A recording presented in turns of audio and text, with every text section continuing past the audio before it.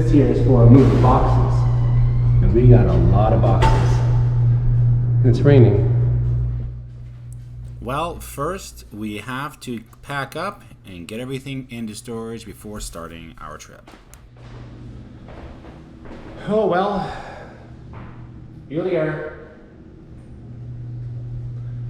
What do you think about the whole move-in, move-out process? Well, it's been a process. It's been quite a long process, but we got it done. We sure did. We did, so we found everything like this, put it back there like everyone else has moved out of something. We started early with our closet, and then it's kind of moved through the house. It took a little bit longer than I thought, but we are done. Got our stuff laid out on the ground just so we know what we're taking. We got these 2 dry bags here, and everything else is in the motorcycle, and we're gonna be on the road here quickly. Put your jacket on all the way. Almost. All right, this is what the bike's looking like. We got these up here. You look like a road warrior. Yeah. Yep.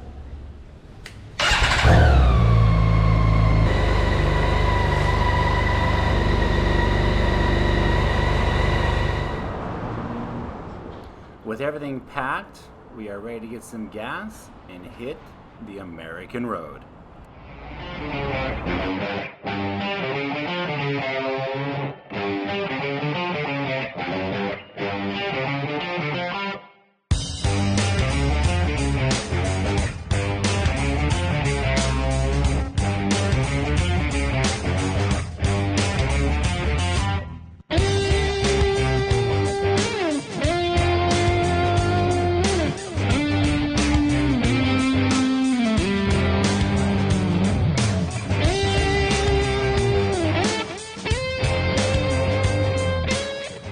So our original intent on our first day out of the box, on the road for the very first time, was just to make it about 200 to 250 miles in one day without absolutely feeling the pain of being back in the saddle once again after weeks and weeks away from it. So today on our first leg and our first hop is somewhat of a short one. We're going to Brunswick, Georgia.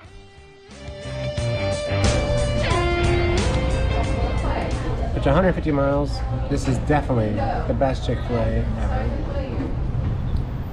We are just north of Jacksonville. We've been on the freeway for about 3 hours. Now we're gonna take Highway 17 into Brunswick, where we're gonna meet up with our first hosts on a bike, a bunker. Their names are Bonnie and Tommy. So we have about an hour to meet up with them, and Chick-fil-A was good. Yes, we enjoyed it, and after 3 hours you kind of already feel that you need a break, and that was the perfect timing for us to stop for lunch. Yeah, my butt feels like leather.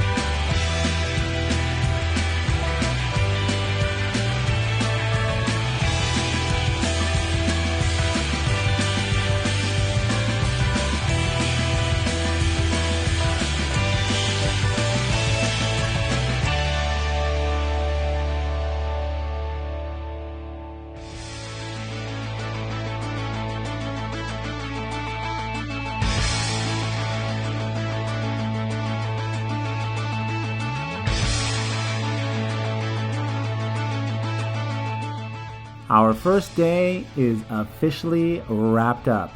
266 miles, and we made it to Brunswick, Georgia. Exhausted as we are, this is our host on Bike a Bunker, and we got to know a lot about them and what they do, and got introduced to the Bike a Bunker community. So we are here actually at Sonny's, introducing Julia for the first time. True Southern barbecue. She enjoyed it, and after this we went back to the house, went to bed a little bit early, and getting ready for that next day departure. Day one is done. We're excited. Our bodies are feeling it, and we have a long ways to go. Thanks for watching Torres Journeys.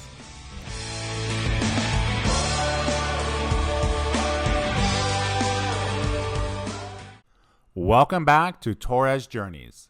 Get ready for a captivating ride as we take you on the next leg of our motorcycle journey. In this video, we're riding through the rich history and charm of Savannah and Charleston, two iconic southern cities. Our ultimate destination is Oak Island, North Carolina, where even more adventures await. So fasten your helmets and join us as we cruise through history, culture, and breathtaking landscapes on our way to Oak Island.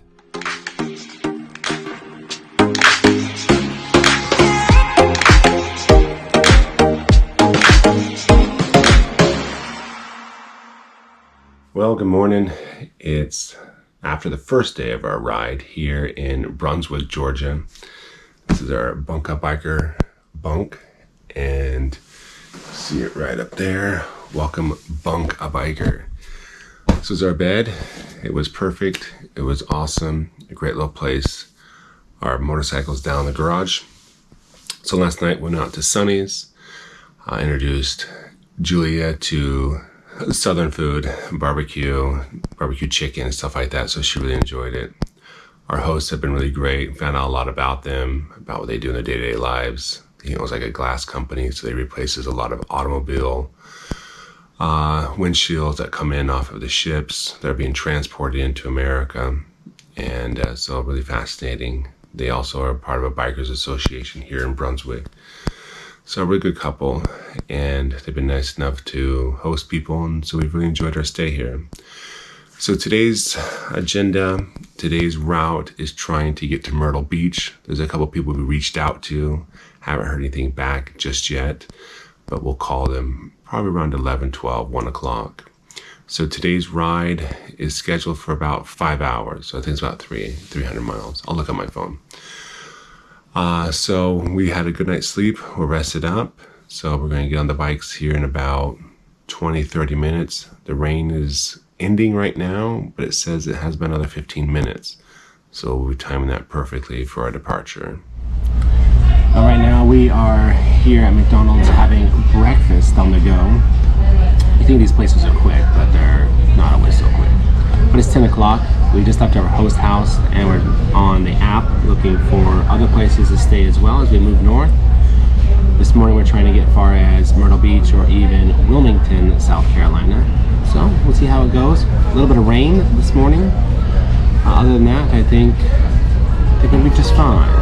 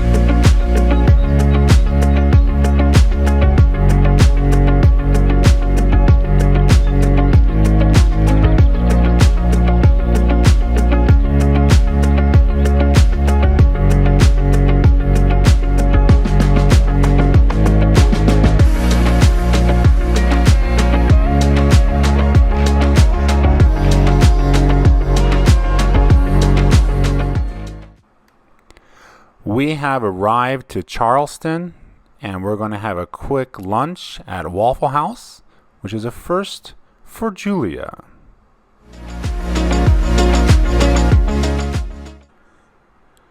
Our goal going through Savannah and going through Charleston was just to drive to the city so Julia can get a feel of each city, at least see some of the highlights. On these type of trips, it's very difficult to spend the whole day getting off the motorcycle and walking around and seeing everything and being a true tourist, I would say. So once we're on the motorcycle, I just kind of skim through the cities, pointing out some of the historic facts and just kind of getting a feel of the city before we head on out. So that's what we're going to be doing here in Charleston.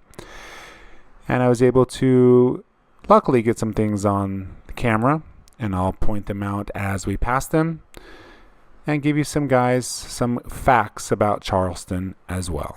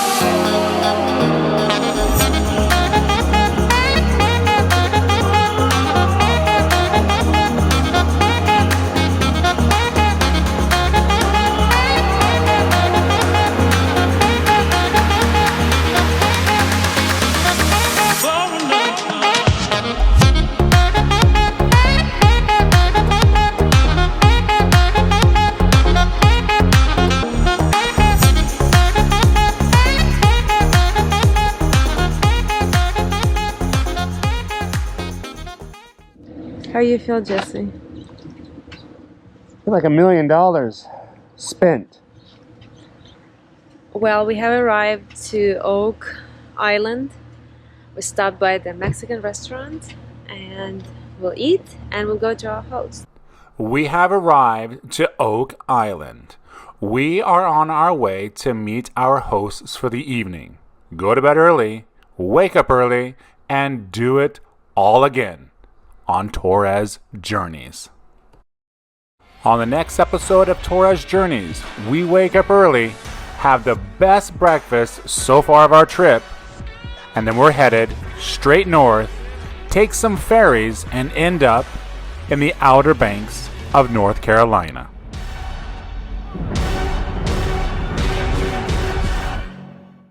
Welcome back to Torres Journeys. Today we start in Oak Island. And we have the Breakfast of Champions, the best one so far.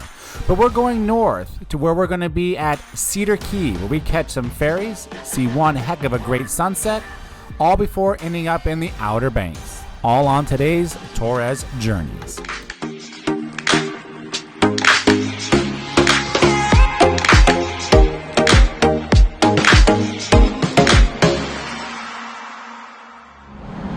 All right, this morning we just had breakfast, and now we're on our way from Oak Island to Cedar Island Key. I think I said that right. We had to catch a ferry, about $10. There's 7 in the morning, 10:30, 4:30, 7:30, and we're gonna try the 4:30. It takes about 2.5 hours, and it gets you over to an island that starts with an O. And there's on Hatteras Island, I think it is, there's a hotel that we're gonna be staying at. And we'll hopefully make it there tonight. Julia, how's everything else going? So far everything is going well. It was a little chilly in the morning, but now sitting here and having my coffee, it was perfect. Sunshine is out. It's going to be a nice ride today. Awesome. So we're on our way from Oak Island. We're out.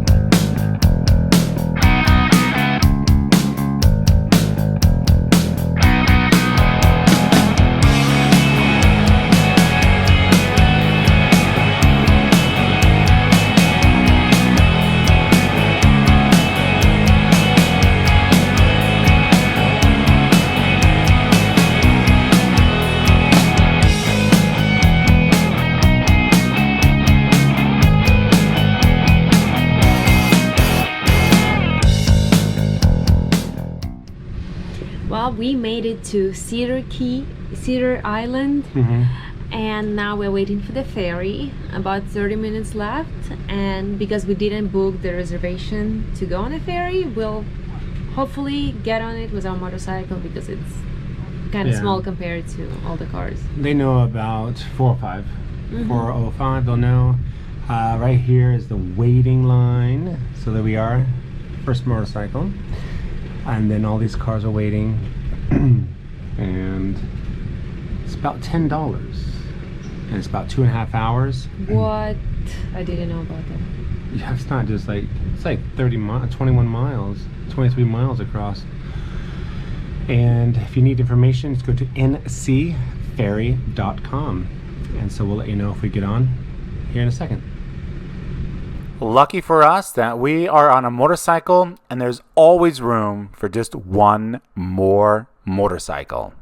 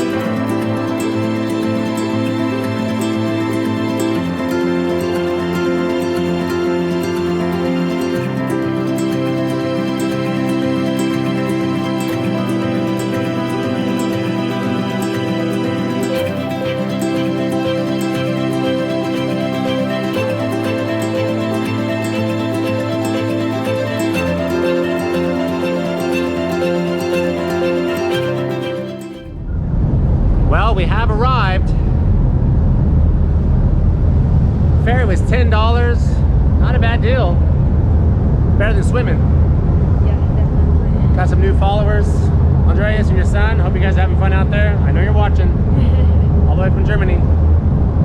All right, so I guess we're going to get off here, and then we have to go to another ferry crossing on the other side of the island. And finally get to our hotel because we already booked it. Yeah. From this port, we head north, still on Highway 12. Takes about 15 to 20 minutes to get to the other north end of the port.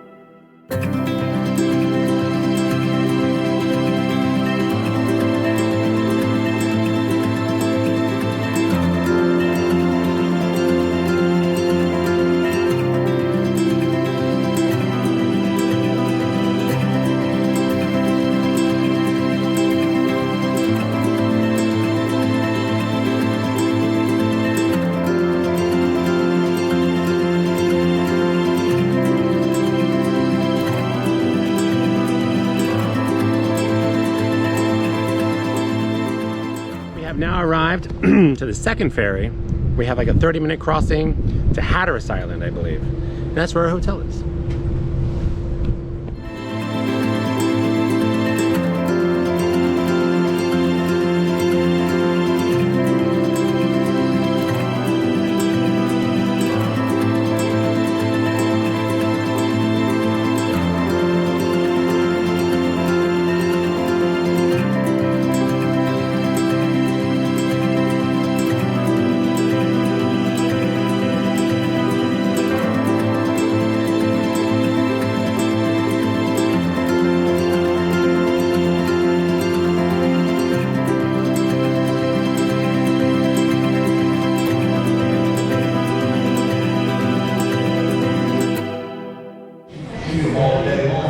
We just got off the ferry and it was about an hour, right? About an hour, Julian? About an hour. It zigzags around all the sandbars. And we raced over here to an open restaurant where we had to order just deli sandwiches because they're closing, pizzeria place. Julia, are you ready for a hot bath? I'm hoping for it. I'm really hoping for it. So our hotel is just literally just right down the street. So we will have our club sandwich and then head over to the hotel and check in and get a good night's sleep.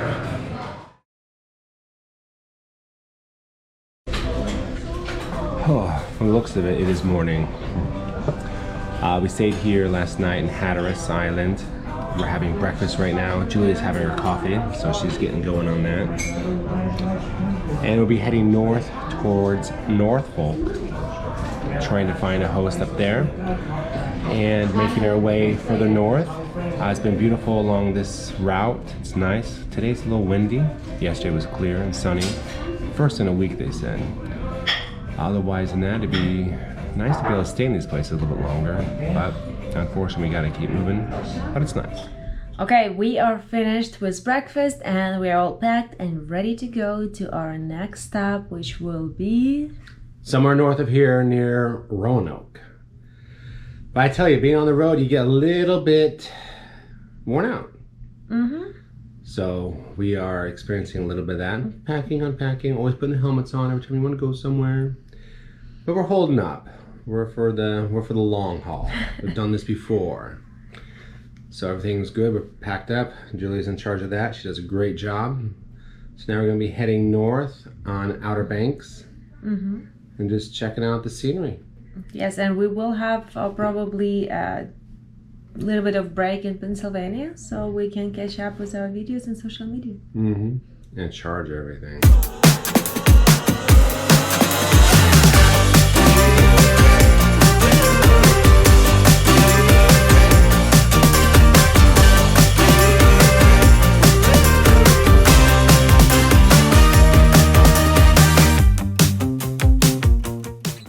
We are back on the road and we are setting north to leave Outer Banks. We're going to travel along here for the next hour or so. I'm going to share that with you. But as of right now, where we are, and this morning, we have been checking Bike a Bunker to see where our next host will be.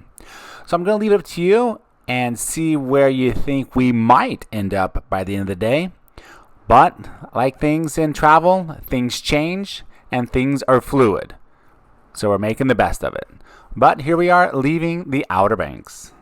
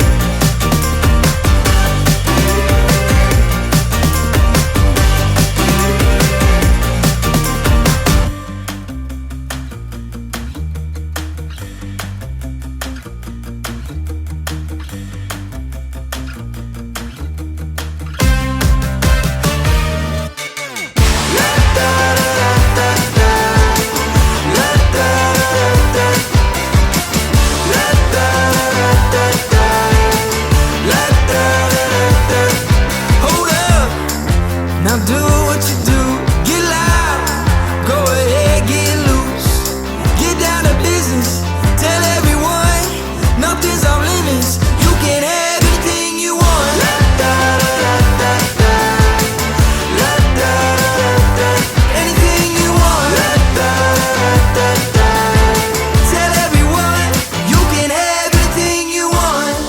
Anything, do that, with that brand new style, show off, watch them all get wild, get down to business, tell everyone, go out and get it, you can have anything you want. La da da da la da da, anything you want. La da da tell everyone, you can have anything you want. Anything, if you want it, you can have anything. If you want it, you can have anything you want. With that brand new style, watch them all get wild. Now do what you do. If you want it, la da da da la da da, anything you want. La da da, tell everyone, you can have anything you want. If you want it, you can have anything. If you want it, you can have anything you want. With that brand new style, watch them all get wild. Now do what you We have arrived to Norfolk, Virginia, and we've reached out to some hosts. Some have responded back. We're making pretty good time that we're going to try to make it to Washington, D.C. Stopped up our favorite place, Chick-fil-A, for lunch.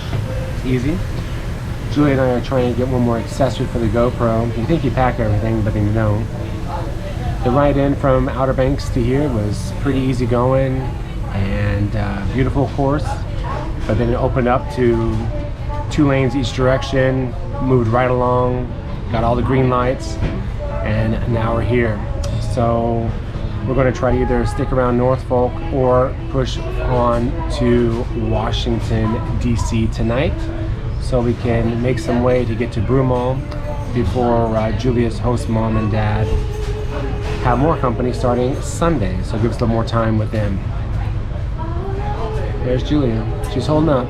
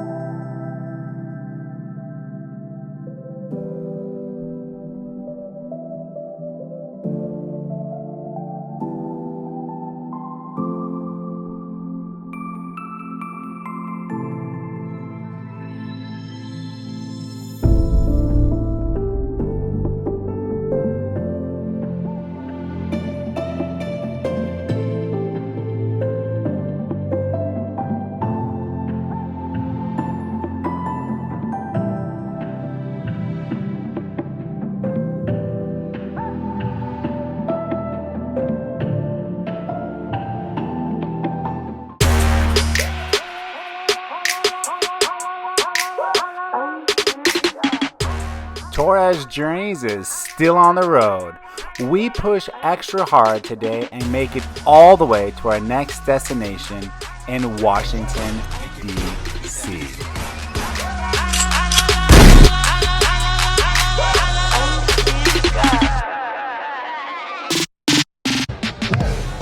Next time on Torres Journeys, we start our trip out in Washington, D.C. and meet up with an old friend, Carlos from Miami.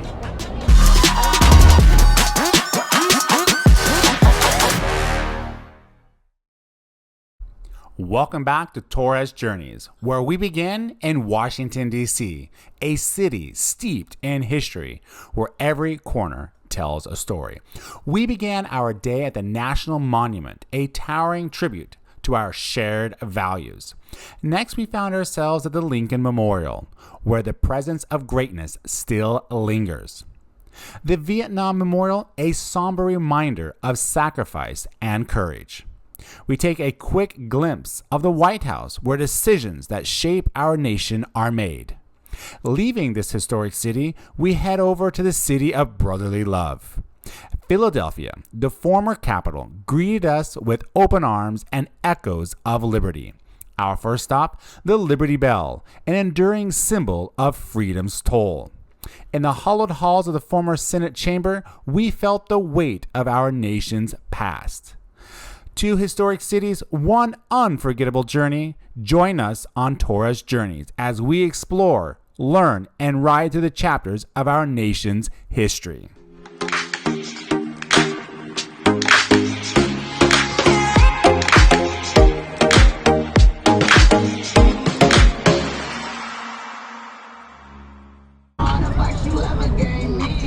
Julia, We made it to Washington, D.C. and it's my second time and Jesse's first time. right here is the National Monument, as we all know. There it is.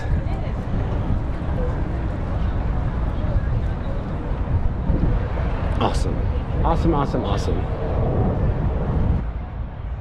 Looking back at the Capitol building, you know, until you be here, until you've been here, you never really understand the complete layout of the city. Yeah, you can look at things in the map, but until you've been here, you really don't understand the distance and space. It'd be cool to finally see it.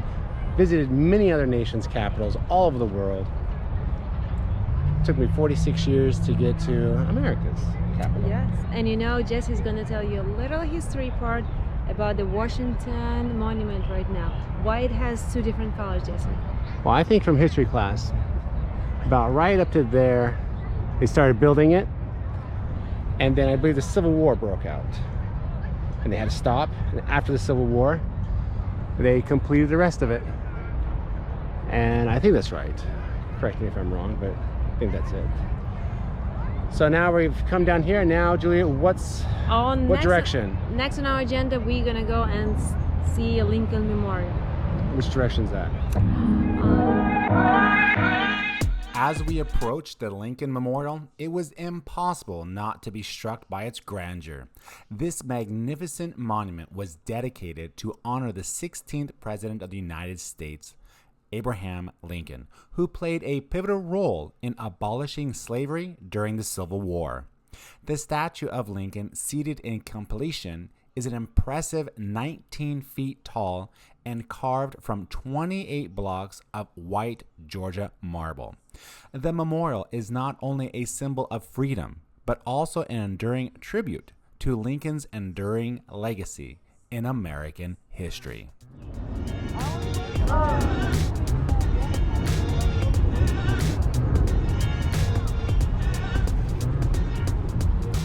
What are we viewing now, Julia? Right now we're viewing the Vietnam War Memorial.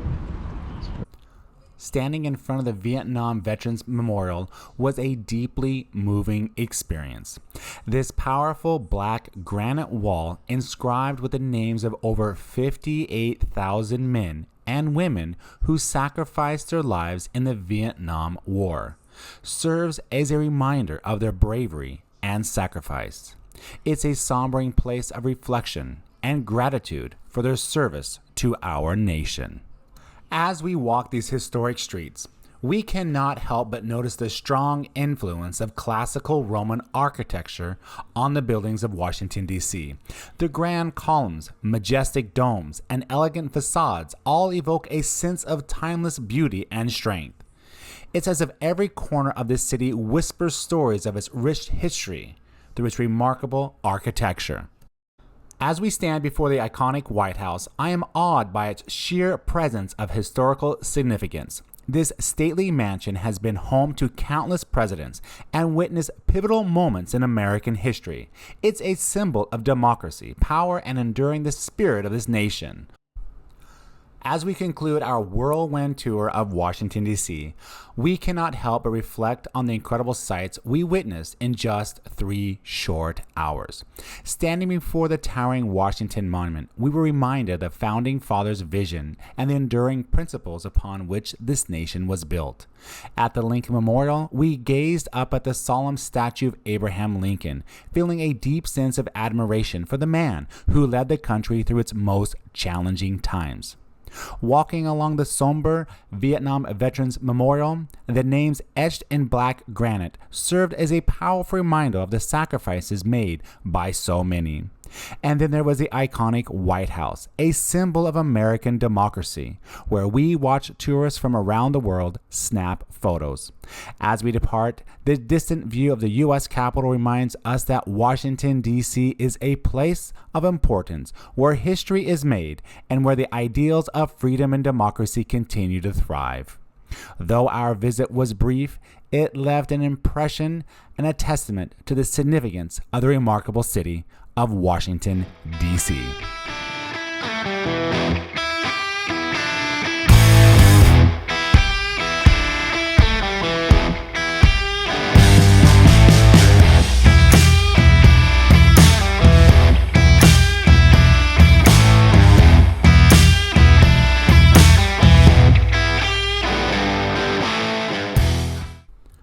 You might be thinking, where's Carlos? We said we were going to see Carlos, but where's he at? One thing that we do when we are with our hosts, whether it's friends or Bike a Bunker, is we put the camera away and we focus on our host. We get to know them. We get to share stories about our travels, what they do, their travels. And with the cameras away, we've learned that we have a better experience other than being focused on the video camera in the room. So you'll find in a lot of our videos, when we see and go to our hosts, we don't record interactions with them. We simply put it away and get to know our host, but what we do is we share our time on the road with you.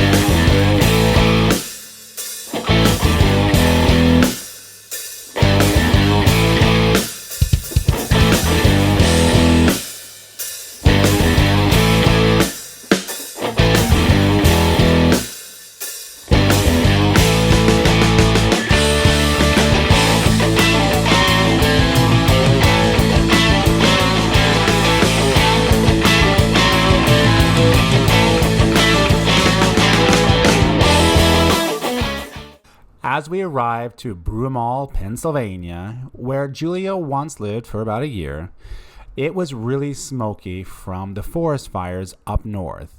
This had us a little concerned, but we knew as we moved along things could improve. But so far we've made it to Broomall, Pennsylvania.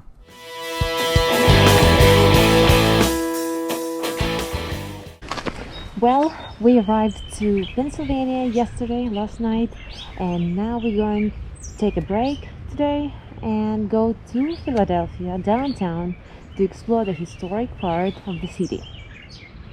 Philadelphia, often referred to as the cradle of liberty, holds a remarkable place in American history. It is here, in the city of brotherly love, where the foundations of our nation were laid. In 1776, Independence Hall witnessed the birth of the United States with the Declaration of Independence was adopted. A few years later, the same hallowed halls saw the crafting of the U.S. Constitution. These two documents, etched in history, remain the bedrock of our republic. Our footsteps echoed through the Liberty Bell Center, where the iconic Liberty Bell still stands as a symbol of freedom and hope. It once announced the first public reading of the Declaration of Independence, a moment that reverberated across the world. As we explored the former capital of the nation, the echoes of the past resonated. The cobblestone streets whispered tales of Benjamin Franklin's experiments, Betsy Ross's flag making, and the singing of pivotal documents. From the rich history of Independence National Historic Park to the vibrant streets of modern Philadelphia, the city bridges the gaps between the birth of a nation and the America we know today. Philadelphia, a city where history lives and breathes, reminds us of our enduring pursuit of liberty and justice for all. Well, we're starting our journey in Chinatown, and we're walking over to the Liberty Bell right now. Left our helmets at a Chinese restaurant, Shashai, and so far so good. I mean, it's nice weather out. Got a lot of that fog, smoke. Yeah. Take a look around here in Chinatown.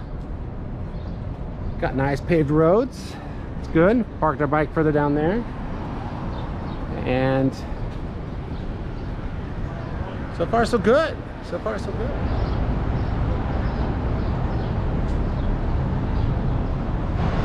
On this site stood the house where Thomas Jefferson wrote the Declaration of Independence.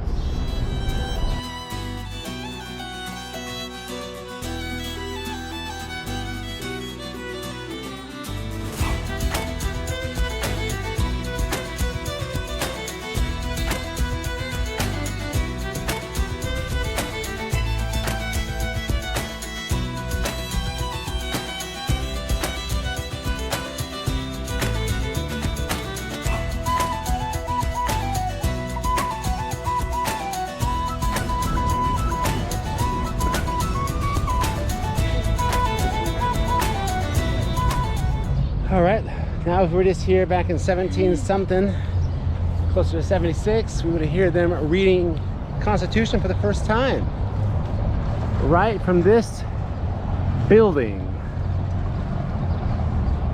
Yeah, I'm glad it was a US 8, or US, I can't even say it right, a US 8th grade American history teacher to understand more of what I'm looking at.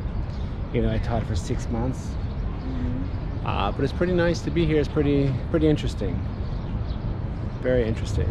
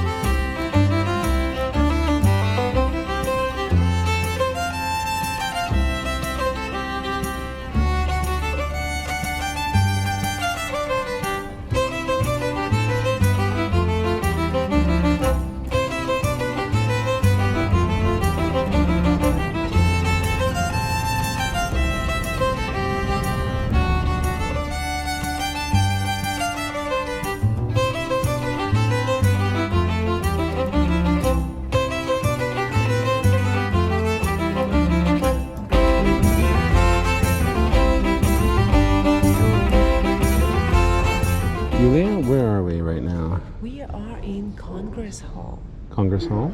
Nice. Do you feel like a congresswoman? I do. See, I have my seat. I'm gonna vote. Like the democratic ideals it once served, Congress Hall is simple but yet powerful.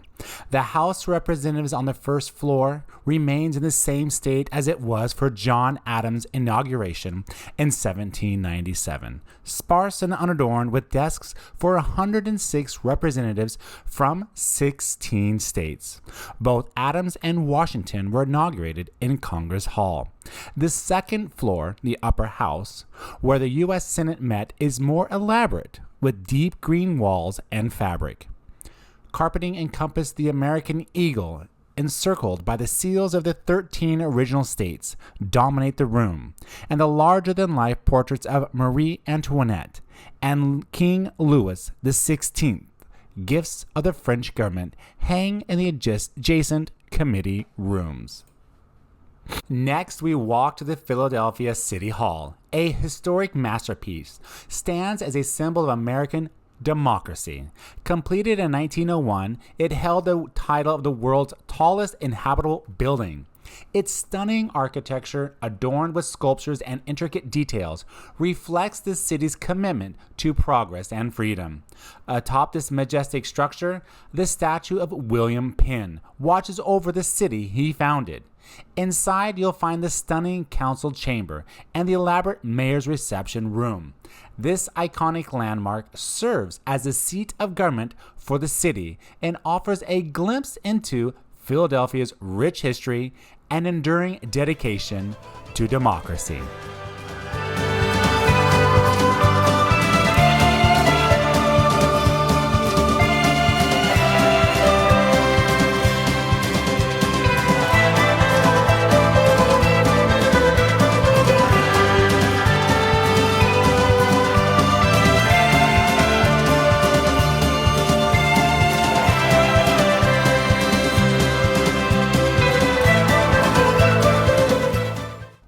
Across the street from City Hall is the Masonic Temple of Philadelphia. Built in 1873, you'll find remarkable architecture, intricate mosaics, and famous guests like President Teddy Roosevelt. It's a testament to the Masonic Order's rich history and community service.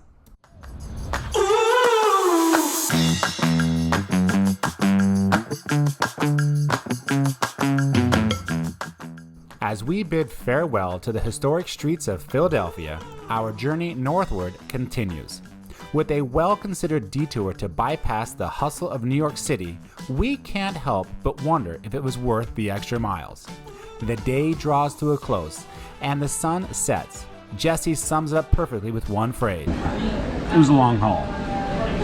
Yet the adventure is far from over. Maine's rugged landscapes beckon, and the allure of Canada looms just days away. 1 week in our epic journey is still coming to a close, but the road ahead promises even more remarkable experiences.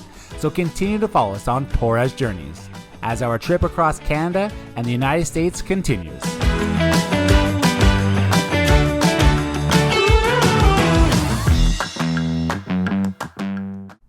Welcome back to Torres Journeys. Today, on this episode, we are departing Philadelphia, headed for Littleton, Massachusetts. We have the bright idea that we should go around New York City to avoid the traffic. However, does it pay off? After all, what has Jesse saying this? Ooh, it was a long haul. Then, after we meet up with our host in Littleton, Massachusetts, we take off for Maine. In Maine, we spend the night before crossing the border into Canada. Once in Canada, it's off to the races for St. John's. However, we are not that far yet, so continue to watch on today's Torres Journeys.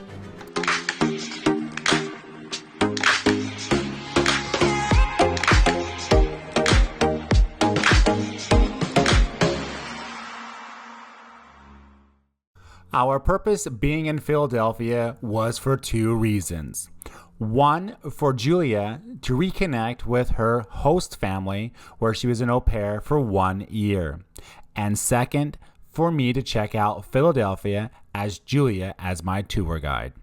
Now that's all done, it's on to the next thing, and we are taking off and we are headed to Littleton, Massachusetts.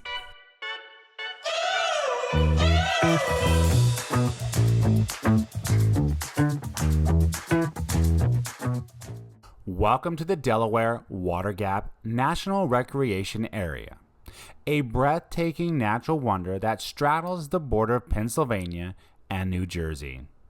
It's hard to believe we're just a stone's throw away from the bustling cities. This place feels like a different world. The Delaware River has carved its way through the Appalachian Mountains here, creating these stunning river gorges and lush forests. The history here is fascinating. Native American tribes once roamed these lands, and early settlers relied on the river for transportation. And today, it's a haven for outdoor enthusiasts, hiking, kayaking, and scenic drives. There's something for everyone. The views from Mount Taremy are just incredible. The Delaware Water Gap is truly a nature's treasure, a place where history, nature, and adventure come together.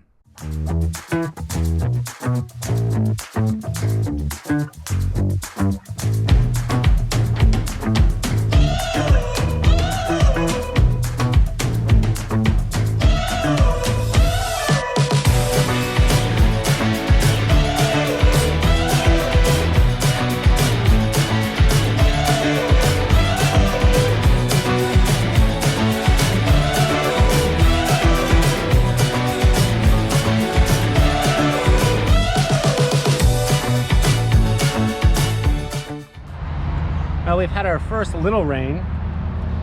Stopped off to put up our rain gear on. Stopped raining, but at least this will save us from getting wet as we go down the highway. But we put our Vietnam rain gear on. Yes, right now we are in New York State. We're gonna go through Connecticut all the way to Massachusetts. Should take us about 3 hours, but we'll stop for lunch and hopefully not get rained too much.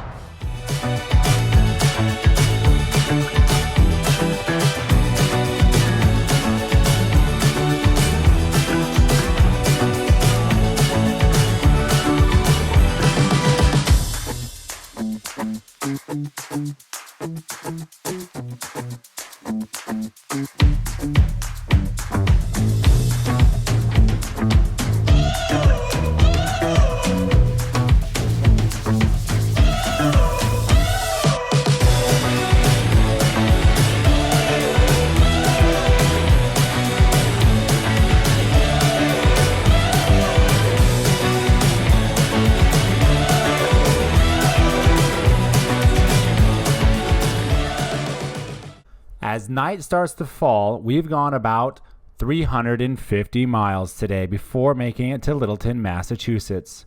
We've passed through the states of New Jersey, New York, Connecticut, and now are arriving to Massachusetts. It's been a long day and we're ready for dinner. Whew. It was a long haul.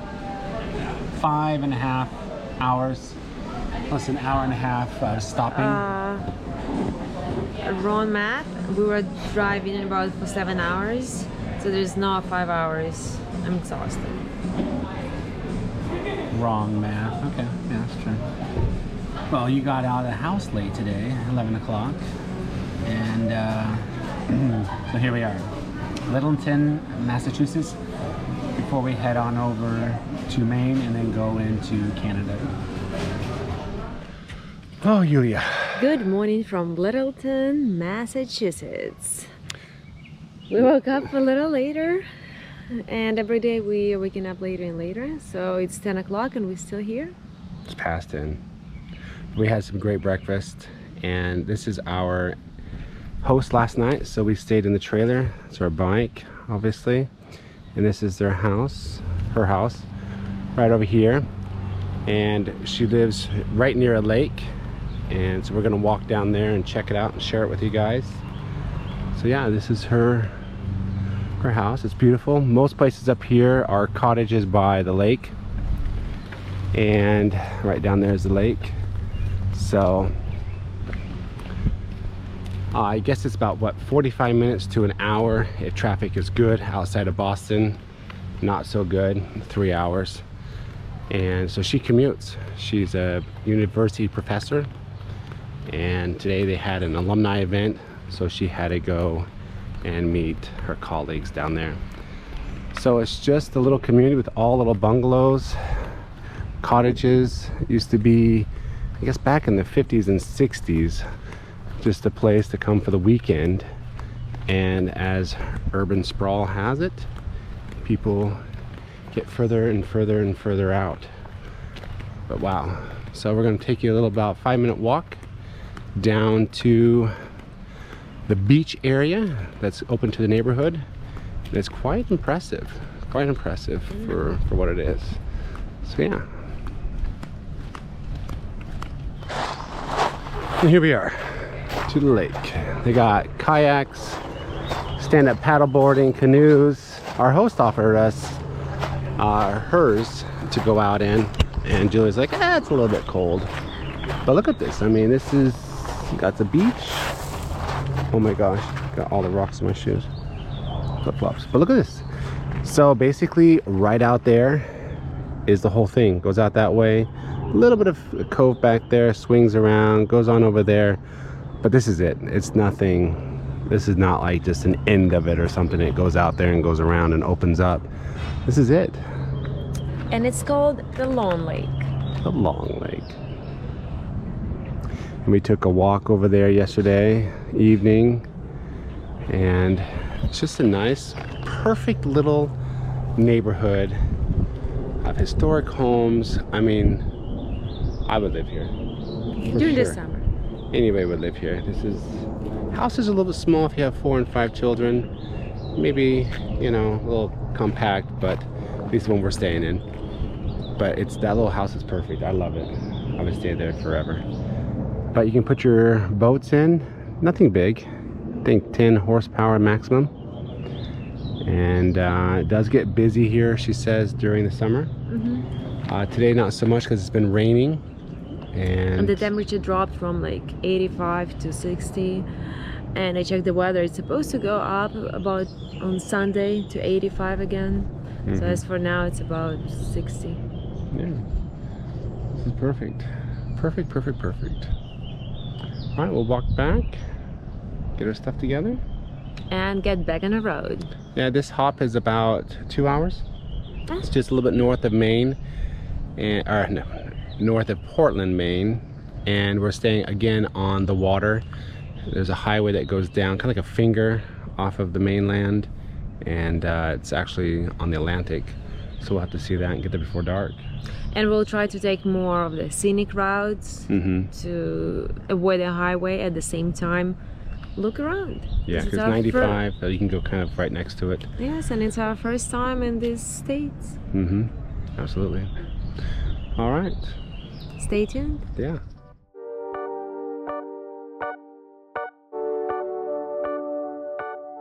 Welcome to Lowell, Massachusetts, a city steeped in industrial history.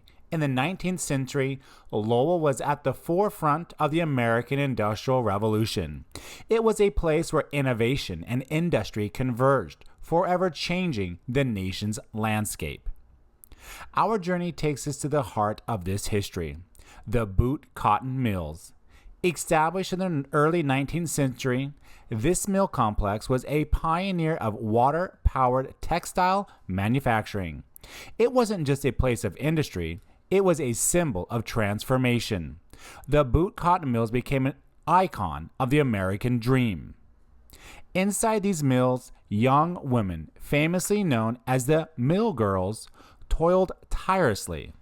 They were the backbone of Lowell's textile industry.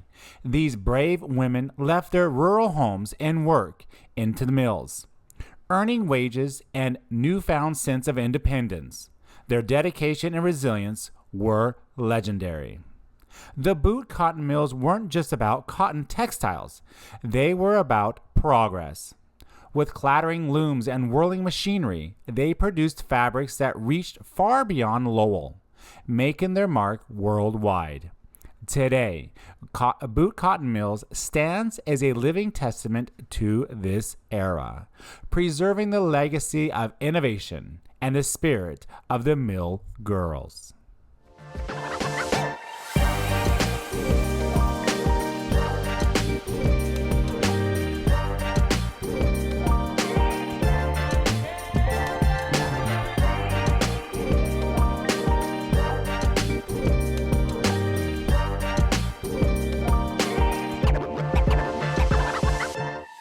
Leaving Lowell, Massachusetts, we will cross over into New Hampshire before going into Maine. But first, we need to have one heck of a rainstorm.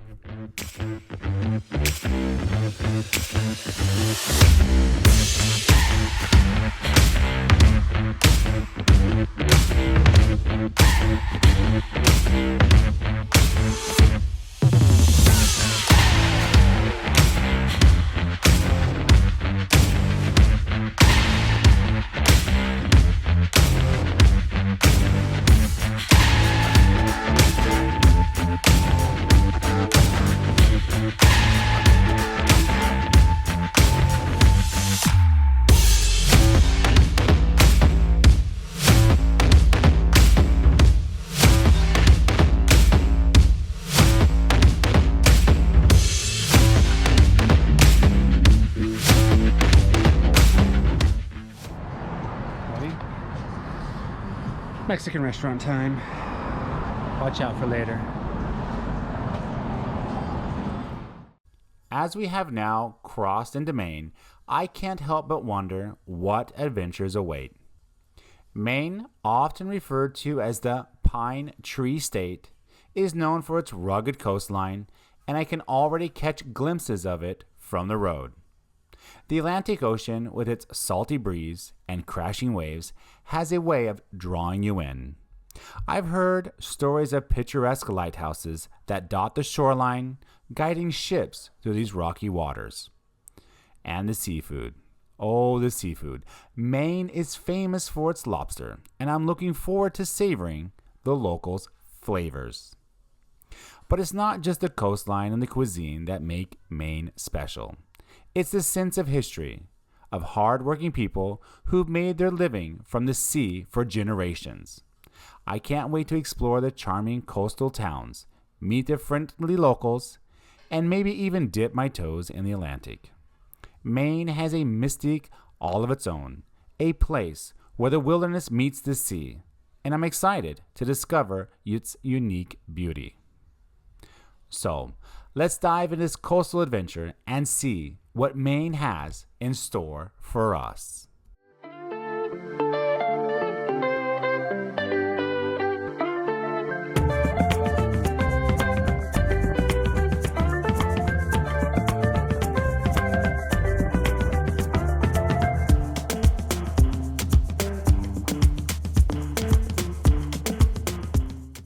One of the highlights of Bailey Island is the iconic Cribstone Bridge, a marvel of engineering that spans Will's gut.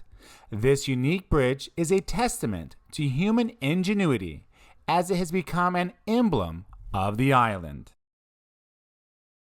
Welcome to the tranquil beauty of Bailey Island, nestled along the picturesque coast of Maine. This charming island is a hidden gem known for its rugged cliffs, quaint fishing villages, and breathtaking ocean views. As you stroll along the winding roads, you'll notice lobster boats bobbing in the harbor, a testament to the island's deep-rooted maritime traditions. Bailey Island is famous for its lobster, and you can savor the fresh catch at local seafood shacks. Nature lovers will be captivated by the Giant's Stairs, a dramatic coastal feature of rugged cliffs and stone formations that has seemed to have been crafted by giants. It's the perfect spot for hiking and taking in the awe-inspiring vistas. And don't forget to visit Mackerel Cove, a serene beach where you can dip your toes into the Atlantic Ocean or simply relax and enjoy the soothing sounds of the waves. We are in Maine in a place called Harper's Swell. And when you go to Harper's Swell, there's a point called Bailey's Island, just like the drink, Bailey's Island. And that's where we are right now at a place called Land's Inn. It's a gift shop, and there's a little point to look out at the sunset and whatnot. And as you can see, it's really, really cold. It's in the 60s and Julia's cold. I'm freezing. So Rainos. we saw the sunset. Now we're gonna go and have some warm tea. Good news is we have the drone working and it comes back. Bailey Island is a place where time seems to slow down, allowing you to connect with the natural beauty and maritime heritage of Maine. It's a destination that invites you to savor the simple pleasures of life while surrounded by the rugged beauty of the coast. Bailey Island, a coastal treasure waiting to be explored. Ooh, we are here in Maine still, and today we are crossing over. Right now we're gonna go have breakfast and get on our way. Well, our host temporarily works here at the restaurant and recommended it. So we're gonna check out the restaurant before we get on the road and have a nice breakfast. And coffee. Oh yes, and coffee for Julia. Fishnet Cafe.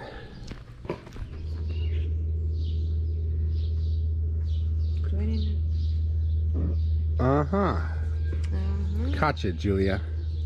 Okay. How's your coffee? The coffee's good. I have a hazelnut coffee, so it's good. Hazelnut's always good. So we ordered a light breakfast. It's on its way out. Listening to some church bells. It's located right here next to the post office, which is that red building right over there. Along the road, Fishnet Cafe. It's a nice little breeze out, enjoying the morning. We have about a 6-hour day. We're going to go the road that goes along Maine. It is US 1, and then it connects in at the border, the crossing, might say it wrong, Cialis, and then we go on over to St. John's in New Brunswick, that area. So it's gonna be a pretty nice little drive. Look forward to it. Sure it'll be scenic. Anything else you want to add, Julia? I'm just taking it all in, getting mentally ready for a 6-hour drive. Well, like everything on a trip like this, the best thing about not having a schedule is that you can change the schedule. So actually we're going to take US 1 up to Lubec, which is a very small Canadian border cross at the end of US 1. It's about 219 miles, or about 4.5 hours to that border crossing. As we journey northward on US Route 1 through Maine, we are in for a treat. This historic highway stretches for over 2,000 miles from the Florida Keys to the Canadian border. It offers a glimpse into the heart and soul of the Pine Tree State. Maine's Route 1 is not just a road, it's a corridor of stories, history, and captivating scenery. And you know what they say about Maine: the way life should be. Along this coastal route, you'll find charming small towns that seem frozen in time. Places like Kittery and York, where the coastline meets the New England charm. And speaking of the coast, the Maine coastline along Route 1 is a masterpiece in itself. Rocky shores, rugged cliffs, and endless sea views are the backdrop to our adventure. But what's an adventure along Maine's coast without diving into its culinary treasures? Lobster shacks and seafood joints are a staple here. Did you know that Maine is famous for its lobster? In fact, it's the largest lobster-producing state in the United States. Those red-shelled crustaceans are not just delicious, they're a way of life here in Maine. Maine's coast has inspired artists and writers for centuries. You'll find galleries and studios tucked away in these coastal towns where creativity flourishes amidst the scenic beauty. One interesting tidbit about Route 1 in Maine is that it's a part of the longer U.S. Route 1, which stretches from Key West, Florida, all the way to Fort Kent, Maine, making it one of the longest north to south highways in the country. Maine is also known for its maritime history.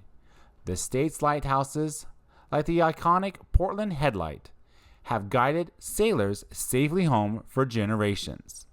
So as we cruise along the historic route, we're not just covering miles, we're collecting moments and stories that weave together the rich tapestry of Maine's coastal life. The road ahead is an invitation to explore, to savor the lobster rolls, to breathe in the salty sea air, and to appreciate the simple pleasures of life in these charming coastal communities. So stay with us as we journey through the heart of Maine, uncovering its hidden gems and sharing the beauty of this coastal paradise with you.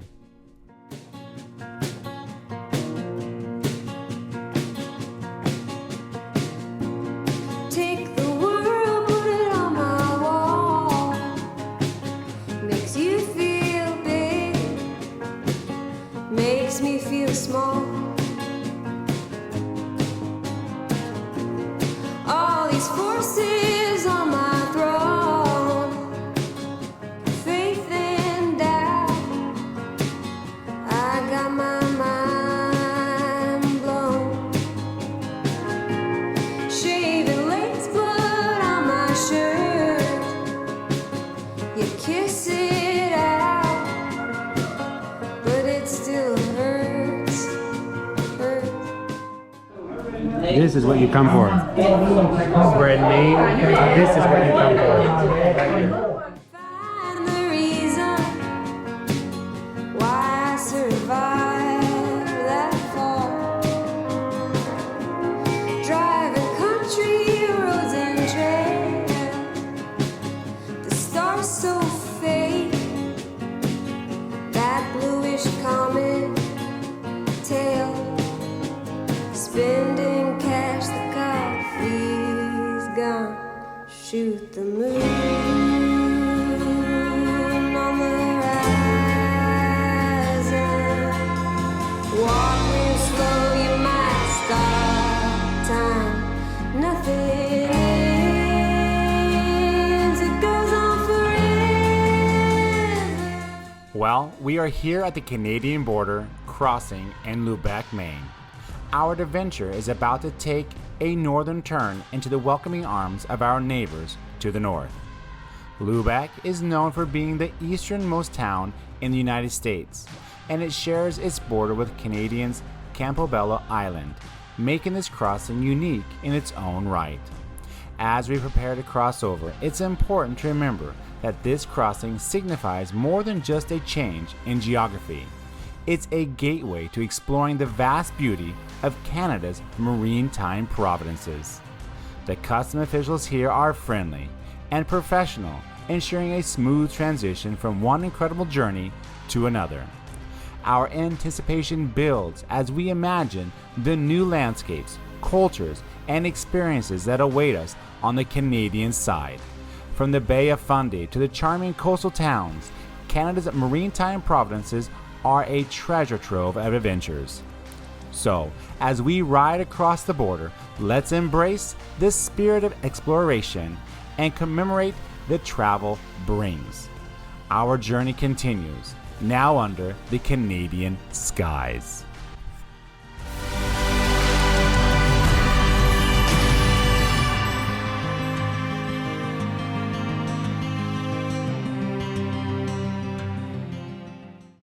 Welcome back to Torres Journeys. Today, our adventure is now under the skies of friendly Canada. In today's video, it takes us on an exhilarating ride through the stunning landscapes of Canada's New Brunswick province.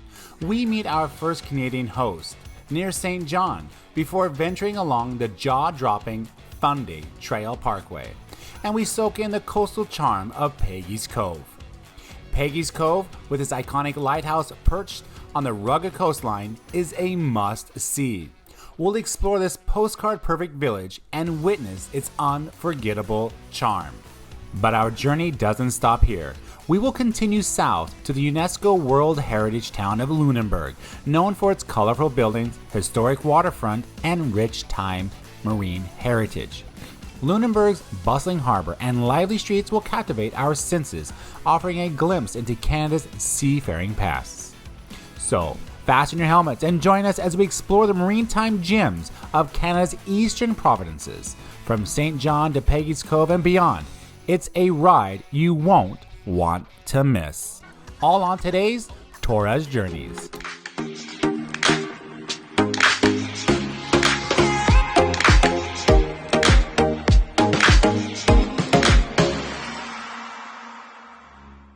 As we crossed into Canada from Lubec, Maine, we knew we were in for a unique adventure. Our journey would take us through the charming coastal landscapes of New Brunswick. Our first leg involved a scenic ferry ride to Deer Island, where the salty sea breeze and shimmering waters welcomed us to this marine time wonderland. Well, we made it over here to Canada. I think we should hold the bike. This thing squirms around a lot. We made it into Canada pretty easy, basic questions, and we made the ferry just in time. There was a couple of bikes behind us, and it takes a little bit of time to get your helmets on, so they didn't quite catch us. So we catch this ferry, $20, I think it's Canadian. Then we'll go across to Deer Island, catch another ferry, which is free. It's about an hour outside of St. John.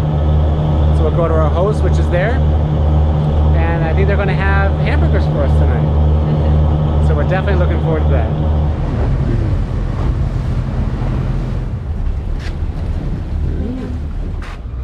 Arriving on Deer Island, the anticipation of the journey ahead filled the air. Our next ferry ride would take us deeper into the heart of New Brunswick. The trip across Deer Island should have taken about 15 to 20 minutes. But like always, we got a little lost. At Cummings Cove, you can take a left or a right. Well, we took a right, but then we knew it was kind of wrong, so we turned around and we went back the other way, which was just a big loop either way. But about 25 to 30 minutes later, we did arrive across the island to Deer Island Ferry, where we would now be on our way to the mainland of New Brunswick. We're on our final ferry here, crossing on Deer Island to the mainland, and we have about an hour to go until St. John's, where our host is waiting for us. It's been a pretty good time. Riding through the picturesque coastal roads towards St. John, we couldn't help but be mesmerized by the beauty of New Brunswick's landscape.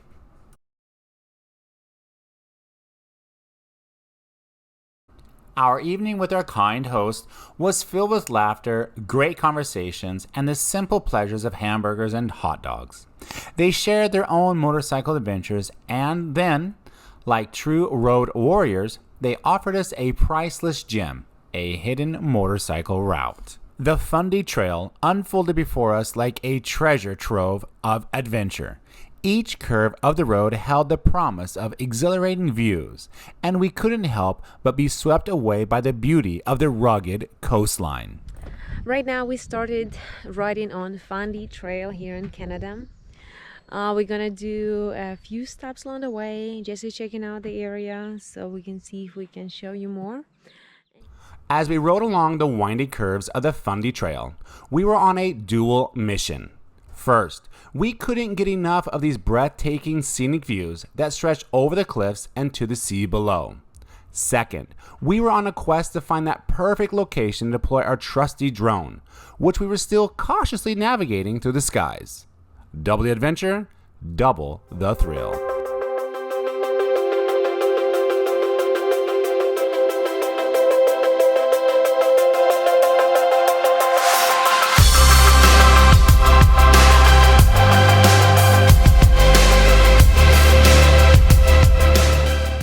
Navigating the Fundy Trail, we had a tight schedule, but couldn't resist the temptation to discover some more hidden gems. Along the route, we heard about fantastic walking trails leading to mesmerizing viewpoints like Fuller Falls, Melvin Beach, and Long Beach. There are waterfalls along the Fundy Trail worth seeing as well, like Dixon Falls and Laverty Falls, with their cascading waters creating enchanting displays of Mother Nature. Regrettably, our time was limited, and we couldn't explore all these attractions on this journey. Still, knowing they exist and are waiting to be discovered adds on an exciting layer to our future adventures.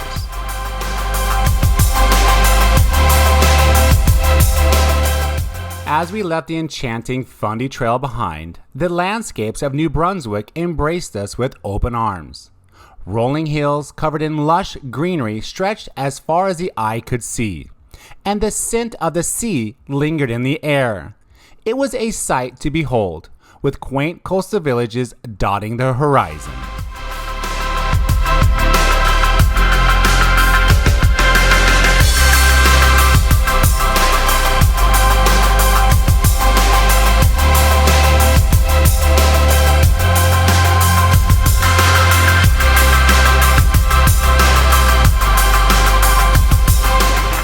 Hopeswell Rocks is where we are now, and when the tide's all the way out, you can see the ocean floor.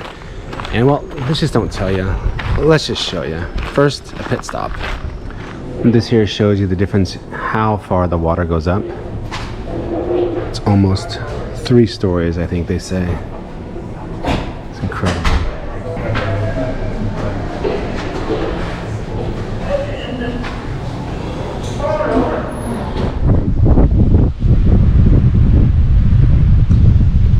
Wow, look at that. You can actually see the line right there of the water. Basically, this is your beach. Amazing. Hi, Dub Dub. And that's where everybody walks down to. Right there, you can see them down there.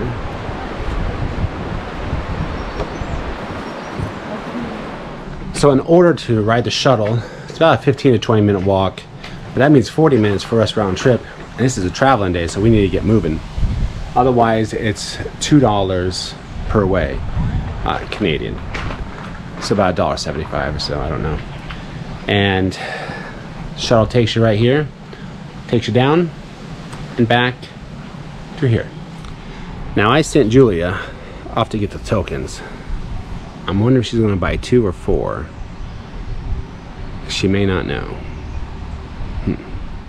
As we took the golf cart shuttle down to Hopeswell Rocks, the anticipation was building. We wondered, just how enormous would they appear as we stood before them?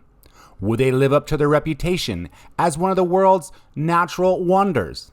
The excitement was building. As we got closer, we couldn't help but imagine the scale of these incredible rock formations. This shows you the tides, high tide and low tide, which is right now.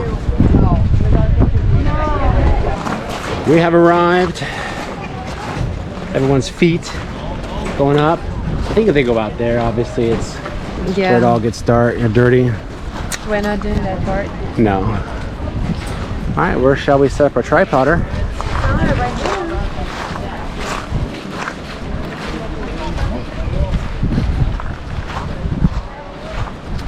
Oh, I see. They go down there and maybe over here. All right, come over here.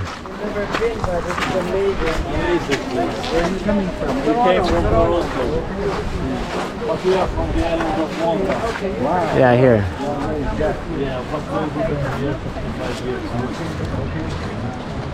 This will be our picture spot, Julia. This will be our picture spot. All right, why she sets that up? Because she's so good at it. Best. I'll just take it all in.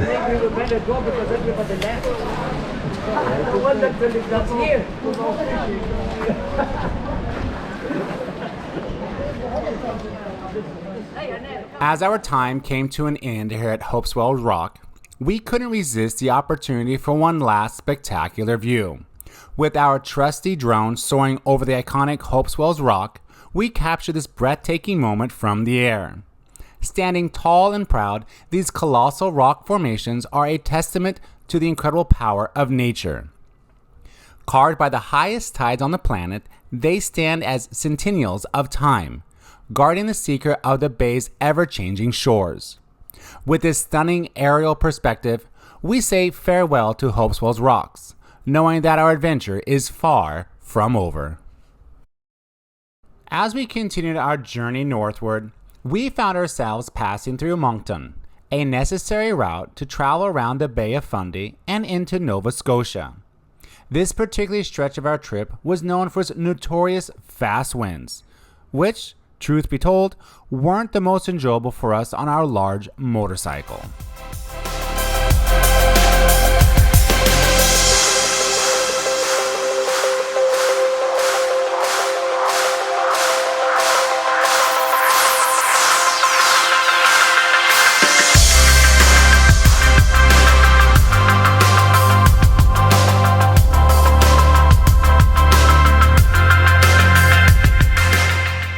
Our evening was spent with our gracious hosts just outside of Halifax.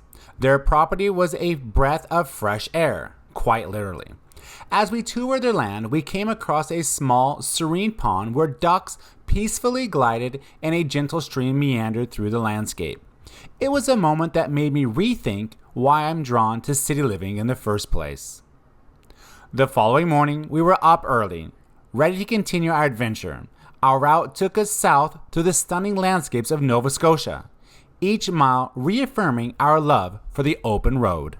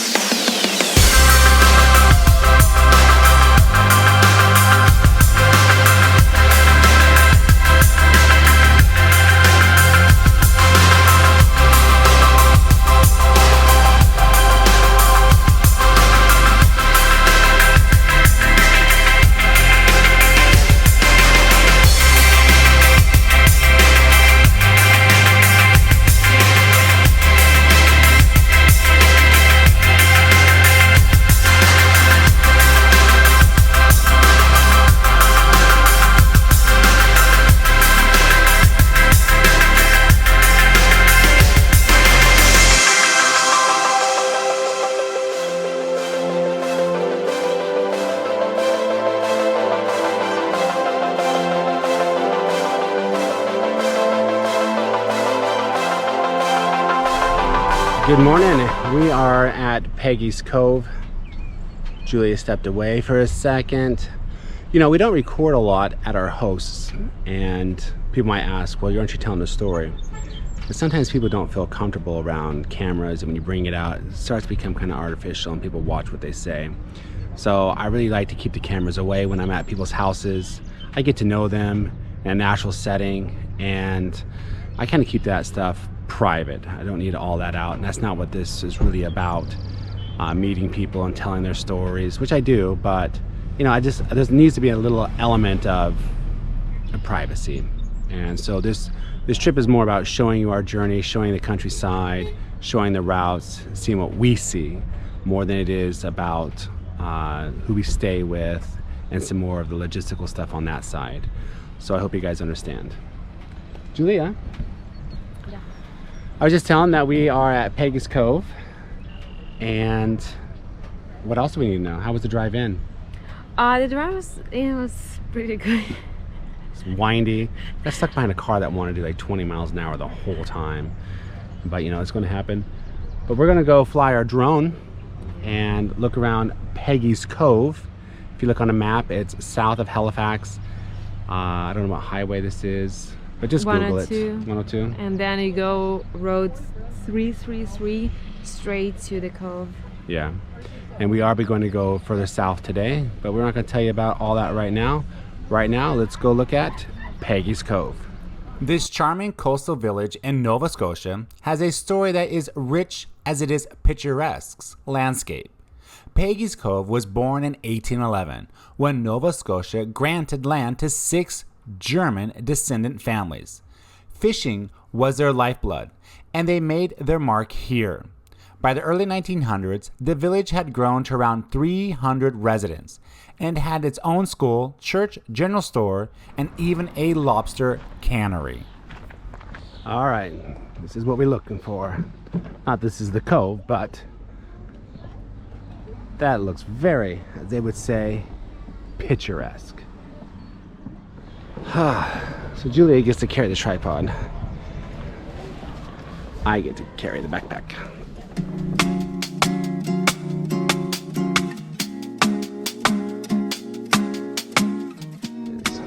The thing is, I wonder if they ever thought thousands of people would all of a sudden start coming here. Bad thing about tourism, not everybody wants to just come for the picture, which is our slogan. They don't really buy anything. They buy lunch or coffee or something small like that.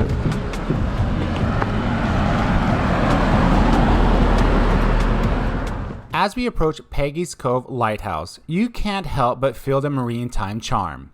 This iconic landmark has guided countless sailors through the treacherous waters. For sure, everything's a picture spot, Julia.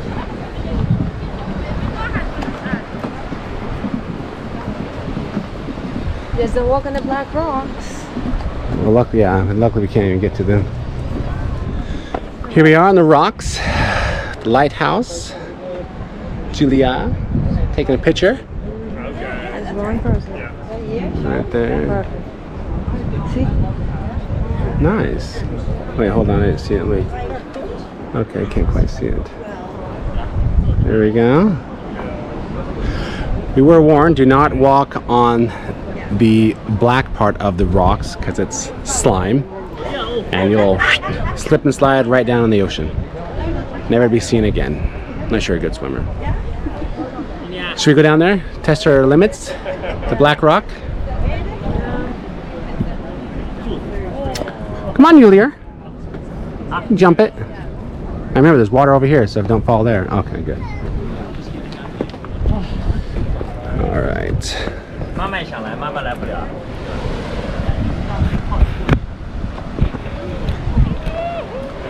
da dee. La di da. All right, Julia, do you think we've seen the place? We've been here, we've experienced it. We have Peggy's Cove burnt in our mind. Definitely. It's nice to stay here for a moment and get that ocean breeze. Get a second or two off the motorcycle. Julia's favorite thing. All right, we'll take a little stroll around and take some pictures with the lighthouse. Do you think we have enough pictures, or should we take some more? I think we have enough because now we have people on our way and it's extra editing part. Yeah. All right. Cue the drone.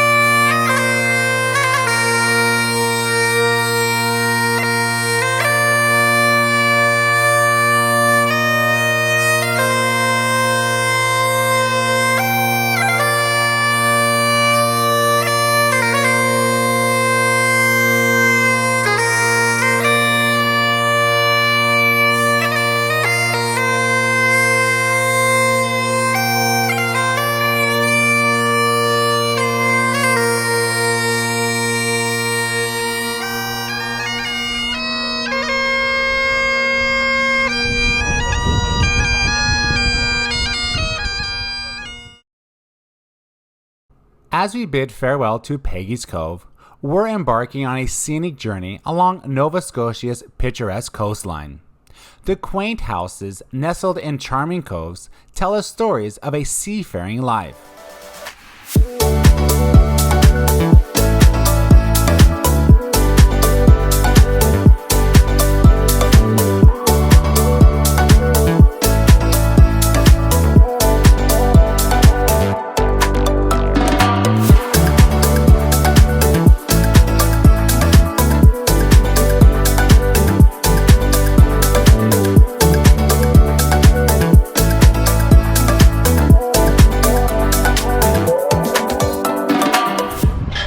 We are on our way to Lunenburg and we just stopped here for a quick drone shot. That's right. So we are in, what's it called? Mahoney Bay. Mahoney Bay. So let me just say it. Cue the drone shot.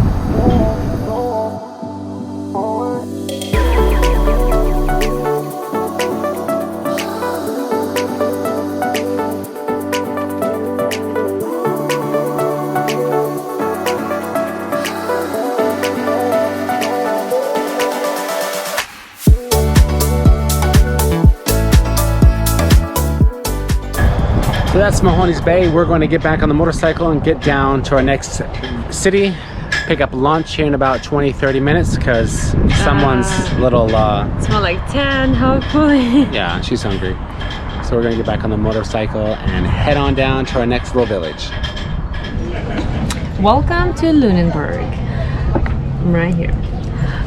We stopped at a restaurant called Something. yes, you'll see down below, and we ordered our lunch with a perfect view.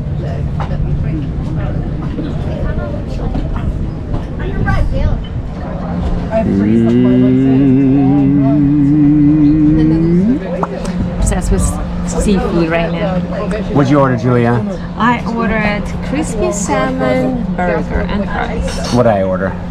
Fish and chips. Yes. But we're gonna share everything. 100% for sure.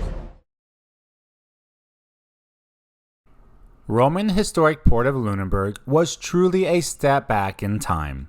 This UNESCO World Heritage Site is a living testament to its maritime legacy, boasting charming 18th century architecture and cobblestone streets.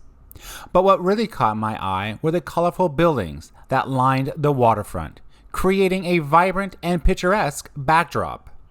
One captivating aspect is the town's association with the famous Blue Nose 2 schooner, a symbol of Canadians' faring excellence. This very port was the home base for this iconic vessel. Yet, what truly caught my curiosity was the enigmatic Lunenburg coin. It said that centuries ago, a mysterious coin was embedded in a building's foundation. The origins and significance of this artifact remain shrouded in mystery, making Lunenburg's history all the more intriguing. And did you know that the town's Old Town Lunenburg is featured on the Canadian dime? It's a nod to its vital role in Canada's seafaring heritage.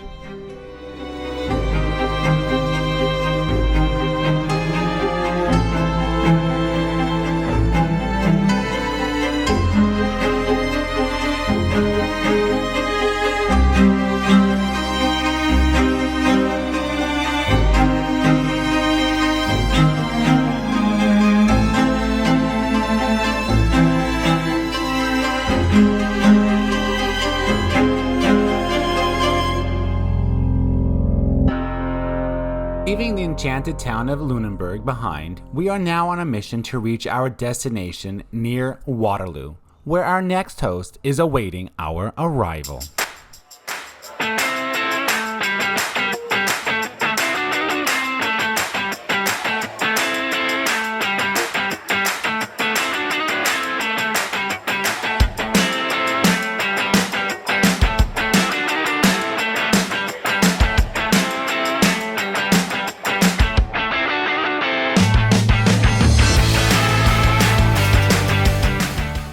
Here is our host taking us around their beautiful house, which they just got done completing within the last year. He is talking about Long Lake, and the fish and everything that they have surrounding their home. They've been working tirelessly on remodeling and building a deck, and they're talking about how they're looking to clear cut some of the treetops so they can have a beautiful, picturesque view of the lake. Boy, being here really makes me think once again, why do I enjoy the city life?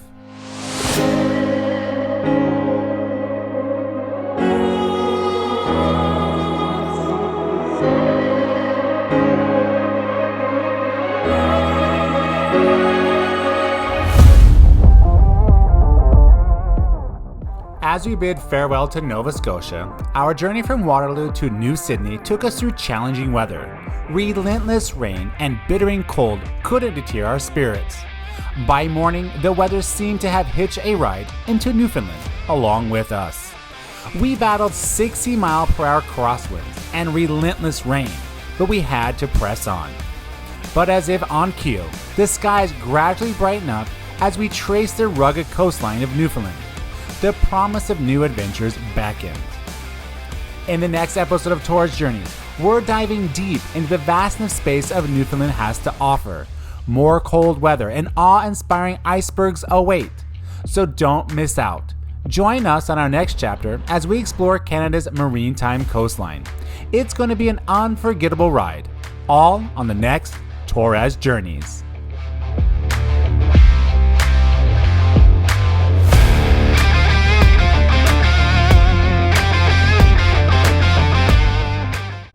In this episode of Tourist Journeys, we find ourselves in Newfoundland, where our arrival coincides with a powerful windstorm, with gusts reaching up to 30 to 40 miles per hour. We take you on a tour of historic lighthouse, over a century old, once used by European whalers. Our journey continues as we learn about the awe-inspiring icebergs in Twillingate and explore the vibrant city of St. John's. So, get ready for a visual feast as we showcase the stunning Newfoundland scenery and share intriguing sights about this unique province. Join us on this exciting adventure. It's a journey you won't want to miss.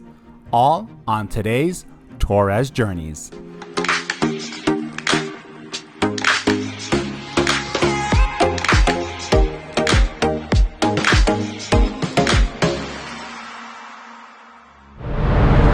All right, Yulia, where are we?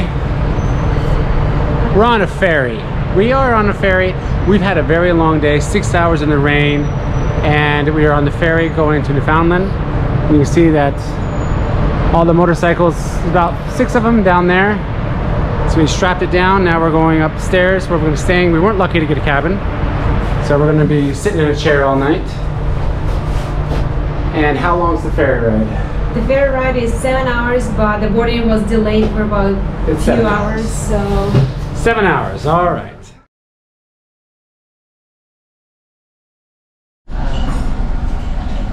Well, Julia, breakfast, how is it? Breakfast good. I'm glad we're eating on the ferry. But the weather, oh my god. It's just gray skies out there, gray skies. But luckily the weather system's continuously moving north and it got in front of us.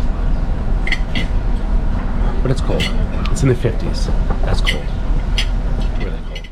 Taking the ferry to Newfoundland is not just an adventure. It's a journey that can vary greatly in cost depending on your mode of transportation. For us, traveling on our trustworthy BMW K1600, the fare was around $100. However, if you're rolling with a larger vehicle like an RV or a semi-truck, be prepared to dig deeper into your pockets. The cost can skyrocket to thousands of dollars. It's a reminder that in the world of travel, size and weight does matter when it comes to ferry fares. So, whether you're cruising on two wheels like us or steering a massive rig, the ferry to Newfoundland offers an unforgettable experience, even if the price tag differs.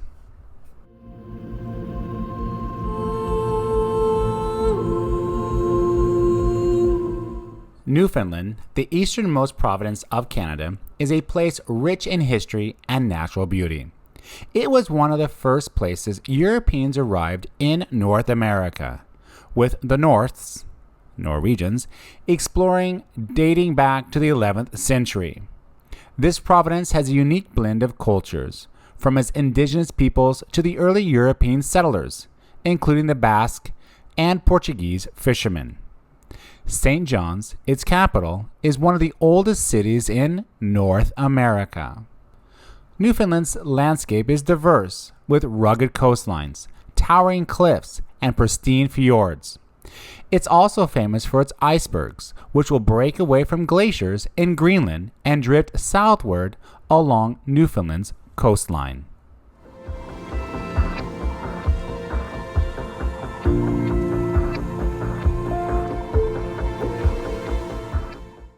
Today's journey promises to be a true test of endurance. Unexpectedly caught in the clutches of a relentless storm, we're pushing through the challenging weather, determined to reach Rocky Harbor. Our ultimate goal is Grand Falls, but we'll have to backtrack a bit before pressing onward. We'll be on the road from the crack of dawn right up until just before sundown. Thankfully, the further north we venture, the longer the delayed hours are, granting us a few extra precious minutes to cover ground. It's days like this that truly test our mental strength and remind us of the unpredictable nature of the open road. So continue to join us as we tackle this grueling leg of the journey on Torres Journeys.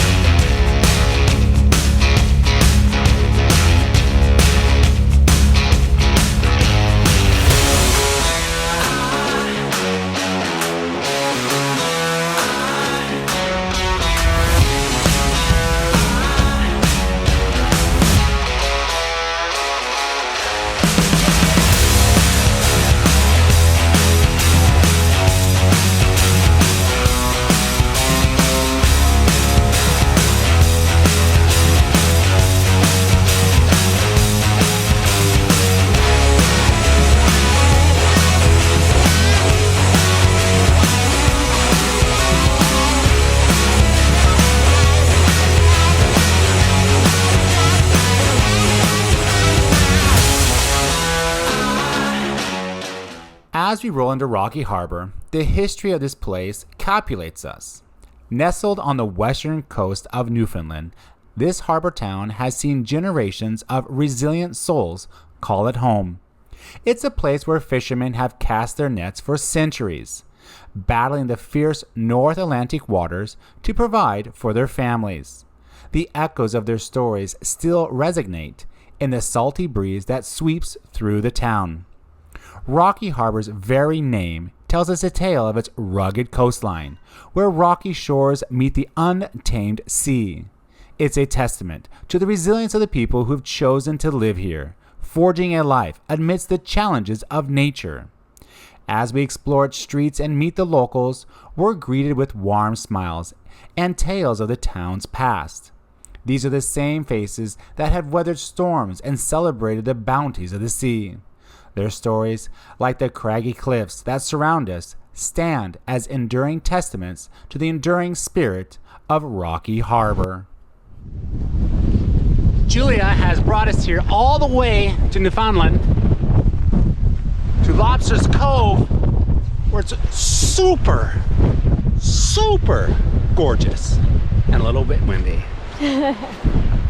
Look at this. Oh yeah. Lobster Cove. What highway was it up? 4:30. Highway 430. Look at that. Oh, we should have them take our picture before they... Where's water? Did you bring your camera? Yeah. Okay, that's what.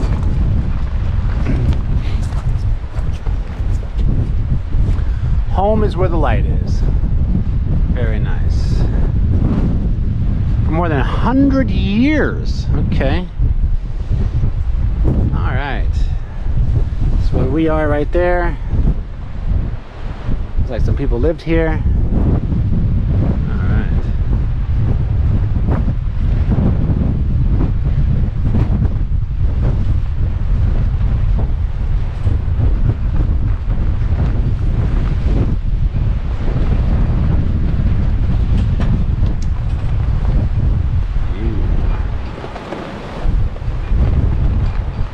Walk down there? Yes, she does.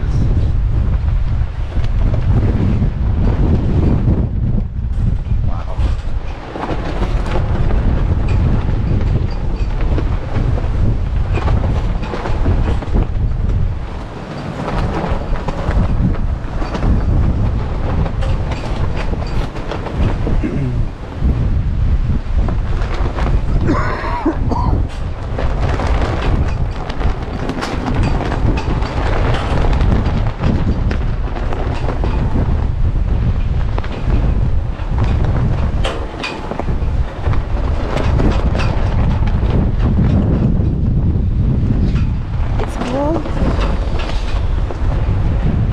Well, Yulia, this might be the furthest part north that we go, at least up this road. Have you ever been to Norway? No. If you close your eyes and open it up, your eyes, this is what it looks like. Norway does look very similar to this. What is it? Do you see that green thing? I think it's a person in there. It's not a person. Probably just some like lobster trap or something. Oh my gosh. Yeah, windy isn't what proper word. It's like a wind storm. Windstorm. Well, should we go into the lighthouse? Yeah, let's go. Get you out of the wind? Yeah. Hey, at least it's not raining. I rather None of that rain. stuff. Really? Yeah. No, you don't. Rain Not was mixed a- with the rain in this. No, just the rain. No.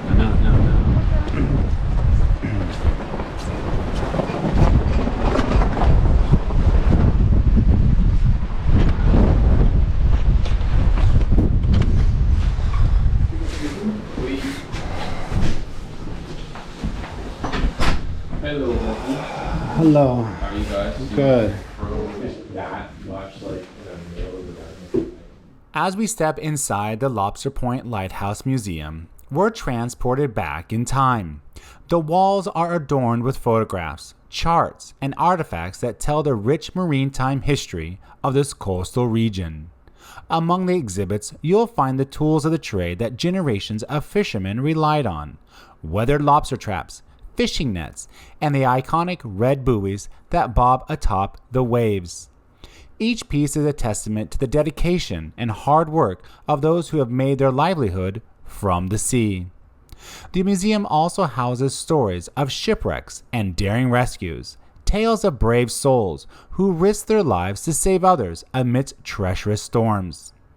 It's a reminder of the unforgiving nature of the North Atlantic, where bravery and teamwork often meant the difference between life and death.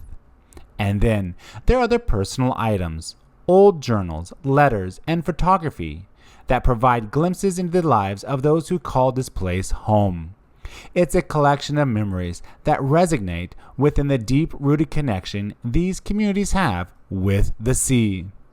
As we wander through these displays, it's impossible not to be moved by the history and the resilience of the people who've shaped this coastal landscape, their stories etched in the exhibits of the Lobster Point Lighthouse Museum. Continue to inspire and educate, ensuring that the legacy of this maritime heritage lives on. We came in here. Time to go back. As I stand here at Lobster Cove, overlooking the rugged coastline and feeling the salty breeze on my face, I can't help but drift into thoughts of the past. It's incredible to imagine how people lived in these remote corners of the world, far from the bustling civilization we know today. As I reflect on these miles and miles of road we've traveled to reach this very spot, I'm reminded of the incredible journey we've undertaken in just the past 2 weeks. The winding roads, the challenging landscapes, and the unexpected adventures we've encountered along the way. It's been a remarkable ride. I can't help but marvel at the sheer determination and resilience it must have taken for those who came before us, navigating these coastal routes and forging a life amidst the wild beauty of Newfoundland. The isolation, the challenges, and the harsh weather, it's a stark reminder of the hardships they endured. And here we are, Julia and I, standing in this breathtaking place, connected to the past through the echoes of history that linger in the air. We're reminded of how fortunate we are to witness this remote paradise, to experience the untouched beauty of Lobster Cove, and to continue our journey of discovery. It's moments like these that make us truly appreciate an exploration and the indomitable spirit of those who paved the way. We're here to soak in the nostalgia, to honor the past, and to celebrate the present. Lobster Cove, with its rugged charm, is a testament to the enduring human spirit and the allure of the great unknown. We stopped at the picture spot number 1. Jesse flew the drone a little bit, and we have 3 hours to our hotel, and maybe the picture spot number 2.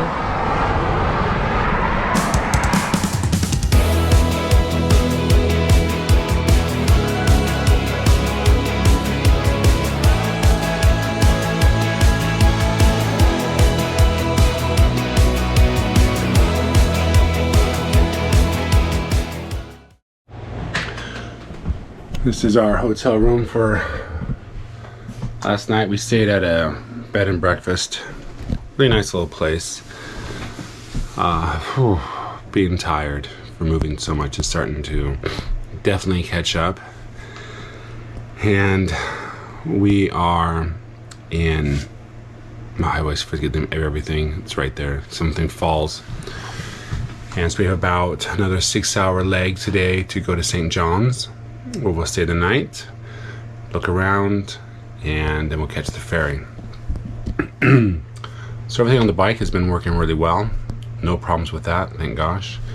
The scenery has been beautiful, as you've been seeing as well. And not really much to say about other than it's just been a terrific trip and things are going well so far. So right now we're gonna pack up all of our stuff again, put it in the motorcycle, and bon voyage. So here's the morning bike. Ground's a bit wet today. Skies are a bit gray. Wanted to show you what I have to go through getting this electronics in here. So yeah, everything just has its exact spot. You can see it has to be all taken out of the bag again. We do use the bag just to transport things in and out, but the tripod has to go in one spot. The 2 computers are all at the bottom, the drone, cables, and this thing you have to make sure it's just closed, just perfect. And okay, see, just a little bit, there you go, there we are. Got our 2 dry bags, as you know, go right there. And some of my daily task is to use these cloths and get all the bugs off the windshield, keep the bike free as I can from all the insects. And yeah, that's our morning routine. Get everything packed, everything ready. It's been a long evening. This is our Carriage House Inn. Nice little place. I think we're pretty much one of the last to be out. Wouldn't doubt it. That's us every time. Last ones to leave. But that's okay. We get our sleep, which is most important.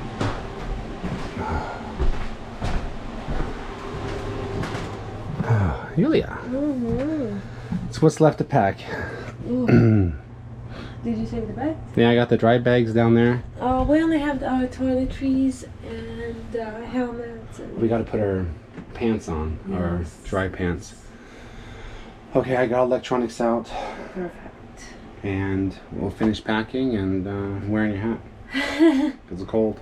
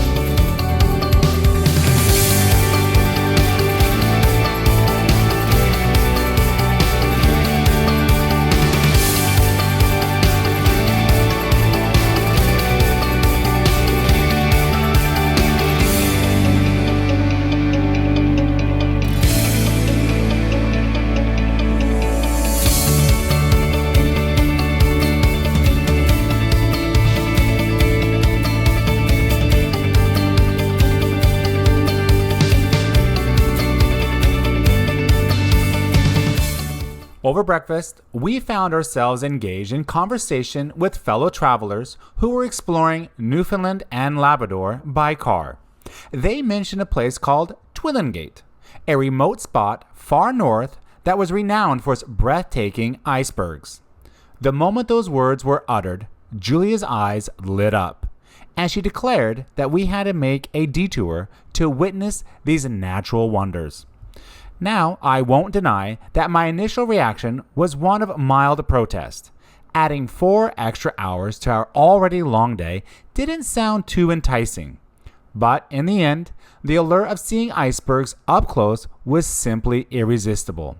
So, with a mix of excitement and a touch of trepidation, we set out on an extended adventure to Twillingate, determined to discover if the journey was truly worth the extra effort. As the day unfolded, we were about to find out just how rewarding this detour would be.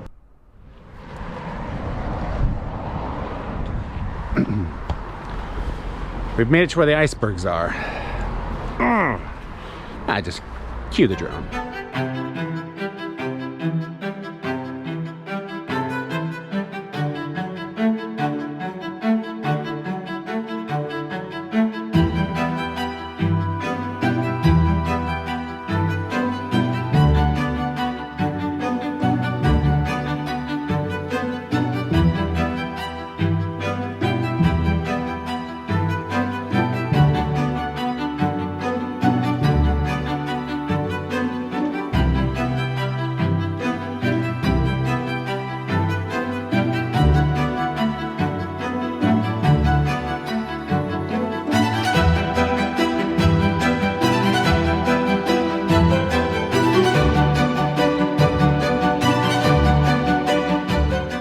After witnessing that colossal iceberg up close and personal, it became abundantly clear that no video or photography could ever do justice to the sheer grandeur of its nature's marvel.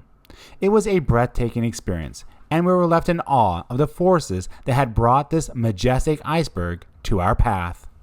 With our spirits lifted and a sense of contentment in our hearts, we ventured into the charming village of Twillingate for a well-deserved lunch.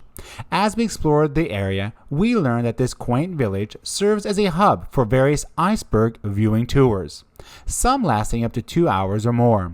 It was fascinating to see how these remarkable natural formations draw visitors from near and far. What made our encounter all the more special was the fact that, by a stroke of pure luck, the iceberg we admired had drifted right up to the bridge, granting us an opportunity to get closer than we had ever imagined. As we left the picturesque Twillingate behind, the route to St. John's appeared straightforward on the map. Yet, the road had other plans for us. Unpredictable weather, challenging road conditions, and relentless winds stretched our journey, making it more of an endurance test than a simple ride. The thermometer told its own story, with temperatures hovering in the upper 40s for the most of the day. However, just before we reached St. John's, there was a surprising twist in the weather. The mercury climbed into the 60s, offering a fleeting taste of warmth. But, as if to remind us of the unpredictable nature of this terrain, the temperatures dropped once more as we gained elevation, plunging into the 50s as a thick fog rolled in. We rolled into St. John's late at night, weary but resolute. A quick bite to eat, as well as we needed before as we surrendered to the welcoming embrace of our beds, knowing that the challenges of the road were all part of the adventure. Well, good morning, everyone. We have survived our first night here in St. John's. Went out for fish and chips. Also had the seafood chowder. Amazing. Had some good time last night having a beer, local beer. And they actually have a brewery called Dildo Brewery. I kid you not. It's actually a region here in Newfoundland, and it's quite famous because of its name. You can imagine, you know why. This is our hotel room, kind of trashed. Julia's looking not trashed. And Julia's ready for breakfast. breakfast as it is. The weather is a bit the same, but not so cold. Motorcycle survived outside last night. We found a place to go for breakfast, so we're gonna walk there. It's about 5 minutes away, and I'm gonna fly the drone down Water Street, and I think they have another name for it as well. But here we go. It's morning time in St. John's, and we're loving it so far. This is just the outside of our hotel. It's also Magnum and Stein's, and here they have the Duckworth Hotel, and the Duckworth Pub is just right here down that way right there. Motorcycle did just fine last night. Don't think he got any tickets. Nobody bothered it for the most part, I hope. So looks pretty good. Let's cover it back up.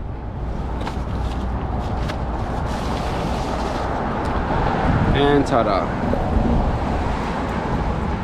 Yeah, all looks good. Alright. Julia's gonna make her way out. And we'll be out.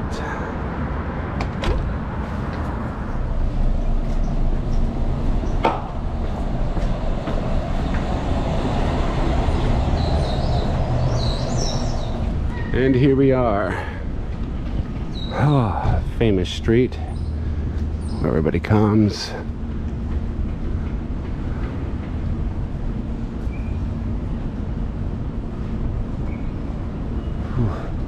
It's later on today when the stores open at 10 o'clock or so.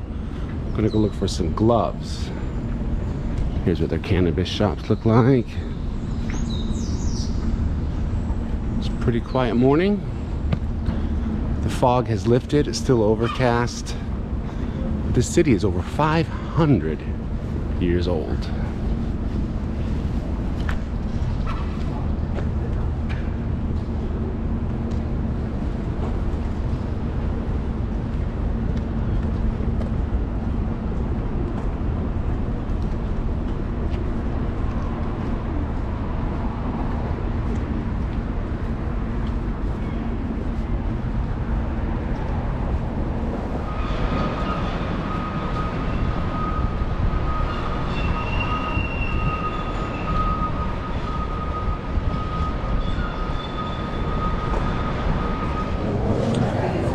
Well, Julia, we got some breakfast, yogurt, and some coffee for Julia. Our ferry got delayed What? from 5:30 to 8:30.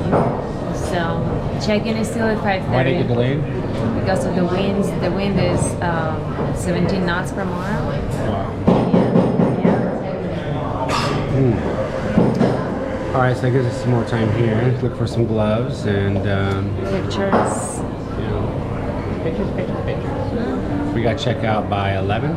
Yes, because 1 extra hour, $25. Yeah. All right, well, let's get your coffee done and let's move on. Okay. As our drone glides down Water Street, we were treated to a panoramic view of this historic thoroughfare. Water Street, the heartbeat of the city, is renowned for its rich history, vibrant nightlife, and a number of activities that keep both locals and visitors entertained year-round.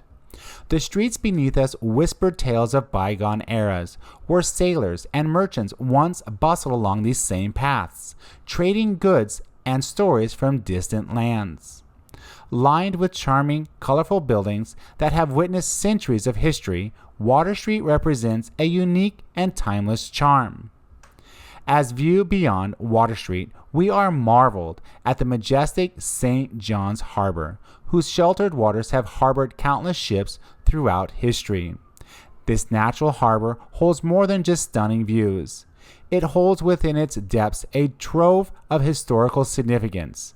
It was here in 1497 that John Cabot first set foot on North American soil, marking the beginning of European exploration in the New World. Today, St. John's Harbor remains a bustling hub of activity, from fishing boats hauling in their daily catch to ferries shuttling passengers to and fro. The contrast of old and new, where modern life thrives amidst century-old architecture, is what St. John's and Water Street truly represent. We are back on the streets. Zip that up. A little chilly. Back on the streets, and we're gonna go to one of the picture spots where they have all the colorful houses. Get Julia's Photoshop for that. Make sure you guys go to Instagram Torres Journeys to check that out. Otherwise, just walking on down the street and taking it all in. Julia, we now know that this city has over 500 years of history. Yes. It's actually one of the first, I would say the oldest settled cities in North America, because the Vikings would come over from Norway, Finland, Sweden, and all that. What's some of your thoughts so far on the city? The city is actually pretty cute, and there are lots of small places where you can discover and hang out. And looks old, but has charm to it, you know? It does have a lot of charm, and the thing I like about the city is it reminds me of some of those Oregon coastal cities when they actually were thriving. Yeah, a long time ago. Yes, and this the city itself is a perfect size. Definitely has a lot of charm, a lot of personality. It's not one of just your big industrial cities where it's just kind of cookie cutter. Everything has a charm to it, a lot of color, and people are out walking the streets, drinking their morning coffee. It is a Saturday here, and I would live here during the summer. Yeah. This is over here called South Beach Residences. Actually, it is Art Deco, and it does look South Beach. This is going to be our picture spot. It's right over here, Julia. Next to the South Beach Residences. Julia, do you feel like you're in South Beach looking at that building right behind you? Yeah, in my mind. I bet you wish you were in South Beach right now with that weather. In my Absolutely.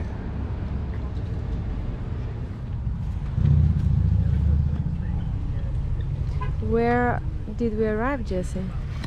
We are at the top of a mountain. I don't know what it's called. It's called, you know, I'm not very good at that type of pop quiz.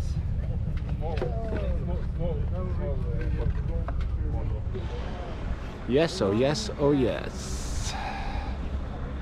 Here we are. All right, Beijing is 10,200 kilometers. Poland is 3486. Manila is 13,000. Where do you see Poland? Or England, what does it matter? Damascus 7,000. New Delhi 10,000. I would go to Manila. All right. North Pole. See, we're the center Wow. of the world. Okay, 2,000 kilometers. Very nice. Wow.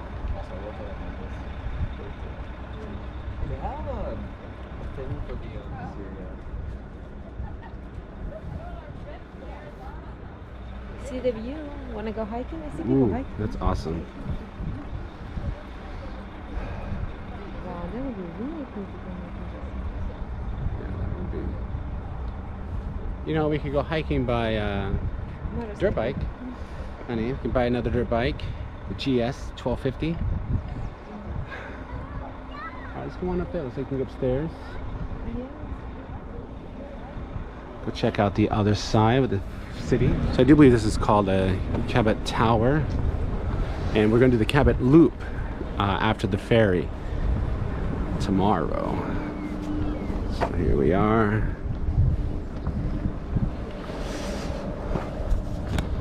So cool. Alright, so let's take a look over here at the side. Got a nice lake right here. There's downtown, if there ever was one. Oh yeah.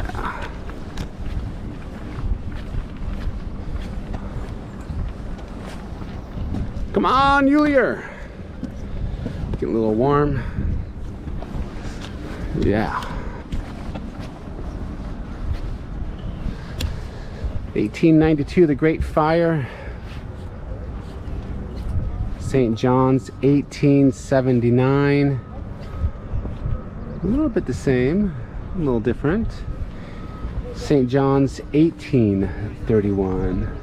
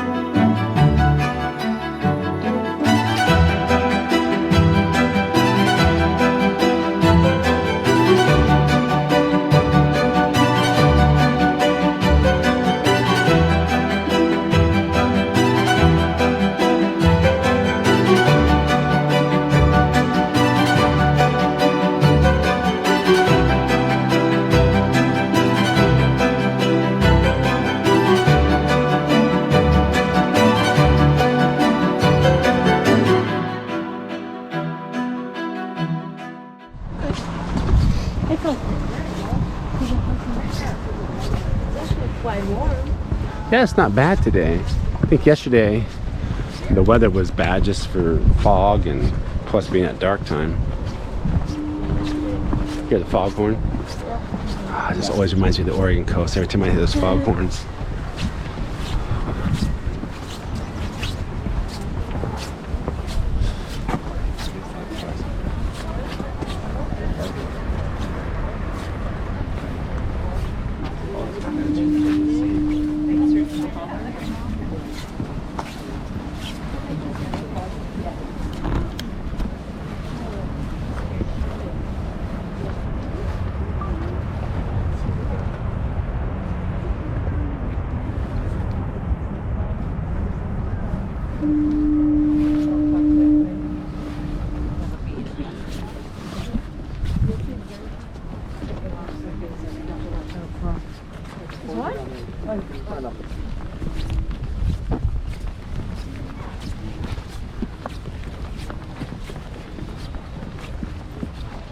Alright, so the Cabot Tower's cornerstone was laid on June 23rd, 1897, the 400th anniversary of John Cabot's North American landfall.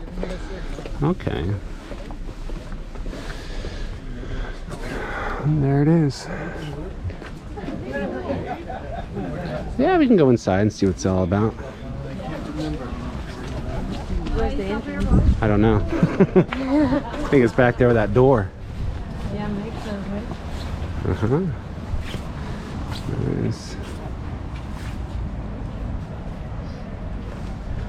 Actually had a car right there, huh?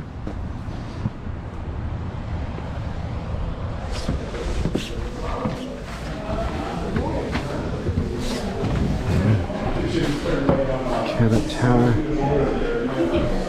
I don't want you to be short on time.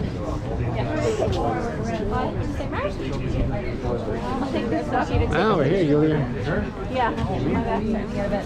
So all the way around, ships are approaching. Once they're identified, I raise the signal, and that lets the harbor folks know who's coming in.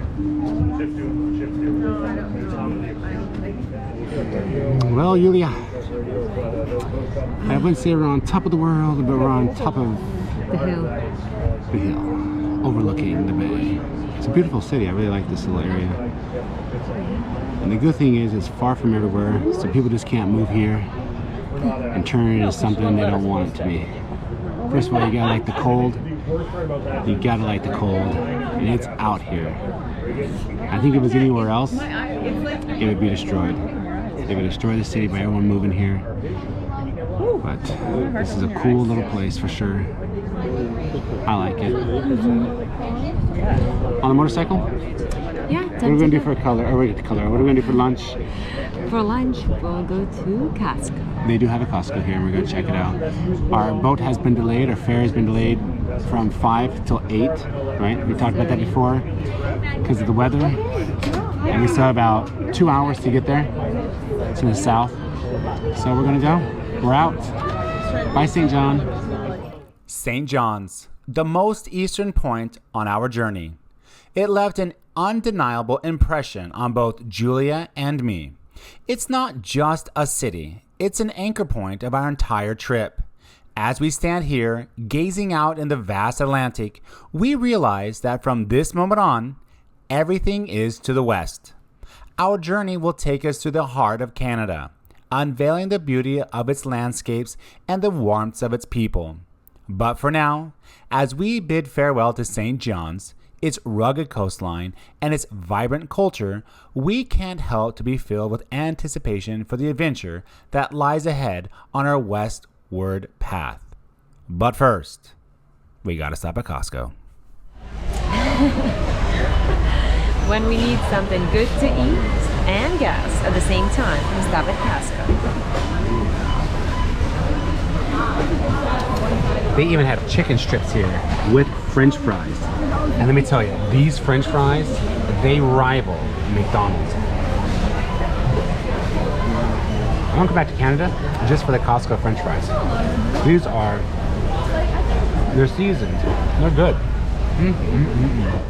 Leaving St. John's and headed to Argentia Port turned out to be one of the shortest travel days on our journey so far, clocking in at just 90 minutes. I felt that it was so quick that I half-jokingly contemplated doing it twice to make sure it was real. But let me tell you, the road conditions and the twists and turns along the way ensured that it was an interesting ride, even if it was short. Sometimes it's not about the distance, but the adventure that each stretch of road brings.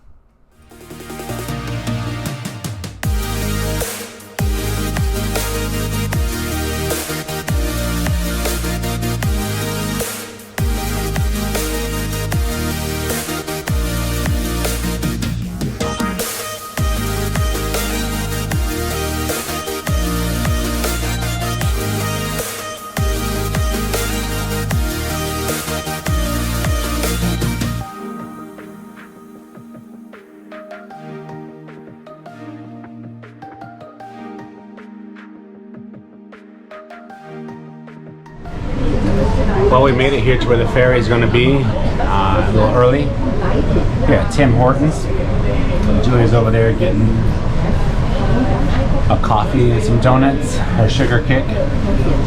And when you stop, a lot of people like to talk about the bike, about your travels. I'm glad we got the stickers. That way we can show people and give them our tourist journeys so they can follow us on Instagram and YouTube. We're gonna wait here for a little bit, and the weather did have some blue skies out there a little bit.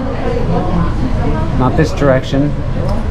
The ferry's just over there, different road. And that's about it, just kind of killing some time. Arriving at the port, it's funny how 2 days can pass in a blink of an eye, yet somehow feel like weeks.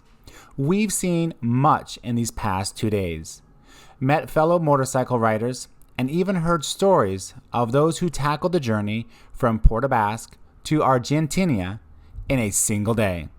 I wouldn't necessarily recommend it, but there are riders out there who are pressed for time and just can't get enough of the open road.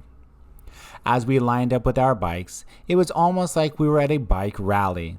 Other riders would stroll over, strike up conversations, and share their own travel tales. There is a unique camaraderie among motorcyclists, a shared love for the road and the story it weaves. It's moments like these that make the journey as memorable as the destination themselves.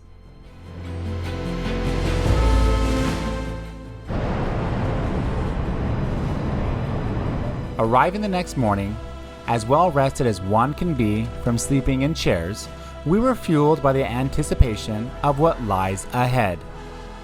On the next tourist journeys, we embark on the famous Cabot Trail, renowned for its breathtaking coastal views, winding roads, and a truly immersive experience with nature. So, stay tuned for the next episode of Tourist Journeys as we continue our epic journey across Canada, with roughly 4,000 miles between us and the west coast of Canada, all on the next Tourist Journeys.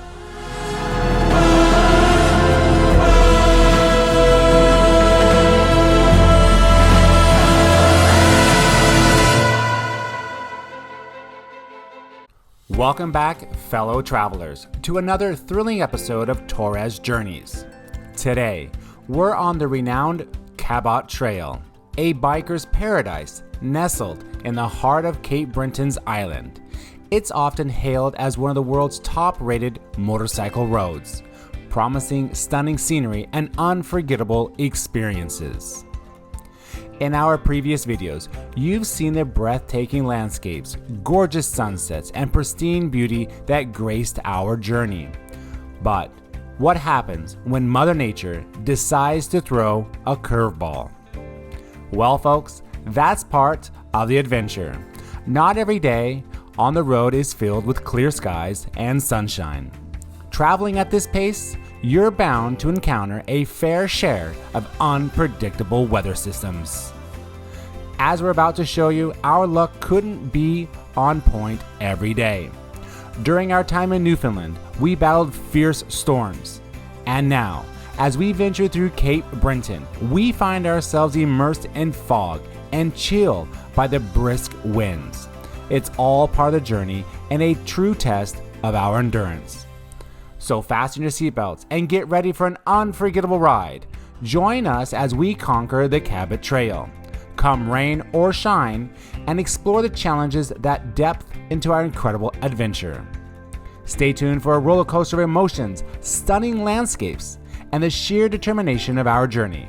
This is Torres Journeys, where every twist and turn brings us closer to the heart of the experience.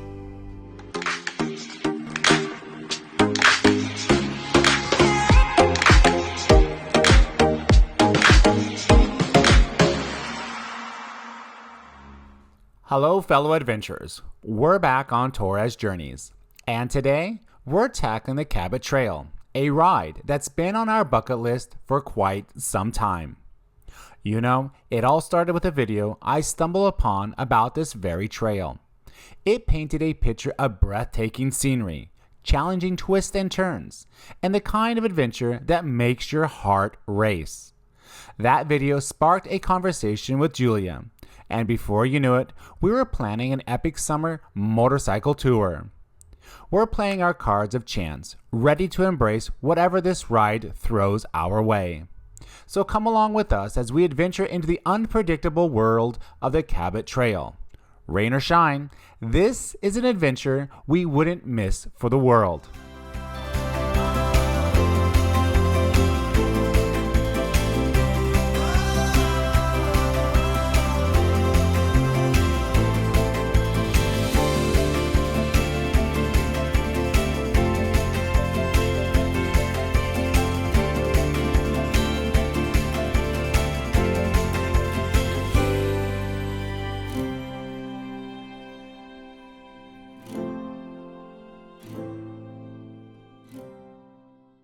Before we dive headfirst into this epic journey on the Cabot Trail, let's take a moment to appreciate the rich history and interesting facts that surround this iconic route. The Cabot Trail, located in Nova Scotia, Canada, gets its name from the explorer John Cabot, who in 1497 became one of the first Europeans to set foot in North America since the Vikings. The trail is a 185-mile loop that takes us through some of the most stunning landscapes you can imagine. As I have stated before, the Cabot Trail is often ranked as one of the top motorcycle roads in the world. But it's not just about the road or its scenery. The Cabot Trail is also home to the Cape Breton Highlands National Park, which boasts unique wildlife and ecosystems. So, as we have geared up to conquer this legendary route, remember that we're not just riding a road. We're tracing the footsteps of explorers, communing with nature, and experiencing one of the greatest motorcycle ventures on the planet. While it's not the most picturesque of times during our experience, it still remains a memorable moment of many during our 2-month motorcycle adventure around the United States and Canada. And this we share with you here and now.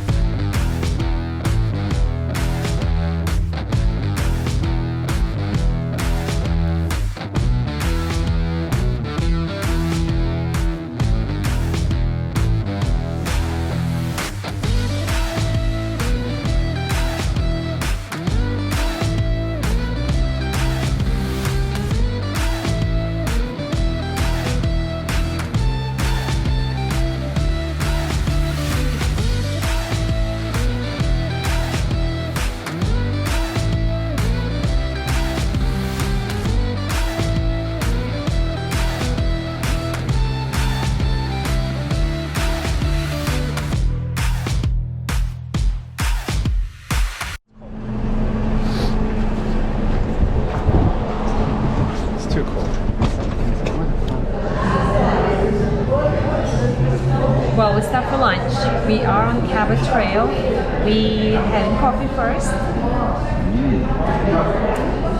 And we ordered seafood chowder, which is a pretty popular thing to have here in Canada. Julia, How's the ride so far in the back? I cannot complain too much. It's just cold and windy, and my nose is running. But it's pretty much, it's good. Lots of fog. It's all fog. At the top, where you're supposed to be able to see out, look over the beautiful ocean and everything else that could be out there. All you hear is foghorns. Not there really is one. But the road is still interesting. Still a nice ride.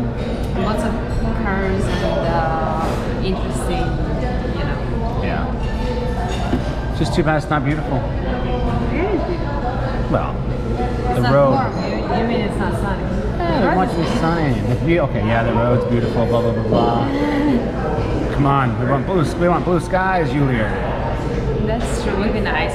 But you know, we are stopping today a little bit more than halfway on the Cabot Trail. So we'll continue tomorrow. So fingers crossed for sunshine tomorrow.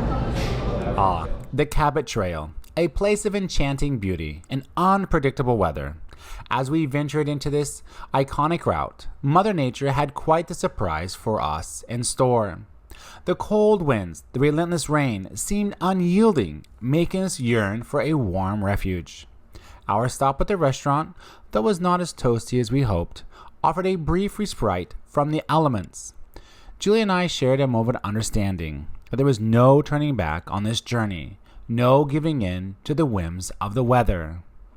With our hotel still a couple hours away and only one road to get there, we donned our optimism like armor, hoping that each twist and turn would reveal a break in the clouds. Because in the world of motorcycle adventures, as in life, you must embrace what's before you, no matter how unpredictable it may be. So, with that spirit, we pressed on, ready to conquer whatever the Cabot Trail had in store for us.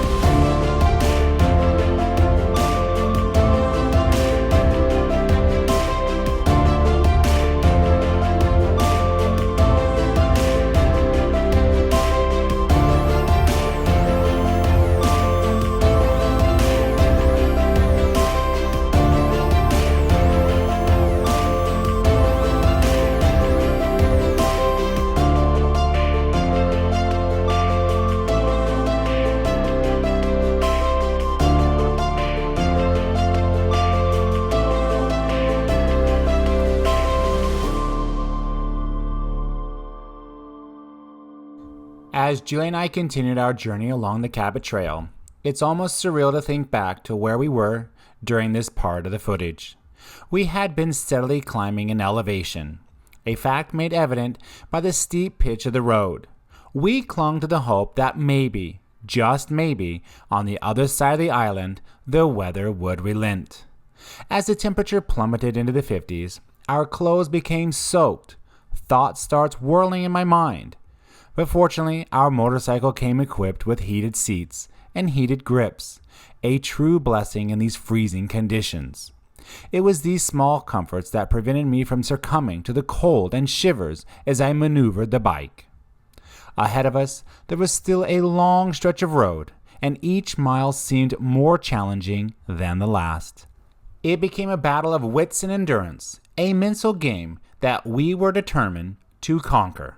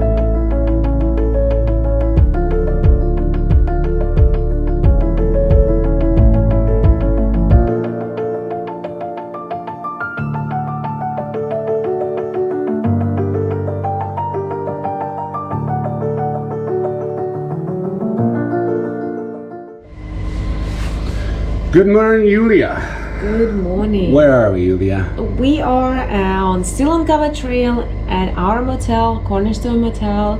We have all packed up and we're ready to go for breakfast. Yeah, what city are we staying in? We are staying in, oh my god, it's Chitticamp. Chitticamp. And the weather today, as you can see, is still gray. Got the motorcycle warming up. We're gonna go look for some breakfast, which Julia found a spot. And how long is our ride today? Today we'll have a long ride. It's about 5.5 hours. We'll get out of this place. We'll cross on the ferry to Prince Edward Island, and that's where we're gonna stay. Excellent. All right, so we're all packed. Julia did an awesome job again. I'm in charge of electronics. And we're gonna be bon voyage. Yes. All right, let's do it.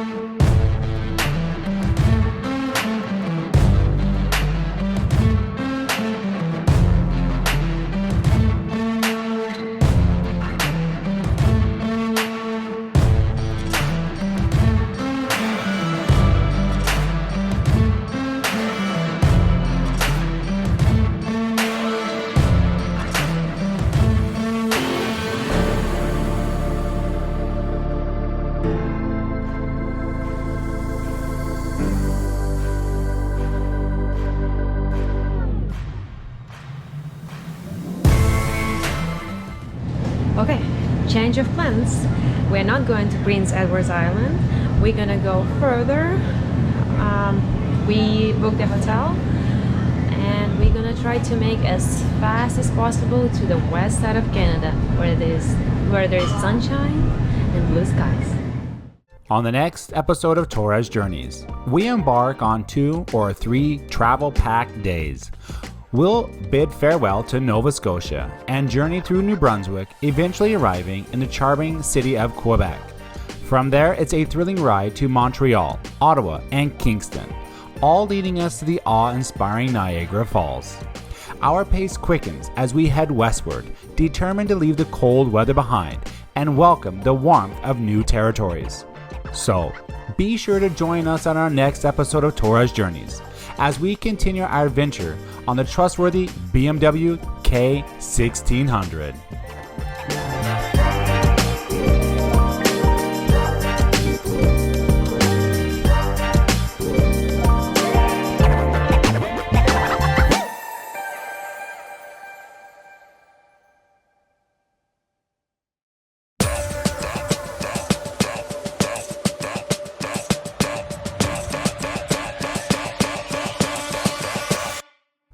On this episode of Torres Journeys, with Newfoundland behind us, we found ourselves back in Nova Scotia with a crucial decision to make.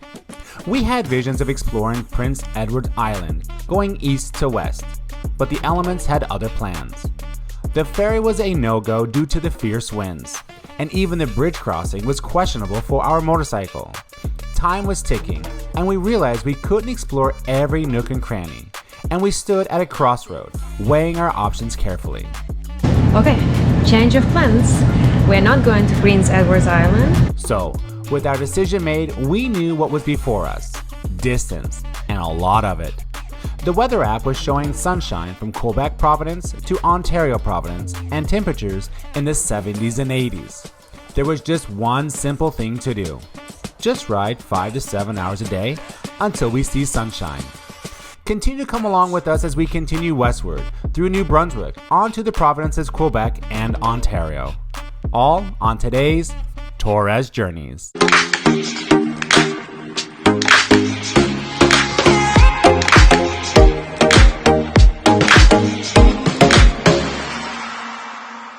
The Cabot Trail had pushed our tolerance for cold weather, wet weather to its limits. With 2 days of riding in fog, rain and temperatures hovering in the 50s, we were yearning for warmth. At one point, I even went so far as to research the cost of renting a U-Haul to transport our motorcycle to a sunnier climate. But thankfully, Julia talked me out of it, and we decided to tough it out. We spent a night in Moncton, and then embarked on the long day of riding, pushing ourselves to reach Quebec City, all in pursuit of those elusive warm days. Okay, change of plans. We're not going to Prince Edward's Island. We're gonna go further.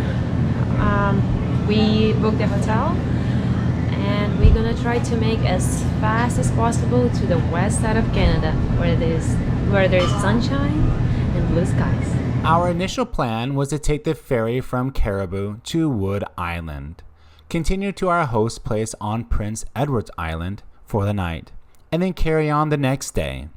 One of the perks of not having a fixed itinerary is the flexibility it offers. It's crucial to understand that each morning we wake up, we often have no concrete idea of how far we'll travel that day. We will wait for a host to confirm or simply decide on the fly. After all, maintaining a sense of adventure is a part of the journey.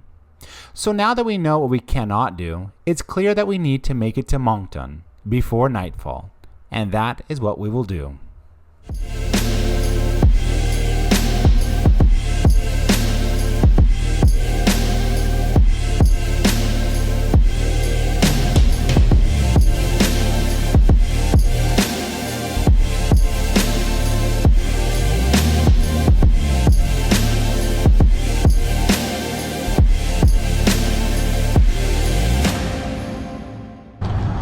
Montauk, right? Montauk?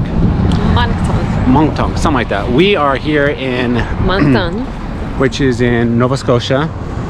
No, New Brunswick. New Brunswick, right? So if you find where it's like they call it the armpit of New Brunswick. Yeah. And we had some very high winds today, so we're kind of diverting where we're going.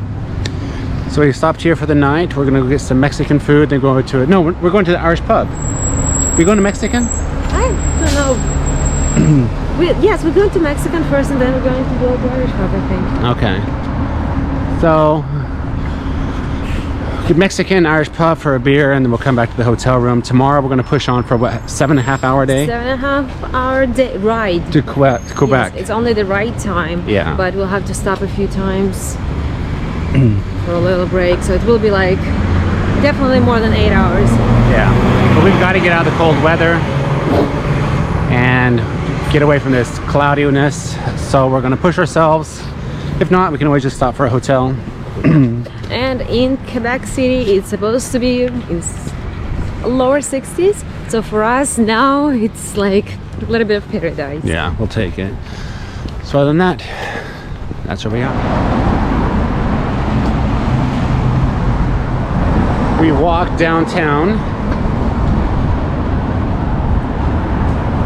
and all right, so here's our restaurant, Mexi's. Tacos, all sorts of stuff. Well, Yulia, it does look delicious. When in doubt, always go with Mexican. So what did you order? I ordered quesadilla and some french fries. All right, I got the Mexican flag. Yeah. Oh, here's our waiter. Thank you, sir. You're very welcome. All right, bon appetit. Bon appetit.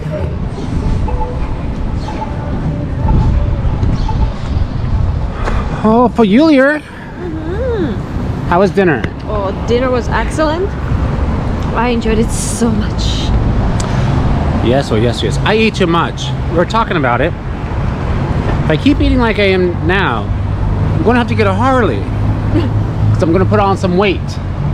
Then talking about bikes, Julia decides that, she thought about getting a bike. But she would like the white one. Yeah, probably by the age of 40. Okay. But it's in her mind. It's in her mind. Good morning, good morning, good morning. It's Tuesday. Good morning. How'd you sleep last night, Yulia? Oh, I slept great, and I didn't want to get up today. I know today we're getting up a little earlier because we're going to be pushing on to Quebec City, and it's about a 7 to 7.5, 8 hour travel time. Yeah. That means every minute we stop. Counts. However, we're gonna It's not stop. count against how far we have to go, just adds. Yes. But it's about 50 degrees this morning. It should be warming up throughout the day. Gusts of winds are maybe about 6 miles an hour. That's not too bad. And so we're gonna go and get some coffee and get going shortly after. Today's a travel day. Today's a very long travel day. As we leave Moncton, our next destination is Woodstock, just a scenic 165-mile ride away. This route also brings us close to the US border, providing a reassurance option should the need arise. So, we set off, ready for another day on adventure on Torres Journeys. We got our souvenir cup. I pour my Red Bull from like a week ago to here. So we're averaging on these highways above speed. And so we went from our last place to here in about 2 hours. Yes. From Moncton to Woodstock. Yeah. So we did pretty good. And we have, what, like 300 miles more to go? I think we had 340 miles to go. 477. 477. And we knocked off about 160. 160. That's good. But the longer you stay here drinking your coffee, My butt hurts. every minute we don't move is another minute of travel time. All right, we're taking a rest. We're having a good time. I get by the fire. So, yep.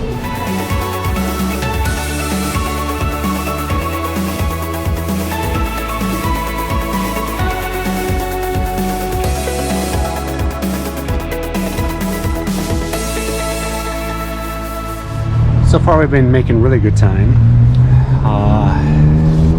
We have about 3 hours left out of 8, which we've knocked out. We've been doing above speed, about 80 to 90 miles an hour the whole way, and stopping.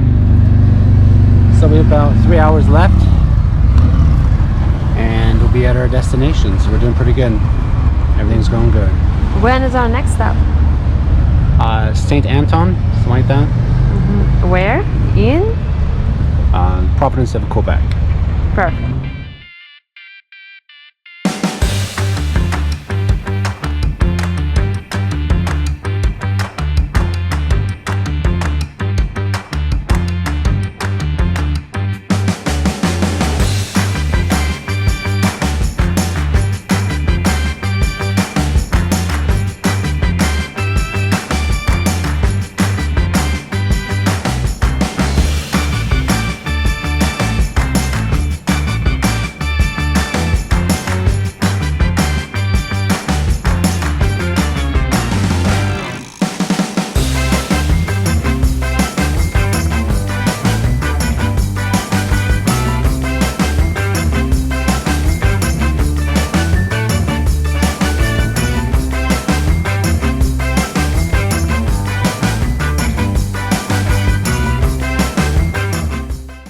After our ride to Quebec City, we finally reach our host's welcoming home, feeling thoroughly exhausted.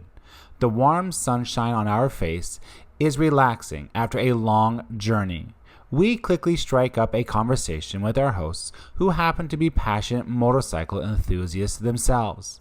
As we settle in for the evening, we can't help but feel grateful for their warm hospitality. With a good night's rest, we are ready to take on the next leg of our adventure.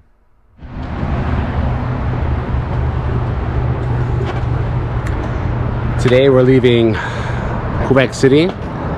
We're going to be headed to Ottawa. Just leaving our host's house here. Julia's packing up.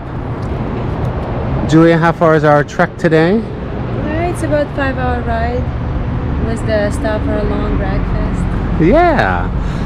You know, Julia, I'm looking forward to that long breakfast. I know why you're saying long breakfast, because you know how I like to make time. She's trying to upset me right now by saying we're going to stay there as long as she wants. But I have a secret. I'm going to drink all of her coffee. So the host that we're staying with, they have their 2 Harleys right here in their trailer for us. And they have a Yamaha and a GS touring bike, and those are pretty darn cool. I would like to have one of these as well, and this one sounds mighty beefy, he said when he starts it up. One thing he's also working on, Eric, is he's making a 6x6 for hunting. So they have a lodge up north somewhere that they take everything up to during the winter time, and they'll need that for when they go moose hunting. This has been a very good stay. We're also very excited. That's blue sky once again, blue sky. And Julia is just about done packing up. We'll be on our way soon enough.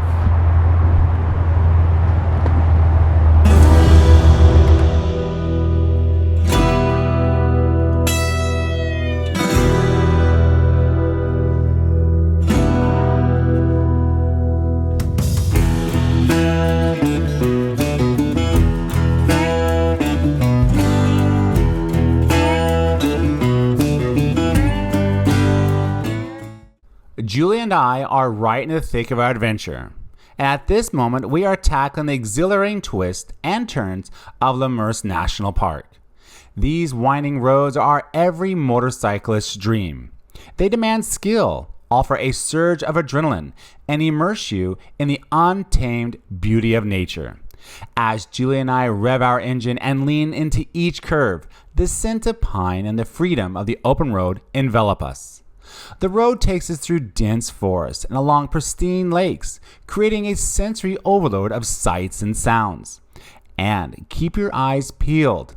This park is teeming with diverse wildlife, adding an element of excitement to our ride. But it's not just about the thrill.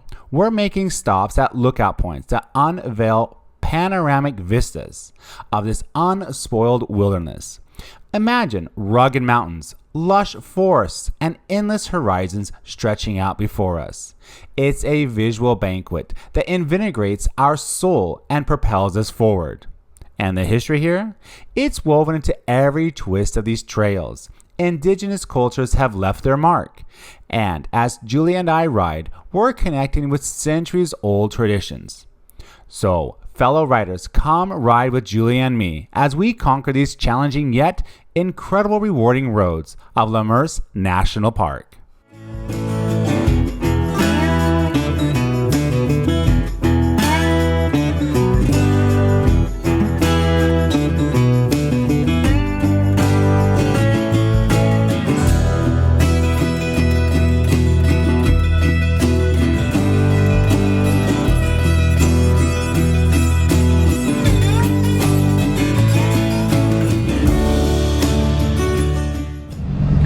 We've been up in the National Forest and taking the back roads, and we are here somewhere.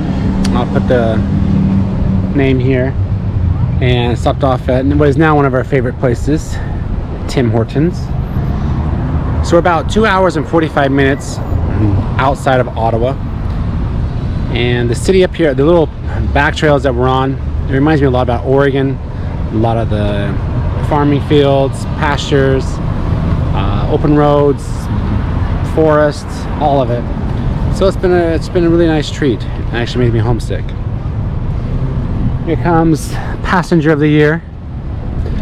How are we doing, Julia? Oh, we're doing better than yesterday for sure. Is your behind going to survive? Yes, I think because I'm no longer wearing my long johns. Do you think you need to go to the doctor still? Maybe not today, maybe tomorrow. We'll see how I feel. Julia wanted to go to the hospital. To the chiropractor. No, you wanted to go to the hospital so the doctor could look at your tissue. Like, come on, really? Yeah, because it was so numb. Like, if you didn't experience it, you don't know. But if you did, you know it's like numb, and it's scary because it was numb all night. All right, Julia, we'll let that one be. On we go. Julia and I pressed on from St. Gabriel, Quebec, with Ottawa in our sights, and a little over 175 miles away. Montreal, a city we longed to explore, had to be skipped this time due to traffic concerns. We understood we were missing out on its beauty, but it's a rain check for another adventure. As we rode, I couldn't help but notice how the landscape transformed. The urban bustle faded, giving way to vast farmlands and buildings with distinct French architectural flair. It struck me how diverse our journey had been so far, and I nudged Julia, pointing out these differences. I wanted her to absorb this change, to recognize that our ride from St. John's, Newfoundland to Vancouver, British Columbia would be a gradual evolution. Each day, the scenery, the culture, and the vibe would shift, painting a vivid picture of the diverse beauty that Canada has to offer. Bonjour. Yes. Don't ever buy this cookie. It's a cookie plus protein. It tastes like not a cookie. I don't suggest it to anybody. I'm eating it because probably just gonna get a little sugar out of it. But now it says no sugar. But if you want to try green Red Bull, I like it. It's dragon fruit. Dragon fruit. Chinese. Update us on what's going on and where we are and what we're doing. You should update them on your butt situation.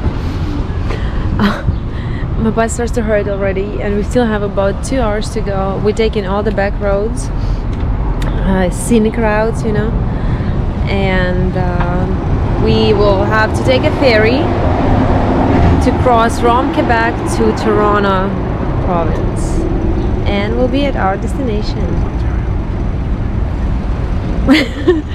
Close enough, Ontario. Anyways, we'll cut it out.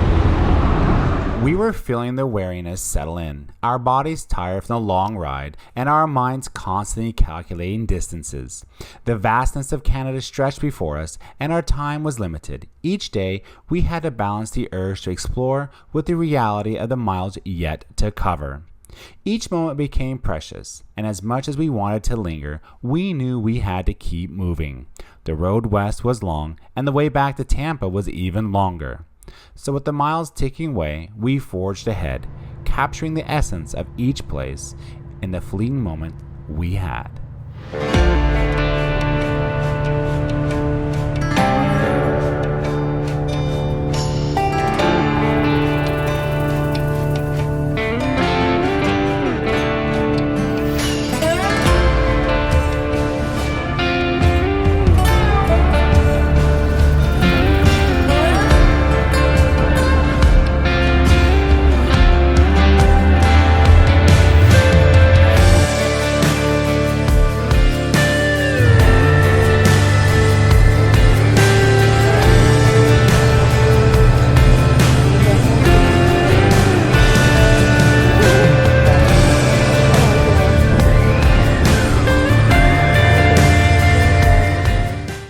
After crossing the Mason-Angers-Cumberland Ferry, we felt the relief of saving precious time on our journey. The swift crossing cost us 10 Canadian dollars, a small price for the minutes gained.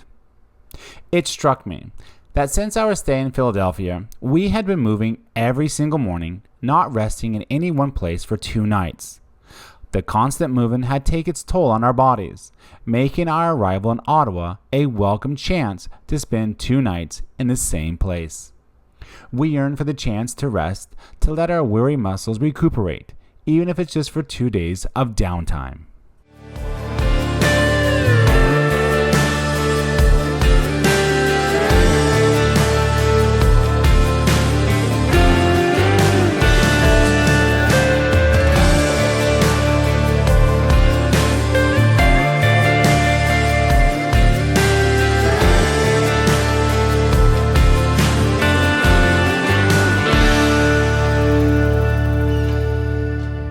On the next episode of Torres Journeys, we trade our beloved motorcycle for a rail and bus adventure in Ottawa.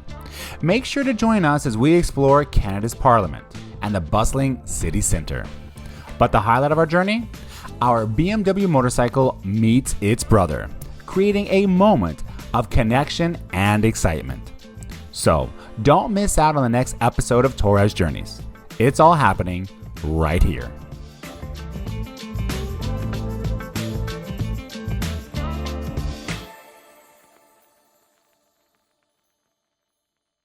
Welcome, fellow travelers, to another exciting episode of Torres Journeys.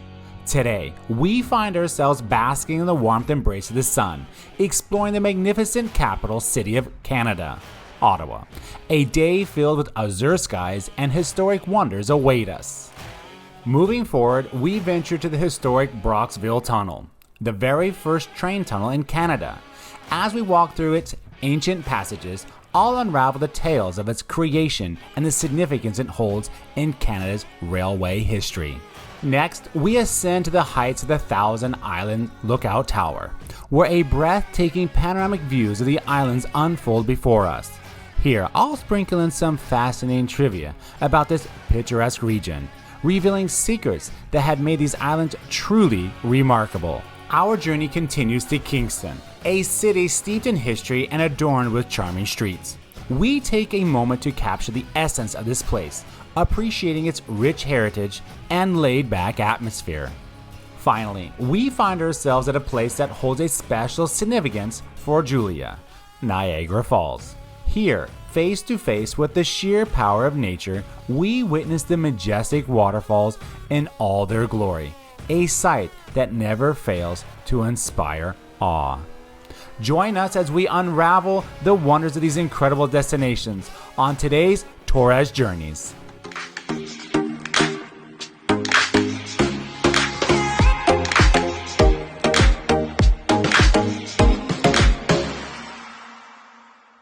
Good morning. So, Yulia, where are we? We are in suburbs of Ottawa, and today we're taking a break and we're staying here for 2 nights.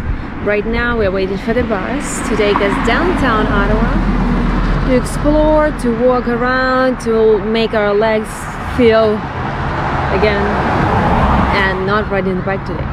Very good. So we're gonna go check out downtown. and we're gonna share it with you. How about you? We're on the bus.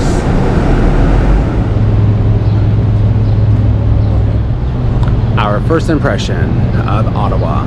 It's quiet. It's pretty. There we go. So walk over that way. It's got 6 seconds. So I trip and fall. Did you figure out what it is? Yes, that's Confederation Building. It says right there. Alright.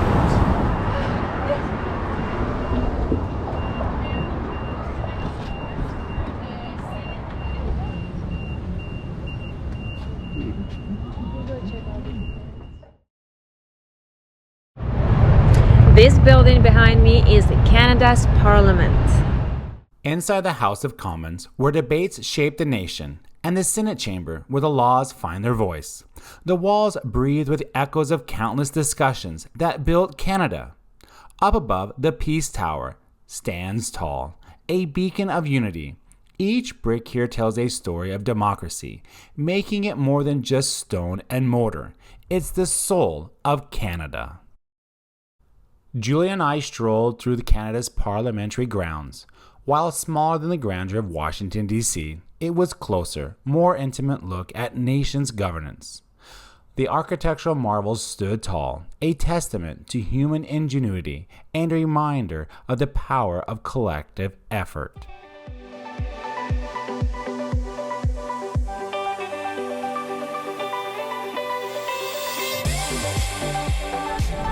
Well, that was our quick tour in Ottawa downtown area. We even had Chinese food. That was good. So now we're on the MRT light rail and we're headed back to the house. It's a little warm. It's 80 degrees. Yes. It's nice. And it's just another downtown. So we will relax and get ready for our way for tomorrow. Yeah. Maybe Niagara Falls. Well, Yulia, We are ready. packing up again. And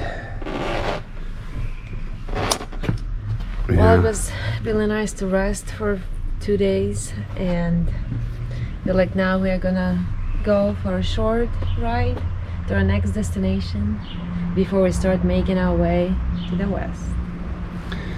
that's right. This was a really nice host. He took his bike to work today, but he has a GS 1250. It's a 2022 or 21? 21. Really nice bike. And we stayed here 2 nights so we can rest and just kind of, get caught up on sleep and different things. So we're out. We're going to go to Kingston today. And then after that, we're going to go to Niagara Falls and take some unique routes to make way out west. It's kind of like the Oregon Trail. Everyone's always talking about going west. So a little bit about the same on this trip as well. West. So pack up and be on the road.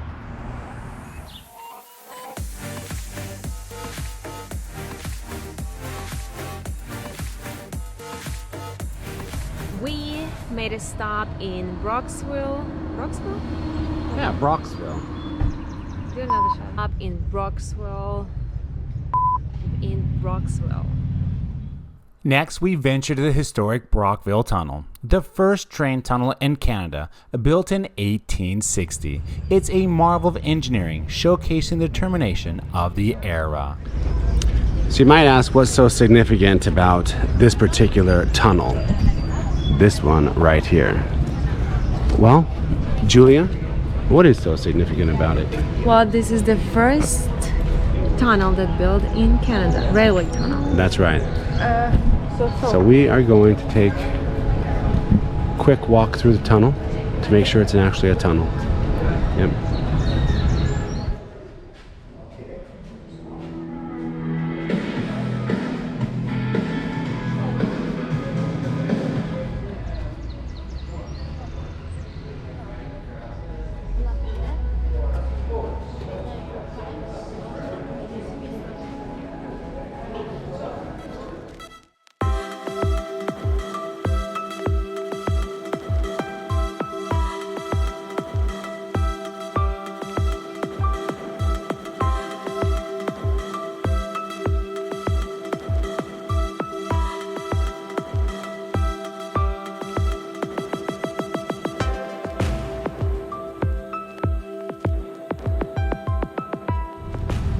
So here was the Broxville Ferry Depot, and it ran between 1850 to 1950 until they opened up the International Bridge and the Thousand Island Bridge in the area.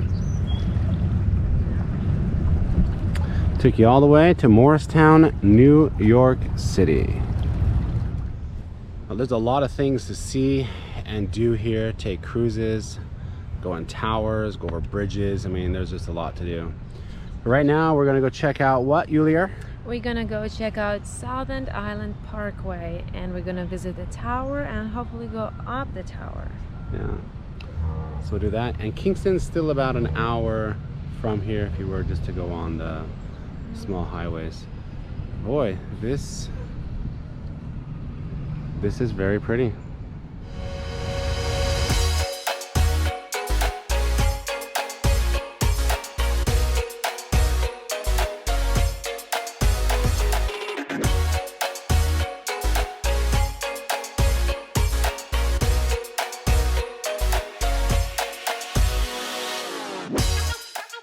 Our journey led us to the breathtaking 1,000 Islands region, a natural wonder spanning the Canada-US border.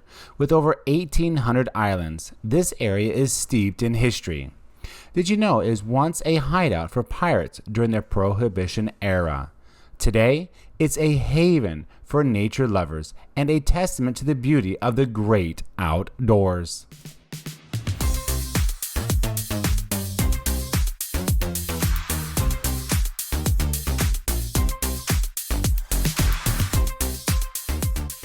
As Julie and I approach the Thousand Islands Tower, we're stepping into history. This iconic tower, built in 1965 and standing tall at 130 meters, offers breathtaking views of the vast St. Lawrence River and the picturesque Thousand Islands region. Let's venture up and take a panoramic from this magnificent vantage point.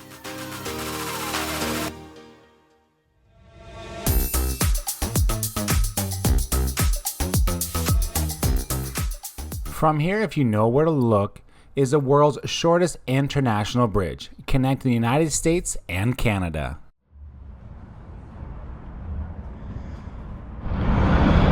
Well, Julia, where are we? We are on top of the Southern Islands Tower. And we learned a lot of information about this place with our tour guide downstairs, John, I think his name was. Very interesting. The ticket costs 17 Canadian dollars per person. So over here, behind us, back over here, there's actually, kind of right where that boat's at right now, there's about 100 meter, he said? 100-meter waterfall, underwater waterfall. So it actually drops down all the way through here and comes back up. And he says, well, one interesting point is that it never freezes in this part of the lake or the river. And there's the bridge, built in 1937, or opened in 1937. And on over here is the Canadian immigration, and on over there is the American. And way over there is that famous castle. Way over there. This is pretty darn awesome. Yeah, I would buy it too. I would buy it as well. This is awesome. Wow.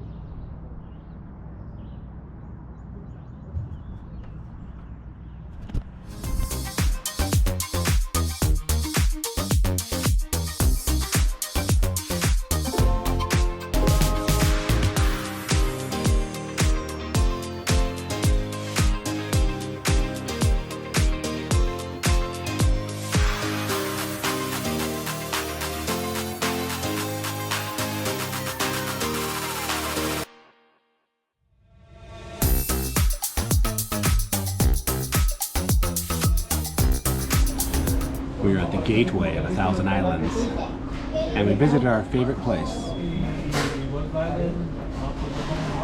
Tim Hortons, for lunch.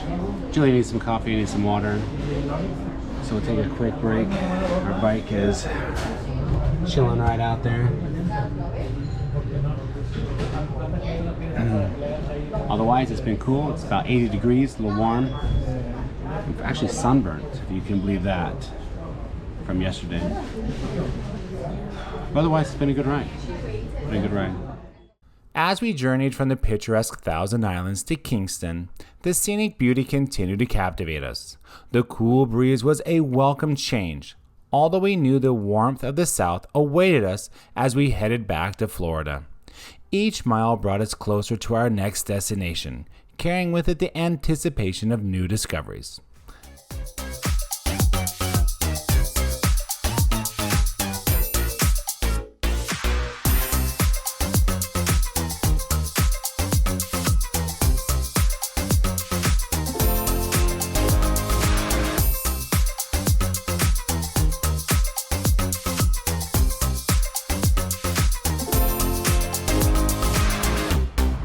Kingston, we have arrived, and we are here. Downtown. That's right. This is what it looks like so far. We got Pizza Studio, Phase 2, got meat cuisine. So, check out this way. See what it's all about.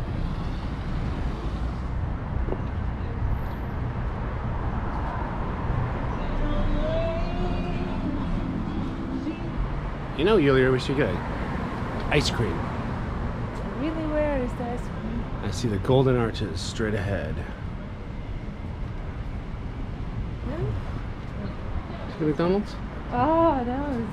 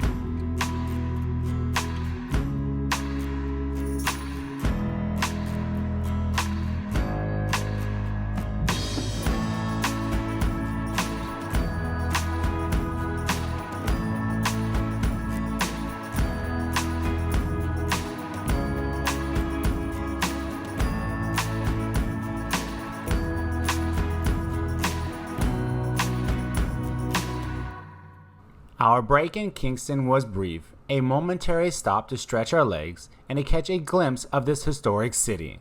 But the road beckons, and our journey must continue.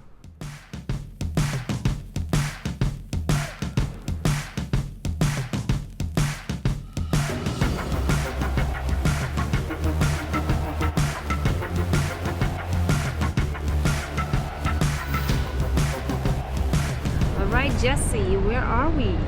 Well, let's just say there's a lot of water going over something. Let's check it out. We are still in Canada, and we have a magnificent, did I say that wrong? A magnificent view of America. Here it is. Take a look.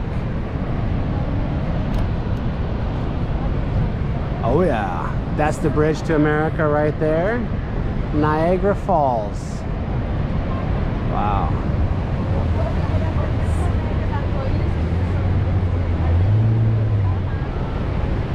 We would go down over there. Oh, I see. The next one, the other side, I think is I can see why this side would be more beautiful. It's because you can actually look towards the falls. Unlike the American side, you're kind of looking at them at a side angle. Wow, that's pretty.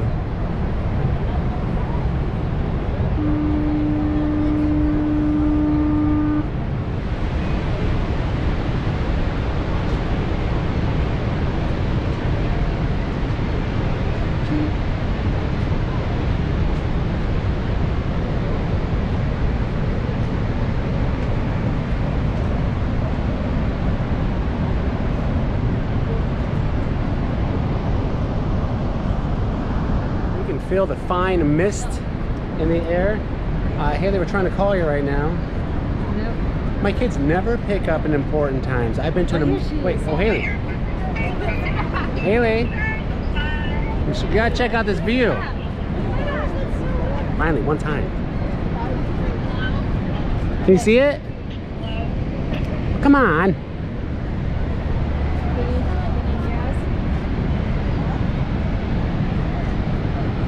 Haley.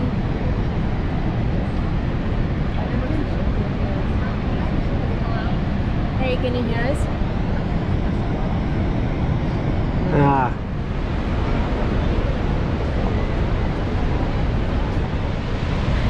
See the rainbow? Well, if you take the sunglasses off, you'll see better. I can see just fine. Yeah. See the rainbow right there. My sunglasses Too are bright. here. These sunglasses are fine.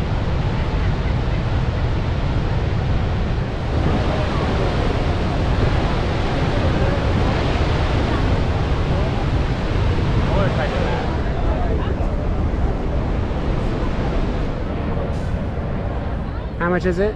The price for adult is $32.75. Okay. Is there any different like levels or anything? Yes, there's for children a little $10 cheaper, and then the infants are free. Yeah, because they can't remember nothing. All right.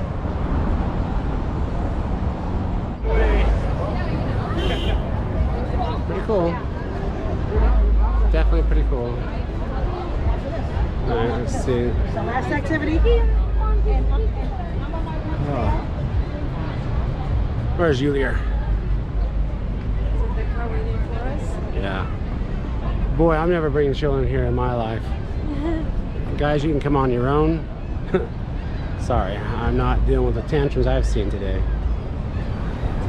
Just like my mom said, you can see it when you're older, on your own. Have a good time. Well, there it is. If you've never seen America, it's about as close as you're going to get. Canada. Well, you were here back in what? 2013, 10 years ago. I was on the American side. Think how much water has fallen in 10 years, Oh, yeah. a decade later. 1 or 2 gallons. Right. It's definitely pretty from this side. You can see the entire falls. I don't know if they had different names for the one on the left and one on the right, I don't think so. but Maybe it's small and big, you know. yeah. But it's definitely pretty cool. Definitely pretty cool. Do you want to walk across the bridge and see on the other side? Maybe not today. Not today. Yeah, I don't want to do it. All right. Well, let's go see if we can fly our drone in the parking lot and get something to drink. Oh yes. Maybe a little sugar, water. We were actually so lucky with the weather. It's supposed to rain and be cloudy all day today, but we actually have a blue sky partly, just a few of a gray. Yeah. All right. Let's go find something to drink, eat, and go from there. Yeah, let's go.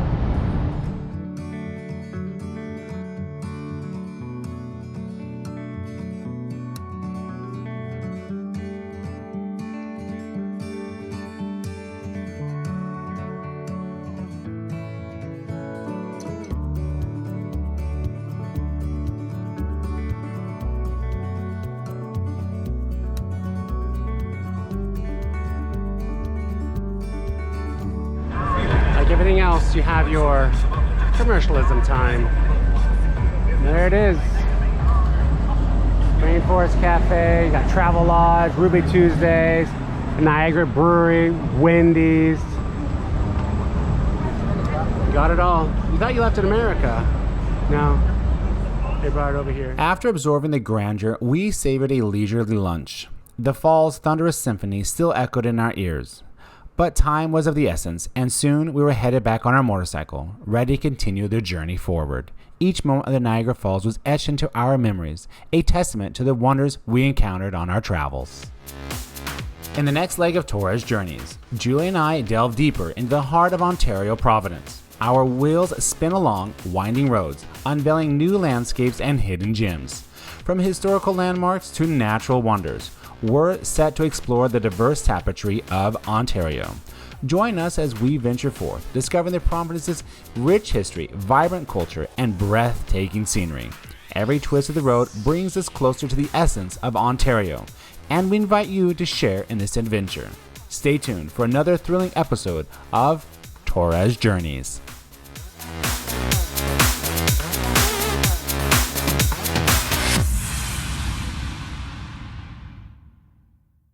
On this episode of Torres Journeys, departing the majestic roar of Niagara Falls, our wheels spin onwards, tracing the vast expanse from Ontario to Manitoba. This leg of our journey is a visual odyssey, an endless ribbon of the road unfurling before us, revealing the heart of our adventure. The landscapes and the highways narrate our tale as we bridge the distance between these two provinces, 1 mile at a time. All on today's Torres Journeys.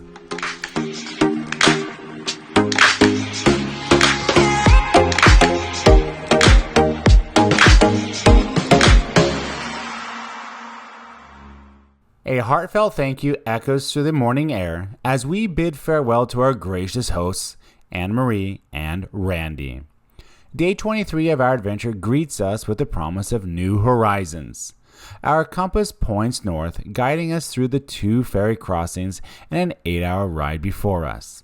The road calls for us, and our spirits are high. Let's embark on this day's journey together, here on Torres Journeys.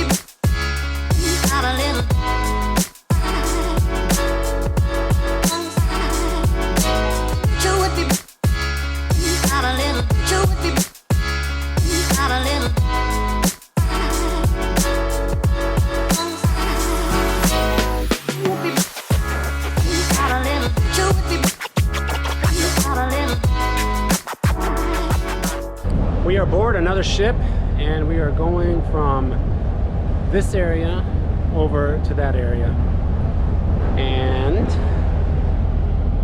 it's pretty cool out here. So this ferry is about 2 hours long, cost us 61 Canadian dollars, and it's pretty nice.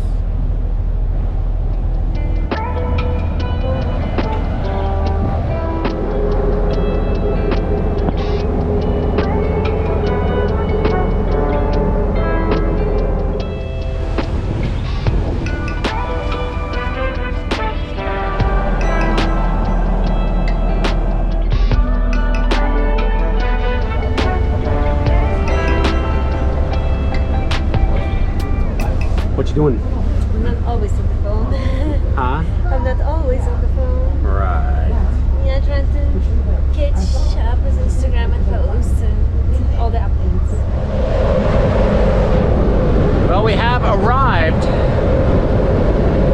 2 hours later, we got caught up on some social media stuff, planned some more routes, and reached out to some people. And we didn't even notice, me personally, you know, how the time flew. All right, it's time to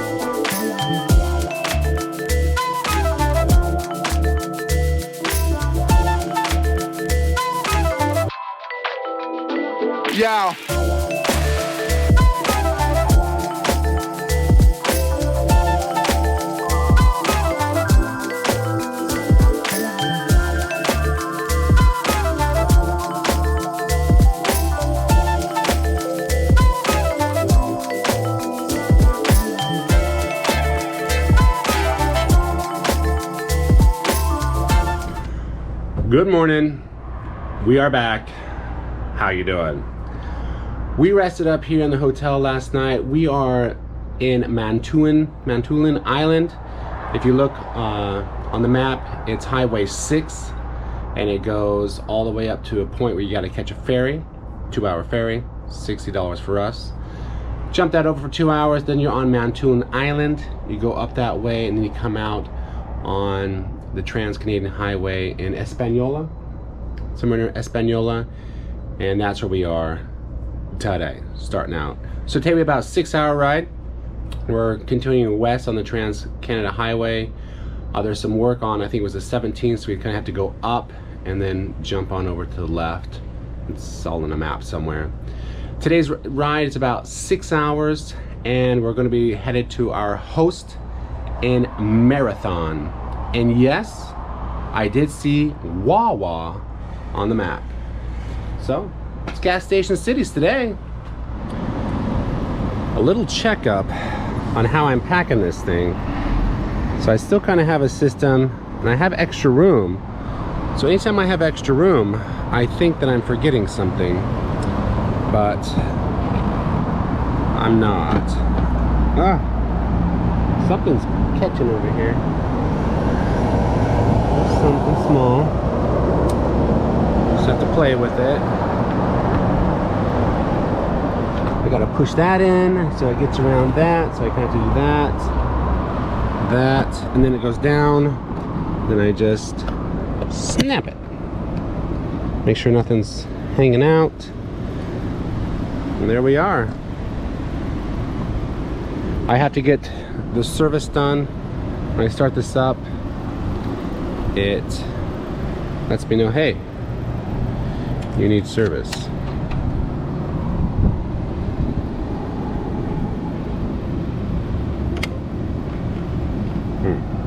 Still in gear. I'll do that. And start. Maybe it won't because I've already started the bike once today.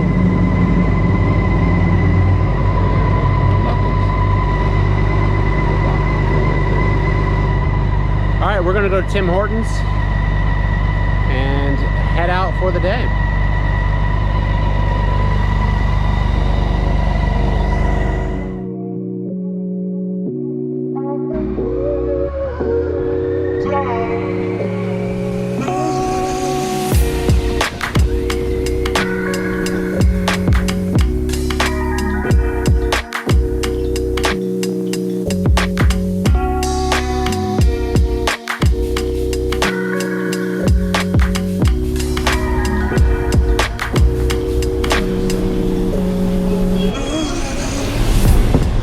Well, we have the mobile app for Tim Hortons, and so we do that. But this has been an easy, convenient place to stop off to have breakfast along the road. I get the egg McMuffin or something like that. I usually drink a little bit of Julia's coffee in the morning. And this is how we get going. So now that it's before 10 o'clock, out of the hotel, that's good. Being on the road by 11, we'll take that. So, this is the situation outside. So Highway 17 is a single lane either way. So it's not like a major interstate where you think, oh, you know, it's gonna have 3 lanes, 2 lanes, divided highway, limited access like a freeway should. No, this is back roads through Ontario. And this is why they say it takes forever to get through this place. And there is bridge work on Highway 17, the one that goes on the south route, so we had to kind of cut up and go over, as I told you. Alright, so we're going west on 17 until just after Blind River, and then taking the 129 north, and that catches back up to the 101, right into our favorite place, Wawa. And then we'll continue on that Highway 17 to Marathon. Exactly 400 miles from where I sit right here. 400. Or just over 7.5 hours. Good luck with your butt, Julia. Good luck with your butt.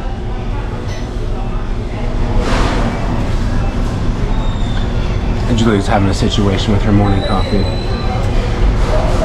What'd they do to it? I don't know. They put whipped cream and everything. It's like, Alright, let's see. Bacon. oh. When you expected the soft cushion on your seat? Well, it looks like Highway 17 doesn't have that lane closure after all. It says about 7 hours that way. Or 7.5 hours going that other way on 101. Well, okay. I might take it. What are you gonna do now? With your phone. Oh, I'm just gonna text my mom. How's our posting? For Posting is updated a little bit. The stories are good. So just today is day 24. Julia, will you do the favors and open these up so our... Yes. Okay, We what's have this one? This is mine, bacon, English muffin. That's yours? Yes. That's nice. And you have sausage English muffin. Okay. And of course hash browns. Hash browns, of course. Okay, did you get your coffee situated? Yes, I can spin that. Let's go.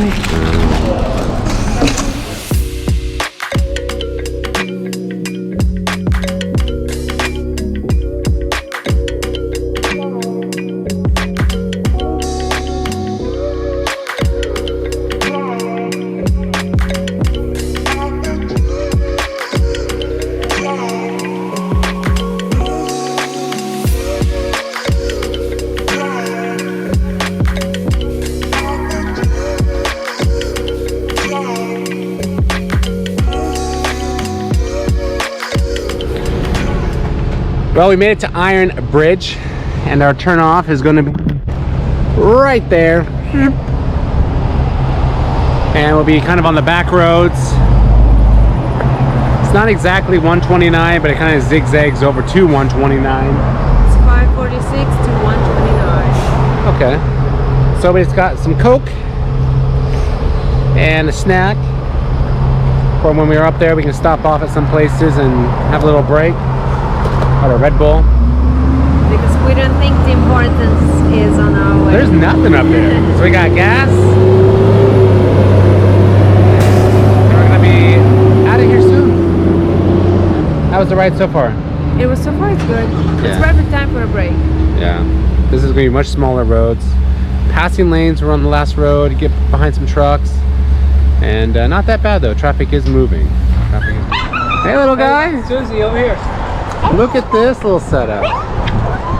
Wow. It's designed for teriyaki and salsa, yeah. Wow. That's awesome. You alright? I mean, obviously she travels well back there, right? She's been doing it for about 2 years now. Oh, wow. As long as you can see her, because, you know, that's like, they're like this together. Okay. Yeah, she right now, she wants to go be held by her right now. Oh, gosh. That's awesome. Yeah. Well, thank you. You're welcome.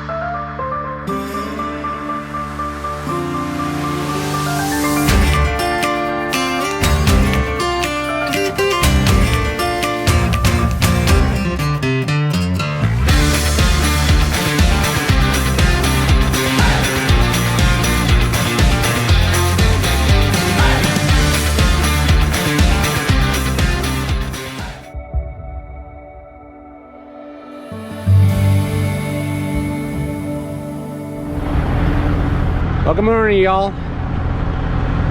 We are in Marathon, Ontario, and we're going to be going over to Dryden today, which is about 400 miles to the west. Our average mileage per day. Should be about 6 to 7 hours, it says, but I think we can shave some of that off. But every time we stop like 45 minutes at a time. But it's just a little bit after 10, and we're going to get on the bike and take 17 all the way. Yes, yes, yes.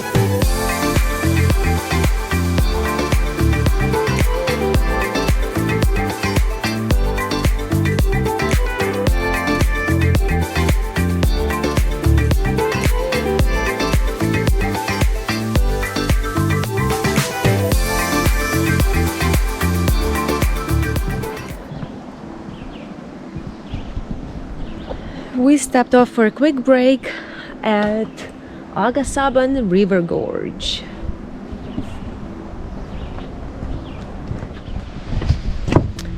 We're gonna go to the lookout point, which takes a few meters to go down, and I'll show you the view.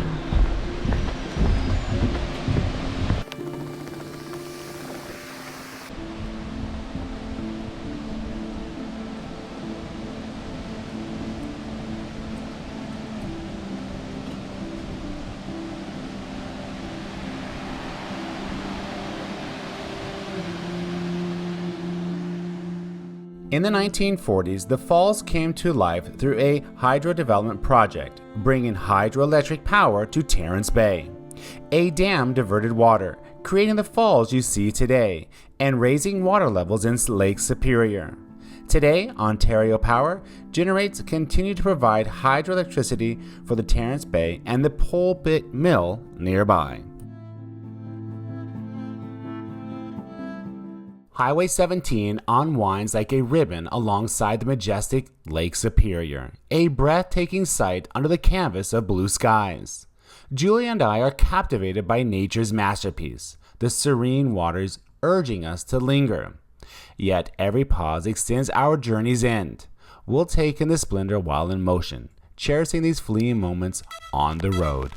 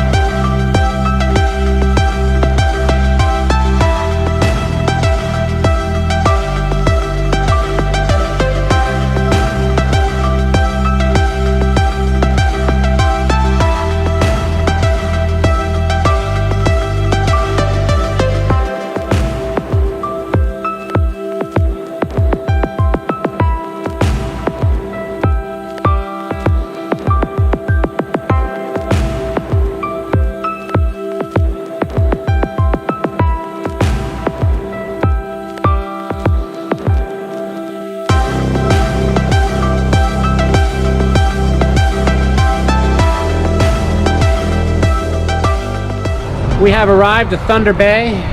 What time was it, Julie? Remember? 1 o'clock? Right now? Yeah. It's 2:26.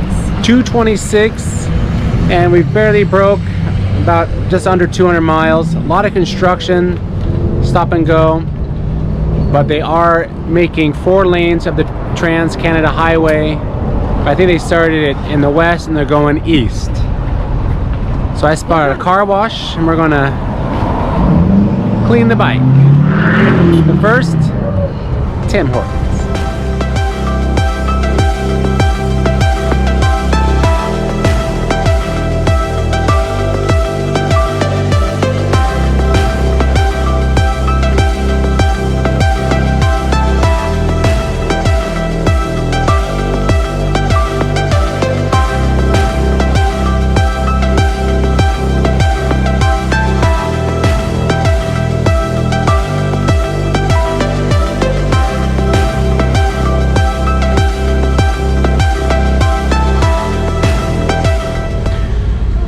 Well, we've arrived here to Dryden. We checked into our hotel.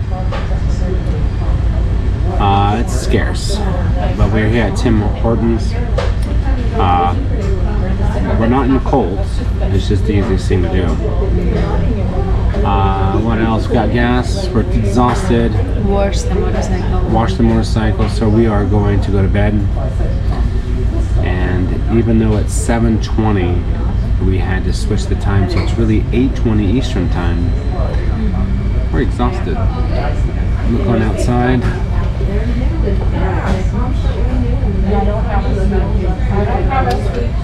So that's it for today. We're off to bed, but we'll show you the hotel when we get back. Now we got it all cleaned up, all the bugs off, and there were a lot of bugs. Oh, I missed down inside there. Oh well. Well, let's get going. It's tired. Oh my gosh. When I say there's bugs, I mean that there are bugs. Look at that bug. Oh my god. Oh. Get inside there. Yikes. Look how scary that is. There's a big old bug in there. Big old, what's it called? Moth? No, a dragonfly. It's huge. Well, 80 miles an hour, it's no match.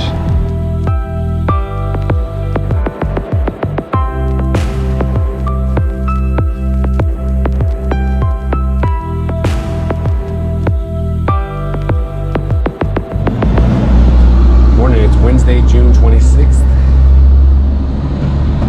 And looks like good riding weather. A little chilly in the morning, a little brisk. Otherwise, good. So we're gonna get all this stuff packed up, hit our favorite morning restaurant, and get going. Good morning. We are ready to depart. Today we're going to Winnipeg. To be precise, we're going to St. Andrews in Manitoba County, or whatever it's state, whatever, you know. And today we'll be arriving in about 4 hours. It's 200 miles, 188, and we'll be there shortly. We got an extra hour now. Now, some of you might want to know where we are with the tires. We're right down to the tread line, actually. Right there. There's another one somewhere. The tread line. So after about 6,500 miles, the tires are looking okay. But we'll get that rear one changed pretty soon.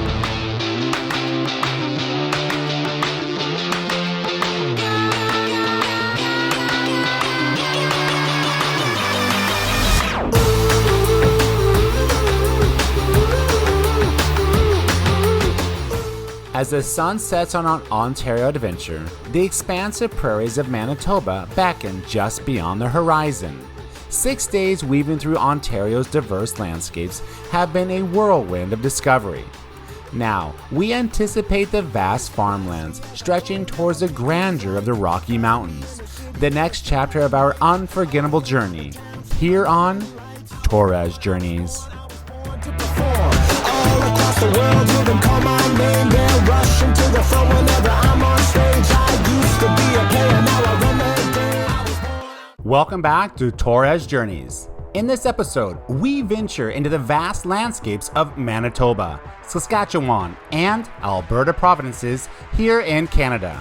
The roads stretch out straight and flat, mirroring the expansive scenery around us. We savor a serene boat ride amidst the enchanting sunset, prepare our bike for the rugged Rockies, and battle fierce crosswinds that test our riding skills. Join us on this thrilling episode as we navigate the heart of Canada, facing both its tranquility and challenges head on. All on this episode of Torres Journeys.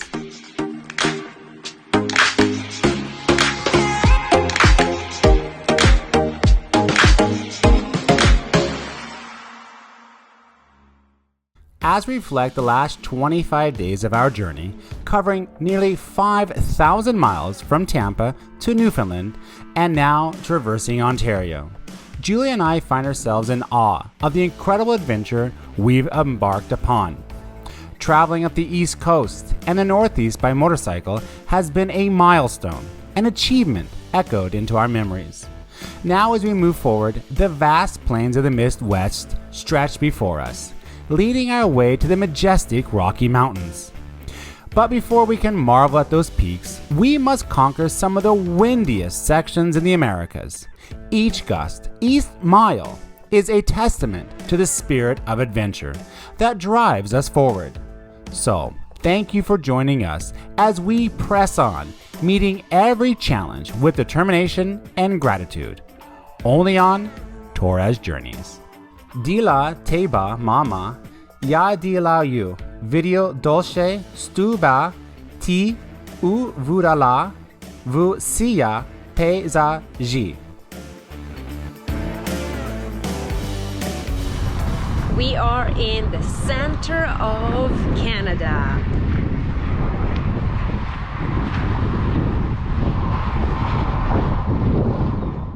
Here we stand in the heart of Canada, a mere 30-minute journey east from Winnipeg along the iconic Trans-Canadian Highway.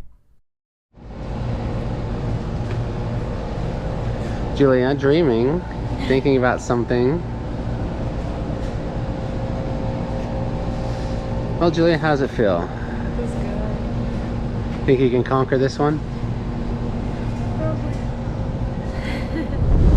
So we stopped off and got some oil so we can do the oil change while we're here. 145 Canadian, which is about 112 American. So I put some new oil in it. And we'll do that at our next guest's house here in Winnipeg, the Montana of the North.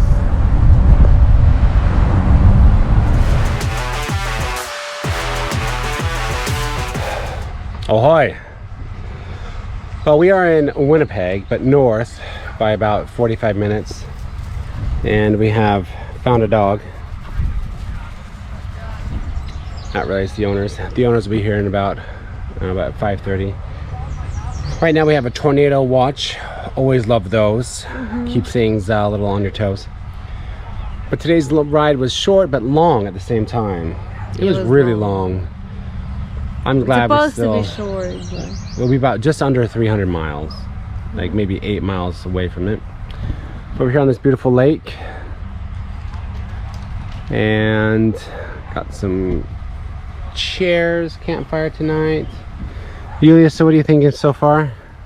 Oh, So many thoughts. so many thoughts. I'm glad it's warm. Yep, It's pooping again. definitely warm. Oh, there's the dog over there doing his business. So we're gonna hang out here for the day, and I got the oil. We're gonna see if we can do the oil change in the shop. And hopefully tomorrow's ride is gonna be shorter. Yeah, we're gonna go to what's the name of that city? Broadview, just before Regina. This whole It's Regina. That's what he said, Regina. Or maybe it was just being funny. I don't know. But yeah. Dog, you poop? You did a big poop? You did big poop? Yeah. Yeah. Yeah. All right. After an engaging evening with our host, spent discussing travels and changing oil in his well-equipped shop, we woke up to a crisp, clear morning. Setting our sights westward, we embarked on a journey through the winding farm roads. Navigating these paths proved a challenge. Google Maps couldn't discern the transition from paved to dirt roads. Our trusty motorcycle led us in a zigzag pattern, guiding us back to the familiar embrace of the Trans-Canadian Highway. Today's trip is about 435 miles, which is about 7 hours of road time. Slowed down by the wind, it's most likely to be an 8-hour travel day.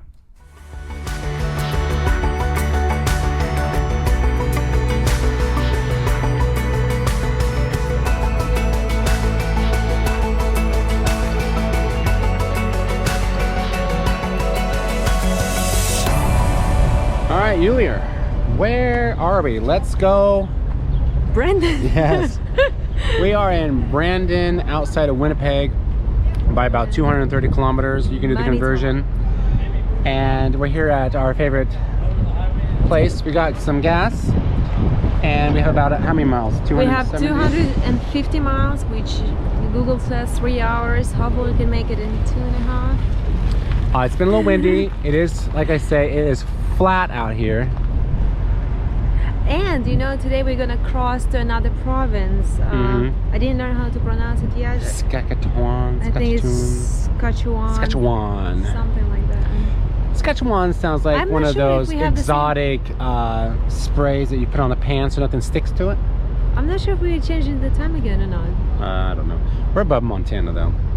And when you look at where we are and where we need to go, it's half the United States still. Well, we just were yesterday in the half point. That's true. Yeah. So we're a little bit over halfway. We've changed the oil yesterday, so we're back on service on with that. We need to get the tire done, which we're trying to get down in Calgary on Monday. Let's take a look at that tire right now. And you can see here, there's a tread bar right there. You can still have like a little down in there, so it's not too bad. We keep washing the bike, but as you see, it just kind of kicks up. We put these underneath here so they don't rub. They're starting to get through the clear coat a little bit. And yeah, we've killed about 2 million bugs though. Keep washing them off. Look at that good roadkill on there. Oh yeah, oh yeah, that's good stuff right there. Look at those ones. Those definitely never make it, but yep, we're doing good. It's for all those times they bite me. Yeah, all the times they bit Julia. All right, so we're gonna be on the road again, and that's about it for our update so far. Yeah, we'll see you in about 3 hours. Yep.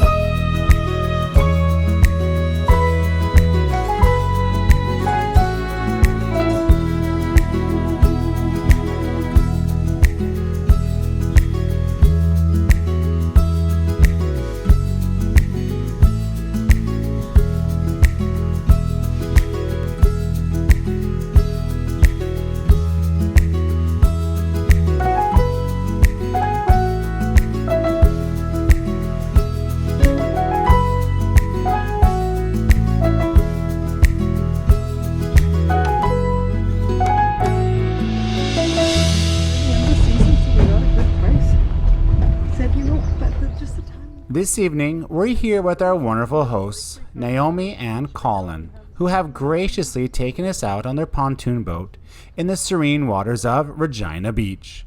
It's a delightful break from the road, a chance to soak in the tranquil beauty of the surroundings and share stories under the vast prairie skies. Gonna be floating, Julia. Most important thing is to take the tie straps off. There was a boat not long ago they drove out and it fell off just up here. I've seen that and being dragged with people. Start it.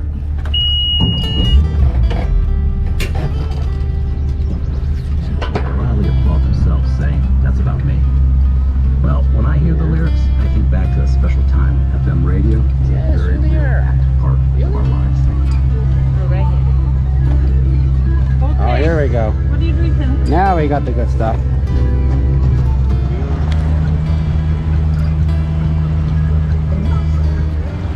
How far did that train go?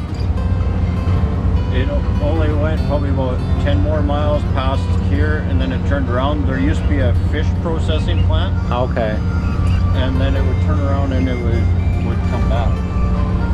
And then this bridge would have been here till probably about early 90s. And there was teenagers decided to have a bonfire on it. Shit. And that was then the bridge. Now, can you go in that other lake over there, or is it? So that is basically where the water feeds into this lake. Oh, okay. So that's called Little Arm. At the north end of the lake, there's Big Arm. Okay. There's 2 inlets into this lake. Okay.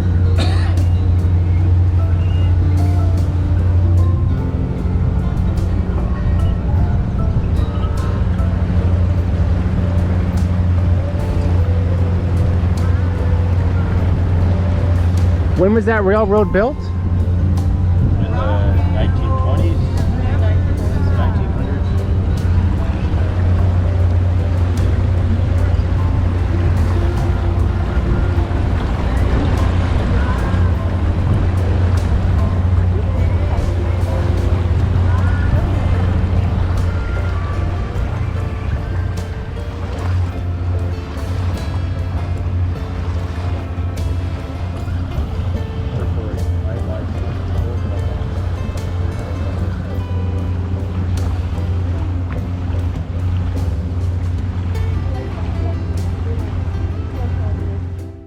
After a peaceful night rest, we started the day with a leisurely walk along the former railroad tracks, now transformed into a scenic trail leading us to Regina Beach. Our destination, the iconic Bluebird Cafe, renowned for its famous fish and chips. As we savor the local favors, we couldn't help but appreciate the charm of this historic spot, a true gem nestled in the heart of the prairies.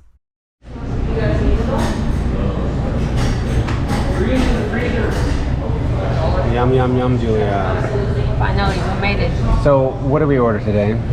We ordered fish and chips. This place is kind of it's famous, but not famous, but it's the oldest place here. They're called the Bluebird Cafe. 1928. And it's been here since 1928. And they even have a pretty cool little interior. And they've been celebrating 95 years since 2023. It's pretty cool. Cheers. So we're gonna eat now. Yep.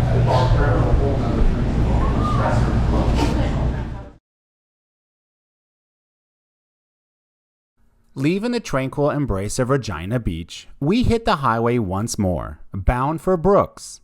While the distance seemed manageable on the map, the relentless prairie winds added an unexpected challenge. As we pressed onward, the winds grew stronger, especially nearing Medicine Hat. Despite the tough conditions, our determination propelled us forward, reminding us that every adventure comes with its own set of challenges.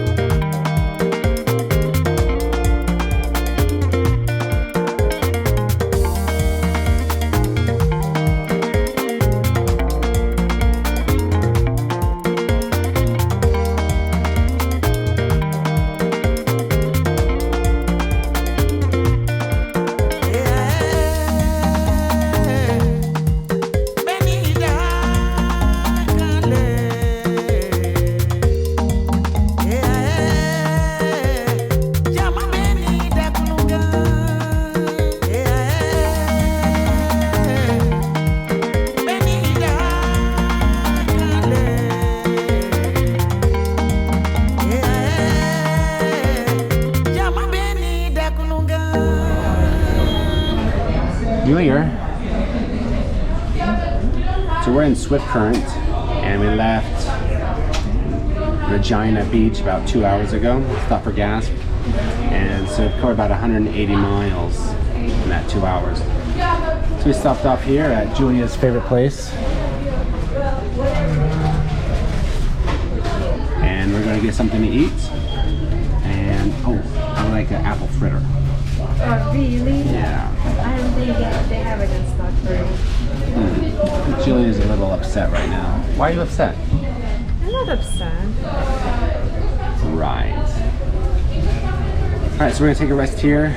Today we're going to Brook, which is still about another 225 miles, Julia? No, we're halfway. Oh, halfway? About halfway. So we'll take our Tim Hortons break and get back on the bike shortly. The stretch from Swift Current to Brooks should have been a straightforward, scenic ride across the Canadian prairie. Yet, seasoned motorcycle riders cautions others about this region. They share tales of relentless crosswinds, transforming an otherwise picturesque journey into a nightmarish ordeal. As we traveled this challenging terrain, we understood why these warnings were given, making us yearn for the winds to cease. Pulling off the road became a necessity. The weather in these parts is unpredictable, swinging from chilly to scorching. Today, the temperature soared into the 90s. We later found out that this was a heat wave passing through. So, found ourselves battling not only relentless crosswinds, but also the unforgiving heat. A challenging combination of elements that tested our endurance.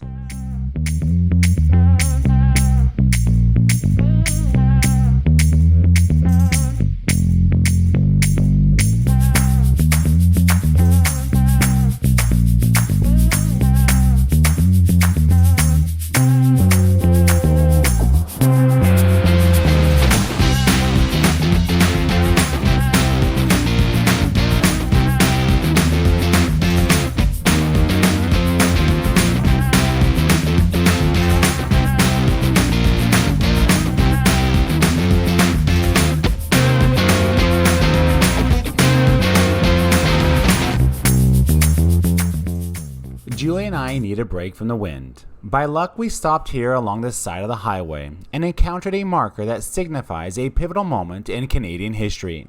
In 1882, the District of Alberta was established, one of the original 4 districts of the Northwest Territories.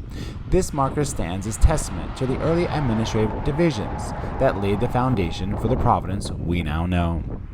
Here you can see the high grass showing just how harsh the crosswinds are. The winds feel like someone's pushing you on your chest, each time nearly knocking you off the motorcycle. Well, good morning. It's July 2nd. Getting everything packed up once again. It actually becomes kind of like a daily routine. You travel a little bit, unpack, repack. That's the vicious cycle of traveling. So it's just what it is. But here's a little update on the tire, which we're going to get replaced in Calgary. And you can see, boy, it's getting way down there. I mean, it's there. So we're going to get that replaced. The bike is absolutely filthy. It's a carnage of bugs on the front. If you don't like bugs, you're not going to really want to see this. But you can just see the amount and some real good hits. Real good hits. The front tires, they're holding up a lot better. The guy that I'm buying the tires from, he says he might want to change the front ones because it's just what you do kind of thing. Keeps them in line. But we're going to, excuse me, I still got that cold, that congestion. We're going to be heading to Calgary. The wind is still up there. It's about 7 to 14 knots. The weather, though, has completely changed from being in the 90s down to the upper 50s and lower 60s. It will come up to about 74, but around 3 or 4 o'clock this afternoon. So we're putting all of our gear back on for wind. So we stayed at this nice people's house here today. It was really nice. We stayed downstairs, a lot of room. Watched Top Gun last night for like the 3rd time, and really enjoyed our time here. So Julia's getting ready. I'm getting ready to get her some coffee, and then we'll head out once again. Calgary, about 2 hours away, and here we come. Good morning. We're here at the car wash because yesterday there were so many bugs on the motorcycle and it looked really horrible. So today we went to Tim Hortons already, had our breakfast, and now Jesse's cleaning up the motorcycle from all the bugs, all the dirt, and we'll be on our way to Calgary. The winds are a little bit better right now, so we'll try to make it as fast as we can. It's supposed to be about 2 hours total, 114 miles.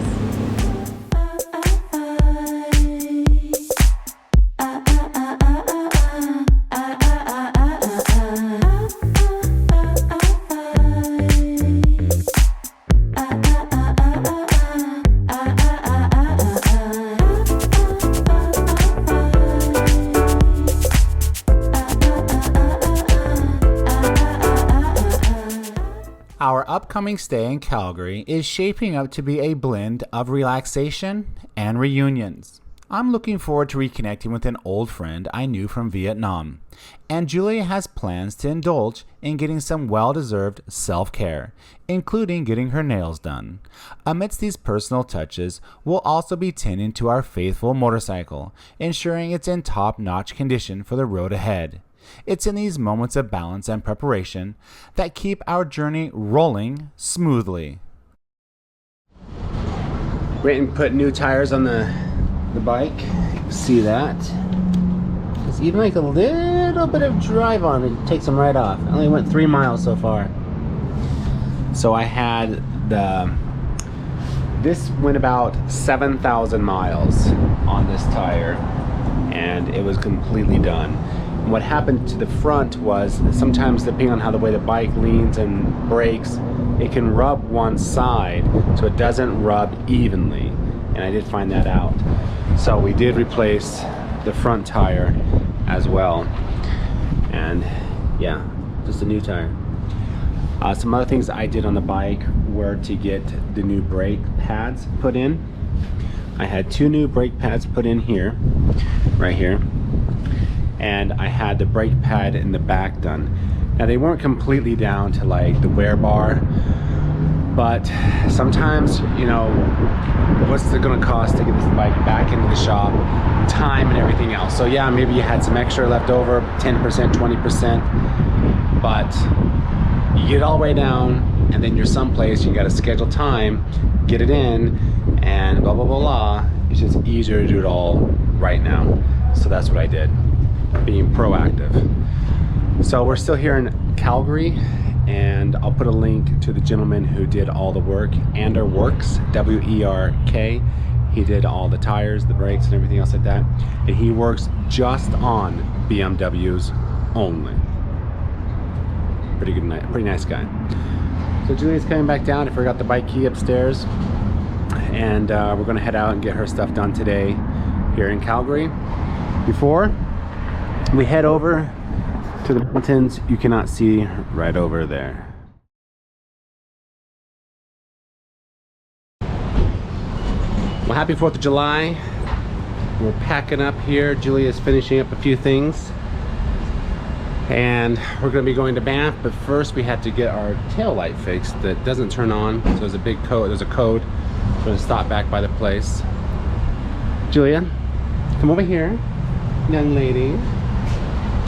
It's also our anniversary. Yes. How many years, Julia? Oh, I don't even know. 4. 4 years. Got married in Seattle in 2019. So this day we're going to spend it in Banff and enjoy our night up there.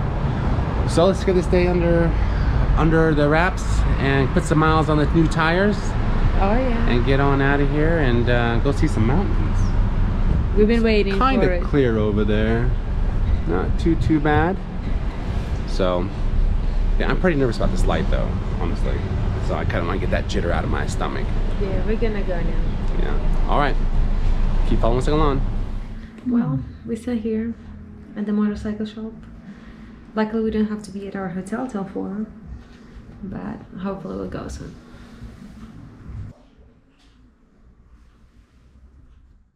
With our tail light corrected and fixed, we venture towards the majestic Rocky Mountains. I cannot help but feel a surge of excitement and nostalgia. This moment has been a dream of mine for over 15 years, ever since I stumbled upon a BMW magazine ad featuring a touring bike amidst the stunning Rockies. Today, our anniversary, this dream becomes a reality. It's a surreal feeling, considering our past adventures on our anniversary in places like Peru's Rainbow Mountain, Kiev, Julia's home country of Ukraine, and Bali during the lockdowns. Life's incredible journey has led us here, on the road to the Rockies, making this anniversary truly special. All of that and our Rocky Mountain motorcycle tour will have to wait for now, as it will be in the next episode of Torres Journeys.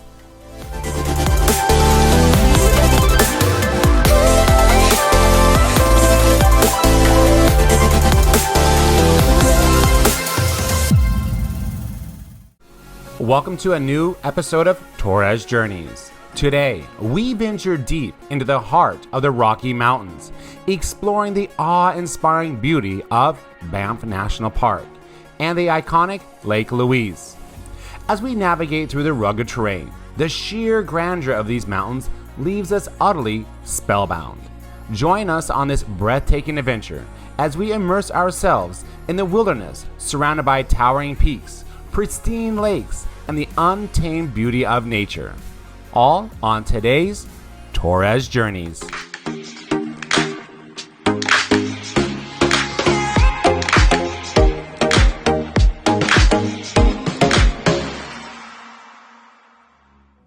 Incredible, isn't it?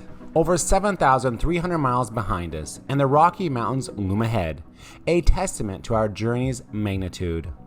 There have been endless days of riding, forging new friendships, and creating unforgettable memories.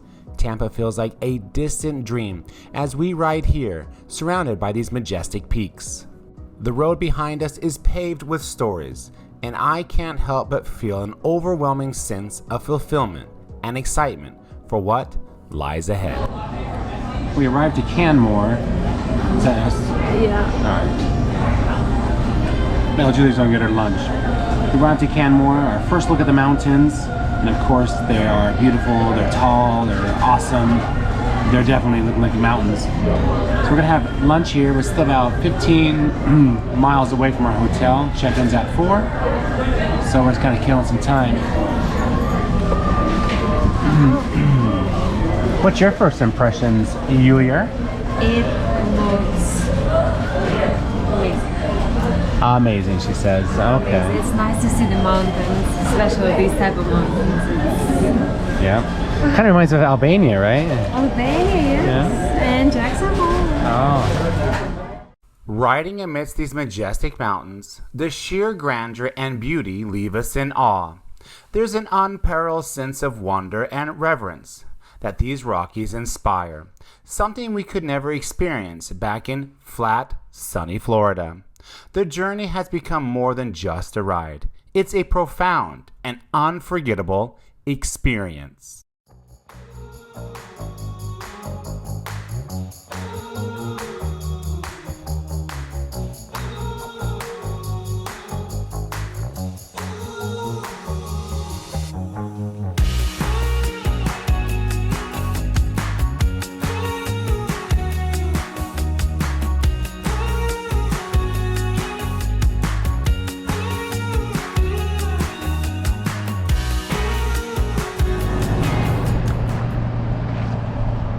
We have arrived.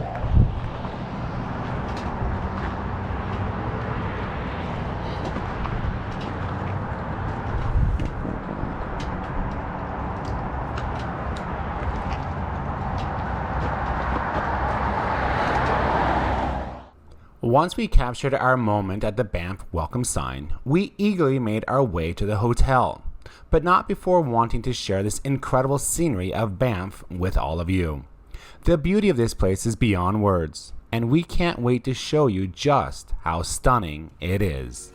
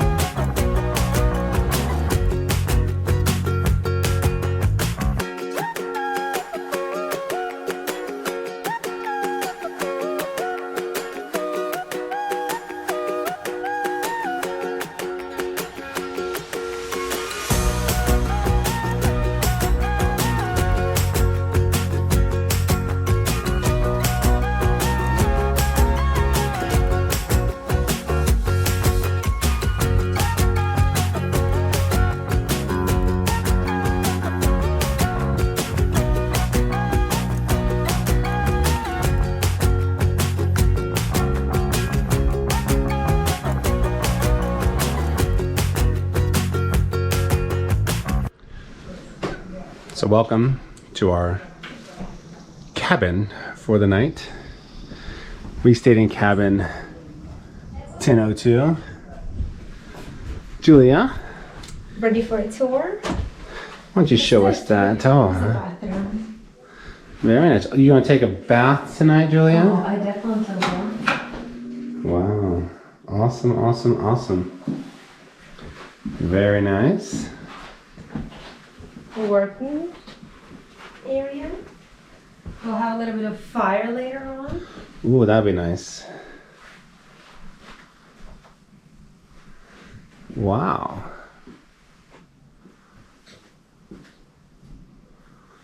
Very nice. But what's the best part, Julia? The best part is the view.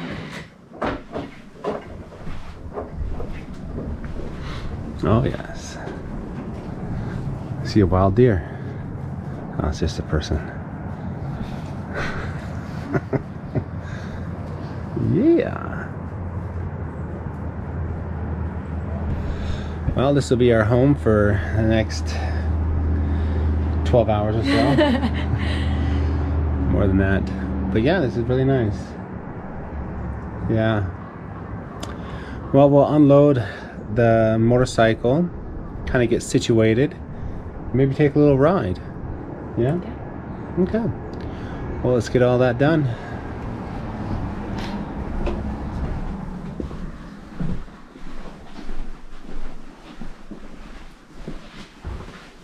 Okay, now.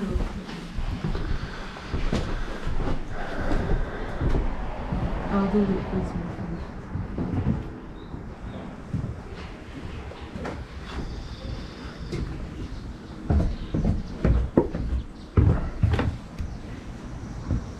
Wow.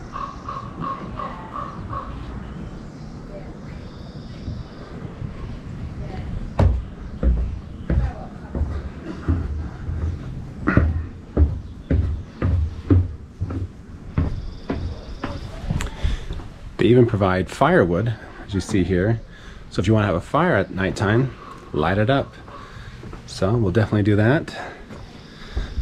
But boy, the bike has never looked so good with mountains like that.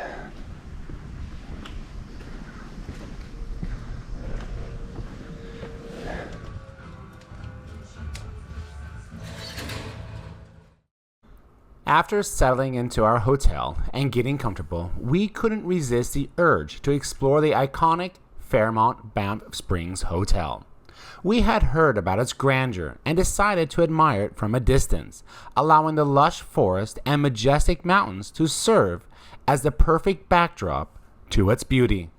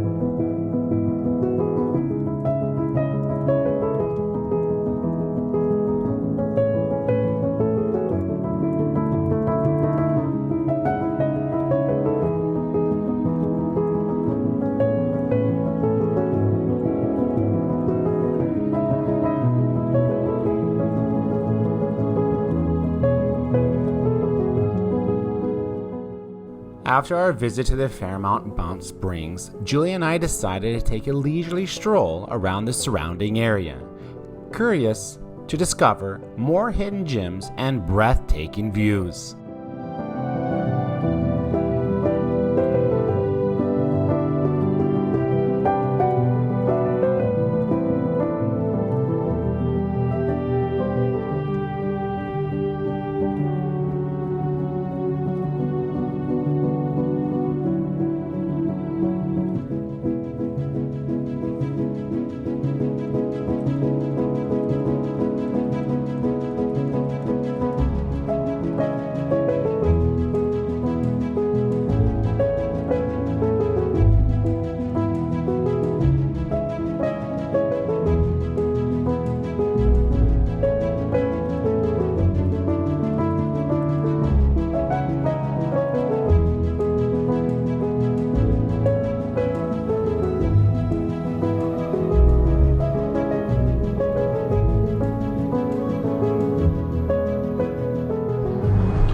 Good morning.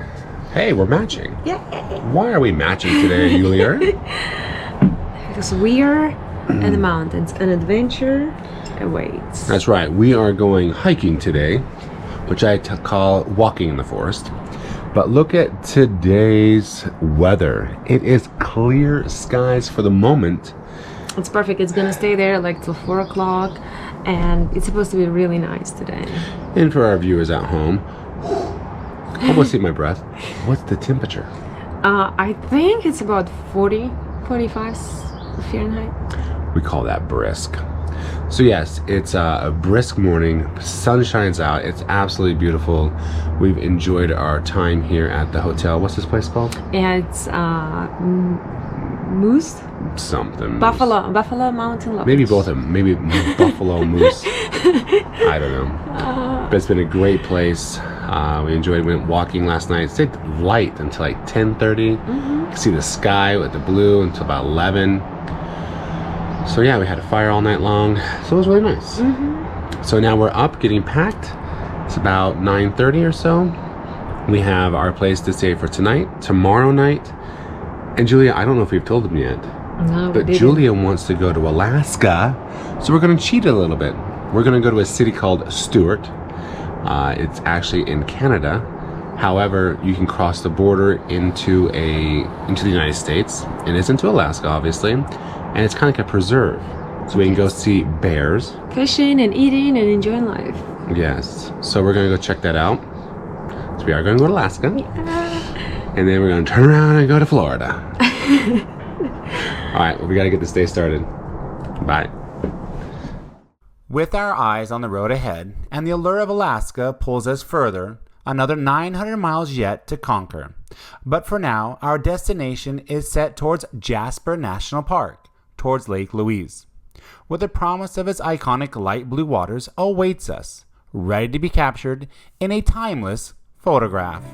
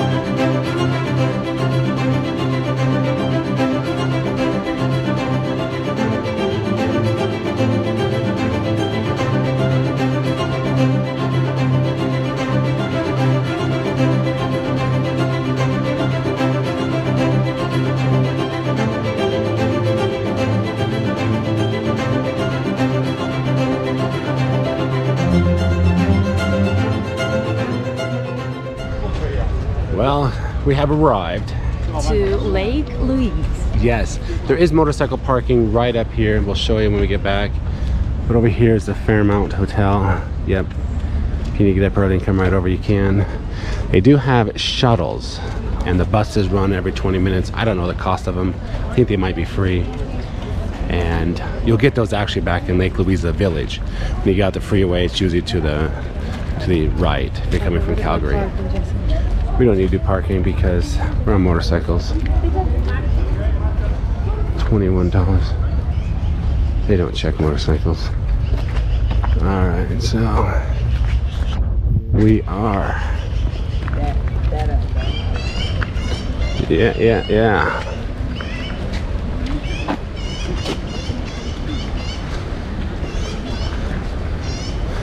Everything's just a postcard, Julia.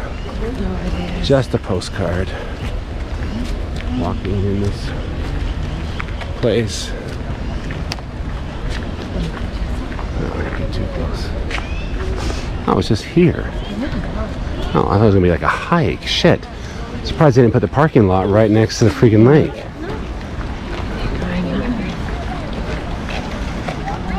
Okay. Well, the Fairmont is right there at Lake Louisa. Lake Louise?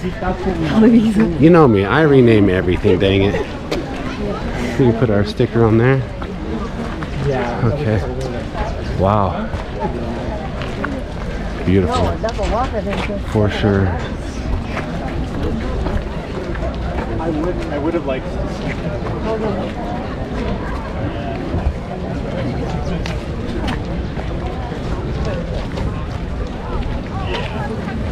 Oh, you can go kayaking out there. Yeah, it's cool. They do have them on Marine Lake as well.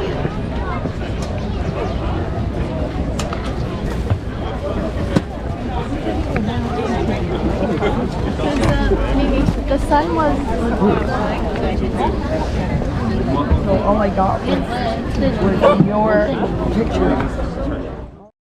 Standing here, overlooking the breathtaking expanse of Lake Louise, it's hard to fathom the distance we've traveled. The grandeur of these turquoise waters, set against the backdrop of towering mountains, makes every mile worth it. The sheer beauty of this place reminds us why we embarked on this journey, and the sense of awe it instills in us is simply indescribable. Alright, well that was quick. They put the parking lot right at the freaking lake. No hiking whatsoever. Thank you. So here's the motorcycle parking. $21. Son of a bitch. $21. Well, I couldn't see it. $21. But they don't really check the motorcycles, so that's one lucky thing. Over here, we have stream.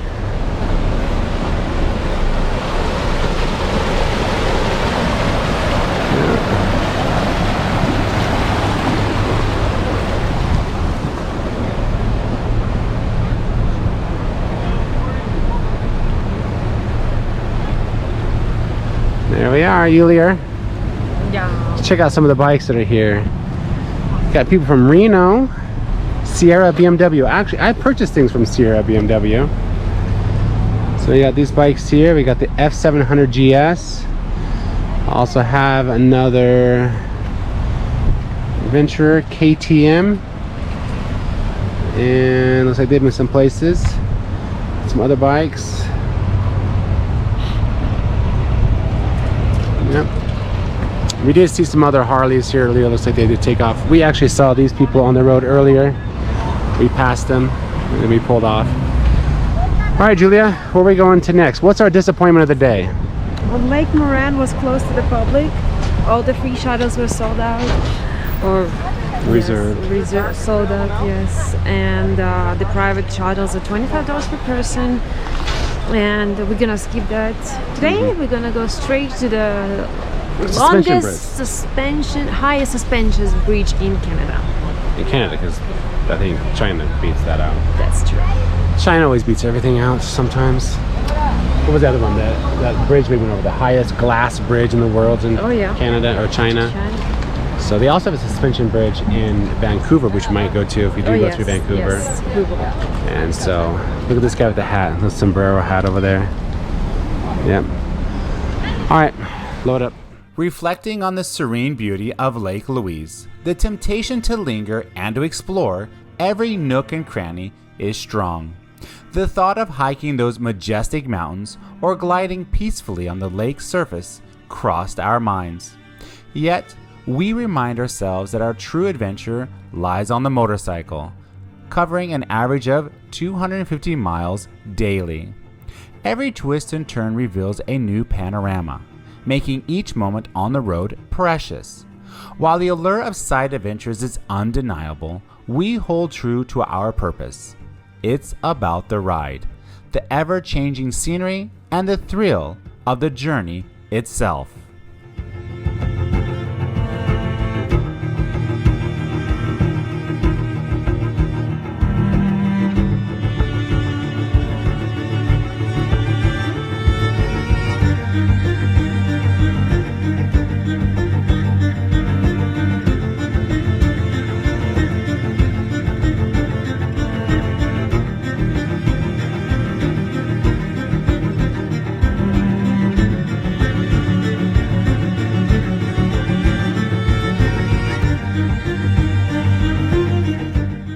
While this episode of Torres Journeys comes to a close, in the next chapter of Torres Journeys, our adventures continue as we walk over the Golden Sky Bridge, a suspension bridge high over the canyons, before making our way to the awe-inspiring Jasper National Park.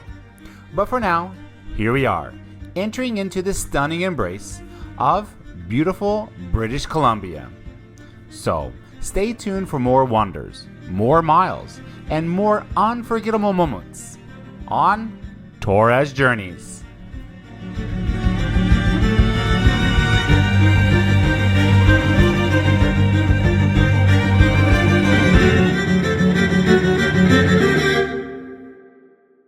On the previous episode of Torres Journeys, we embarked on an unforgettable adventure through the stunning landscapes of Banff National Park and the tranquil beauty of Lake Louise. Our powerful 6-cylinder BMW K1600 GTL guided us through the majestic Canadian Rockies with ease, revealing breathtaking vistas and creating memories that will last a lifetime. From the grandeur of the iconic Fairmont Banff Springs Hotel to the mesmerizing turquoise waters of Lake Louise, every moment was a visual masterpiece. But the adventure doesn't end there. Join us as we continue our journey through the awe-inspiring Rocky Mountains of British Columbia in today's exciting episode of Torres Journeys.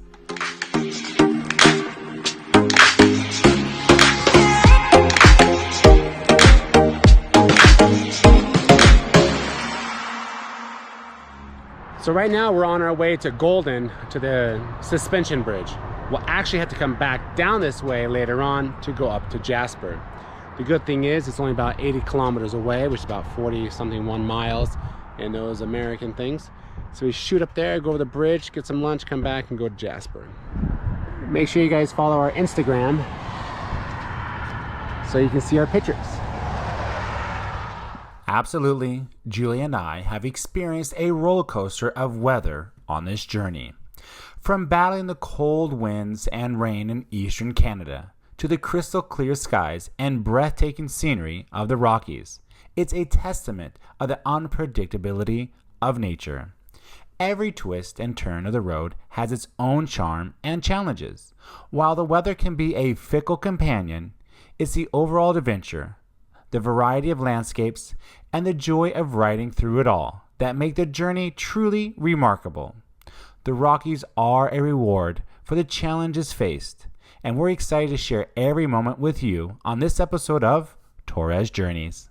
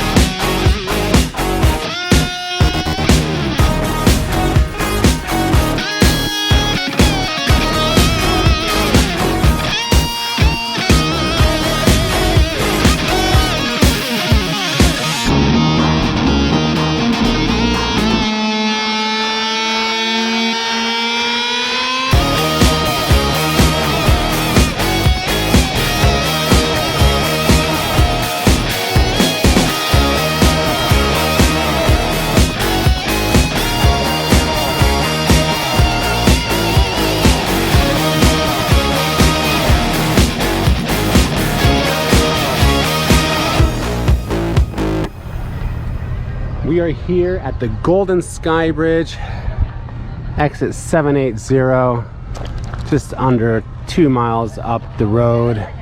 Andrew here. It's beautiful. Julia waiting for me. So you can book online, and there's a lot of things that you can do here. All the way from zip lines to walking across the bridge, a bunch of other things. So there's our tickets.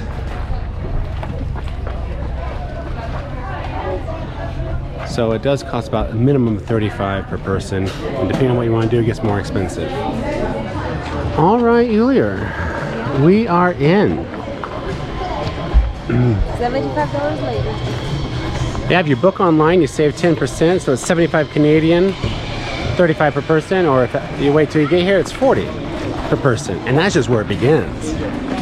So definitely know what you guys are gonna want, because this place can suck up your credit card.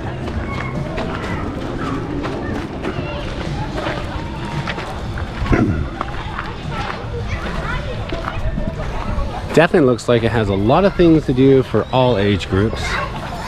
Kids over here sitting down with zip lines and going. So when you guys come up this way, get the kids outside. Play in nature.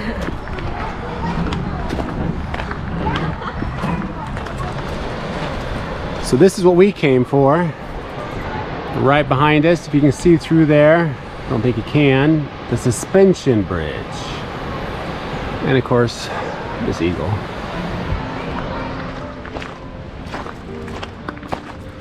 They got two of them, got a couple of them. Yeah, they got one suspension there in front of us and one over there. Wow.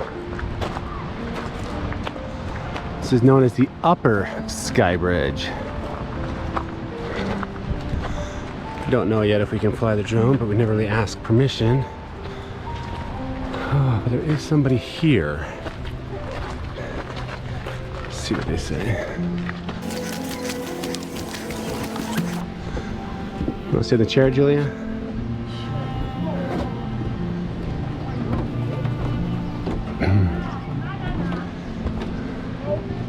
Welcome to the Golden Sky Bridge, home of Canada's highest suspension bridges. Prepare for a thrilling adventure as you take in stunning views of the spectacular Columbia Valley, nestled between 6 national parks. We're going to take our picture. We're gonna take it from here. Yes, I got. Are you sure you want to do this?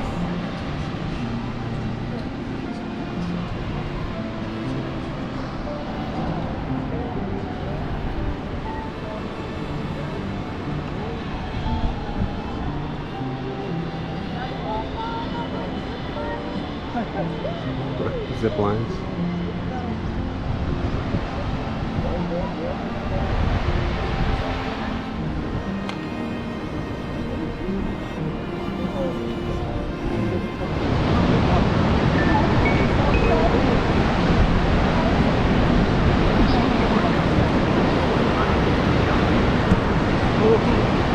Not that bad.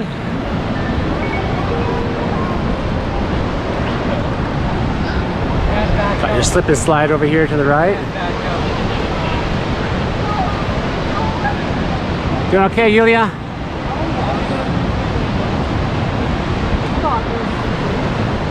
Staying focused.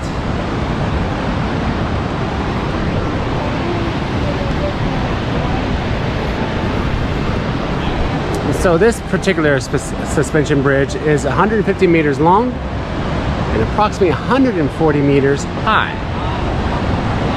So if it were to snap, you'd be 10 meters short of reaching the bottom. No, actually 10 meters extra, so you'd be fine.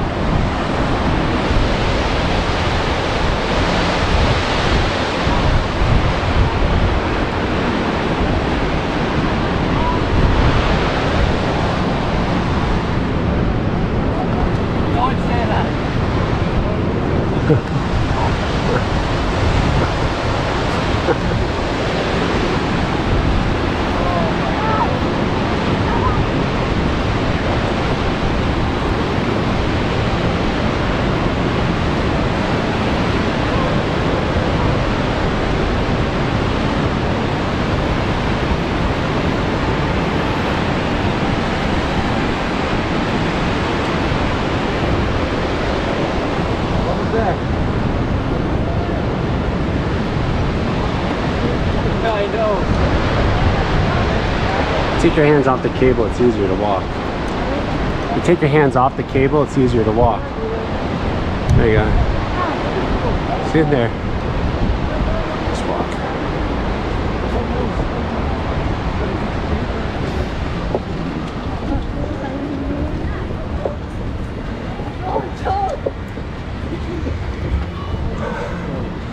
And ta-da. That was intense. Yes. That was too intense. That was actually a little bit. Really? Yeah. Well, that was pretty cool. Pretty easy. Let's go take a look at it now. Yeah, not bad. It wasn't scary, but you know. Yeah.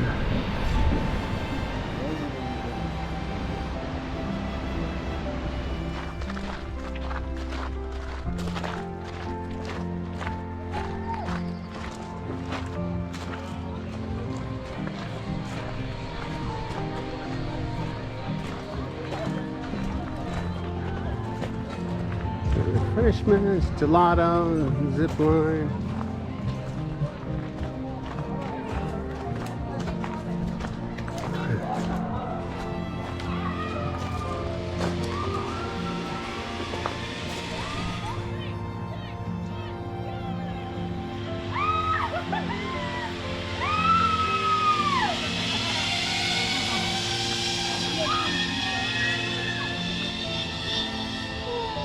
Never to be seen again.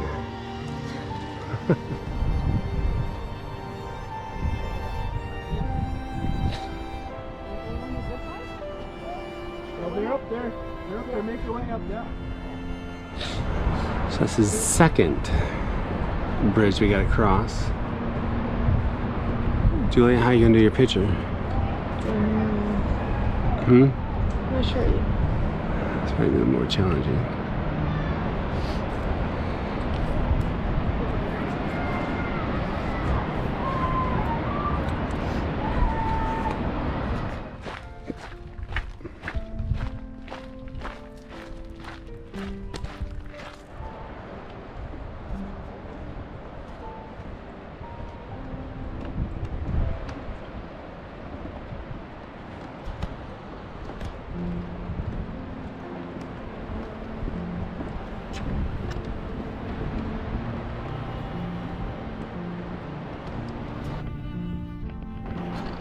Oh yeah.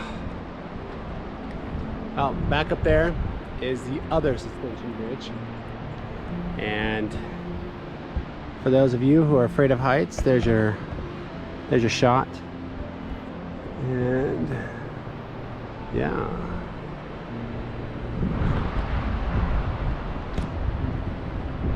What you doing, Yulia?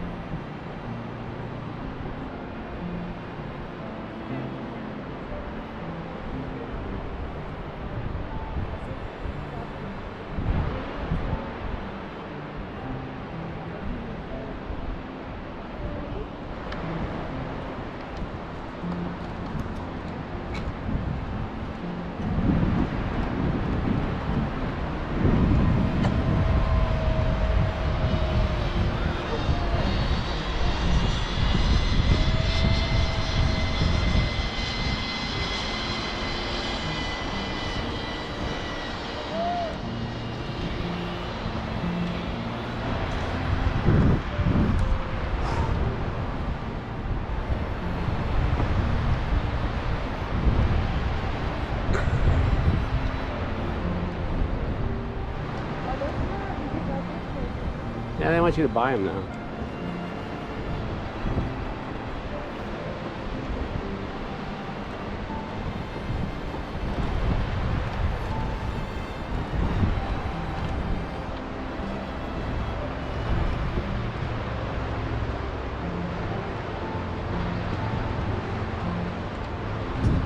Well, and that's about it for the suspension bridge. Well, I'm glad Julie got to walk over the suspension bridge. That's what she wanted to do. And take a picture. So, there we are. Back on solid ground.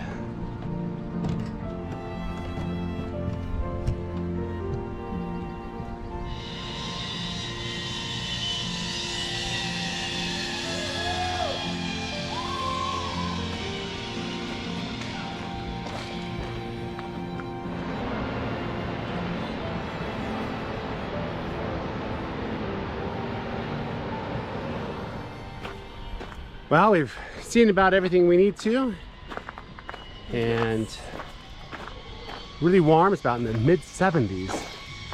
And some more zip liners. Huh. So, and the small kid. Well, we're gonna buy some souvenirs, a magnet, maybe a postcard, and go to the Glacier Parkway. Yes. Towards Jasper. So coming into Golden, it's kind of a one-way, turn around and go back the other way, and take a left. That's that. In the upcoming episode of Torres Journeys, get ready for a visual feast as we traverse through Banff and Jasper National Parks. The entire episode of a series of master shots capturing the stunning beauty of the Rocky Mountains. From the towering peaks to serene valleys, we showcase the natural wonders along the way. And there's even a visit to a glacier that promises to be a highlight. Join us on this purely scenic adventure in the heart of the Rockies. Don't miss a moment. Stay tuned for the next episode of Torres Journeys.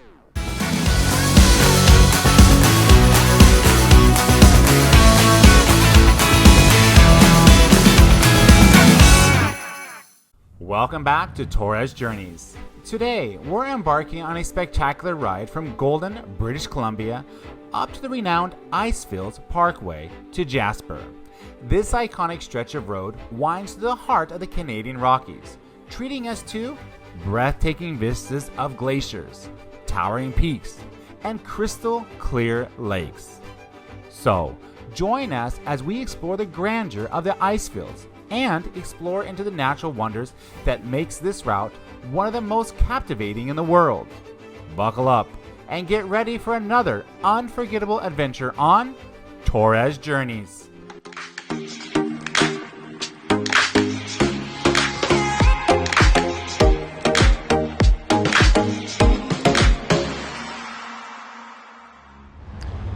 Well, we stopped off here in Field. I do believe that's what it is.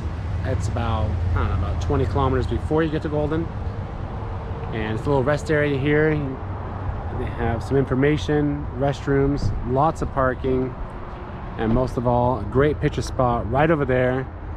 And you even have a view of mountains. So on your way, you can stop off at Field. There is a little city back over there. We didn't go into there. And yeah, this is pretty much what it is. Just kind of a rest point in between. Pretty cool.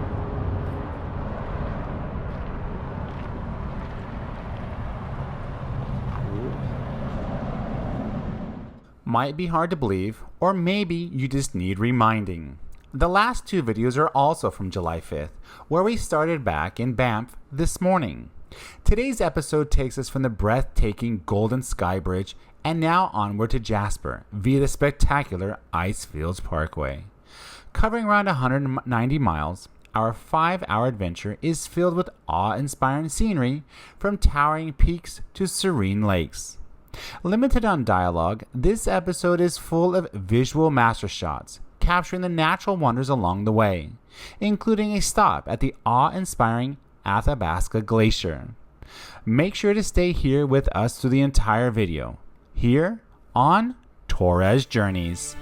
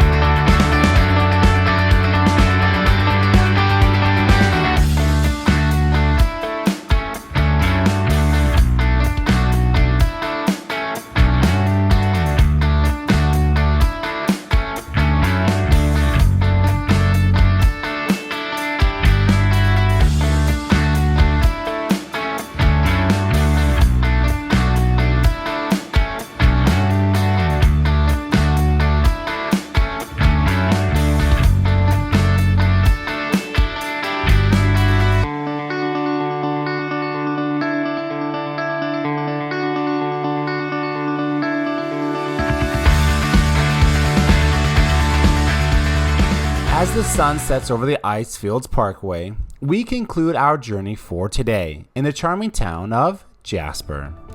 Join us in the next episode of Torres Journeys as we venture north, exploring the heart of British Columbia on our way to Stewart. More scenic landscapes, thrilling adventures, and the open road awaits. Stay tuned for the next chapter in our motorcycle odyssey to the northern landscapes of Canada as we arrive to Stewart and cross over into Alaska, where we see the famous Salmon Glacier. All on the next episode of Torres Journeys.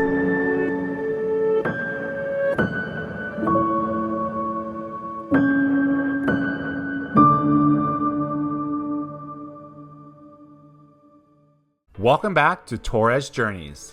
Today, we bid farewell to Jasper and set our course for the heart of British Columbia, making our way to Prince George, en route to the enchanting Stewart, where we'll soon cross into Hyder, Alaska.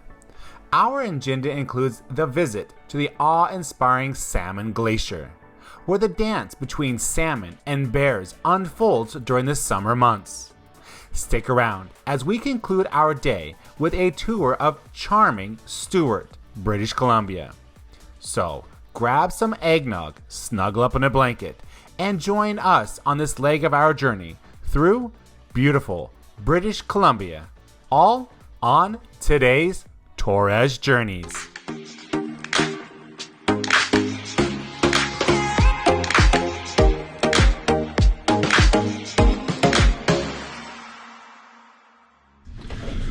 Good morning. It's January 6th. I think it's a Thursday. Friday? I think it's a Friday.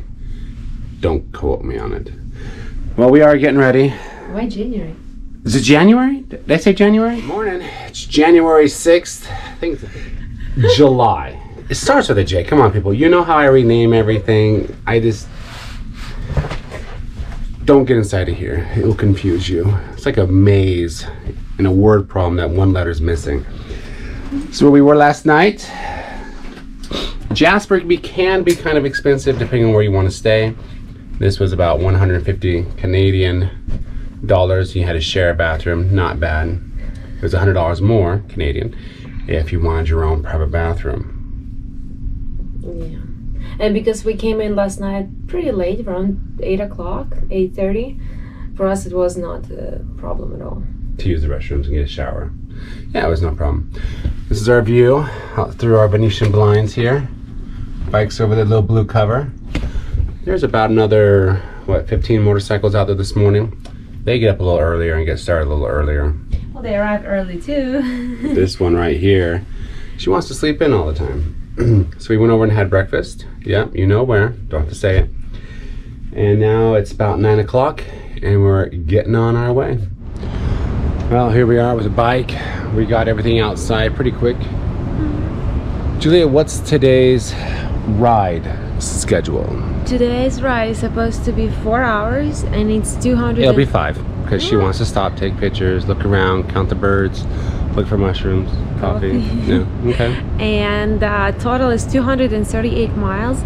For us, we consider it's like an easy ride. Yeah, it when is. you go to like 400 miles, it's already a little bit challenging. There's gonna be some 500 miles coming up, get them to Alaska. Maybe not 500, but 400 something. Yeah. And going home, making up all this time, going to be some times where you're going to start in New Mexico and not stop until Louisiana. Oops. Not really. I couldn't survive that. So yeah, we're going to get going. It's a nice, beautiful day. It is smoky. And it's 51 degrees. And this is the back of the hotel, in case you're wondering. Our hotel room was right there. Showed you the outside earlier. So yeah, okay, let's get this on the way. We got breakfast done, we got coffee out of the way, everyone went to the restroom. We can probably put 200 miles. No way. On the clock? 150. 150 on the clock before the next stop. Probably not true, but let's just try. So some of you may remember me talking about that code, and it's coming from putting on these aftermarket lights. But when they were suspending this whole thing from changing the tires, one of the wires did pop out, and fixing that is a little problematic, so I have to get that looked at before. And a lot of you on the forum had talked about all this mechanical, not mechanical, but electrician talk stuff about closed circuits and all that kind of stuff. So my point to this whole thing is, before you go putting all this stuff on and just putting it in and cutting wires, first of all, I don't recommend that.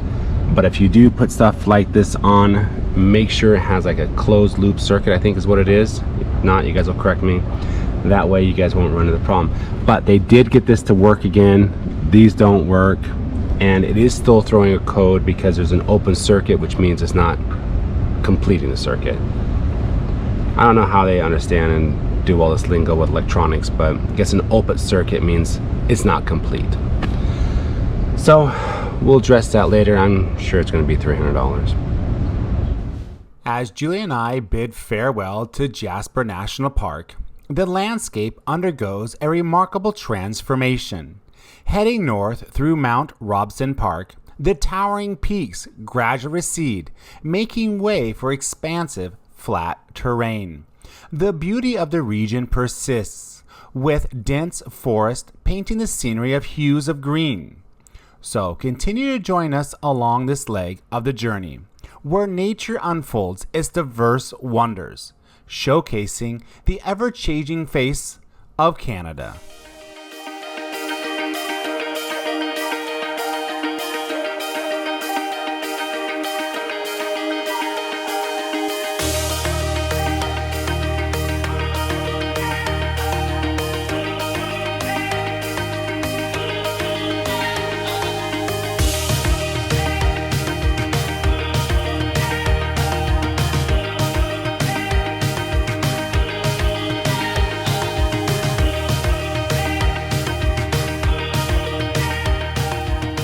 Oh, it's really bright.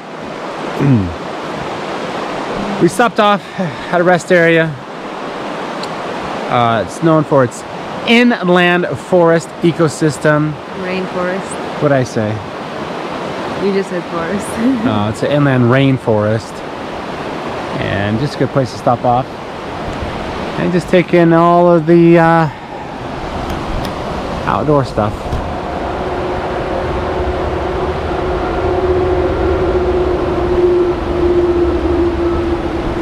Oftentimes we stop off at a rest area like this. We see about 10 minutes later, see all the cars that we passed. Yeah. Pull in. Happens. But we're about 100 miles away from our destination for today. Yeah. Definitely need some food. We didn't get any snacks. We should have. We wanted to. Just kind of forgot. Once we got done with it. We forget everything. We are not the best people to travel with by any means. If you ever do travel with us, bring extra for us. We probably forgot it.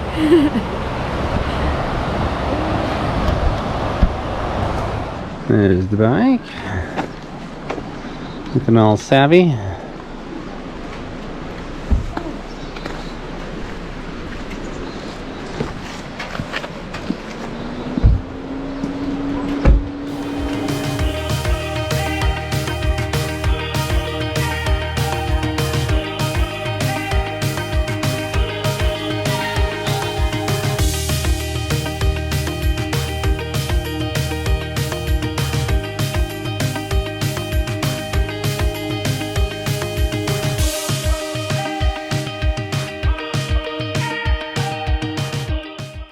Having spent the night in Prince George, our gracious host gave us a locals tour, showcasing the city's culture and unique offerings. As the morning sun graced the sky, Julia and I embarked on the road northward to Stewart, with a substantial journey ahead, around 450 miles, an estimated 8 hours of travel. We're fortunate to witness the extended daylight that accompanies our northern trajectory. So, continue to join us as we traverse the breathtaking landscapes on our way to Stewart.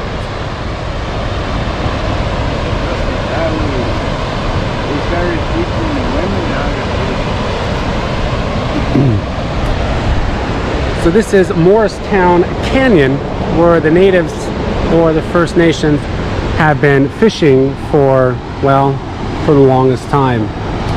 And you can actually see a couple of them down there, right over there, fishing. They actually use nets now because of the salmon are small, they'll put them back. They used to use hooks before, and if the salmon were too big or too small, they would just throw them down the river, obviously killing off a lot of the next species of fish. So now they actually use nets. So if the fish is too small, they can simply throw it back into the river. This goes on down here and has a little bit of fall off and goes on up there.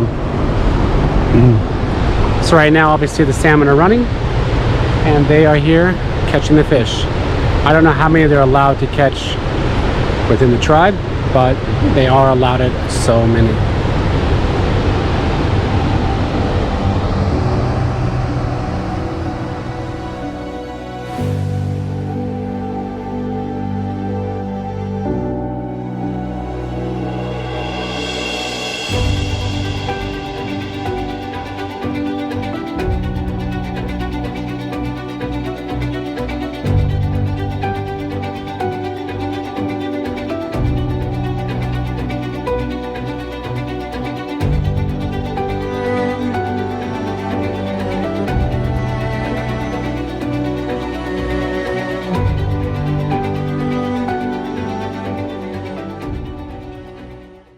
With a quick stop completed and giving ourselves some time to rest, we're back on the road for about another 3 hours, and we still have about 184 miles to go to Stewart, Alaska.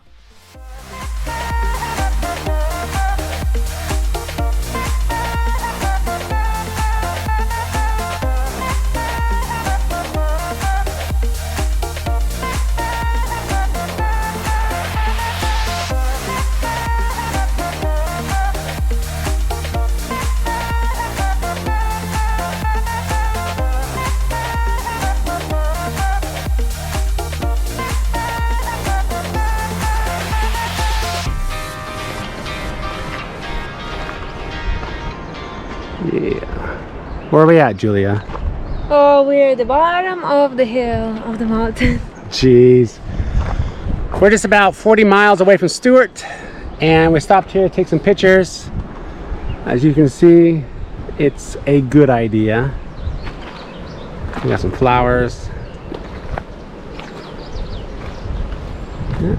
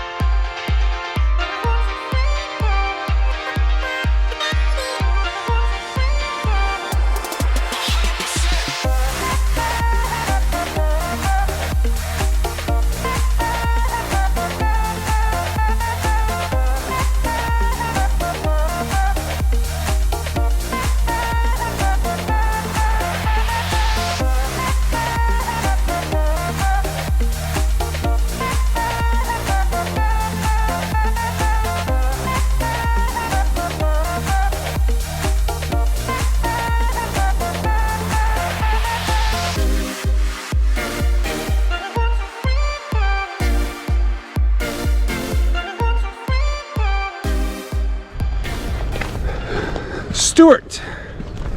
There's Stewart, Florida, and there's Stewart, British Columbia. I'm sure there's even a Stewart somewhere else. But we are going to the grocery store. You know where it is? Yeah, turn left. I only see a liquor store. That's all you need in life. So we are, and it is absolutely beautiful. I can tell there was gold here once. I think that's what brought everybody here. Either that, it was the alpine skiing. I'm not quite sure what it was. Smell that fire. Julia, we're gonna get cerveza. Por favor. Casey's place. Return to the glory days of mining in Casey's place. All right, let's go in here to the store. This must be the downtown. Grocery store over this way.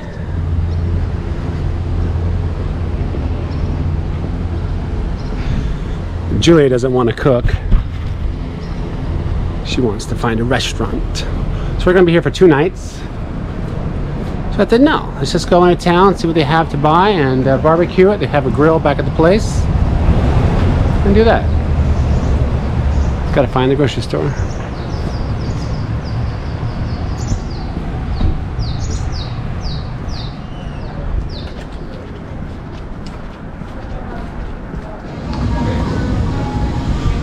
All right, well, this is the grocery store. Has the basics of what you need. I did see them have, here we go. This is what we want at the end of the long day. Right here. Julia, I think we should do something like this. Boneless beef short ribs, $10.88. Sound good to you? Yeah. Okay. Sure. Do you want to do No. just hamburgers for tomorrow? The power outage only till noon. Yeah, but you go on the grill. Okay, that's right. We can come back. You need seasoning. Like, how are you gonna season this? They had some at their place. Or we just go over here and get some. I don't know. All right, family discussion time. No, that was pretty easy. What was the total on that? Oh, I don't wanna look, but okay, let's see. They want cash, but they It was did. $44. It's not bad.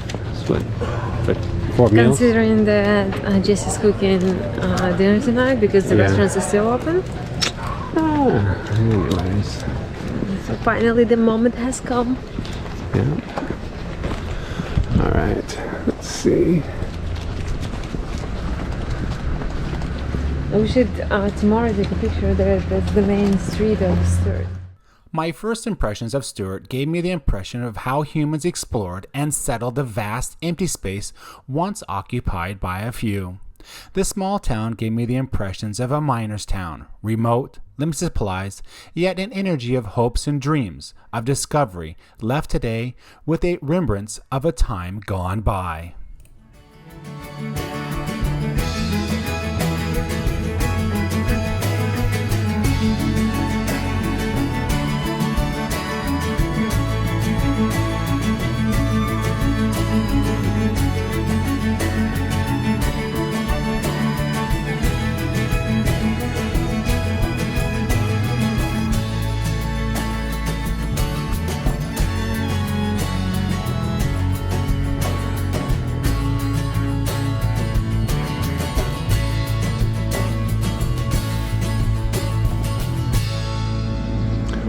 Well, we have actually arrived to Alaska, to Hyder. And as you can see right here, behind us is Canada, and here we have arrived to Alaska. Yes, we actually have stepped foot right into Alaska. You can see the pavement. We are in the frontier state. We did find some nice couple up here from Vancouver that are going to take us up the glacier, because our bike will not make it on those tires and it's very rocky. So you can see it's a ghost town. Otherwise you end up spending too much time doing it. The first impression of Hyder is made obvious that something once great was going to take place here. People had hopes and dreams of making it big in the mining of gold or perhaps fishing.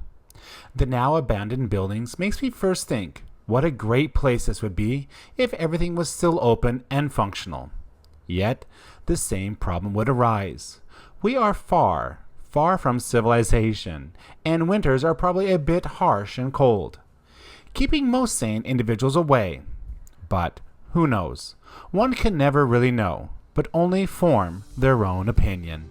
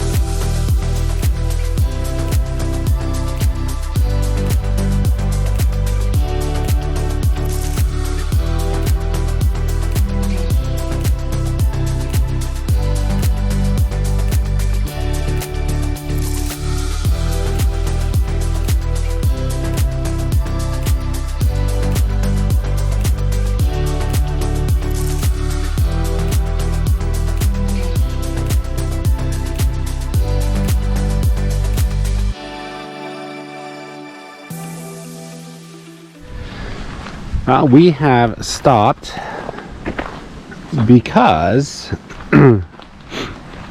everyone's taking pictures of something.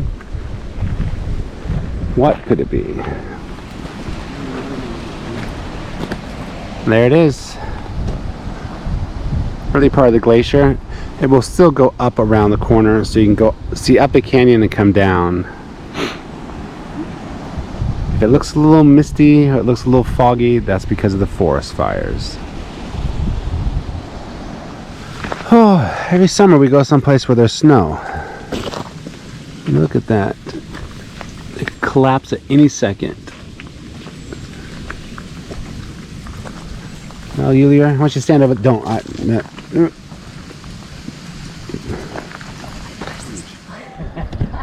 You could take the inner tube down that.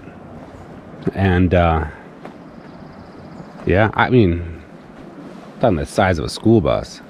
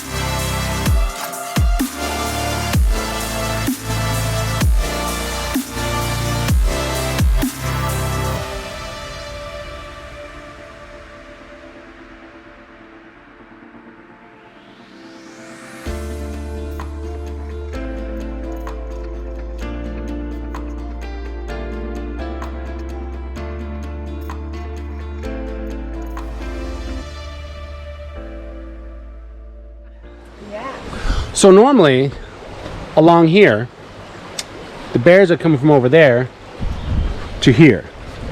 Why would they come here? Because there'd be salmon in this, and the bears come down here and they eat it. There's one problem right now, and you can probably see it. There's no bears, because there's no fish. So, right now, it's pretty much just a nature walk. It's not really hiking, because I just call it walking in the forest. Right, Yulia? Exactly.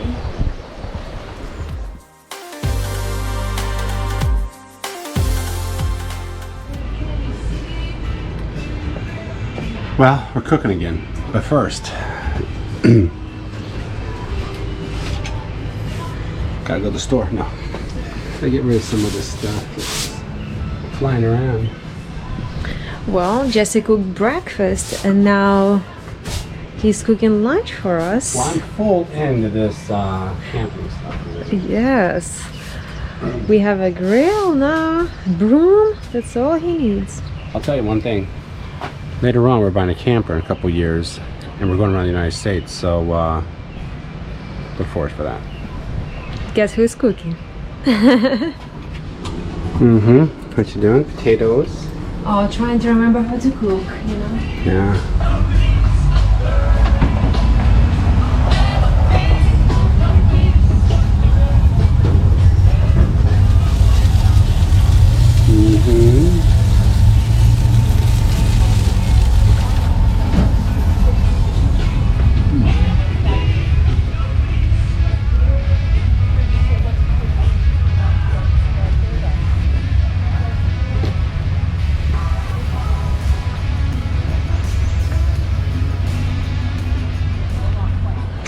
Now, this is about the Anglo-Russian Treaty of 1895, basically defining the Yukon, British Columbia, and the Arctic part of it.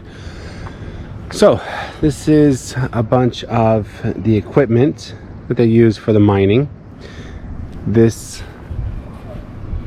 I almost said hut. This log cabin here was the original log cabin of the settler who claimed this area. This is not the original location of it, but it was moved, and it was DJ Rainey. He was the first settler and prospect of this area. This cabin, or this log cabin, goes back to 1898, and it was moved here later on. So now we're going to go to these old places where the road used to go over the marsh by these pylons and take a look around there. So here's some bikes that you're going to see along this part of the neck of the woods. Got another KTM. Also we have some other people here on a Harley. Honda, Harley, Victory, Harley, and another Harley Davidson. Again, this is pretty much downtown. You're looking at it. I hate to say it, but I don't think this door has been opened for quite some time with all the door. Nice chair though. Yeah. Huh. Interesting. See some of the pictures on the wall. So Stewart, Main Street, 1910 to 1930s. Oh, it seems like a bit flooded.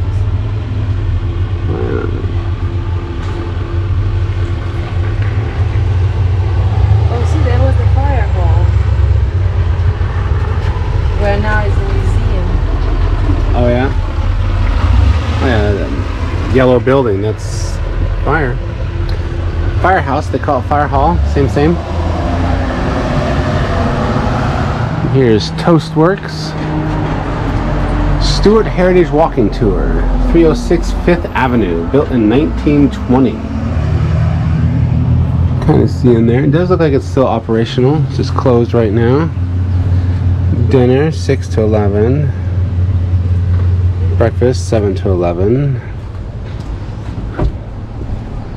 They have their free burritos.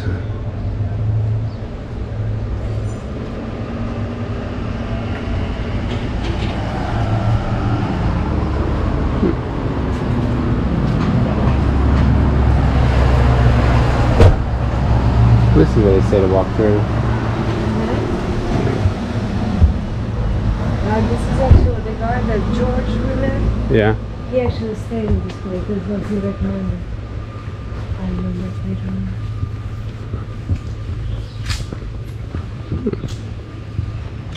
Who's George? Well, we met in Calgary. Oh, they got the BMW dealership. You want an egg? That's an egg. See the egg? Oh yeah, I don't know if that's... Oh, the chicken, yeah.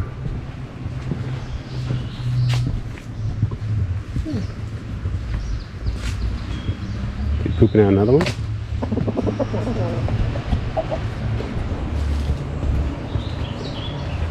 Very close. Ripley Creek Inn. Alright. Bikes.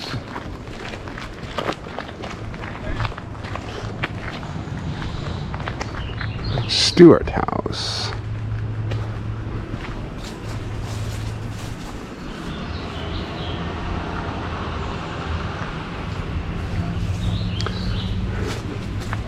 Look at this little car. It's like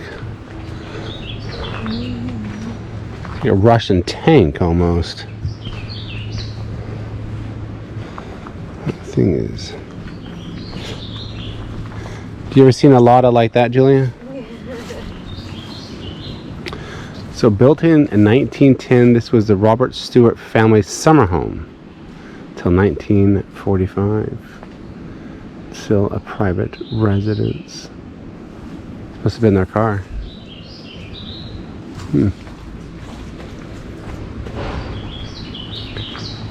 Ripley Creek. Okay.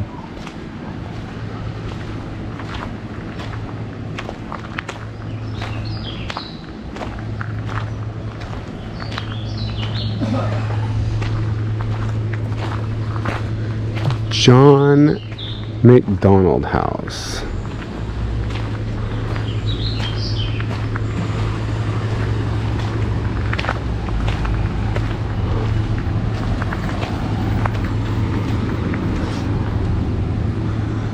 America, German, Canadian, and Switzerland.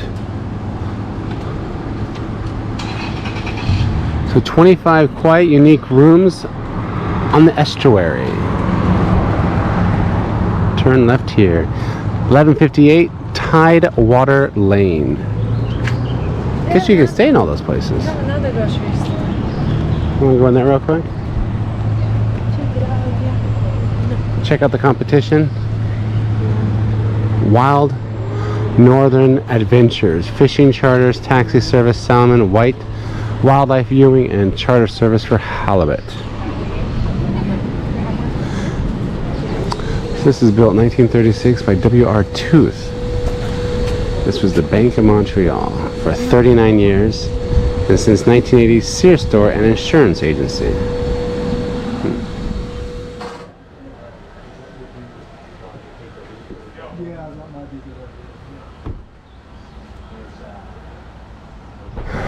Well, that's kind of about that.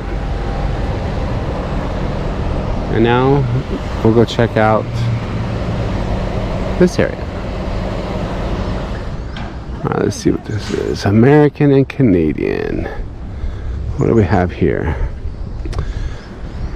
So, a memory of the men from Portland Canal District who died in the World War from 1914 to 1918.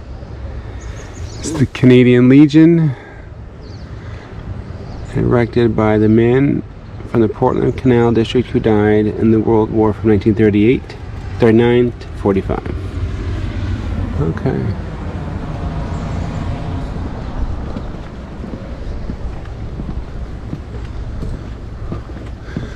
Looks like a little storybook they put off to the side here. You can read the book.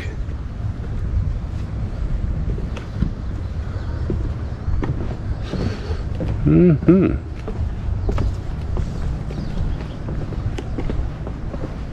Oh, we should start actually reading. Go ahead.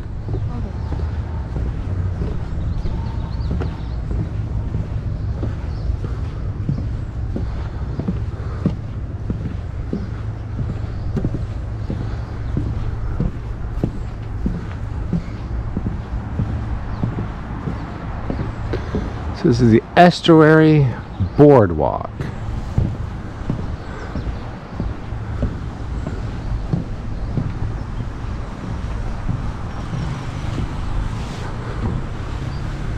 Okay.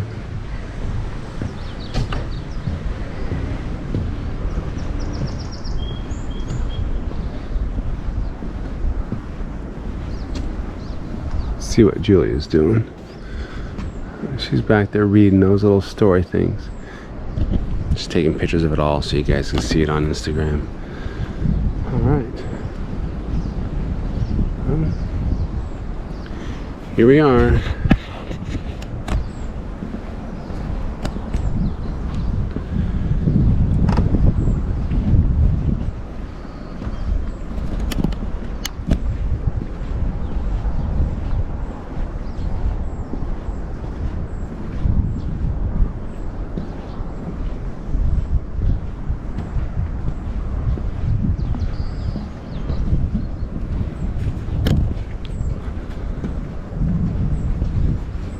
You always kind of think when you see these old mining towns, if you could turn it into something more than it is. It's glory years. The thing is, there's no way of getting the people up here. It's so remote, and there's no reason to come. People don't come. So people came because they had work, obviously, in the mines. Which we were talking to the lady in the gas station, but the grocery store today, and she said there is a new mine that they're reopening for gold deposits, and that's going to be bringing more people to the area. So I guess it has a chance of being revitalized. So from what I was being told, this was kind of used as what could have been like the old road. They would put the road up on this thing, build it kind of like this to get the people out and over this area. Have to look further into that with these signs up here. See if Julia's coming. There, Julia.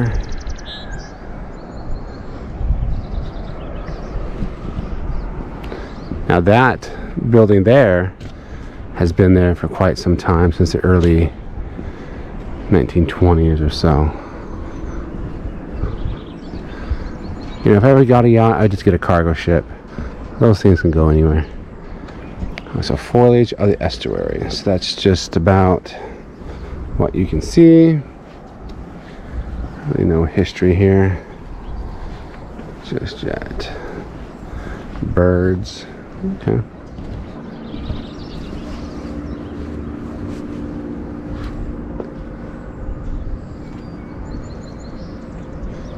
You can hear the water running down the side of the mountain.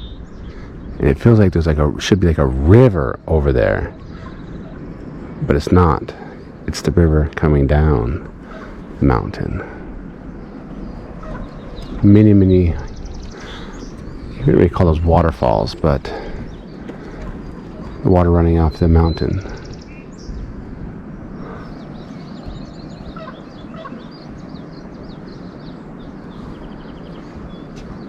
It's actually cleared out a lot. I think the smoke looks cleared by the way the sun is shining through it. So during sunrise and sunset, it looks less smoky than when the sun's straight over. Because if you look way out in the distance, you can still see how hazy it is. Because this morning, the more the sun was coming up, the more you can see the haze. So I think the more the sun goes down, less hazy it appears. But you know, you'd have to turn the news on to know any of this stuff. You know, who am I? It's the guy with the GoPro camera.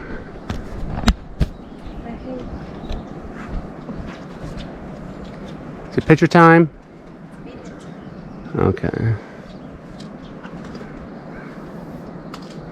So this is the road. There is a road over there that takes you just around that bend, and that's where the United States Canada border is, just right around that corner, and you are in America, land of the free, home of the brave. All right, Julia got her pictures done. For the rest of this, I'll just put on a time lapse, walk you on out.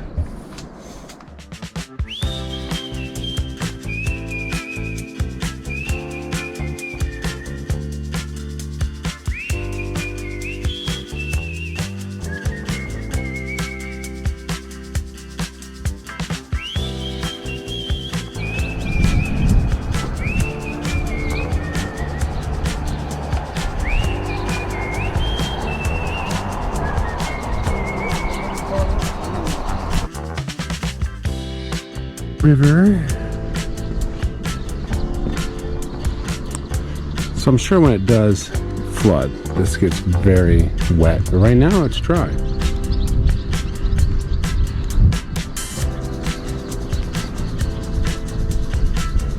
Going across the bridge, Julia. Gotta sound like a train. Chugga chugga chugga choo choo. Clack, clack, clack, clack, clack, clack, clack, clack, clack, clack, clack, clack, clack.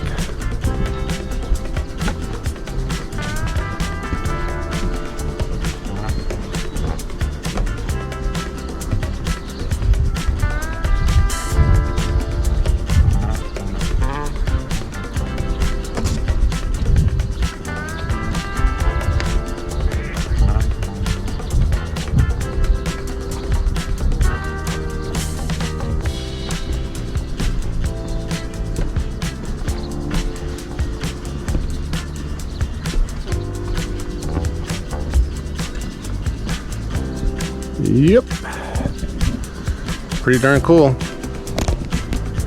Pretty darn cool.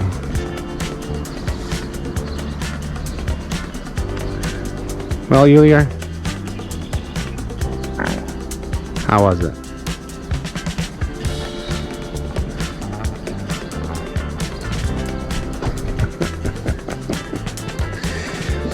Julia, like giving you a hard time. I know. Why do you think they built this thing? I think just so they can go across this. I mean, people do things like this all the time. I really don't know. It could, like I said, I think it was one of the original ways through this whole thing before they got and built the road. I don't know what they do. Back in the early 1900s, remember, they couldn't really get the heavy machinery up here.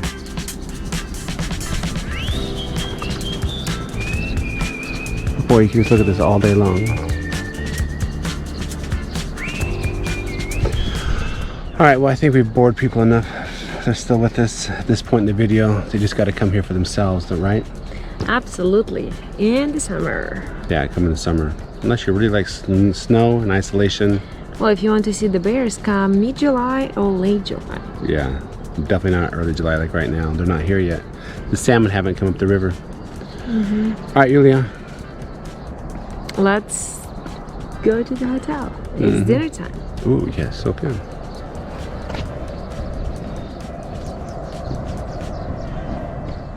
On the next thrilling episode of Torres Journeys, our adventure continues as we bid farewell to Stuart.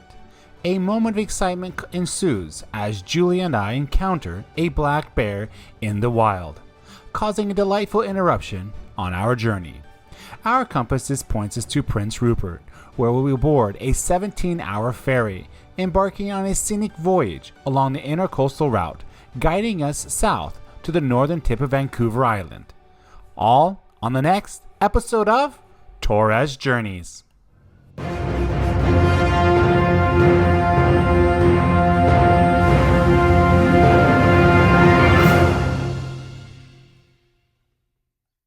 On today's thrilling episode of Torres Journeys, we bid farewell to Stuart, leaving our footprint on Alaska's wilderness.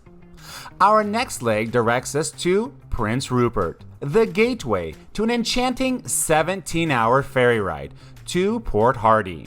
You will want to embrace yourself. As those before us have stated, this is the most scenic boat trip they've ever taken. So, join us as we continue our journey through the breathtaking landscapes of the Pacific Northwest. All on today's Torres Journeys.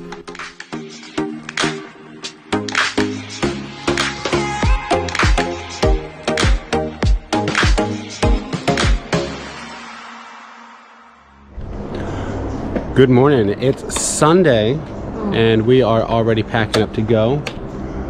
We have some beautiful clouds. It did rain this morning and we had breakfast, got all that done. Julie and I are packing up and we'll be going to Prince Rupert today. How many hours was it? It's gonna be 5 to 6 hours. So 5 to 6 hours, about 280 miles. And hopefully we'll see the bear. And Julie wants to still see the bears. We went to that bear estuary yesterday and it's still a little too late. As we told you, the salmon have not arrived. It had a little bit of delay. So Julie, anything you want to add? No, I'm ready. I cannot wait for Tim Hortons in about 200 miles. As we depart Stuart, another milestone has been achieved.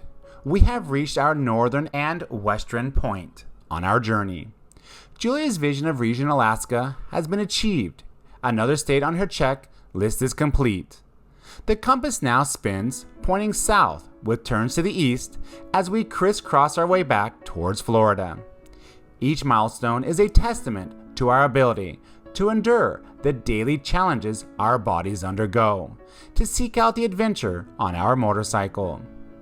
What is to come on our 17-hour ferry ride was discussed between Julie and I over several days. Others have shared with us the cost isn't as important as the missed opportunity to experience one of the most beautiful rides imaginable.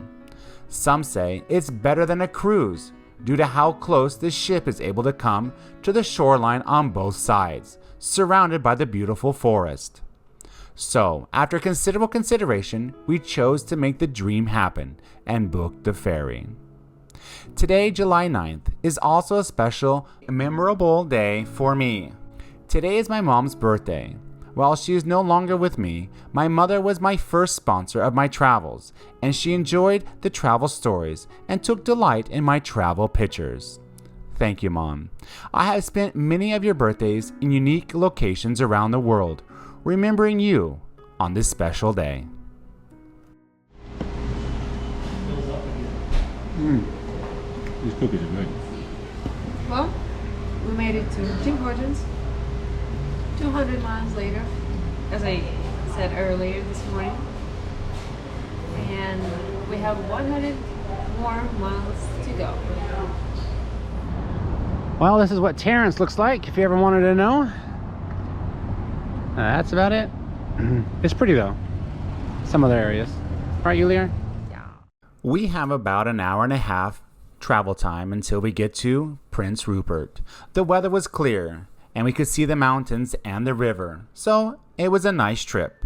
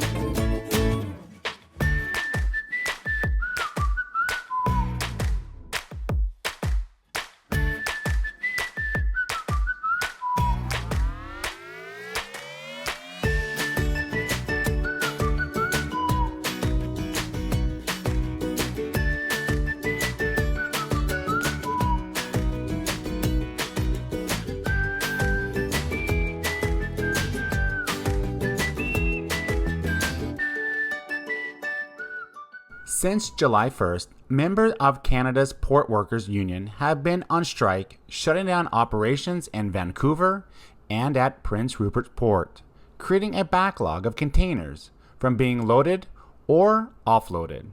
Here you can see the containers waiting their time to be boarded container ships set for sail on the open seas. Prince Rupert's Port is the first port en route from Asia, allowing access to the North American rail system, and services about 1.3 million containers each year.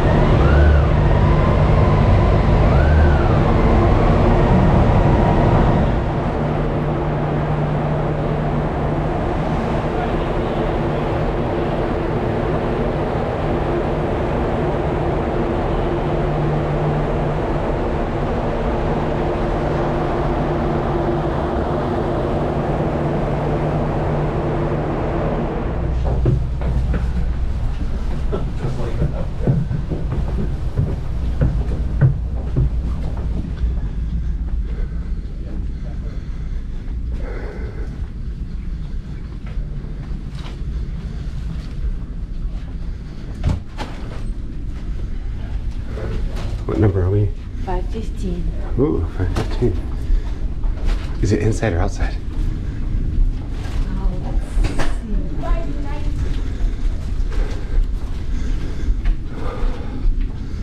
13. Oh, it is outside. I wouldn't lie inside. Oh, Oh, wait. Oh, wait. it's always like that. Hello. First class. Oh my God. How's that? Yes. Look, Julia, I got a heater. That's awesome. Turn that That's all on I for you. need. All right, Julia, so how much was the cabin?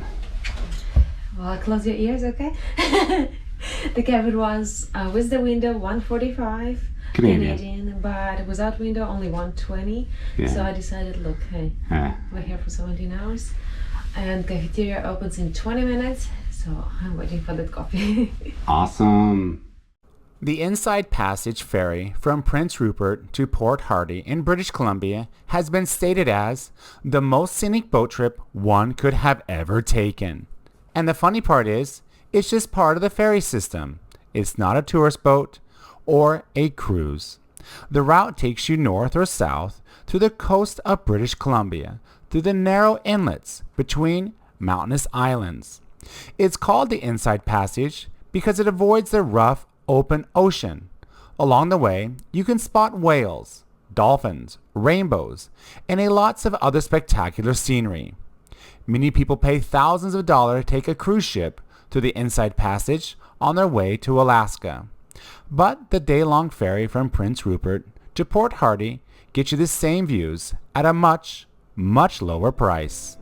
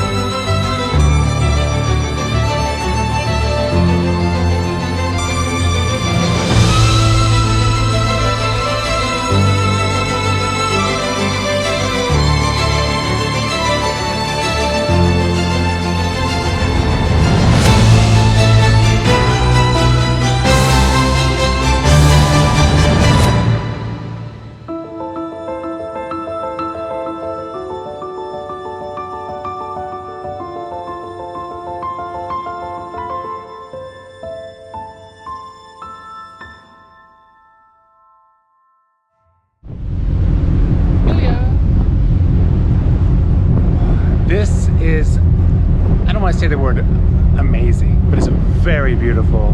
Spectacular. Spectacular. Just the way the mountains crash splash down into the water. You can see BC from the road, sure, but put a little water on the road and this is what it is. This is a highlight, and I recommend if you can ever do it, this is what you need to do in life. Absolutely, it's what you need to do in life. Hands down, this is it.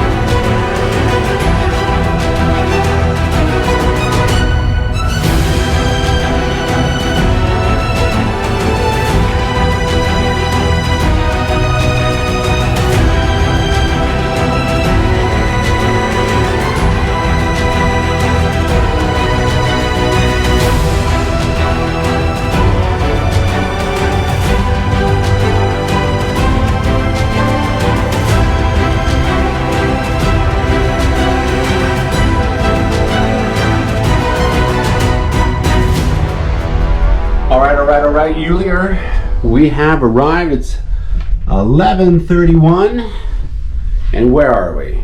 We're in Prince Port Hardy. Yes. And we already have the hotel. It's 10 minutes away from our destination. That's right, we're getting off at 11:45. So we're packing up all of our stuff. It's been a great trip. I had a great time talking to some of the other guys that we stayed at the hotels with about bikes and different trails to go on and all different stuff. So it's been a great time. So we're gonna pack up all of our stuff and head on out. There you go.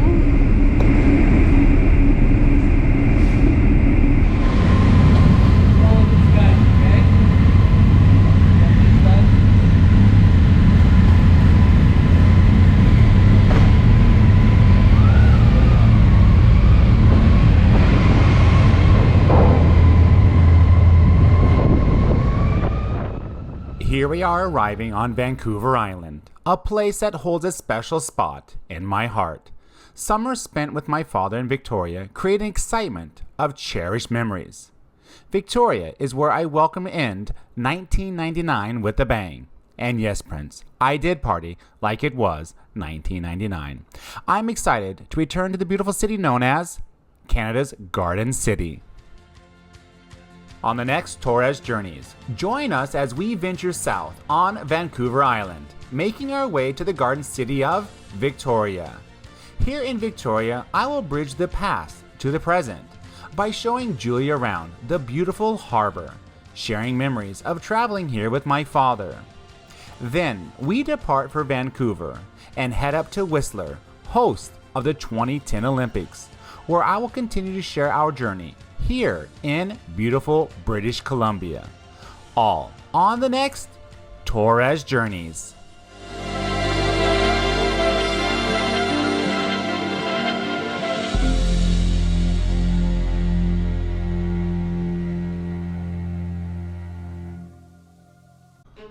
Welcome back to Torres Journeys. Today, we've reached Port Hardy after a scenic 17-hour ferry ride from Prince Rupert. Our journey continues south on Victoria Island, leading us to the enchanting Garden City of Victoria. Join Julia and me as we explore the charming streets, immersing ourselves in the beauty of the Pacific Northwest. From Victoria, we board another ferry to Vancouver, where our adventure takes us north to Whistler, the iconic home of the 2010 Olympic Games. Don't miss out. Come along on today's episode of Torres Journeys.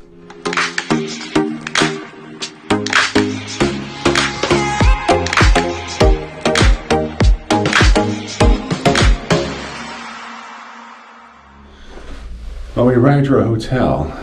What's this place called? Bayview Inn or something like that? Bayview Inn, something like that. But this is the largest. We got 2 closets. 3 beds. 3 beds. Yeah, this is totally 1970s decor. Look at that. But we're gonna be here for one night, and we do have a water view. So that's kind of nice. And we just beat the bus in. Actually, all the people we were on the ferry with just showed up. It's like an atrium. Okay, well, you can't really see this, but there's glass here. Well, glad we're staying here just for the night. Sometimes when you go to these island cities or island places, it's so expensive to get things on the island that things don't get remodeled and redone like people would want to, because it's so expensive. So this is what you get. So we're gonna go to bed, even though we were in bed on the boat, go back to bed, taking showers and like that. So we'll just kind of jump in bed and see what the morning brings. Yeah. What a beautiful morning. Oh, we slept just in one bed, not all of them. Good morning, Julia. Good morning. All right, so let's take a view. Now, if you do stay here, we just find out the proper name. It is, what is this called, honey? North Bay. Oh yeah, here it is. North Shore Inn. If you watch the Google or look at the Google reviews, yes, they're all true. This place is dated. My mom had this exact TV. I remember these numbers. This exact TV is what my mom had. As you can see here, nice, little faded, I think. But yeah, it's dated. It's completely dated, 100%. Let's go on out here. And again, here's this atrium type of thing. Windows right here. But the weather and the view is beautiful. This is what you kind of come for, right? It's like a low tide. Yep. See the totem pole down there? Car passing by. Okay, Julia, what's our plan of attack today? We are ready. We're gonna go to Tim Hortons first, of course, and we're going all the way to Victoria. It's gonna be 5.5 hours. Don't remember how much miles, but probably. I did see one by the port. I think it's like 460 something kilometers. Well, it's probably 300 miles. Yeah. So we're gonna be able to tackle that and knock that out. We do have a host tonight, so we're gonna be staying with them in pretty much downtown Victoria. And we're gonna see if we can stay 1 or 2 nights there. Pop over to Vancouver. Boy, Vancouver's expensive. So we'll see about that. And then we're heading south. But today, that should be clearing up more once we get down to Victoria. Mm-hmm. So let's go have some coffee, honey, and get this morning started. Let's go. What a beautiful bike, Julia. Yeah.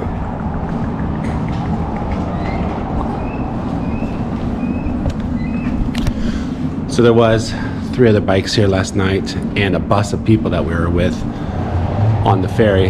They all just left, and feels a little brisk out here this morning. It is in the lower 60s, upper 90s, all the way down the island. By the way, what did I say? 90? Well, 90 where? You said lower 90s. Oh, lower 90s? It's in the 50s and 60s. Once again, I never say anything correctly. Welcome back to Torres Journeys. Today, we venture down Vancouver Island to Victoria. Like I stated before in the previous video, my father first brought me to Victoria Island back when I was in elementary school. Last time I was in Victoria was to celebrate the ringing of 1999. I liked Victoria, and the Empress Hotel gave off that European vibe along with the legislative building nearby. I remember asking my father what was north of Victoria, thinking the European vibe would continue further north. Well, fast forward decades later, I am answering that question here and now. So, continue to join us as we head south to Victoria before taking the ferry over to Vancouver to venture north to Whistler, home of the 2010 Olympic Games. All on today's Torres Journeys.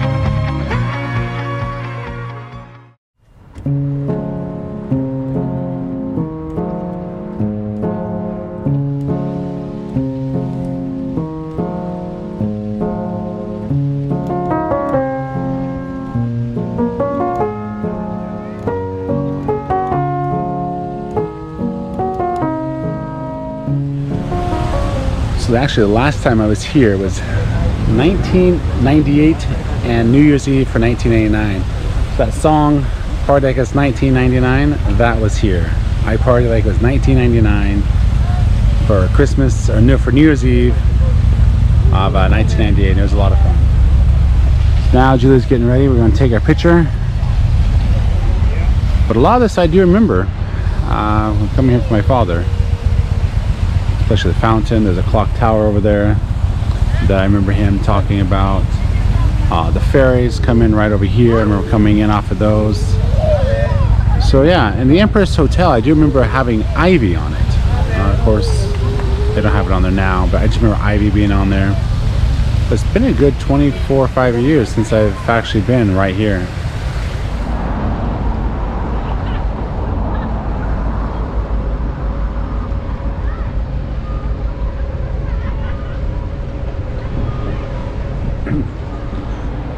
So right now you can actually see one of the ferries. It's actually in. You want to go on it real quick, Julia? Sure. Maybe let's go someplace magical. And actually right underneath us, right down here, it says welcome to Victoria. Of course it starts down there and comes all the way right here to the A.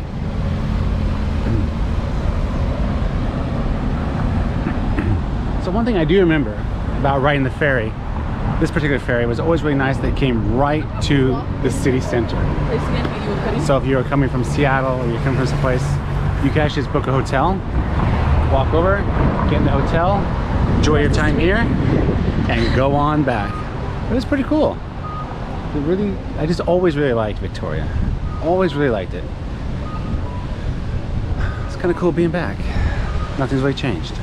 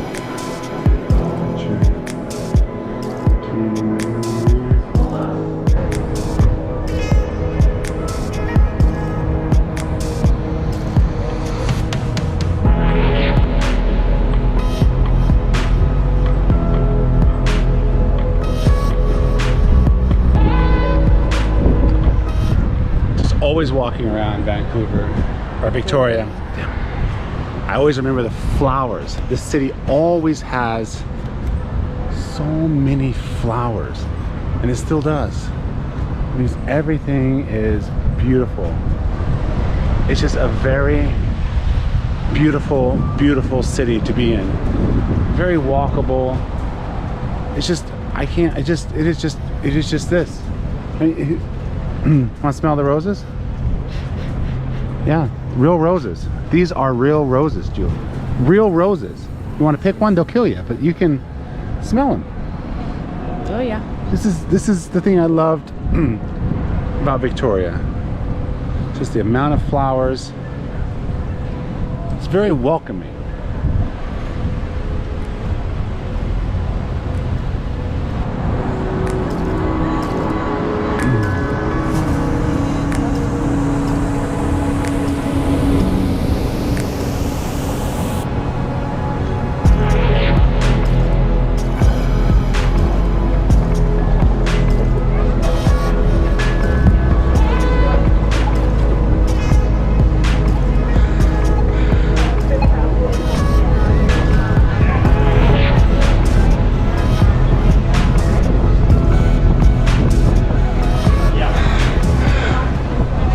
Right now, Julia and I are looking for souvenirs. When you want them, you can't find them. Found them already?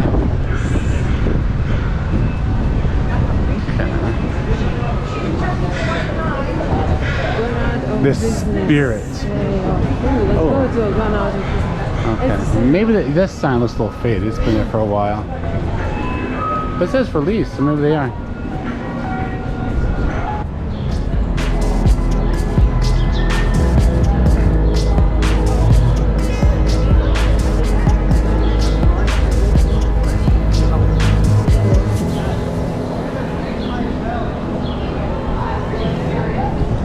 So I was just speaking to Julia, and the reason why I've always really liked to enjoy this city is because of its European feel. I've always liked it. Even when I was very young, I feel like you're just connected with this type of architecture. I really like it. It's enjoyable.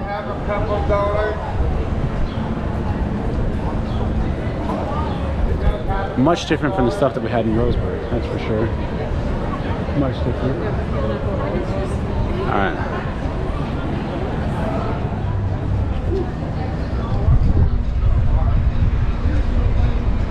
Where you want to gather towards.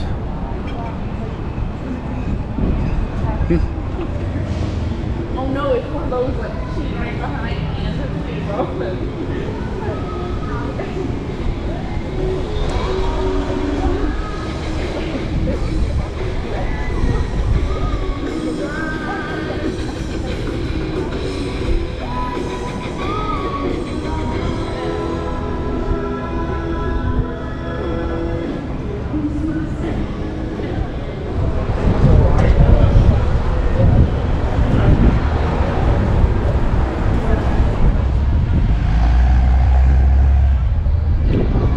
So I don't know if you can see this, but that yacht right there, which you cannot probably see because of the sun, is a type of yacht that you can go exploring in the freaking Pacific Ocean. The nose of it is just straight up. That's so like if there's big waves out there, you can just crash right into it. Freaking helicopter on the back. You know, it's these type of people that show up, Julia, that you think you're doing good in life, and that guy shows up to the party. It's all over. It's all over. There you go, everything you want to see. You got Vancouver there. That city I can't pronounce. This is where we are down here. Port Hardy, way up there to the left. And then you got Vancouver. Then you got Olympic National Park, which we can see from here. In a brief yet delightful stop, we strolled to the picturesque streets of Victoria. Our time here was made even more enjoyable by chance of a connection. The wife of our host happened to know the CEO of a friend's employer. It's a small world. Now, we're gearing up for the next leg of our journey as we board the ferry to Vancouver. The twist of fate on this adventure continues to surprise us. The ferry terminal is about a 40-minute ride north of Victoria.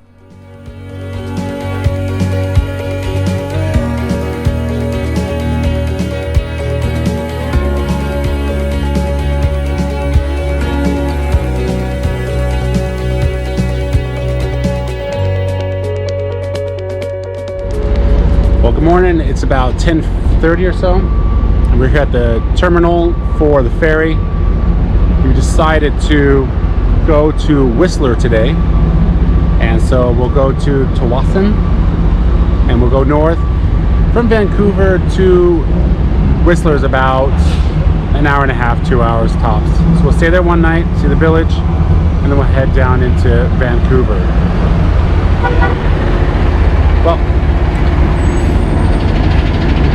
Well, we got to move around. Welcome aboard the ferry as we traverse the scenic waters from Vancouver Island to Vancouver. Did you know that this ferry route is one of the most iconic and breathtaking journeys in the world? The ferry system in British Columbia is one of the largest and most comprehensive in the world, connecting various coastal communities. As we sail, keep an eye out for marine life like whales and seals that are often spotted during the journey. The coastal scenery is simply spectacular, offering panoramic views of rugged shorelines, dense forests, and the towering peaks of the coastal mountain range. This ferry crossing is not just a mode of transportation, it's an experience that showcases the natural beauty of the Pacific Northwest. So sit back, relax, and enjoy the stunning vistas as we sail towards Vancouver.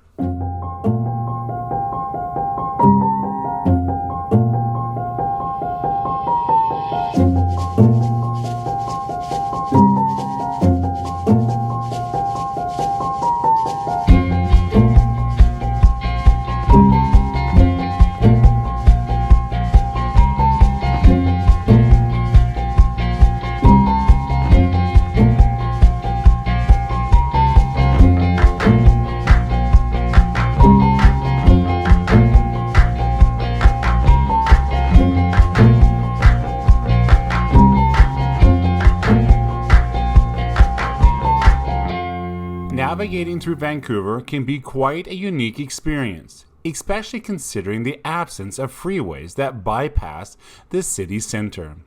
As we make our way through the bustling streets of Vancouver, you'll notice the blend of modern architecture with the natural beauty that surrounds the city. The lack of a freeway system in Vancouver is intentional, designed to encourage the use of public transportation and maintain a more environmentally friendly urban landscape. While it might slow us down a bit, it gives us the opportunity to soak in the vibrant atmosphere of this diverse and cosmopolitan city.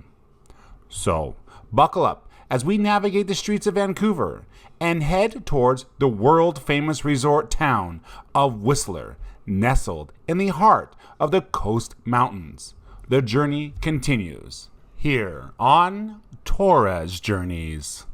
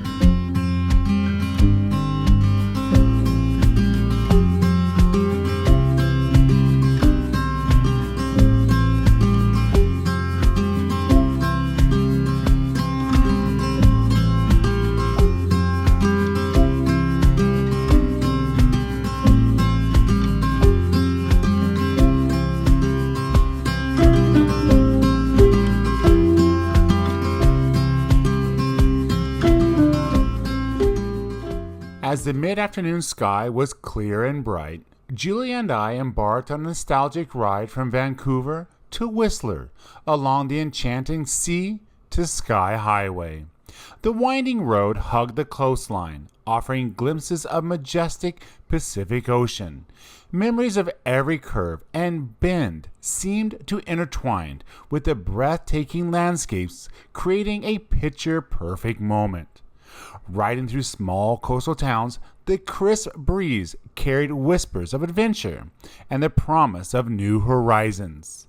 The scent of pine strings mingled in the salty sea air, a sensory symphony that only heightened to the nostalgia of the journey. Each turn revealed panoramic vistas, a cascade of memories that echoed to the thrill of the open road.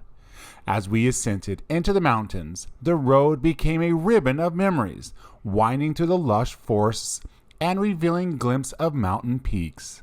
The revving of the motorcycle harmonized with the rhythmic sound of nature, creating a melody of freedom and exploration. Arriving in Whistler, the village nestled among the peaks. The nostalgia deepened. The cobbled streets and alpine architecture whispered tales of Olympic glory and vibrant village life. It felt like stepping into a time capsule, a moment suspended between the memories we made and the adventures that awaited. And so, we arrived on our motorcycle and checked in. The nostalgic echoes of the ride lingered in the air. Whistler, with its alpine charm and vibrant energy, will soon become another chapter in the ever-evolving story of our journey from east to west. Yeah. Hello, Julia. Welcome to La Casa. Yes, very nice. Very good. Well, you can see we've made it to Whistler. This is our place for the evening. What you really want to check out is the view. Oh yes. The view and the bike. And the view. And the bike. And the view. So right now we're going to get settled in and then we're going to take the bike, get it parked. Julia's a little hungry, so we know we got to feed her. And just kind of take a walk around the village and see what it's all about.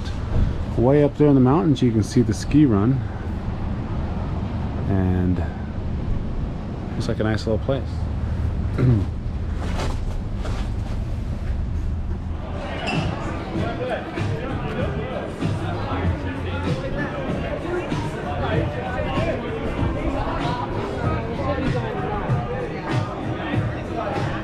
Actually, we'll go left.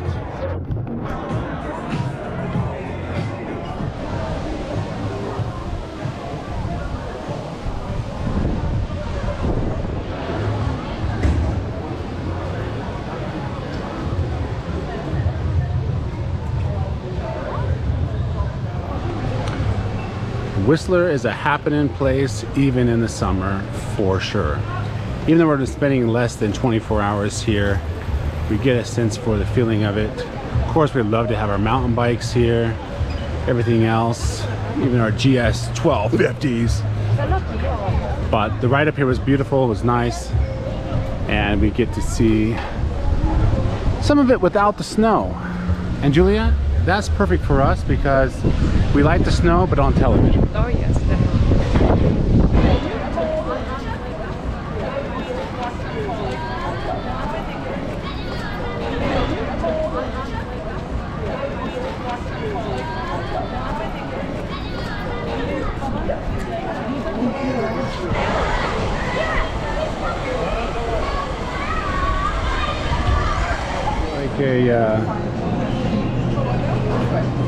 To get something to take up there and eat.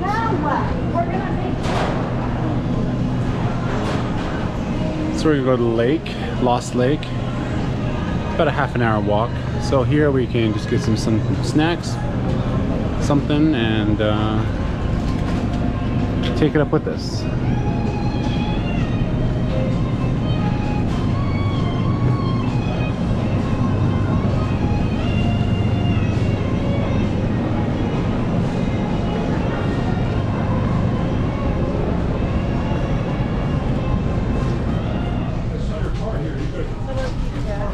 Well, of course we want a Kit Kat. Good. Any M&Ms for me? What? I like M&Ms. I don't think they sell here. Oh, they sell them all right.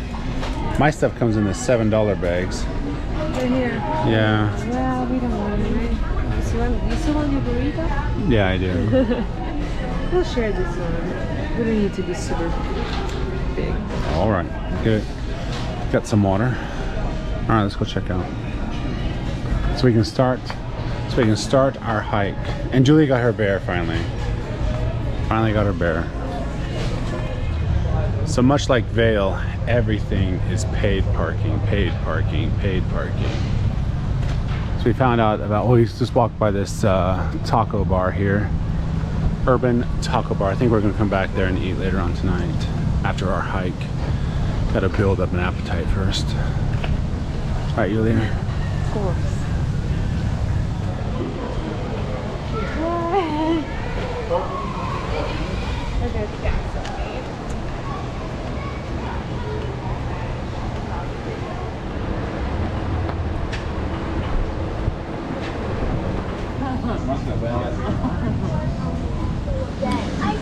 All right, so we were gonna go hiking, cut that all out. We just said forget it. We've seen enough lakes, done enough of that stuff, so we are now going to just eat, and we're waiting for our food. Yum yum, Julia. So what did you order? I ordered beef burrito.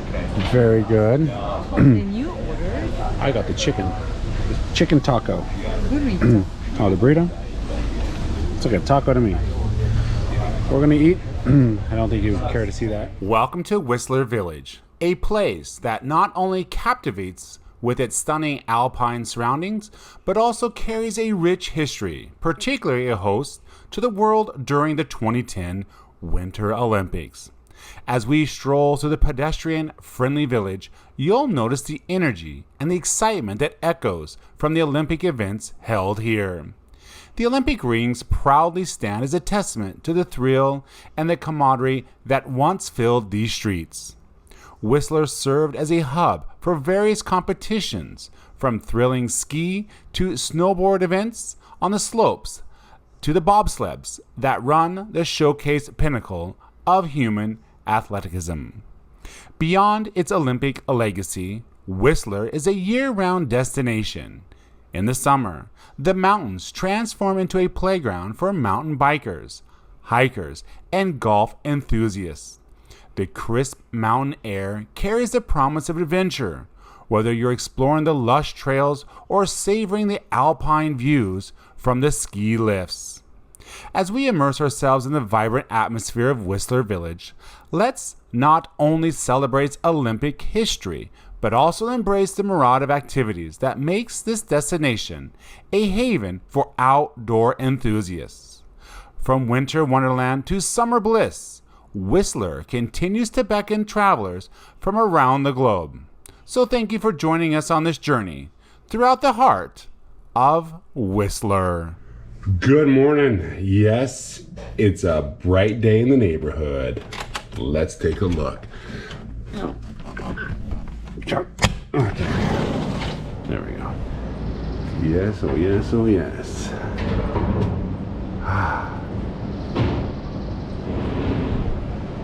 Take a breath of fresh air. Well, it says it's like 50 something degrees outside, but it feels like 70. So we're gonna go to our favorite restaurant. Not really. But Julia needs coffee, so you know what that means. We're going to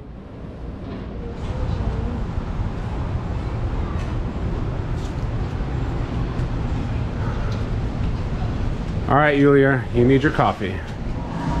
Well, Julia, tomorrow we're not going to have any more Tim Hortons after tomorrow. What are you going to do with life? I can wait for Chick-fil-A. Always an answer with Julia. Always an answer. All right, so do a little planning today for what we're going to be doing. Of course, everyone wants to go up Grouse Mountain and see the breathtaking views, but it's 65 Canadian per person, and Julia, we can't do it all. Can't just keep spending all that life savings. Look at this thing. Wow, look at that thing. They are ready for the Alaskan Thunderdome.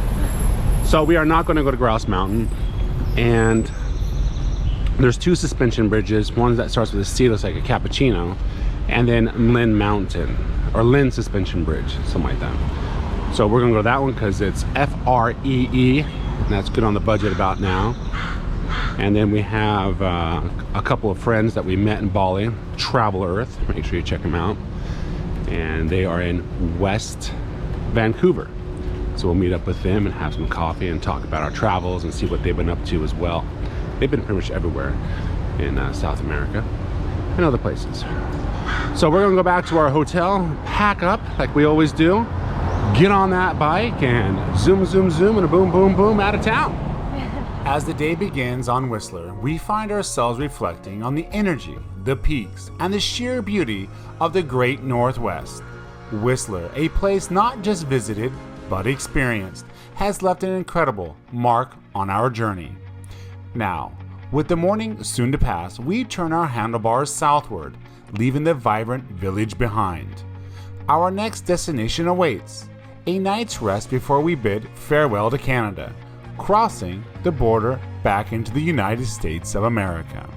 It's been an exhilarating ride from the eastern provinces to the western peaks, and each mile has woven yet another thread in the tapestry of our adventure.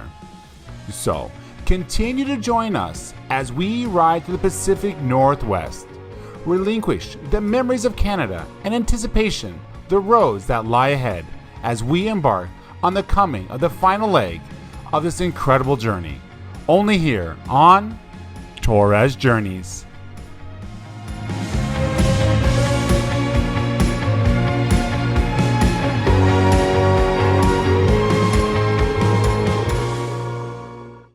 Good morning. Yes, it's a bright day in the neighborhood. Welcome back to Torres Journeys. As the sun graces us with its warmth, today on Torres Journeys, we bid farewell to the enchanting Whistler Village. Our day unfolds in Vancouver, where we soak in the sunshine, and we connect with a couple that we first met back in Bali in 2020, now living here in Vancouver. Julie and I indulge in a delightful lunch in the scenic Stanley Park, followed by a leisurely stroll in the charming West End of Vancouver. Their journey continues south through the picturesque landscapes of Washington State, bringing us to Salem, Oregon for a restful night. Our adventure takes us further into the heart of Oregon as we crisscross the Cascades and into Central Oregon to explore the Cascade Highway around the area known as Sun River.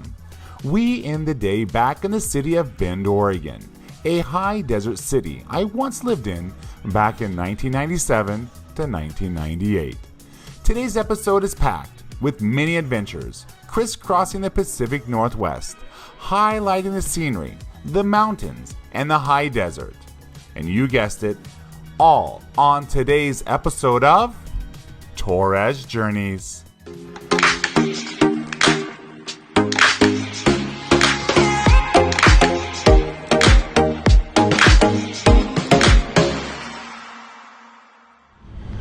We have arrived back to Whistler. We're in Lynn something.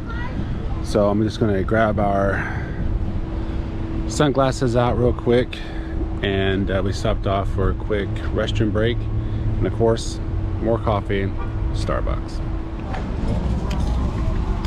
All right, Julia, our coffee break. What'd you order? I ordered hazelnut latte and then mocha frappuccino for you. Yep, that's the best thing to order at Starbucks. The Lynn Suspension Bridge, just outside of Vancouver, is an engineering masterpiece that was built in 2011. The bridge spans the Lynn Canyon and is 50 meters above the waters below. The views are incredible, nestled inside the forest with the sound of birds and the wild river below. This lush rainforest is the best part. While visiting the suspension bridge won't cost you a dime, parking is challenging, so expect that. So if you're up for a mix of nature, adrenaline, and some architectural genius, make sure to check out the Lynn Suspension Bridge and give yourself some time to go hiking and enjoy lunch at the cafe near the entrance.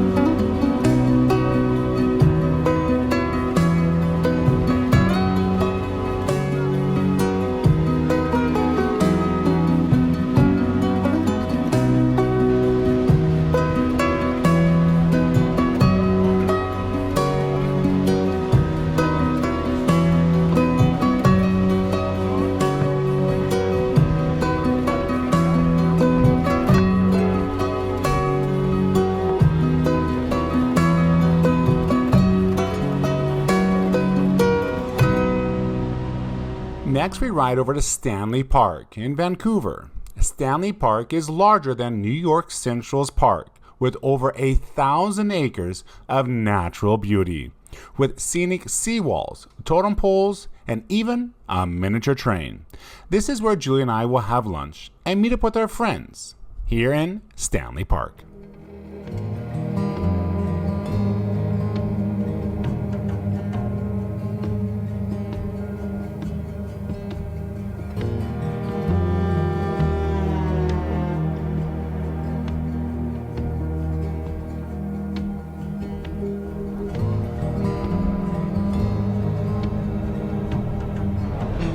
All right, so we are here in Stanley Park at the Tea House.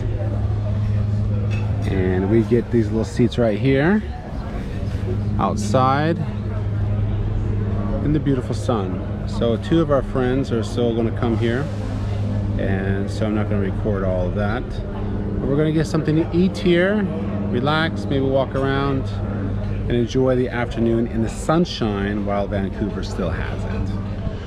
All right, well, that was great. Right behind me is the tea house. It's a nice area. A little bit busy, so you can do reservations.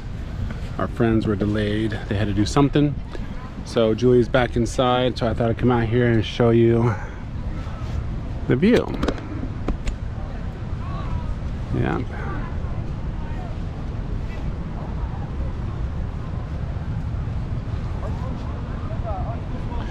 Now everyone knows this city is surrounded by mountains. You can go, actually they say you can go golfing to skiing all in a day.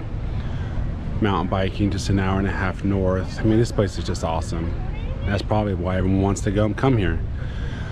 Being expensive, it's just as expensive as Miami from the rent and everything. So yeah, but it's beautiful. It absolutely is beautiful on a sunny day like today.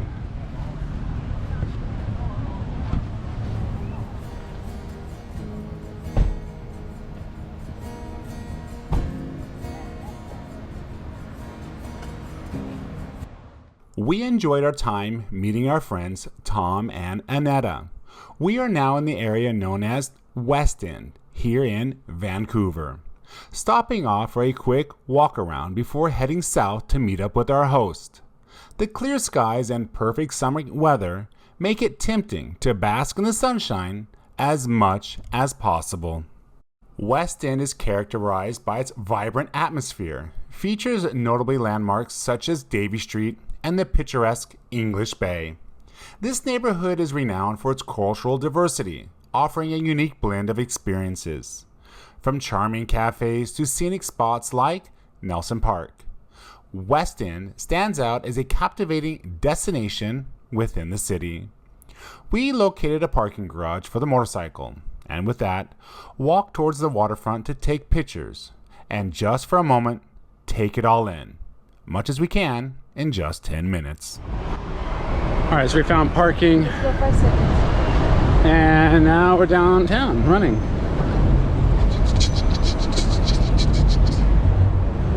All right.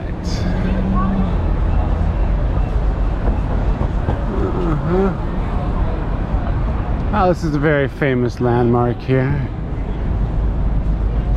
Look at the planes flying out there.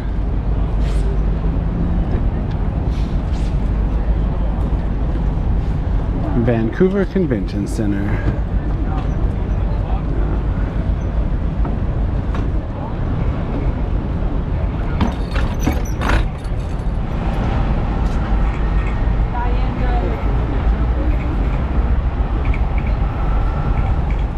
it's a cool little city for sure.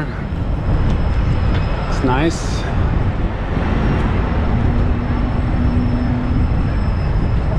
It's like Hong Kong though, because you have like an island or water over there everywhere. It's really cool.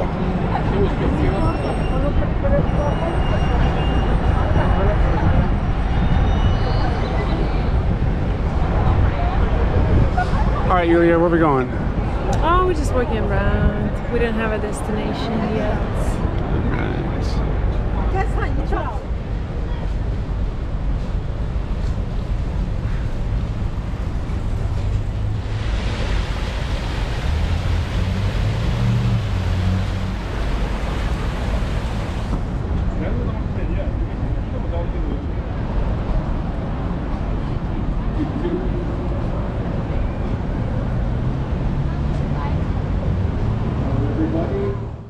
As we wrap up our time in Vancouver, bidding farewell to Stanley Park and all the incredible sights across Canada, it hits me.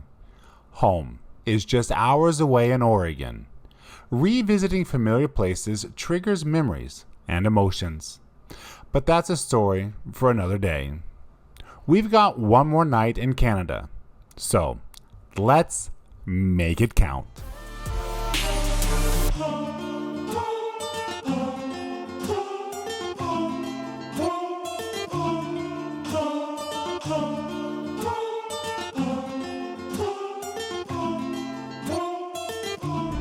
Well, good morning.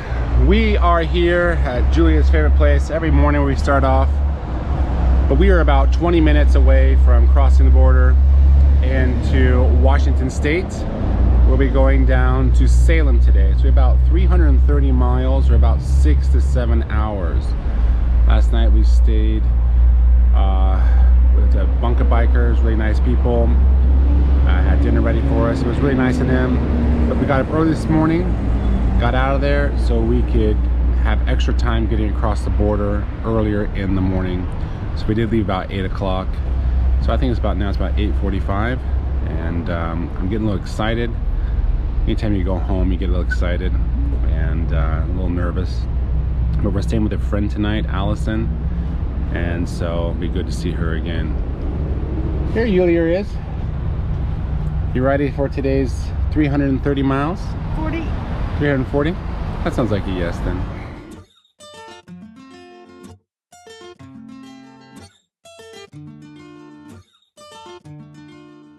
Here I opted for the Peace Arch Crossing, the most western checkpoint from Vancouver into Washington. At this point, Julia and I felt a sense of completion.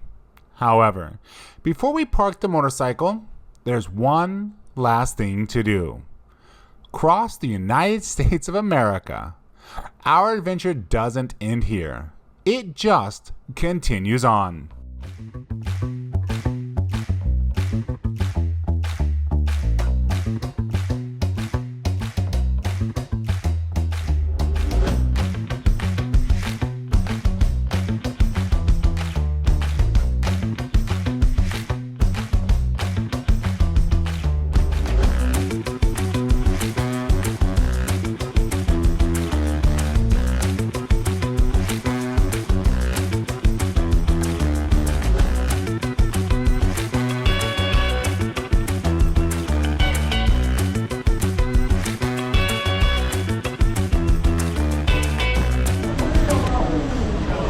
So we're back in America at Costco, where I can finally get my mocha drink again. Julie can get her chicken bake again, but they don't do foil, they don't do ice. Well, probably because we're in Washington and it's still cold.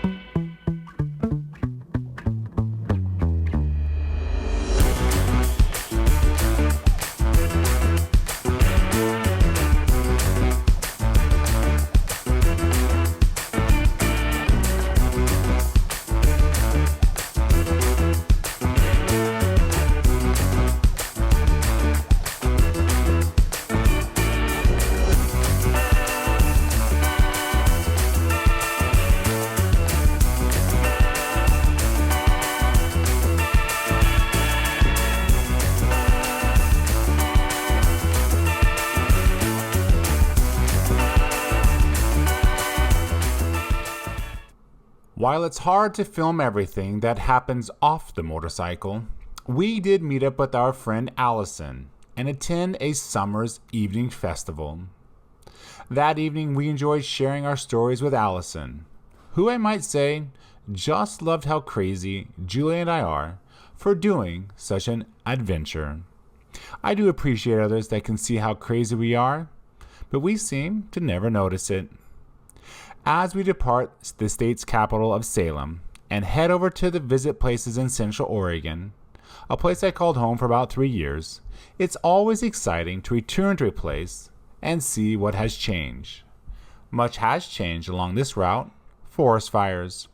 This scenic highway was once covered in trees so thick that it was impossible to see the mountains over the river. Now passing through here, it breaks my heart to see the trees are gone. But time will have to work its magic and bring them all back.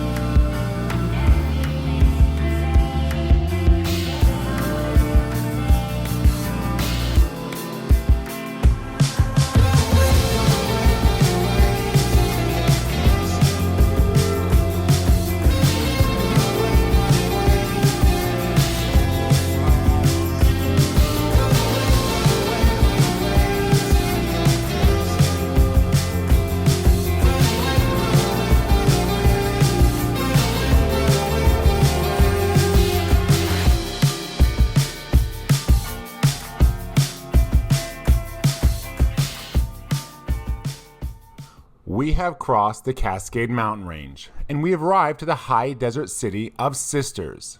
This quaint town has transformed into the vibrant scene you see here today. It's named after the nearby mountains, the Three Sisters. It's just a 30 to 45 minute ride, depending on traffic, and will be in Bend, Oregon. The journey through these changing landscapes never ceases to amaze anyone. This is the one thing that you cannot sense, is the temperatures. It's a dry heat, and it's about 95 degrees. It's hot.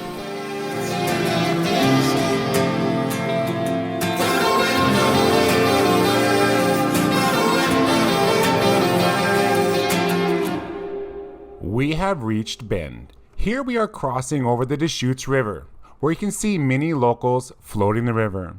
Julie and I did have lunch at Chick-fil-A, the only Chick-fil-A in Oregon, I might add. And now we're off to see the Cascade Highway. The Cascade Lake Scenic Byway is also known as the Cascade Highway. It's a stunning route in Central Oregon that takes travelers on a scenic journey around the majestic Mount Bachelor. Here are some facts about the Cascade Highway. First is its location. The Cascade Lakes Scenic Byway loops through the Deschutes National Forest, offering breathtaking views of the Cascade Range and the serene Cascade Lakes. Second, you see Mount Bachelor. The highway provides panoramic views of Mount Bachelor, one of the major peaks in the Cascade Range. It's a popular destination for outdoor enthusiasts, especially skiers and snowboarders in the winter. Third, the Cascade Lakes. The byway is named after numerous Cascade lakes that dot the landscape. These pristine lakes include Sparks Lake, Elk Lake, and Homer's Lake. They offer opportunities for fishing, kayaking, and other water activities. The fourth is the recreation. The area is a haven for outdoor activities, offering hiking and biking trails, as well as camping spots. Visitors can explore the beauty of the Deschutes National Forest and experience the diverse ecosystems along the route. And also, number 5, the volcanic landscape. The landscapes showcase the volcanic origins of the region, with lava flows and geological formations telling the story of the area's volcanic history. And number 6, the wildlife. The Cascade Highway provides a chance to encounter diverse wildlife, include various bird species, deer, and possible even glimpses of larger mammals such as elk. And number 7, seasonal changes.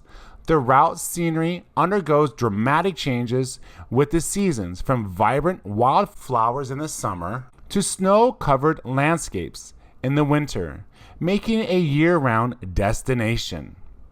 And number 8, the Outdoor Adventure Hub, Bend, Oregon. It serves as a gateway to the Cascade Lakes Scenic Byway, providing a hub for outdoor enthusiasts seeking recreation and exploration in the surrounding natural beauty.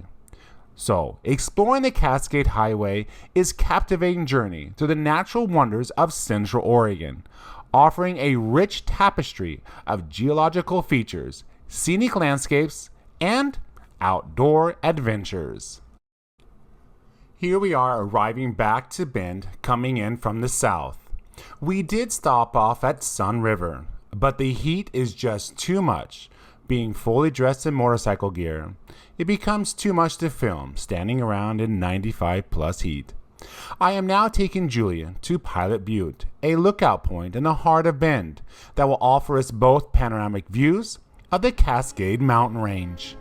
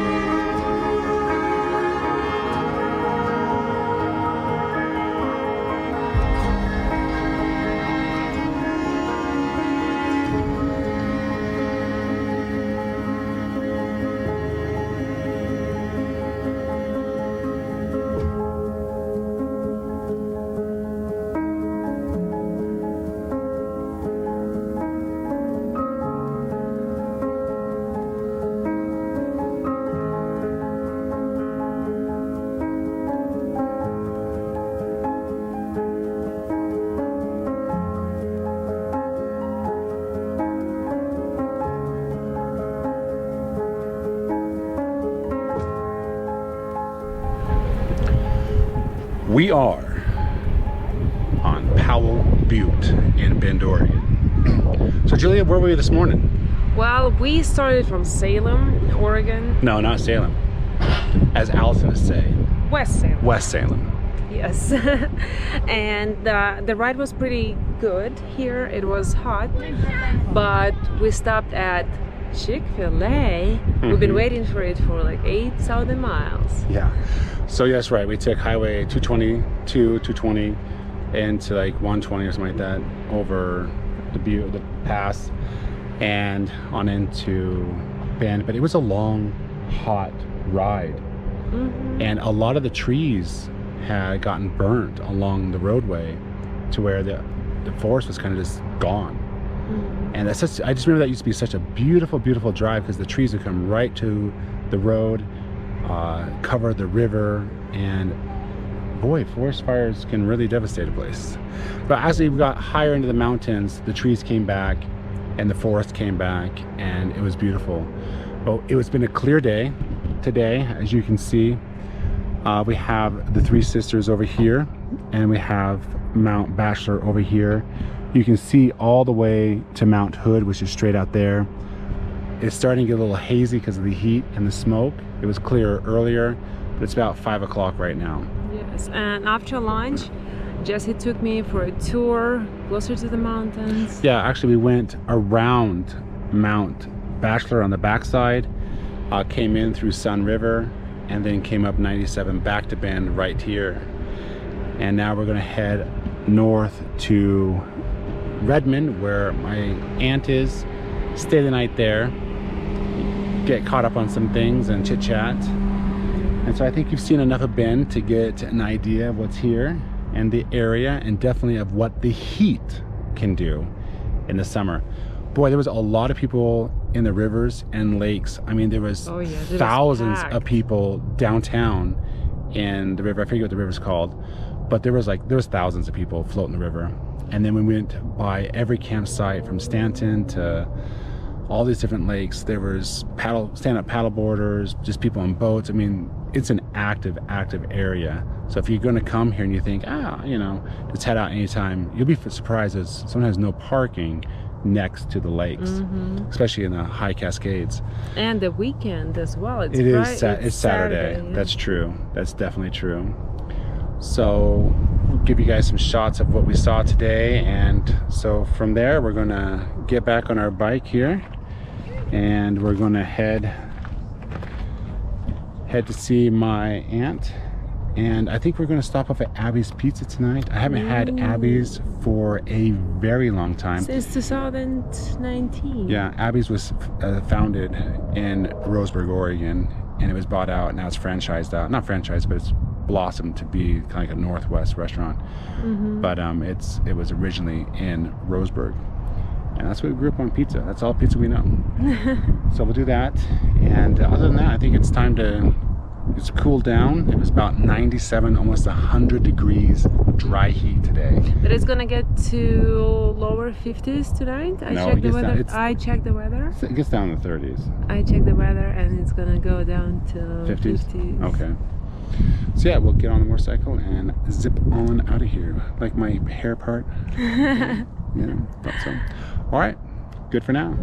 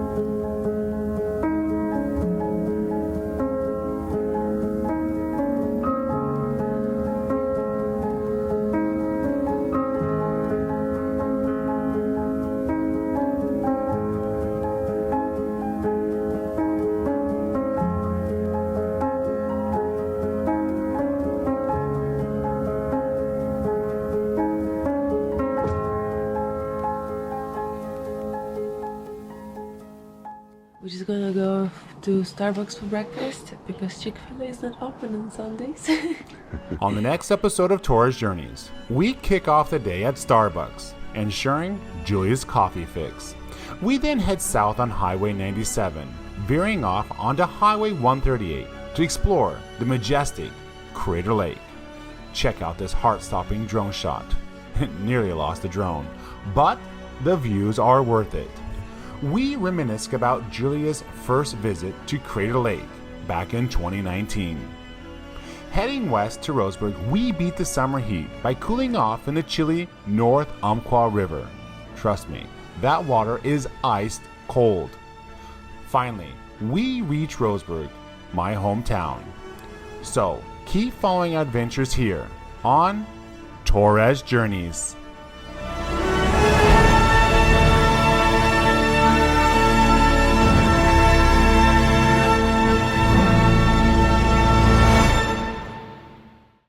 Today on Torres Journeys, buckle up as we kick off our day, leaving the charming city of Bend in Central Oregon. Our destination? The mesmerizing Crater Lake National Park. We share our story of past visits and reminisce of our travels back here in 2019. Julie and I enjoy a quick bite to eat overlooking Crater Lake. We'll dive into what makes this place so special, sharing some historical gems along the way. After soaking in the wonders, our journey winds to the scenic Umpqua National Forest. Stay tuned as we take a refreshing break, plunging into the cool embrace of the North Umpqua River. Finally, we wrap our day in the welcoming town of Roseburg. So, join us on today's adventure here on Torres Journeys.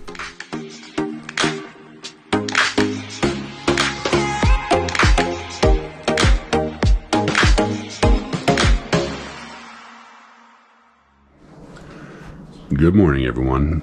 It's Sunday morning, and we stayed here with my aunt here in Redmond. So today we're going to be headed to Crater Lake, and we're going to be going to Roseburg on Highway 138 to the Umpqua Forest. So I got Julie up, so that's always a plus, and we're going to get on the road. Yeah, I'm starting to get a little tired. Yulia.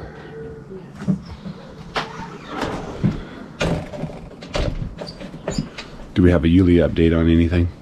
Oh, we're just gonna go to Starbucks for breakfast because Chick-fil-A is not open on Sundays. Right. And I'm gonna be packing real quick and pretty much ready. Today's the early morning for us. That's right. It was really warm in the trailer last night, like warm. But like in the desert, it cools off and then it gets really cold. So it's getting us up a little early. Sleeping outside or in a trailer. So we stopped off here at Fred Meyer. Sorry, Julia is not DR Horton, but you still get your coffee. I still got my coffee. So we're gonna have breakfast on the go, and I got the Impossible sausage. Julia got the bacon with cheese, basically. So it's brisk outside, it's nice and cool, and so far, still waking up. Central Oregon has been a blast. Last time I cruised through here was probably in 2003. It's been a minute. I lived in Bend from 1997 to 1999, running a wireless cell phone business for about 3 years before heading back to school. Long ago, back in the 1980s, my niece Kelsey was born here in Bend, Oregon.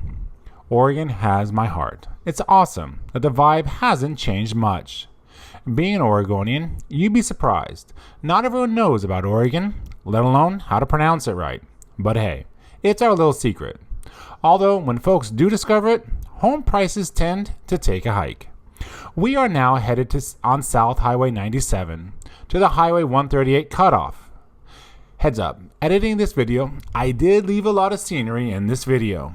Julia's mom likes to see more of the scenery and finds it rather beautiful, while my dad says he doesn't like to watch our videos much because it's full of trees he's looked at all of his life.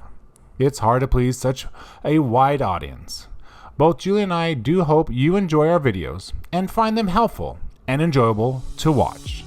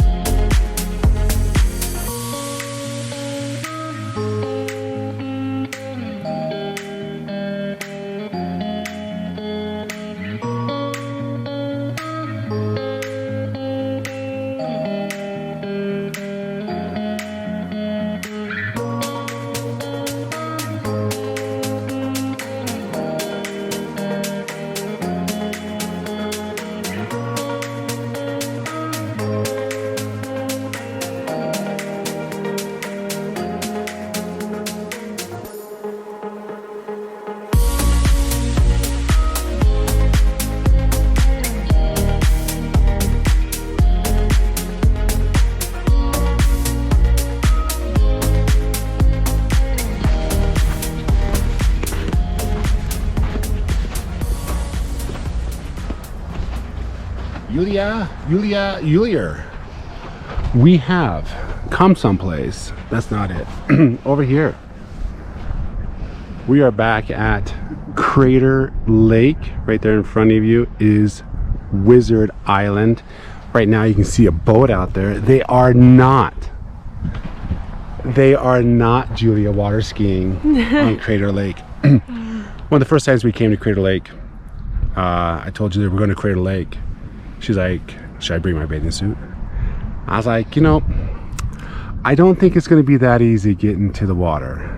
But what you did, you didn't let me open my eyes until I got to the top. That's right. Right when you guys first come in, the road over there, that's typically the first lookout people kind of stop and look at, and the road comes around. The lodge is right over here still. This is just one other lookout. Watch clock tower, something like that. And so yeah, the first time we came here, I had Julia's eyes, brought her right up, like right up to the edge. I was ready to push and me I'm down. like, open your eyes now. And what'd you see? And I saw the Crater Lake, and the color of the water is just, now is because of the sun, it's not as blue as it was that time, but it was something magical. Yeah, it's until you see it. Dark blue. Until you see it, you just don't really know what to expect. But obviously they call it Crater Lake. It's a crater. But this was actually not an asteroid that hit here. That's jargon. What happened was this was called Mount Mazama.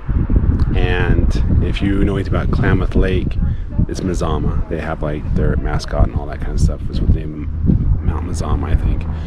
But what this was a huge volcano that erupted millions of years ago. Nope, didn't happen last week.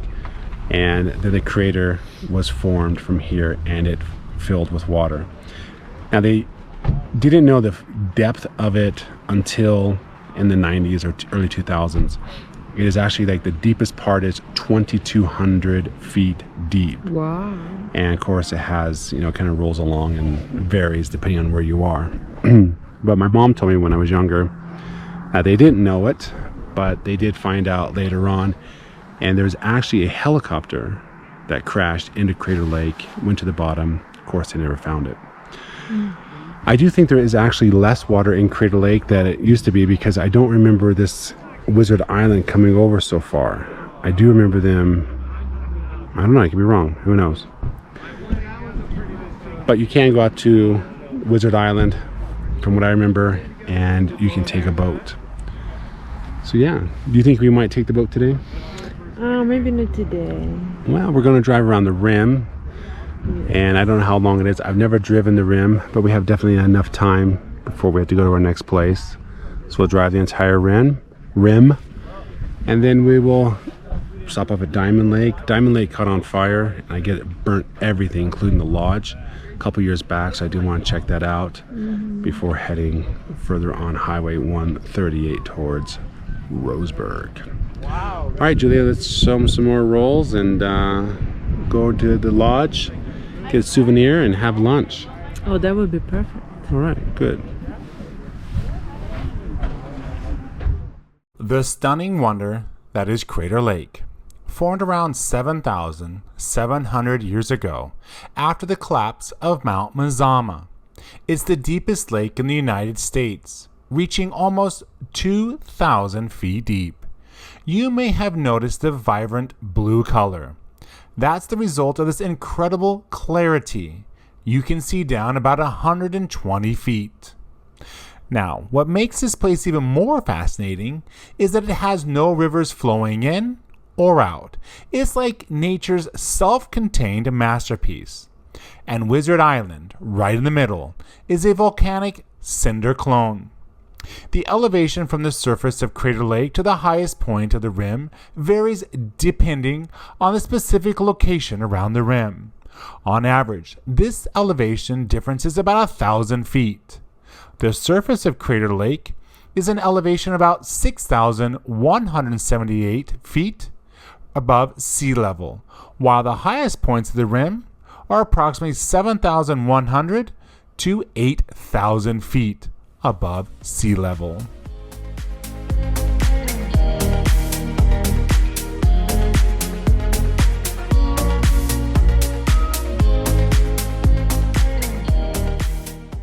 From this viewpoint, Julie and I decide to make our way towards the lodge. Can't resist another look from the top of the rim. The view from up there is something else, and we're eager to soak it in from a different perspective.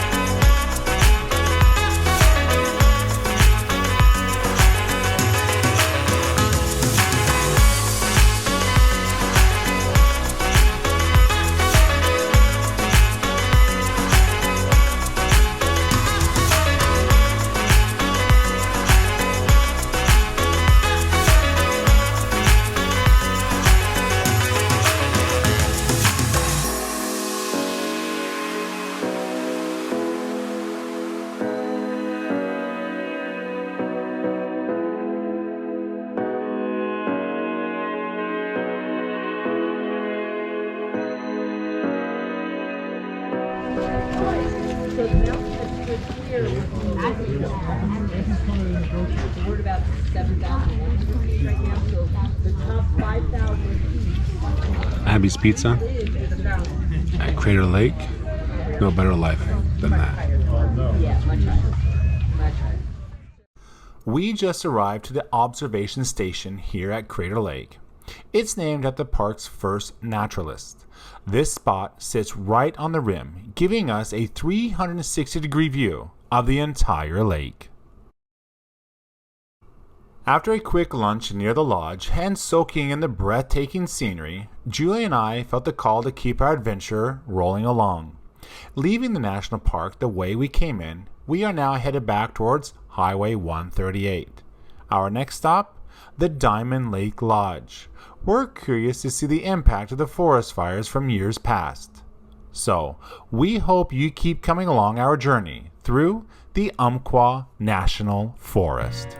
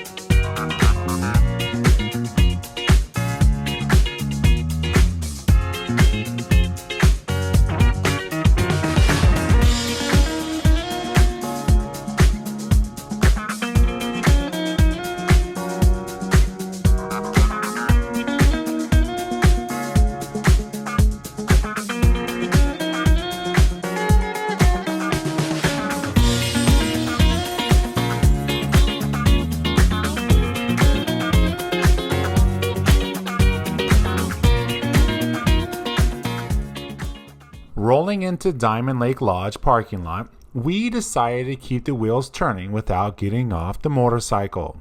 The rumors of the lodge demise due to fires had us curious, and there it stood, defying the whispers, a testament to its resilience. With that, we bid farewell and continue westward, journey on Highway 138. From here, Roseburg is about 80 miles away, or roughly 90 minutes.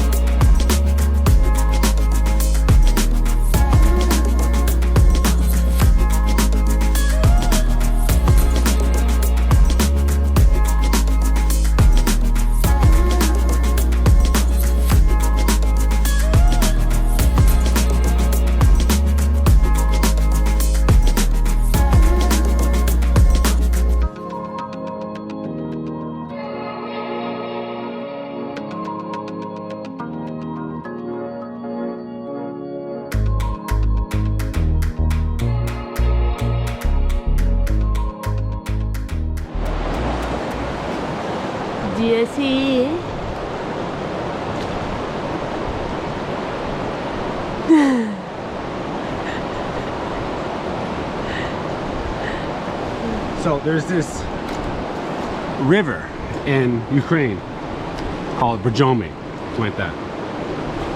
And it has like natural healing properties and all these like things. And people go there and resorts, drink the water so they can be healed. But we have the North Umpqua here in America. And I tell you, if you drink this water, everything goes away. So I make sure I drink as much as it when I come home, like right now.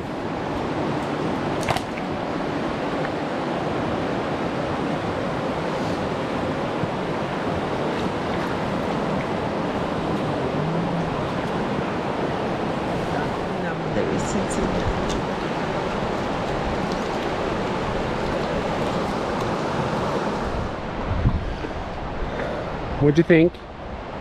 Well, the river water was really nice and cool, like from the fridge. So now we're ready to do our final stretch, about 40 miles, I think. Yeah, something like that. To Roseburg.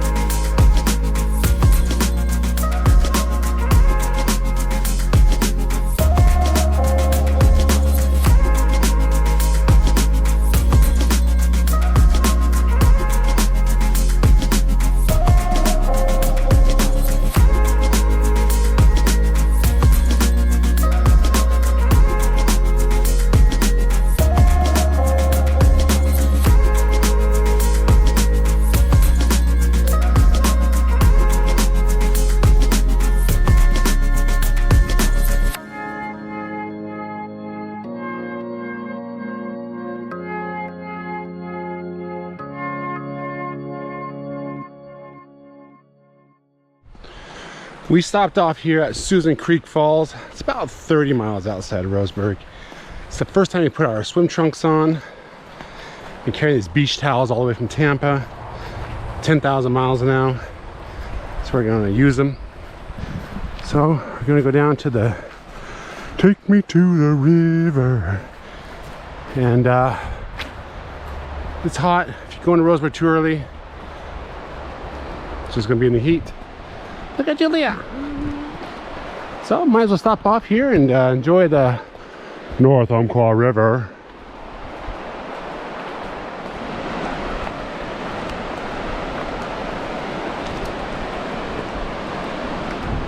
One thing I do notice is the trees have been scorched, and I don't recognize the road anymore.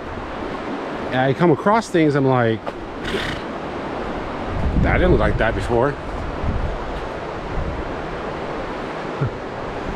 You can count the rings on those trees and see how old they are.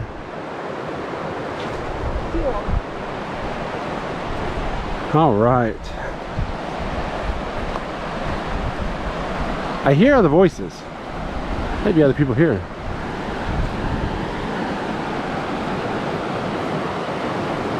Yeah, I hear them. Do you hear voices?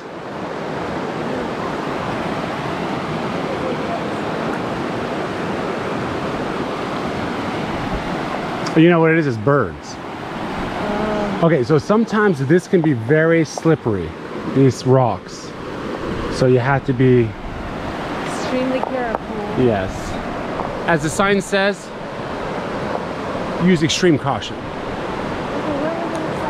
I think right here. On the rock? Well, Jesse's going for it.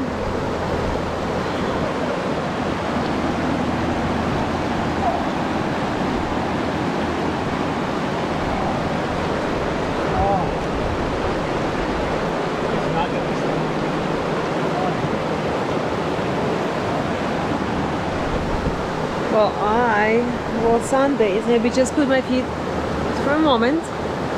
I need suntan. That's all I need.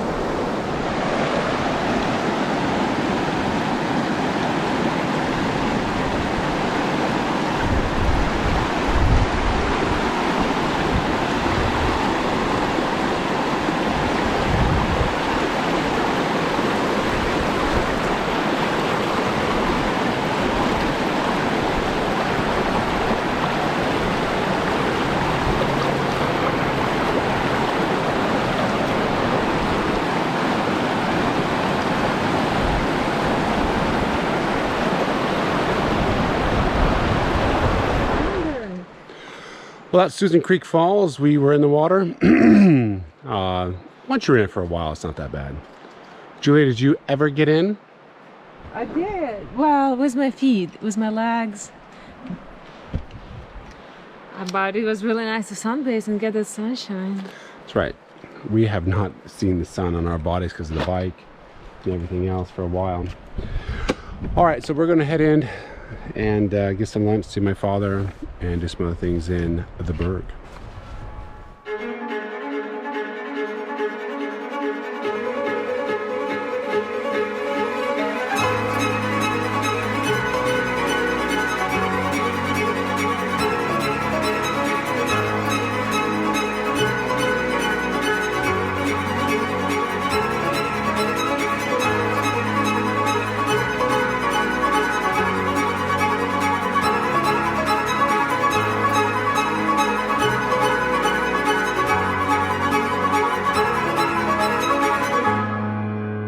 As we roll into Roseburg, the excitement runs from my feet, through my arms, and down to my hands.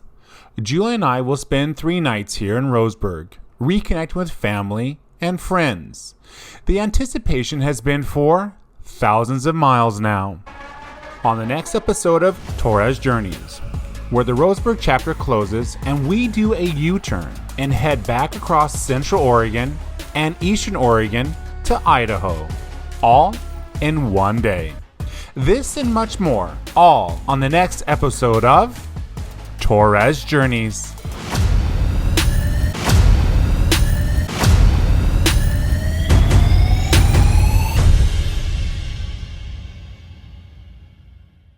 Today on Torres Journeys, we kickstart our adventure from the warm embrace of Roseburg. As we rev our engines, the Cascade Mountain Range beckons, guiding us through the enchanting Umpqua National Forest along Highway 138. Following the North Umpqua, we ascend to the summit of the Diamond Lake Highway, just moments away from the heart of Central Oregon, where Highway 97 waits our arrival. But this journey is more than just a ride through the stunning landscapes. It's a historical step back in time, tracing the very footsteps of pioneers who once crossed these lands seeking a new frontier. Silver Lake, once a pivotal point for the Oregon Trail pioneers, sets the stage for our adventure, whispering the tales of resilience. Venturing further into Eastern Oregon, Harney County, we navigate through landscapes shaped by pioneers on the Oregon Trail, immersing ourselves in the high desert heritage of Hines and Burns. Each mile unfolds layers of history etched in the very fabric of these landscapes. Our ride takes us beyond borders as we pass through Ontario, Oregon, as we finish this long day in Nampa, Idaho. So, join us as we continue through time, blending the thrill of the ride with the rich tapestry of Oregon's past. All this and more on today's episode of Torres Journeys.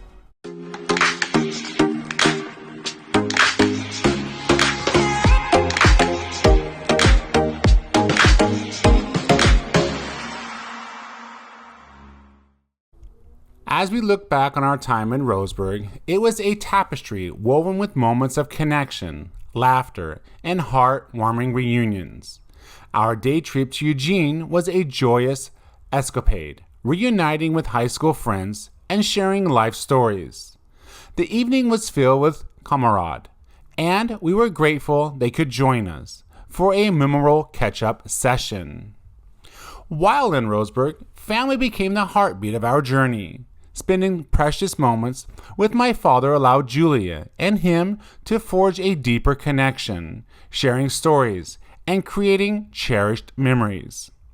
A visit with my cousin, Teresa, was a dream realized, sipping tea in her living room, a scene she'd often painted with words, "So love you, cousin, and I'm glad you have your home."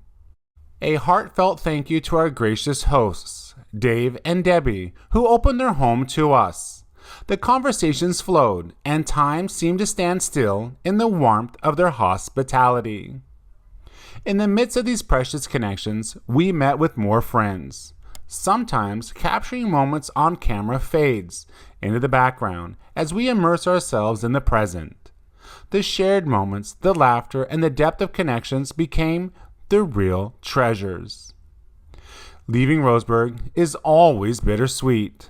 As we laid flowers at my mother's grave, her memory, a guiding light, enveloped us. She was the center, bringing people together, and her absence echoes in the hearts of many. Departing Roseburg, the Diamond Lake Highway feels like a familiar embrace, a gateway saying goodbye for now, but assuring me that the road and the memories will patiently await my return. Until next time, Roseburg, all will be here, welcoming back home.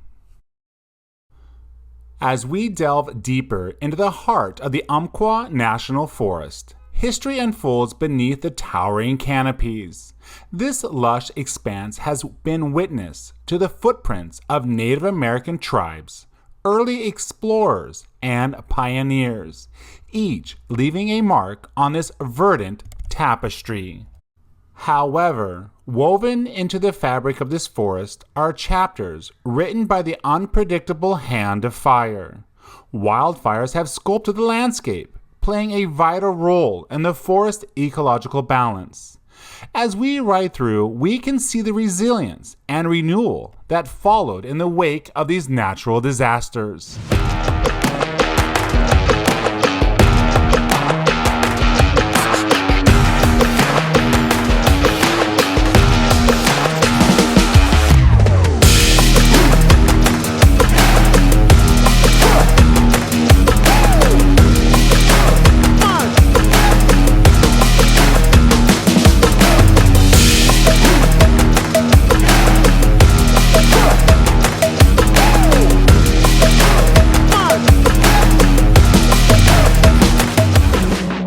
As we pass Steamboat Inn, our journey traces the sinuous path of the North Umpqua River, a lifeline for the forest. This waterway not only paints a picturesque scene, but also holds the promise of angler's delight, inviting fishing enthusiasts to its pristine banks.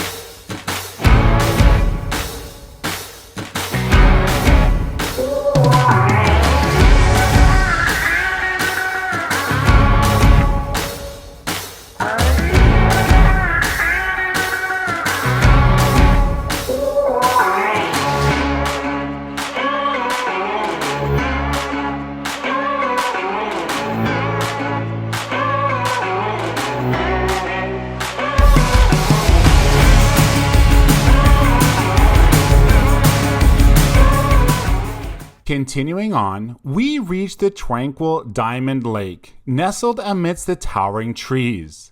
This pristine gem has weathered the changes, standing as a serene haven for those seeking solace in nature.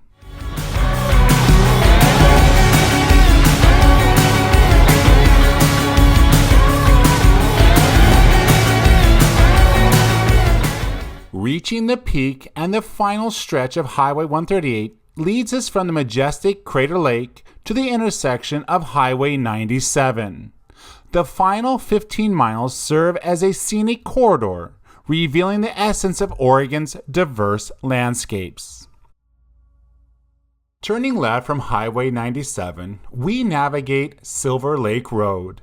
The surroundings transform dramatically. Leaving Highway 97 in our wake, we embark on a winding journey through the heart of Oregon's high desert. Silver Lake Road unveils expansive vistas, where sagebrush scatter towards the distant horizon. The desert wind whispers through the air, creating a comforting soundtrack that aligns with the calm of this remote terrain. With each turn and twist, we catch fleeting views of the adjacent marshlands and the glimmering waters of the Silver Lake region.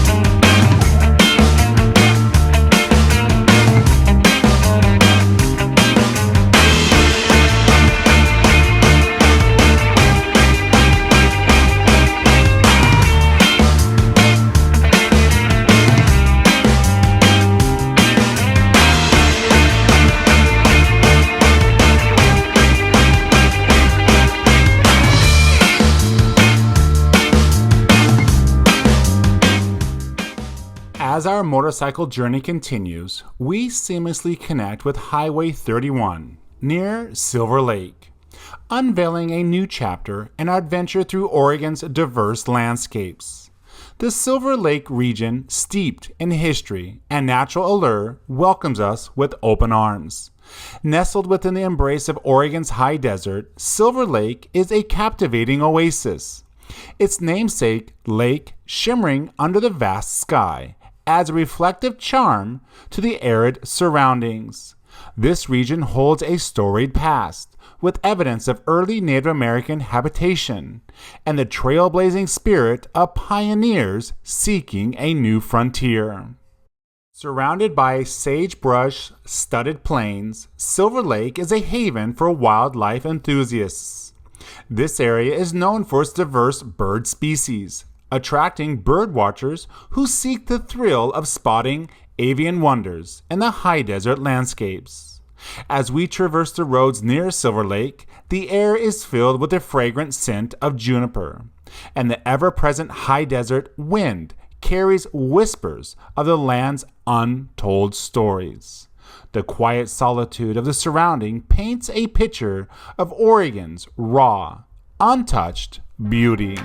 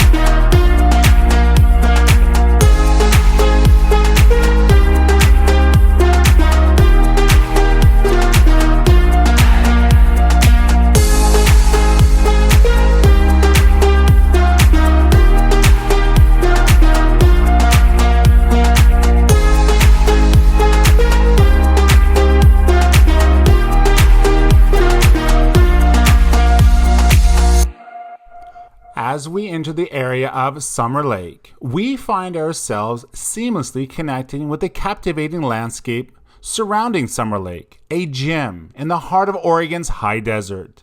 This region, rich in natural wonders and historical significance, invites us to explore its unique charm. Summer Lake, a shimmering expanse under the expansive sky, serves as a tranquil centerpiece in this arid landscape. as we ride through the surrounding plains adorned with sagebrush. Echoes of early Native American habitation and the pioneering spirit of settlers resonates in the air. Renowned for its ecological diversity, Summer Lake is a haven for bird watchers and wildlife enthusiasts. The lake attracts a myriad of bird species, transforming the area into a sanctuary where nature's wonders unfold against the backdrop of this high desert.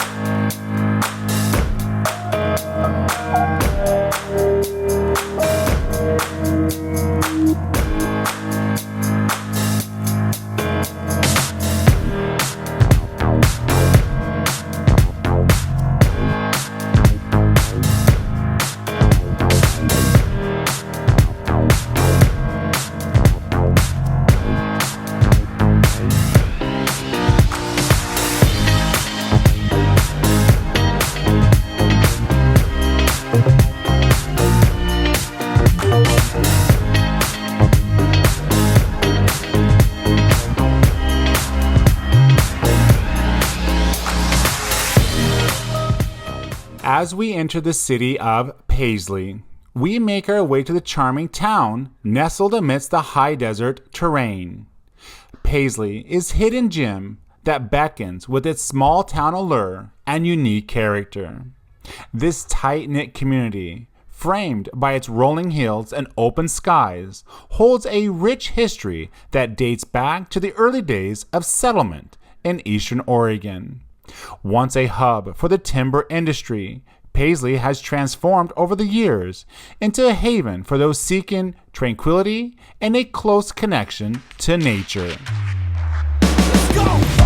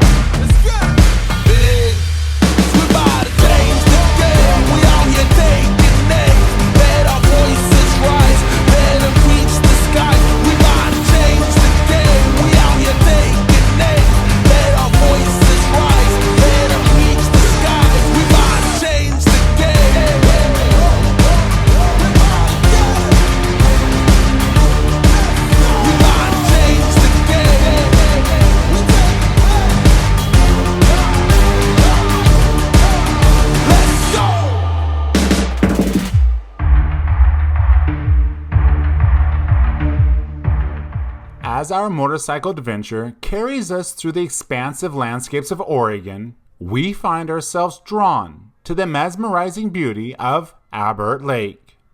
Riding along the quiet roads that lead to this hidden gem, the anticipation builds, knowing that the vast expanse of this ancient and unique lake awaits. Abbott Lake, nestled against the backdrop of rugged hills and sagebrush-dotted plains, unfolds before us like a mirage in the high desert. Its tranquil waters mirror the vastness of the sky and creating a scene of serene beauty that captivates the soul. The lake, named after Colonel John James Abbott, a 19th century explorer, holds a history as rich as the stunning landscapes. Surrounded by the solitude of eastern Oregon, Abbott Lake offers a peaceful refuge for both travelers and wildlife alike. As we approach the shores, the silence of the lake is broken only by the gentle rustle of the wind and the distant calls of migrant birds. Abbott Lake is renowned for being a crucial stop for bird watchers, attracting a diverse array of species.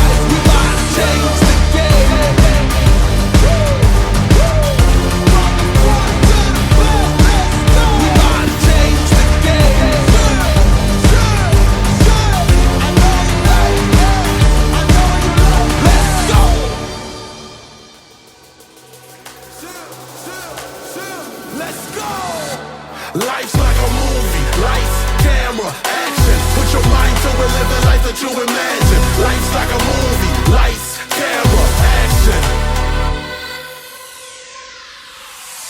Started out with nothing, now I'm big. Yeah, they try to stop me, find a way. Didn't have a lie, now we're drinking champagne. Vision 2020, finna party all day. After everything we've been through, you know that we deserve to have a good time. Baby, you're a dime, I'll be watching you whine. On the dance floor, yeah, your body like wine. Getting better over time, your body like wine. Got me tipsy, baby. All about love like the 60s, baby. Getting lost in the moment, going this is crazy. Good girl, but with me, you've been misbehaving. Stacks in your bag, all them things you craving. You can get it, go ahead. Help you unwind, get rid of that stress. I'm out of my mind, and you know what comes next. Here's to success. Life's like a movie, lights, camera, action. Put your mind to it, live the life that you imagine. Life's like a movie, lights, camera, action. Life's like a movie, lights, camera, action. Put your mind to it, live the life that you imagine. Life's like a movie, lights, camera, action. It's gonna be fine, you just put that one leg in front of the other and keep moving, you will get what you need. We don't let them bring us down. About to make history, run this town. What we need is passion, living by the code, cause you know the streets watching. I've been with a freak, love it when you speak Spanish. Leaving the tranquil beauty of Abbott Lake behind us, the open road stretches up before us, flanked by sagebrush and expansive skies. The ride towards Wagon Tire is a poetic venture into the solitude of the high desert, where the landscape becomes a canvas painted with the hues of earthly tones and endless horizons. Wagon Tire, a once thriving stop along the historic Oregon Outback Scenic Byway, now stands as a testament to the quiet resilience of Eastern Oregon's remote communities. As we pass through, the remnants of its past whisper stories of pioneers and travelers who ventured through these lands. The road meanders through the arid terrain, and the wind carries with its untamed essence of the high desert. The journey becomes a rhythmic dance with the vastness of the landscapes as we traverse towards Riley, a community that welcomes us with its small-town charm and warm hospitality.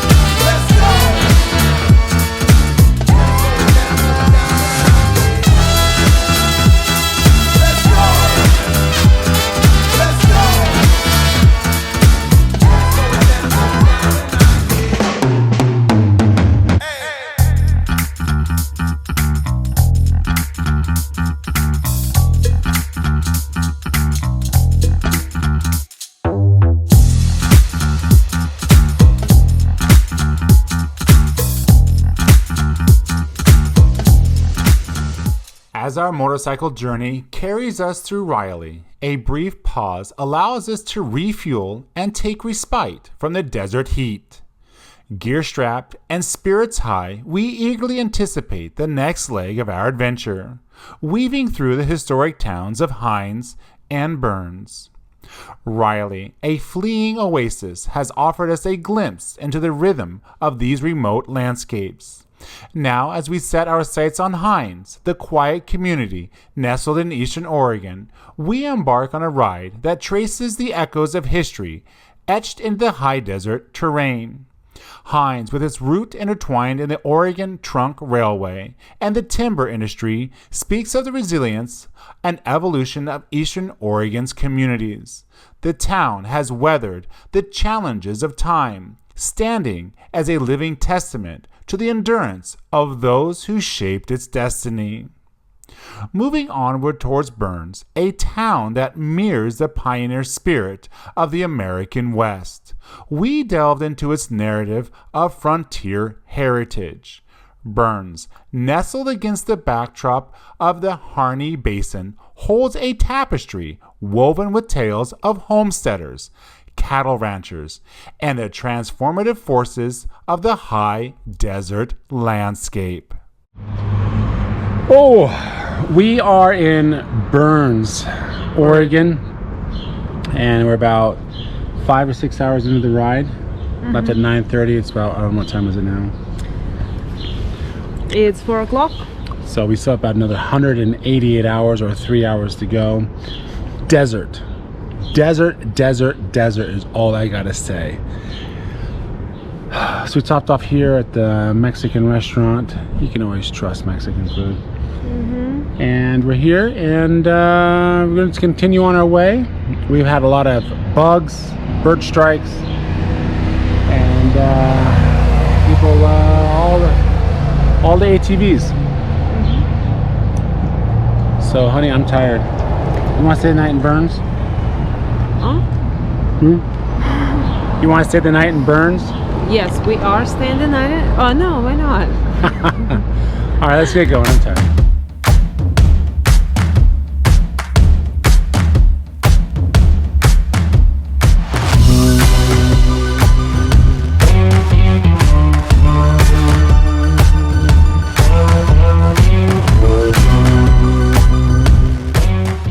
As we leave the historical town of Burns, our motorcycle adventure takes us to the expansive terrain of eastern Oregon, navigating the breathtaking landscapes that unfold before us.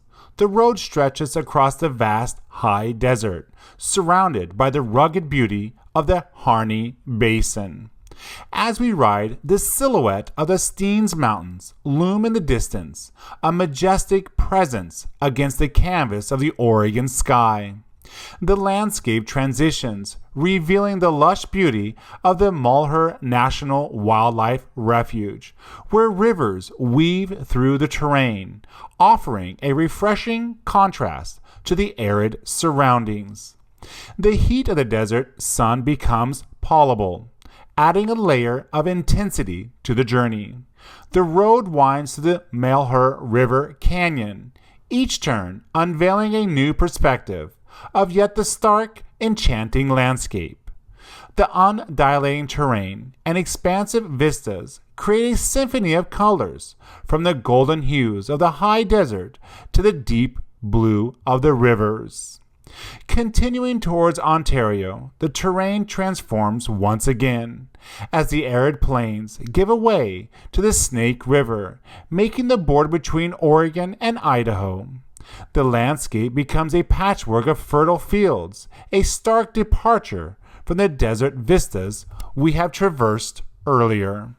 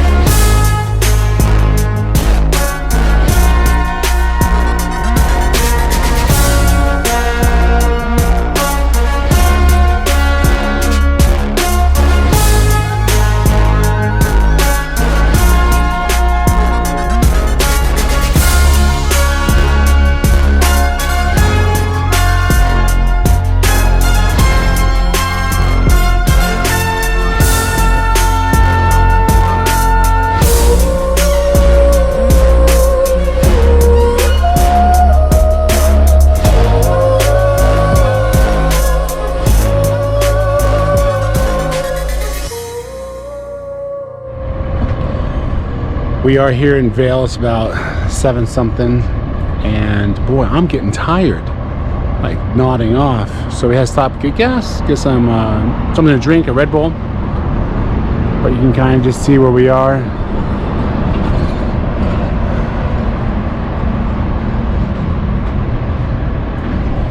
The best things right here.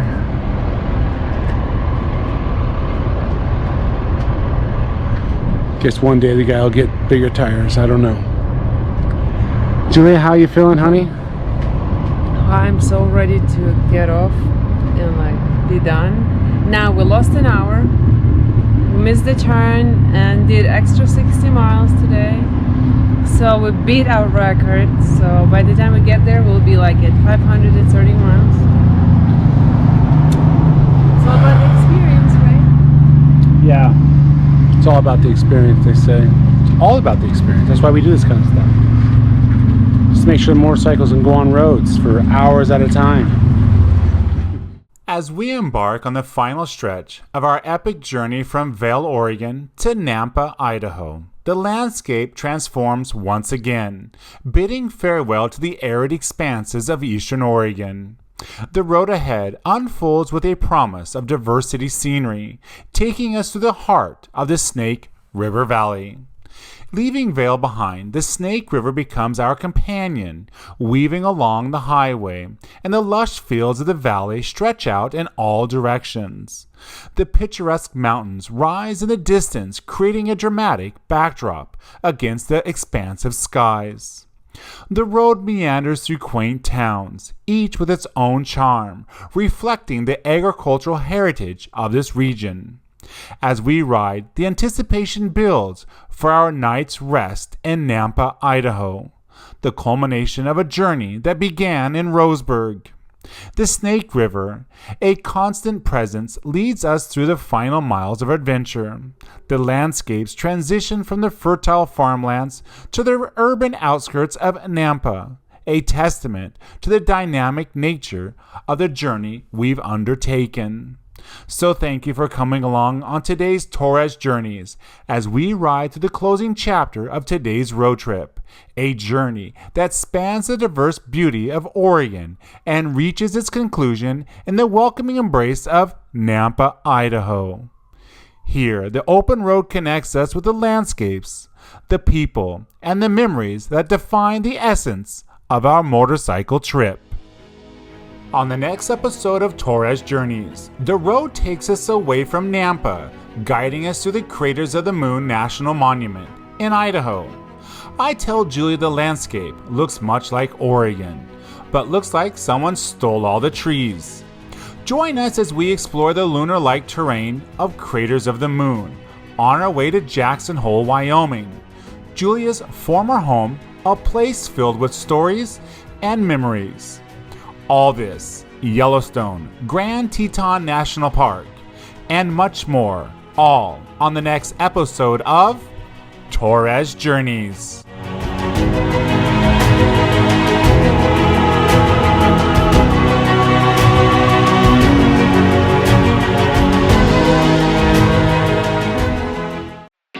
Today on Torres Journeys, it's a departure from Nampa, Idaho, embarking on a journey that spanned 500 miles, crossing the expansive Oregon desert. Our destination, the iconic Jackson Hole, Wyoming.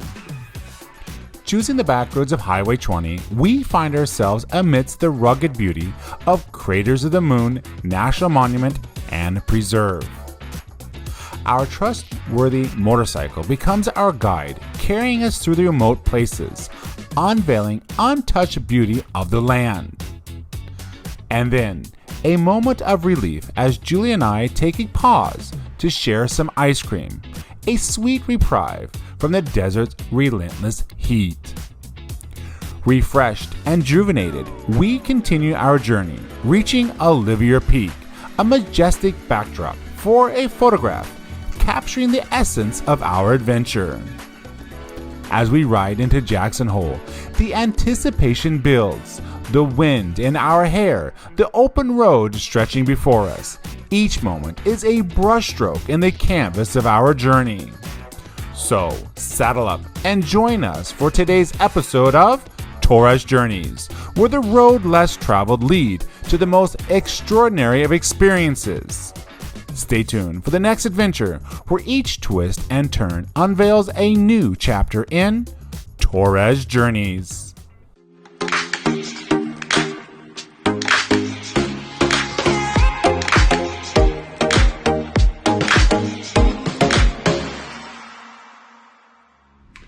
Good morning from Nampa, Idaho. This was our accommodation last night at Bunker Biker.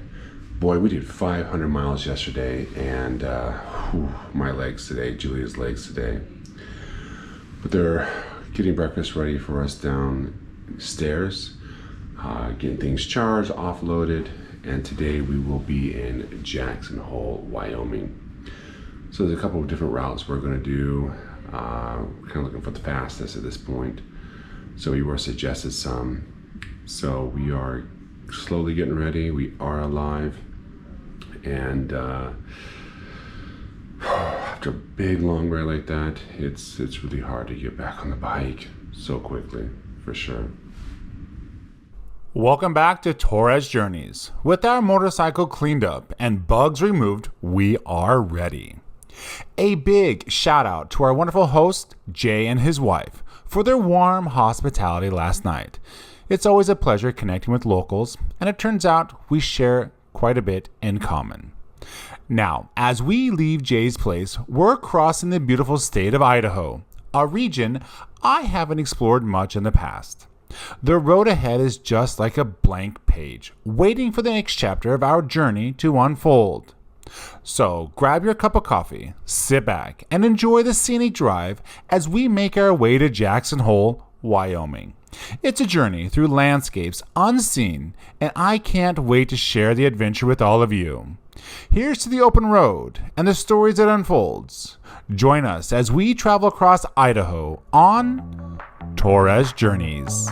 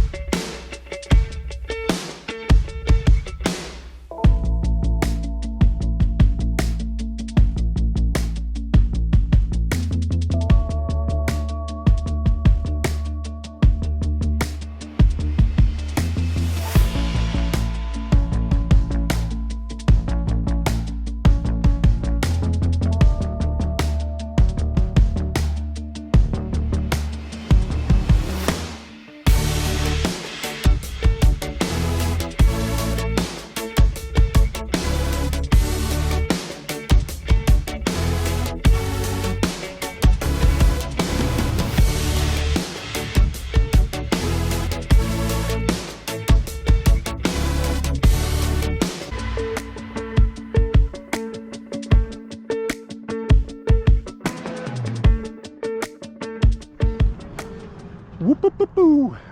All right, Yulia, you don't want me to say 178. We did approximately 180 miles. Okay. So precise at 178. Still she in says. Idaho, and we stopped by The craters of the Moon Rock, something like that, right? Yes. Yeah. What else do you want me to say?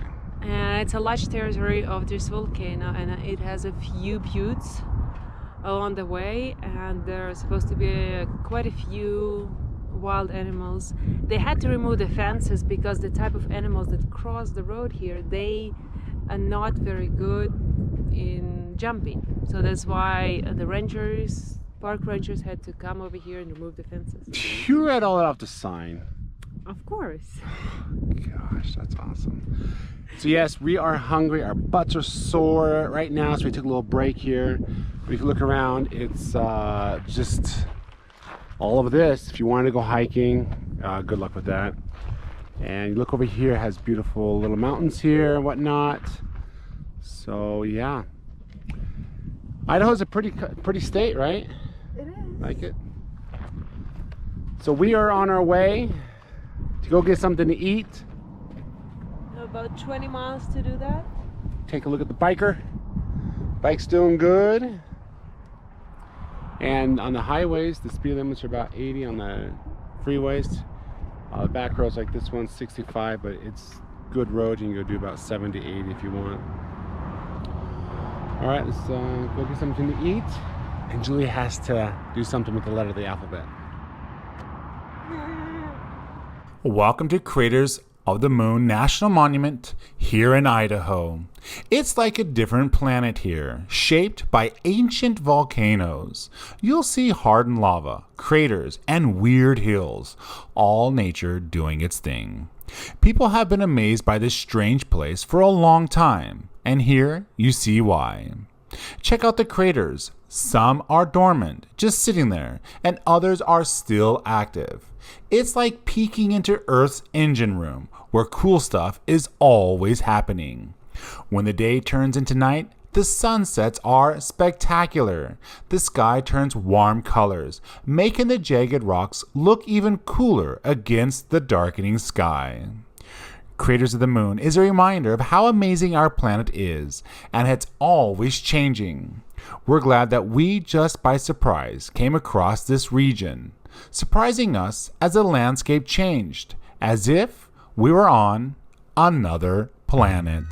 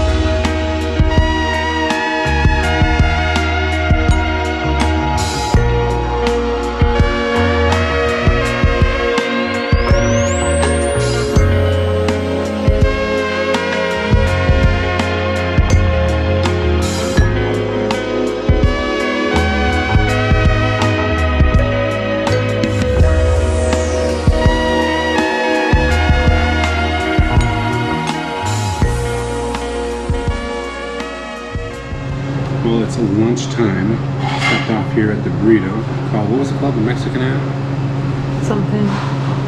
Mexican cowboy or something. Mexican cowboy hat. Here in Arco. It says on their sign they were the first city powered by atomic energy. So, still warm outside and getting a little rest and making good time though. Making really good time. Julia, what do you think? Oh my god. Well, yes.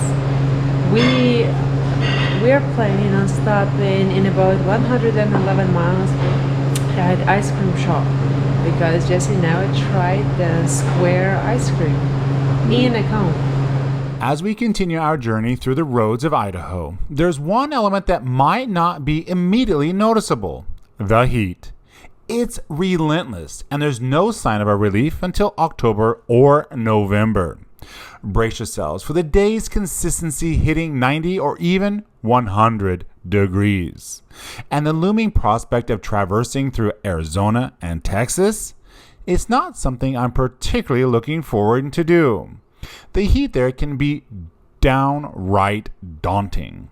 The South, however, offers a different kind of heat, humidity, and sticky, but it usually doesn't climb much over 90. Funny how that sounds like a relief.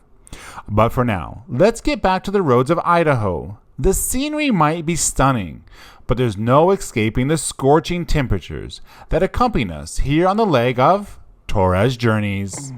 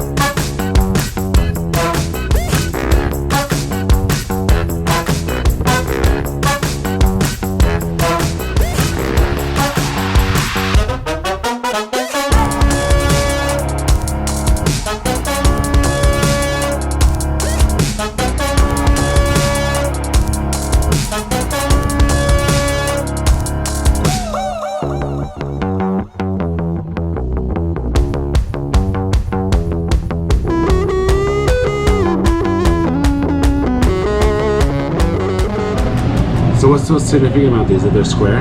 Yep. They scoop them with a square scooper? Yep. Why do you think they do that? To be special. Oh, you can't bite it. It's square. You have to lick it. Okay, Julia. With a treat and a break from the heat, we are on our final segment to Jackson Hole. I have noticed that the trees are back and the mountains are starting to take shape. In my mind, I am anticipating what Jackson Hole will resemble. Will it look familiar to parts of Oregon, or will it be unique in more ways than pictures can convey? Time will soon tell as we climb over the pass and on our way into today's destination, Jackson Hole.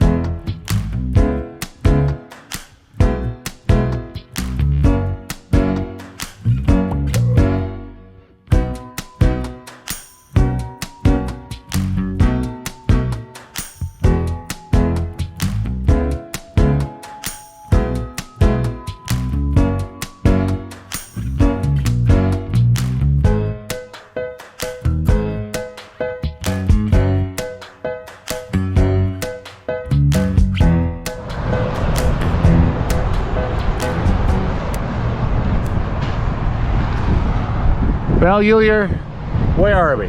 We are so close to Jackson Hole. Thanks for the update. We are up here at the lookout over Jackson Hole.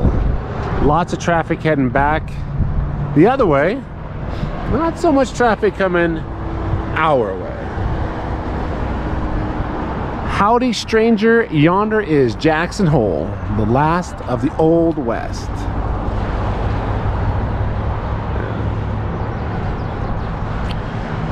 So here we are.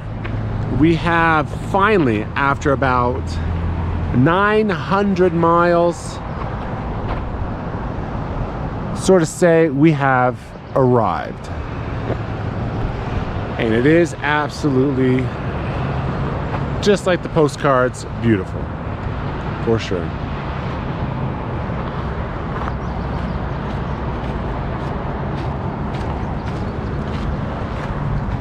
Well, Yulia, since you lived here for a year, what's it like to be back, seeing it all again?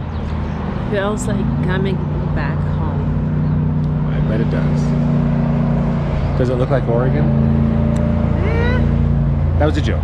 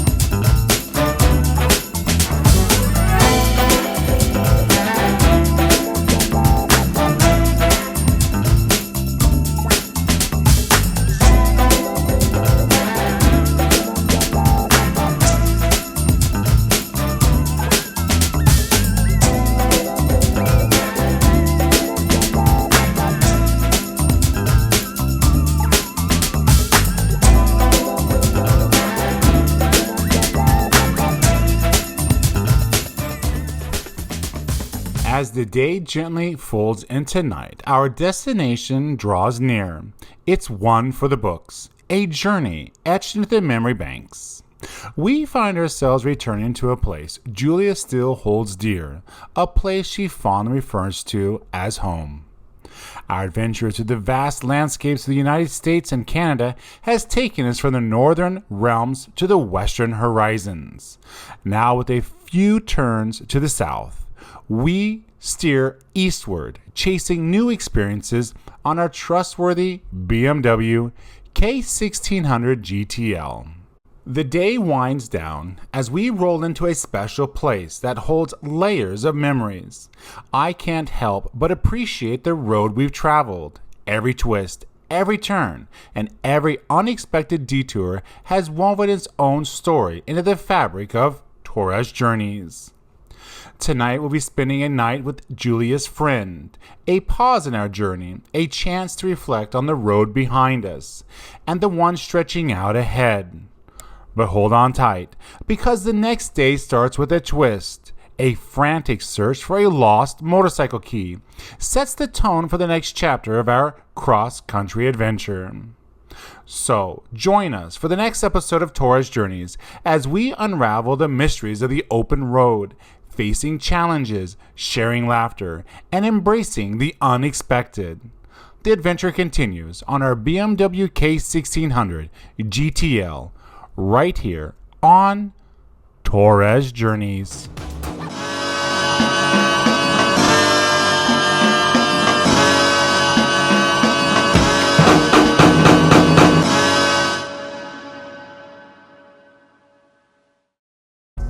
Today on Torres Journeys, we're diving deep into the heart of Wyoming, exploring the awe-inspiring landscapes of Grand Teton and Yellowstone National Park. We kick off the day by bidding farewell to Jackson Hole, catching my first glimpse at the majestic Grand Teton Mountains. It's a sight that takes your breath away and sets the tone for what lies ahead in the national parks. Our journey beyond the borders of Grand Teton National Park, leading us into the enchanting realm of Yellowstone National Park. And let me tell you, that's where the real magic happens. So, buckle up and join Julia and me as we embark on a journey of discovery, witnessing the raw beauty of Mother Nature in all its glory. America's first national park has some surprises in store for us. Now, I won't spill all the beans right from the start. You'll have to come along the ride to experience the highlights and wonders that await us today on Torres Journeys.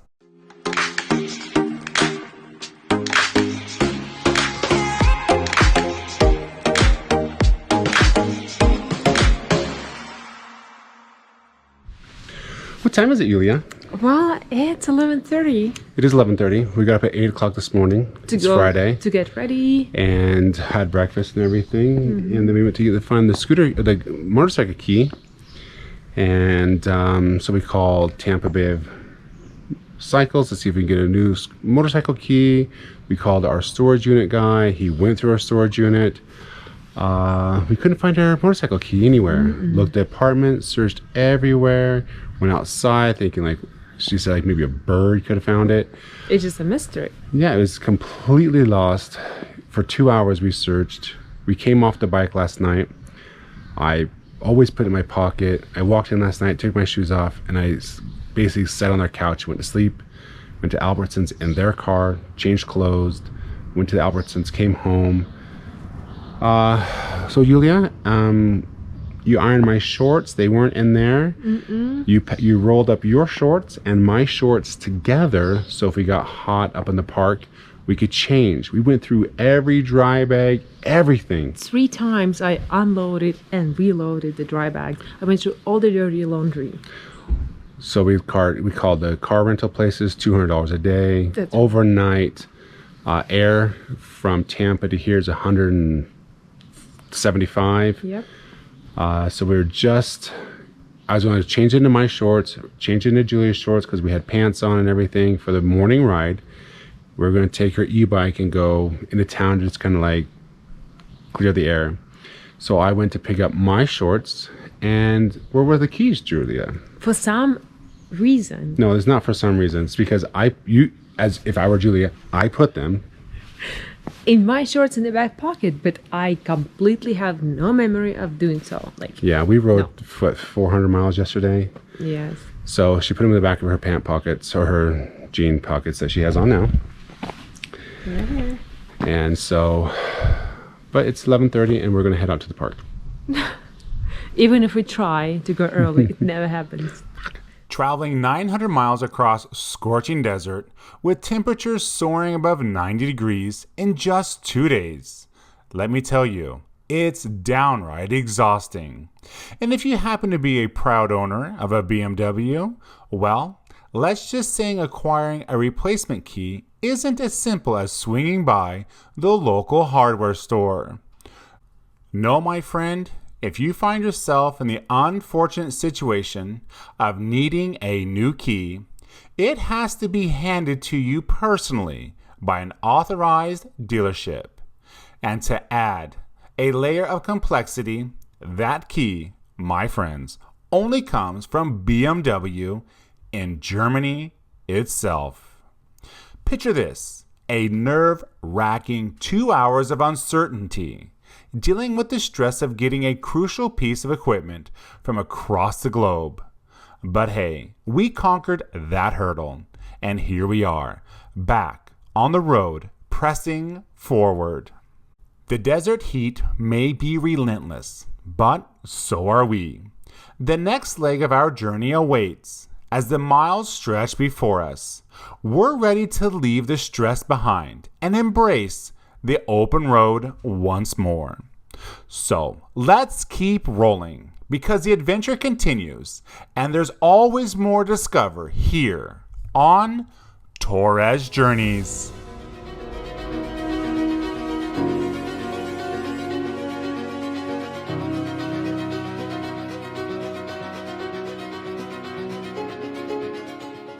Here we are, surrounded by the magnificent Grand Teton Mountains, a place that commands respect with its raw beauty and staggering elevation. The tallest peak in this range, the Grand Teton itself, proudly stands at 13,770 feet, reaching for the sky. Join us on our next episode as Torres Journeys continues to explore these majestic peaks.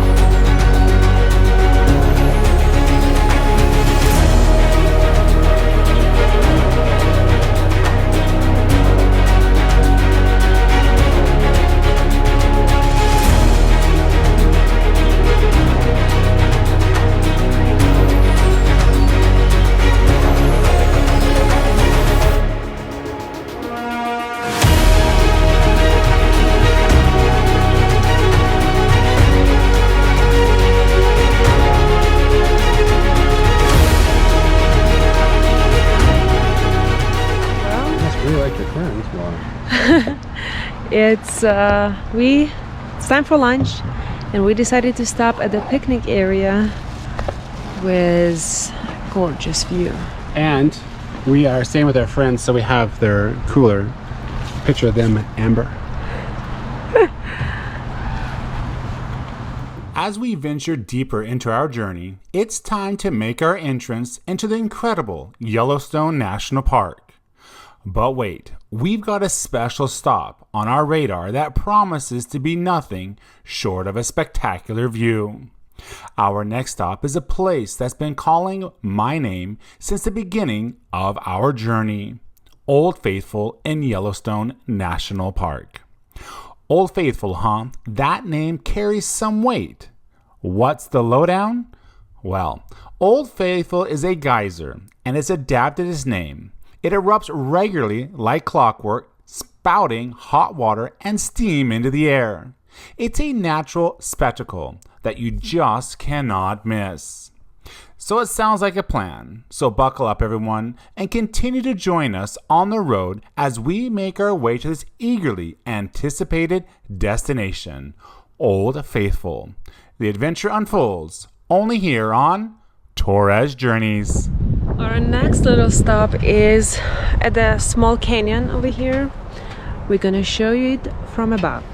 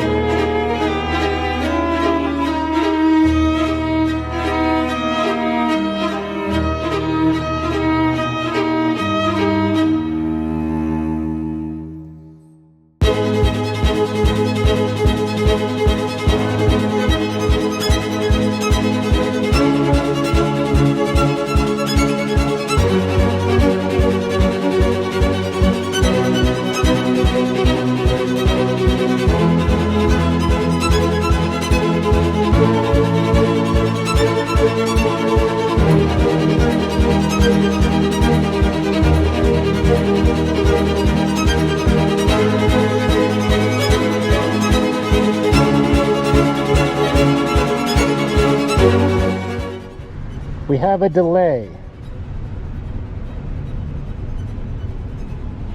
So far we've been about 5 to 10 minutes and we don't know what's going on. Back to you.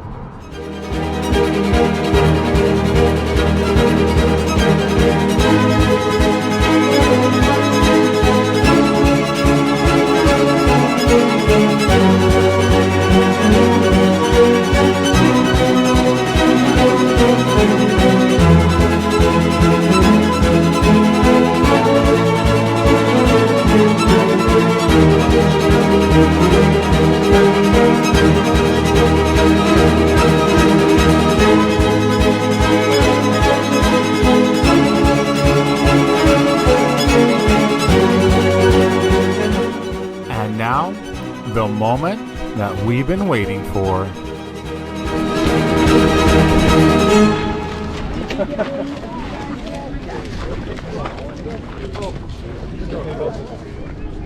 Huh? How long is it like the walk for? I'm not sure. What does it matter? Why? Who cares? Boiling water shooting in the sky. Woo-hoo. Why does it matter? It matters for this reason.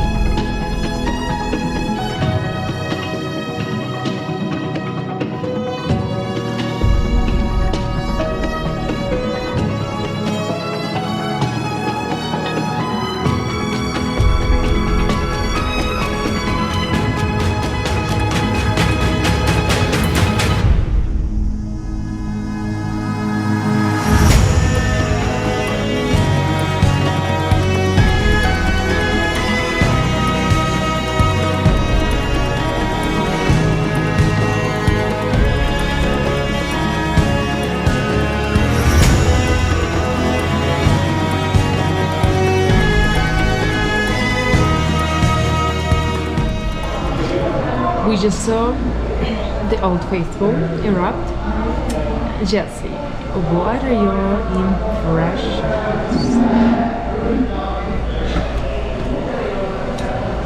This is just before the moment that Julia wants to take my life. I've seen fire hydrants more impressive. And there you have it. I am a dead man.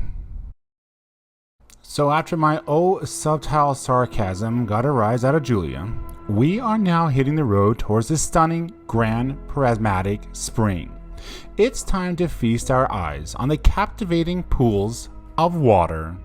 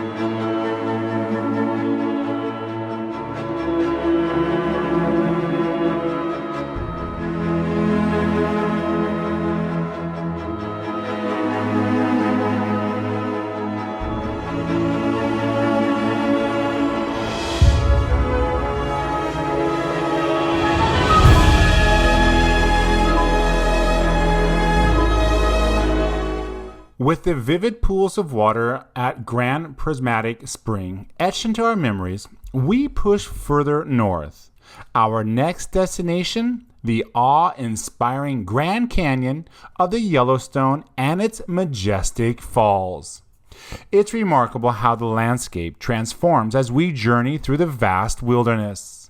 The anticipation builds as we approach one of nature's grand spectacles, the canyon and its breathtaking falls. So, join us as we continue our ride, immersing ourselves in the unparalleled beauty of the Grand Canyon of the Yellowstone. The adventure unfolds here on Torres Journeys.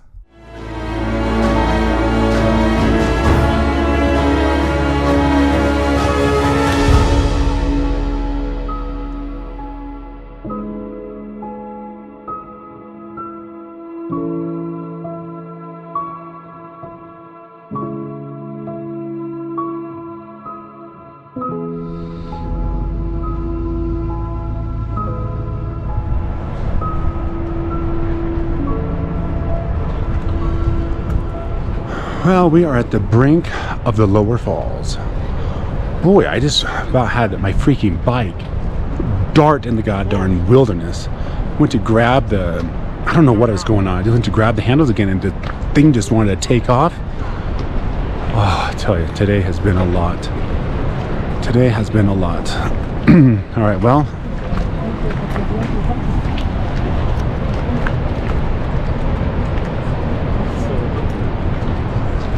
Well, there it is. Is that the only one, Julia? Have you when were you here last? Yeah, I don't know. But we had the different, like it was straight. There's a waterfall right there. One down there. I remember. One over there. And then, but oh no, we have. There's a waterfall over there, or a parking lot over there. But that's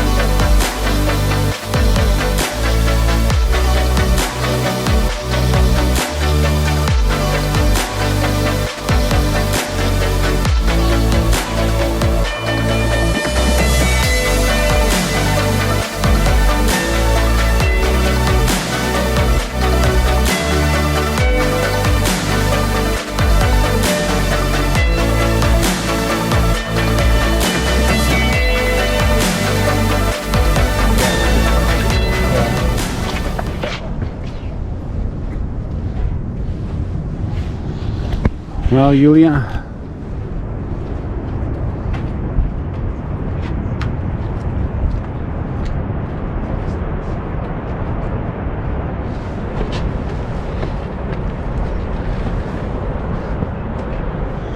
Well, this is Inspiration Point, which you can see way over there, but you can't see the waterfall that well. So I'm not quite sure what this all is.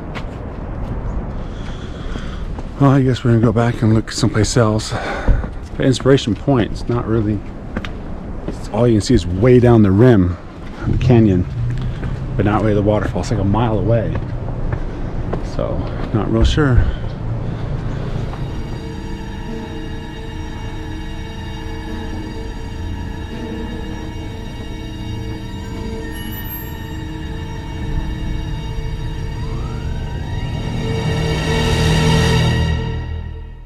Looking back at that moment, everything in my mind was racing, unsure of what laid ahead. The one thing I hoped for was that he would play nice. As we held our own breath, frozen in the moment, I couldn't be more thankful that, in the end, he stayed in his own lane.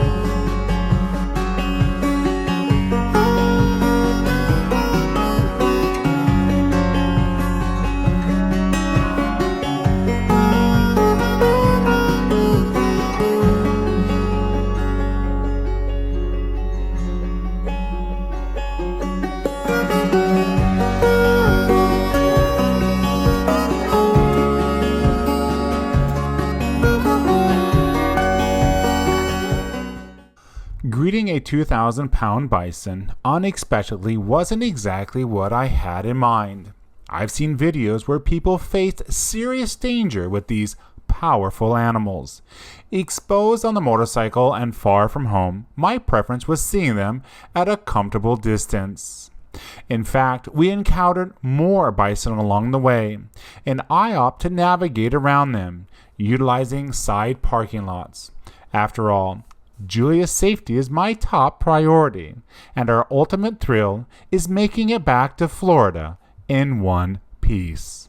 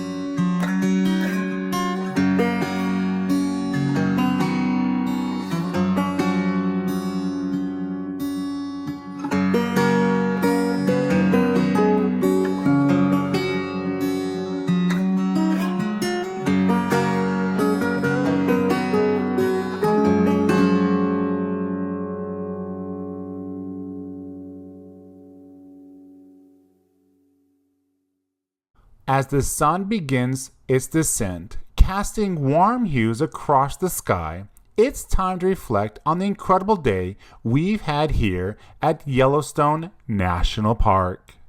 From the vibrant pools of the Grand Prismatic Spring to the majestic Grand Canyon of the Yellowstone, and each moment has woven itself into the fabric of our journey. Unexpected encounters and breathtaking landscapes have painted this day with colors of adventure. And as we bask in the glow of the sunset, I can't help but feel grateful for the experiences shared and the miles traveled. Join us on Torres Journeys as we continue our exploration, chasing sunsets and embracing the thrill of the open road. Until next time, ride safe and savor the beauty that each new day brings.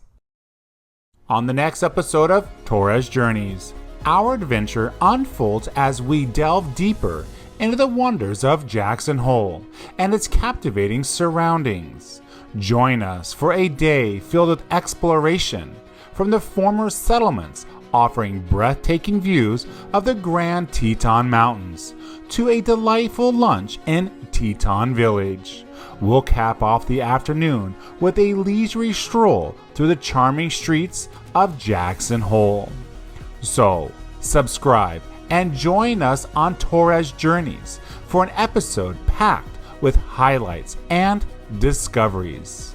Until then, keep the spirit of adventure alive, and we'll see you on the road.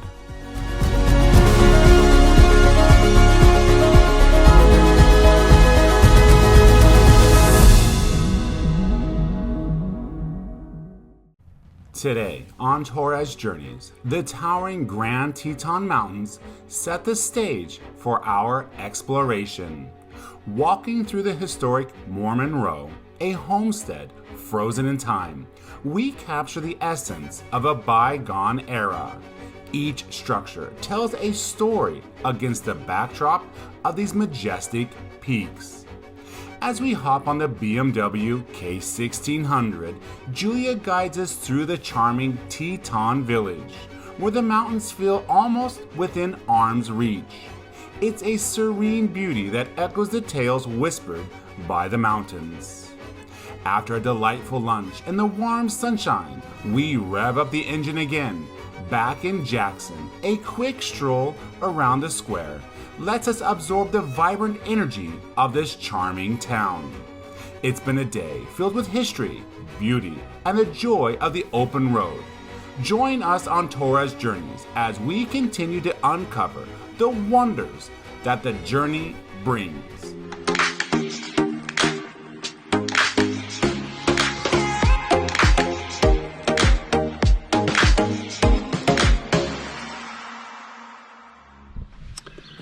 All right, Julia. It's 10 o'clock, our normal start time. Yes, and it's Saturday. Our plan is we're gonna go to Mormon Road to take pictures with the first barn that was built in this area. And it's the iconic spot. This is like you will see on every postcard. The first barn? Mm-hmm. Wow, I wanted to have a barn dance. Sorry. Yes. All right, it's clear skies today, as you guys can see now. And we're gonna head out, take Julia's favorite picture. Yes. And also, I think we stopped by a car wash. Maybe on our way back. Because we have lots of friends tagging along. And, oh, one important question. You know where the keys are, right? Oh yeah. Today, yes. Today's a good day. Awesome. Welcome back to Torres Journeys. And just to clear the air, we can guarantee you that we definitely knew where the motorcycle keys were at all times. No unexpected surprises on that front. Today we're retracing our route out of Jackson Hole, cruising along the same road as yesterday, heading towards the enchanting Mormon Row. About 25 minutes outside of town and conveniently close to the airport. It's a place steeped in history and surrounded by the grandeur of the Grand Teton Mountains. One of the perks of this small city is its remarkable accessibility to the outdoors, especially for cycling enthusiasts. Alongside the road, there is a dedicated bike path, providing a safe haven for cyclists to enjoy the journey while keeping a respectful distance from the heavy traffic. So, let's hit the road again and explore the wonders that lie ahead on Torres Journeys. The adventure continues, and we're ready for whatever the road has in store. We arrived to Mormon Row, one of the oldest barns here in Jackson Hole, and we're gonna take some pictures and share with you the views.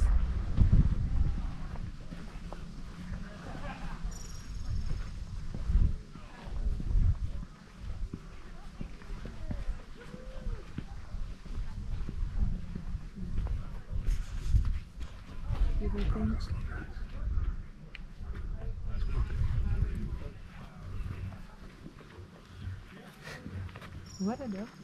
Those little mole things. They're mole. Of course. Oh, yeah. Yep. They didn't have bears, so they just property. Women. So you had a lot of people.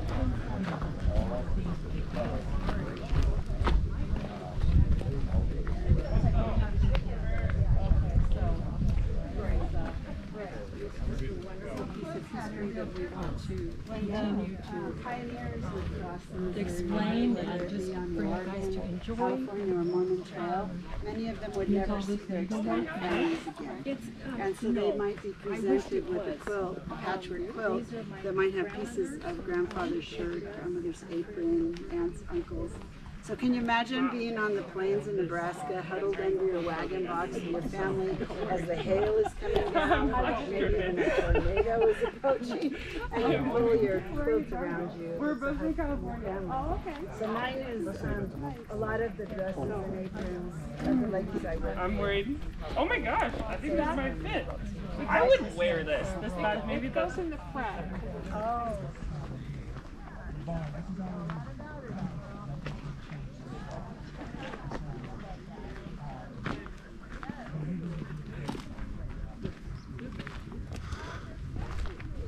Where's our picture spot?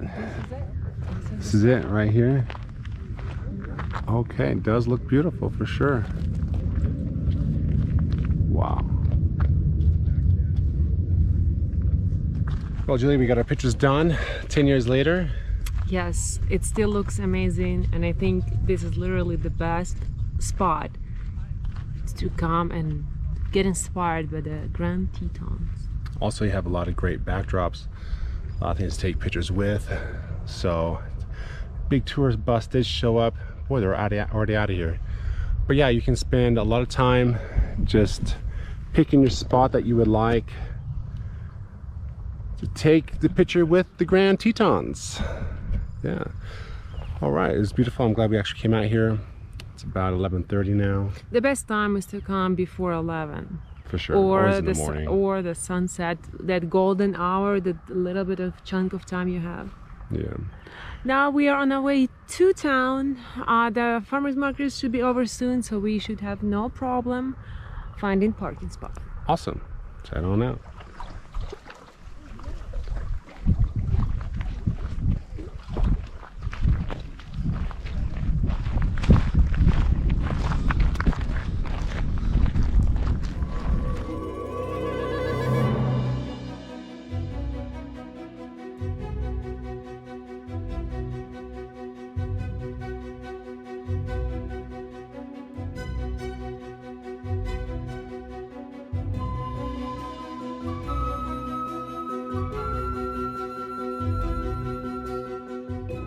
As we bid farewell to the historic Mormon Row, our journey now leads us to Teton Village through a hidden gem, a seasonal back road that unveils its charm during the summer months. This narrow path guides us over the Snake River, offering a thrilling crossing with majestic mountains towering overhead. The road winds through some truly picturesque wooded areas, a canvas of nature's beauty. It's moments like these that make the open road so special. Join us on tourist journeys as we navigate through these hidden routes, immersing ourselves in the wonders that the journey unveils. The adventure continues, and the road beckons.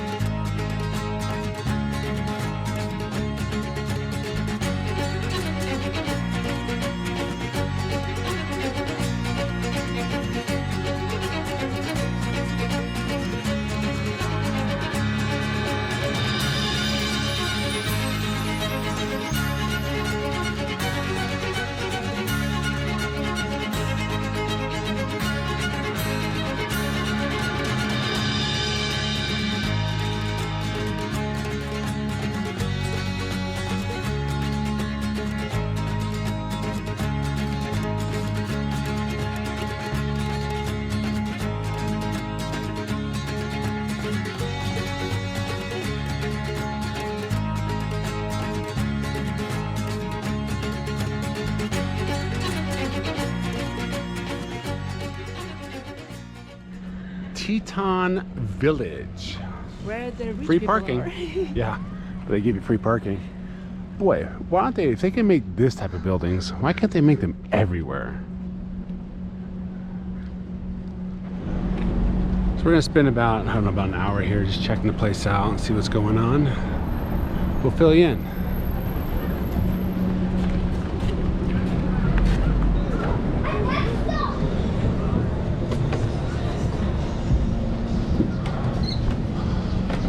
All right.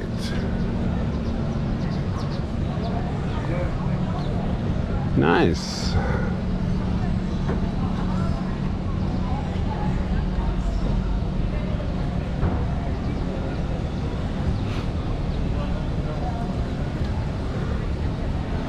Well, Yulia, if you want, get yourself some clothes here for upcoming season.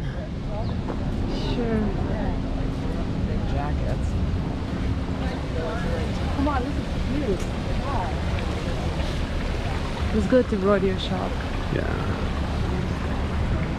One summer we were here for the concert. Yeah. Right here, and the concert was, the stage was right there. Pretty cool. A song that on this day in 1972 made it to its highest. Rodeo. Give myself a cup of it. Yeah.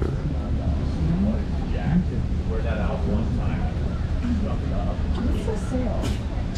Yeah, I've been trying to figure that out. I need to talk to someone more knowledgeable. This is stunning, but it's $100.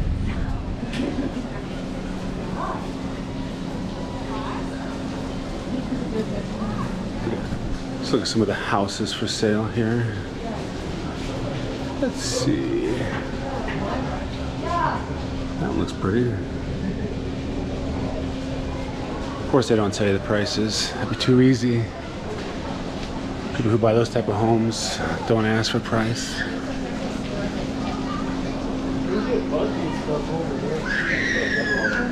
Let's go left, right?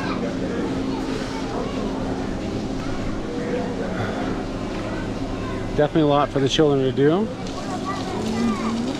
Some water, outdoor seating. Definitely is pretty. Definitely is pretty.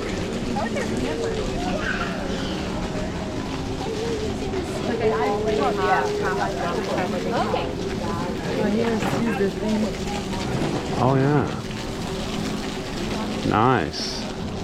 The views are gorgeous.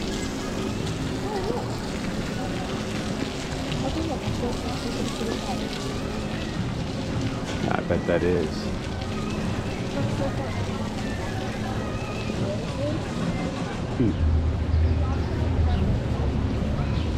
Look at the bridge.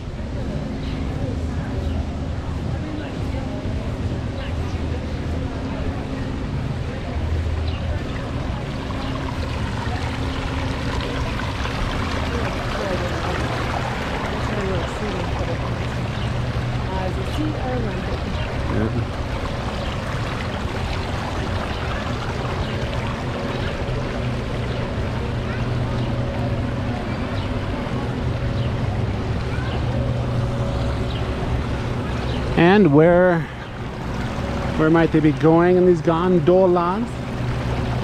Straight up the mountain, of course. Well, they're right there. Yeah, but then it's gonna go up. Oh yeah, of course. How much was it to ride the... It was $45 per person. Yeah. And it was on sale, actually. Usually it's $55. Yeah. I know. Alright. But it's two ways, not just one way. Oh yeah. Let's go take our picture over here by the Oh yeah, we should go to the church. Jackson Hole.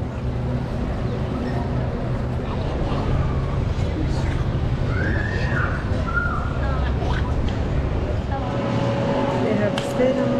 All right, Yulia. Getting some lunch here at, what is it, Orsa?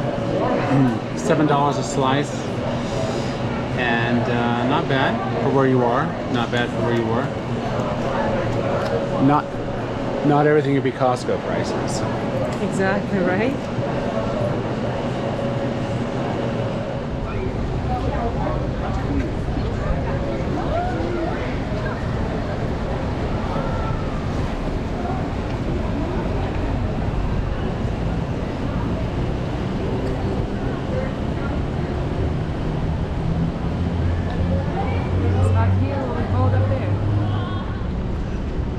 Village is pretty. It's nice. But we are town people. Yeah. You can rent bikes and everything you need here to go up the mountain. A lot of sports activities. Great place to come for the day. Rolling into Grand Teton Village is a treat for the senses.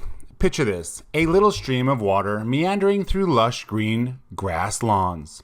The air filled with the delightful aroma of cafes and the vibrant atmosphere of outdoor living against the backdrop of the majestic mountains.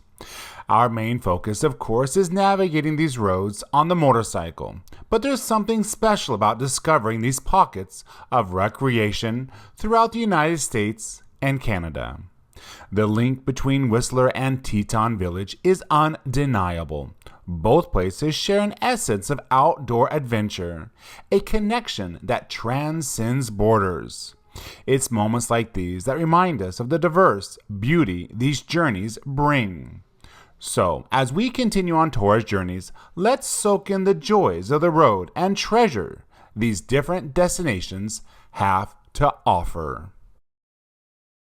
Now let me paint a picture of the charming downtown area of Jackson Hole. Nestled against the backdrop of the Grand Teton National Park, this lively hub was haven for both locals and travelers alike. Did you know that Jackson Hole was a southern gateway to Yellowstone and the Grand Teton National Parks? It was a true adventurous lover's paradise. And speaking of paradise, let's talk about the iconic Cowboy Bar. A legendary establishment. It wasn't just a watering hole, it was a piece of Western history, right in the heart of Jackson.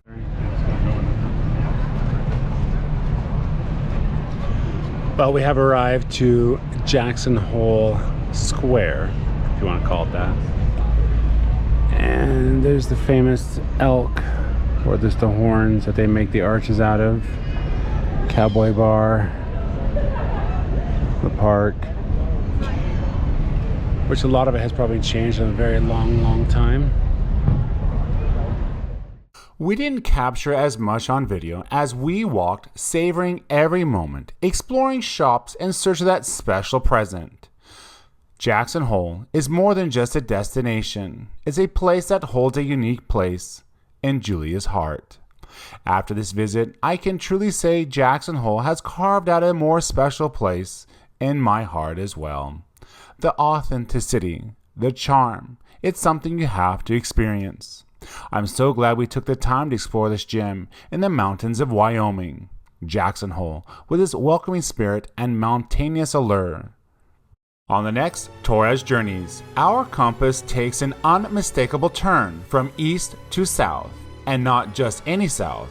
We're talking about a journey that keeps heading south, and then a bit more south, until you might even say south is sounding a bit sour. Yep, that's south. Where are we heading? In the southern direction. Well, Julia had a particular curiosity, a desire to explore Dinosaur National Monument. Join us as we venture southward, uncovering the wonders that await on the open road. The road calls, and the thrill of the journey continues. So, join us on the next episode of Torres Journeys as we chase the southern horizon. There's always more to discover, and we're ready for the adventure.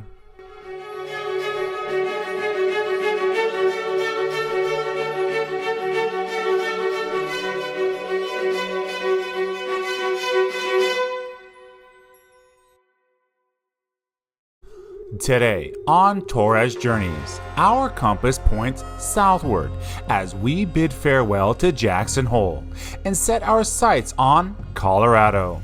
At Julia's request, we'll make a pit stop to explore Dinosaur National Monument before reaching our final destination of Grand Junction, Colorado. In today's video, expect to be immersed in the scenic beauty of our journey. Over the course of 8 hours and 450 miles, we'll traverse through the summer heat, capturing the vast landscapes and rugged terrain along the way. So, join us as we embark on this epic road trip, where the road itself becomes the adventure. Stay tuned for more breathtaking scenery and unforgettable moments today on Torres Journeys.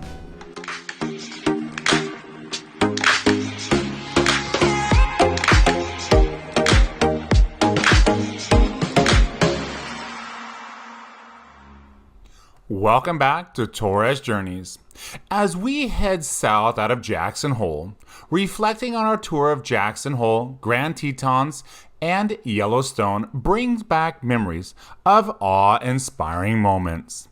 From witnessing the majestic eruption of Old Faithful to the up-and-close and personal encounters with the bison walking beside us on the road, each experience was a testament to the natural wonders of this region. Visiting Julia's host family added a personal touch to our adventure, providing insights into local life and creating cherished memories that will last a lifetime. And as we stroll to the historic city of Jackson with its quaint streets and welcoming atmosphere, it felt like stepping back in time and immersing ourselves in the rich history of the Old West. These moments have left an undeniable mark on our journey, reminding us of the beauty and wonder that awaits around every corner. As both Julie and I head south for today, we are anticipating that heat that comes from traveling further south. Our only saving grace might be the elevation on the upcoming mountains. But eventually, we know passing through Arizona, Texas, and the Deep South will be challenging. But for today, we have our ride mapped out, and we stay focused on what is right in front of us. As we journey from Jackson Hole to Grand Junction, Colorado, we find ourselves traversing through vast and barren landscapes. The scenery stretch out endlessly before us, captivating in the sheer expansion. There's not much to point out along the way, except to invite you to witness the ever-changing landscapes as we ride. Briefly, we follow in the footsteps of history along the Oregon Trail, catching glimpses of the past amidst the rugged terrain. We pass over a small dam on the Green River, a reminder of the intricate engineering that shapes the land. Our focus is less on sightseeing and more on savoring the simple pleasures of the journey. It's about indulging in a warm cup of tea and relishing the freedom of the open road. So, come along and join us as we embrace the tranquility of today's ride on Torres Journeys.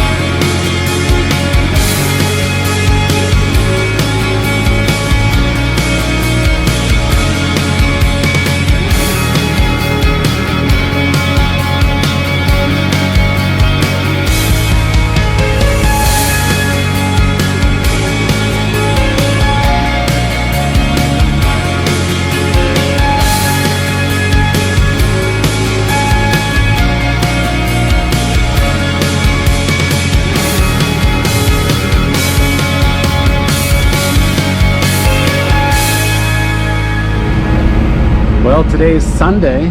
We have left Jackson Hole and we are headed to Grand Junction, Colorado.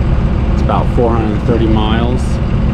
Left today around 9 o'clock. Stopped here for gas and to have something to eat. Part of this road that we've been going on has been the Oregon Trail, and just down the pass where we just came, there was a turnoff, the Oregon Trail, and also probably go to California. Actually, right over here is the Oregon Trail Residential Community, and there was a sign coming into town that says you could live here. Just call this number. It really was, I promise. So we're gonna take a quick snack and then head on to Colorado. Leaving Farson, Wyoming, our journey southward on Highway 191 leads us through desert-like terrain. The landscape stretches out before us, vast and seemingly endless, with little to be seen in either direction, east or west. Continuing our route, we'll soon pass over Interstate 80 as we make our way further south on Highway 191. The road ahead promises new adventures as we approach the border into Utah. So continue to join us as we press on, embracing the solitude of the open road and anticipating the discoveries that lie ahead.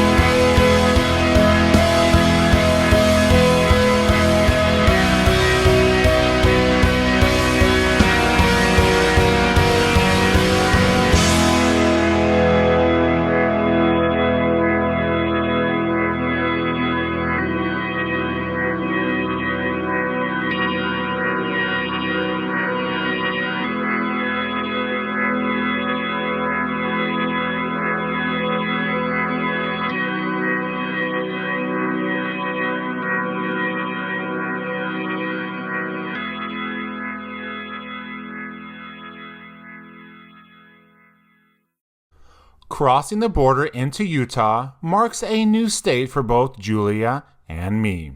Despite the scorching weather, our spirits remain high as we press onward towards our next destination, Dinosaur National Monument. It's approximately 90 minutes away.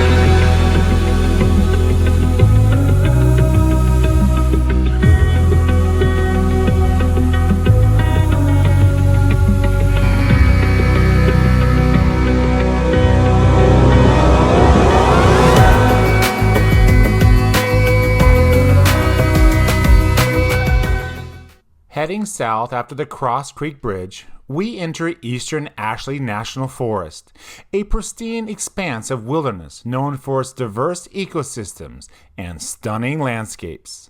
Ashley National Forest covers over 1.3 million acres, boasting an array of recreational opportunities, hiking, camping, fishing, and wildlife viewing.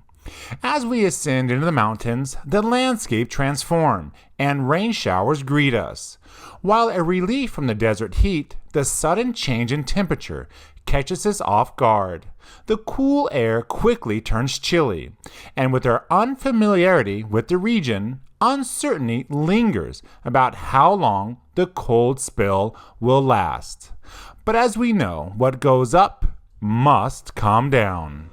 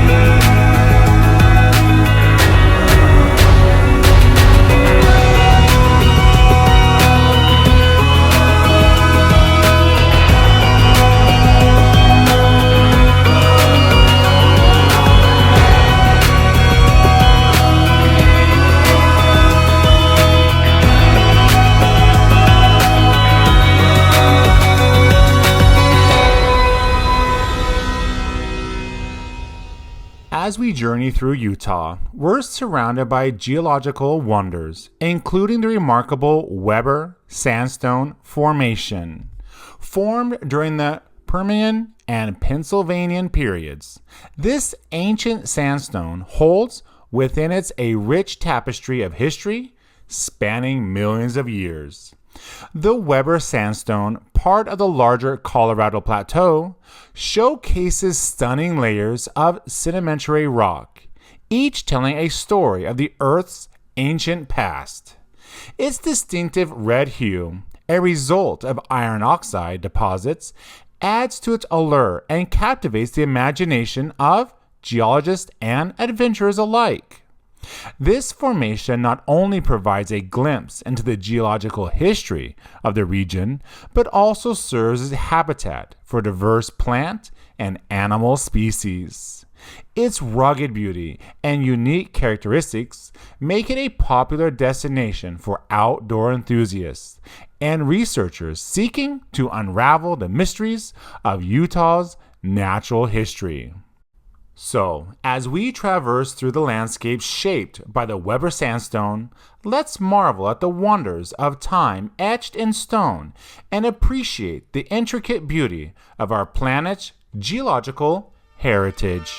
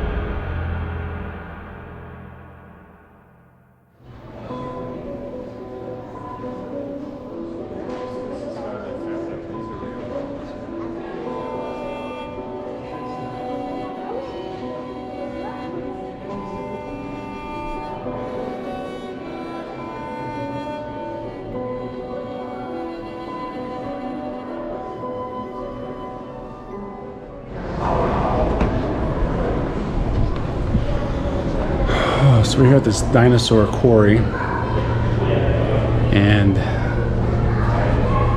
I guess the dinosaurs used to live in this valley just a few years ago.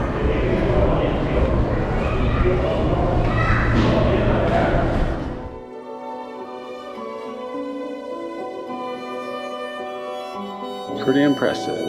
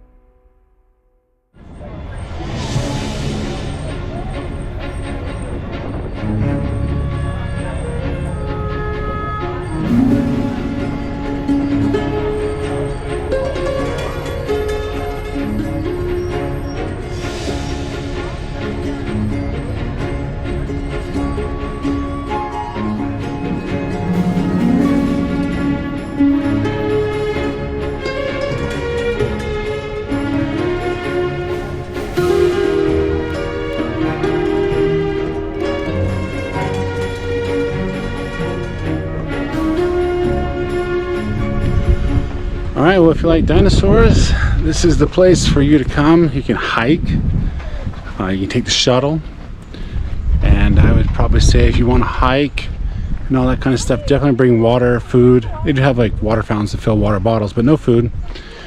I'll give yourself a couple hours, but if you do like us, just up and down, I'd give yourself about 45 minutes. Right, Julia? Of course. Alright, well, there's our last dinosaur before we leave. As we bid farewell to Dinosaur National Monument, we leave behind the ancient mysteries and prehistoric wonders that captivated us. The heat still lingers, relentless and unyielding, as we prepare to embark on the next leg of our journey. Leaving behind the rugged beauty of Utah, we set our sights on Colorado. But before we fully transition into the new state, we make a quick stop to capture a moment with the Welcome to Colorado sign. It's a small pause in our adventure, but one that marks the beginning of a new chapter as we continue to explore the wonders of the open road.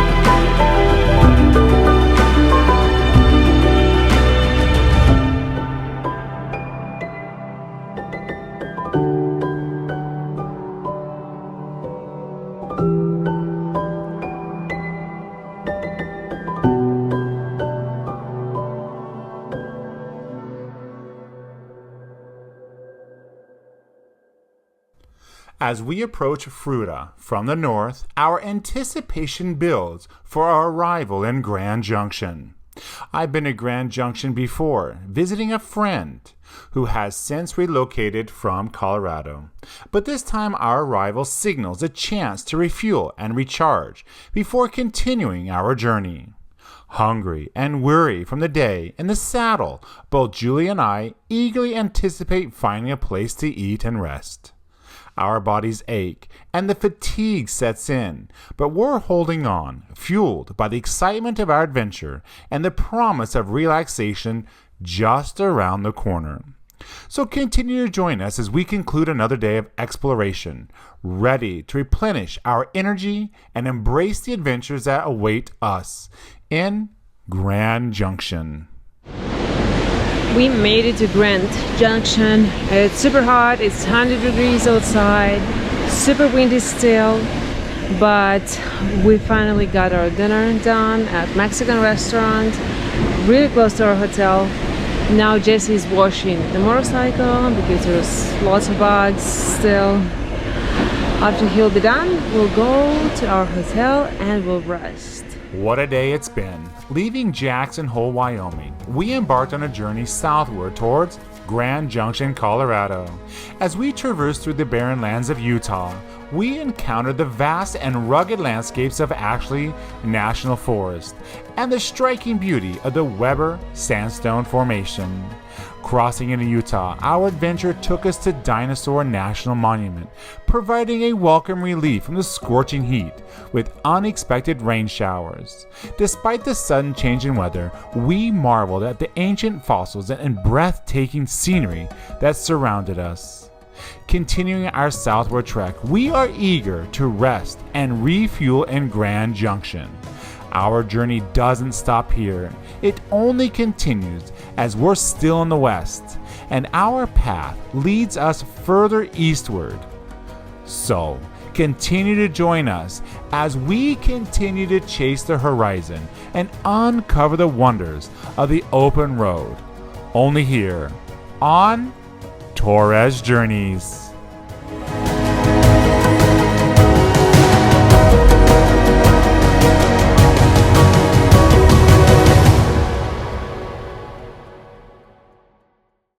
Today on Torres Journeys, it's our final episode from our 2023 Summer Motorcycle Tour.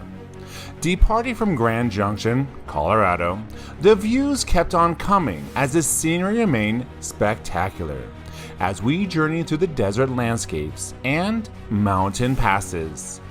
The heat was intense and the days seemed to stretch on endlessly. At times we found ourselves questioning whether we had forgotten to hit record or if we simply at the point of let's just get there. Nevertheless, we managed to capture some clips along the way and we'll fill in the story with pictures. Leaving Grand Junction behind as we make our way to our final destination, Tampa, Florida.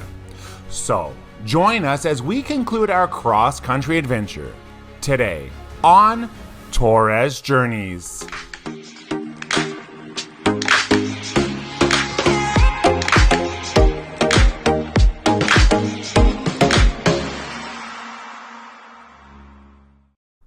Day 52 of our journey begins in Grand Junction, and our destination is Durango, Colorado. Little did we know we would stumble upon a legendary route known as the $1 Million Highway. The $1 Million Highway starts in Ouray, Colorado. As we hit the road, the heat is already sweltering. We make sure to take a break and have lunch before tackling the next segment of our daily adventure over the mountains. Our first stop off is Bear Creek Falls, a well-known picture spot near the waterfall cascading below the bridge crossing over the creek. It's a breathtaking sight, and we take a moment to soak it all in before continuing our ascent into the mountains. Next, we make our way to the Molas Pass, reaching an elevation of 10,910 feet. The air is crisp, and the views are nothing short of spectacular as we navigate the winding roads and towering peaks. As we arrive to the lofty height of the Molas Pass, reaching an elevation over 10,910 feet, it's worth noting some fascinating facts about this iconic mountain pass.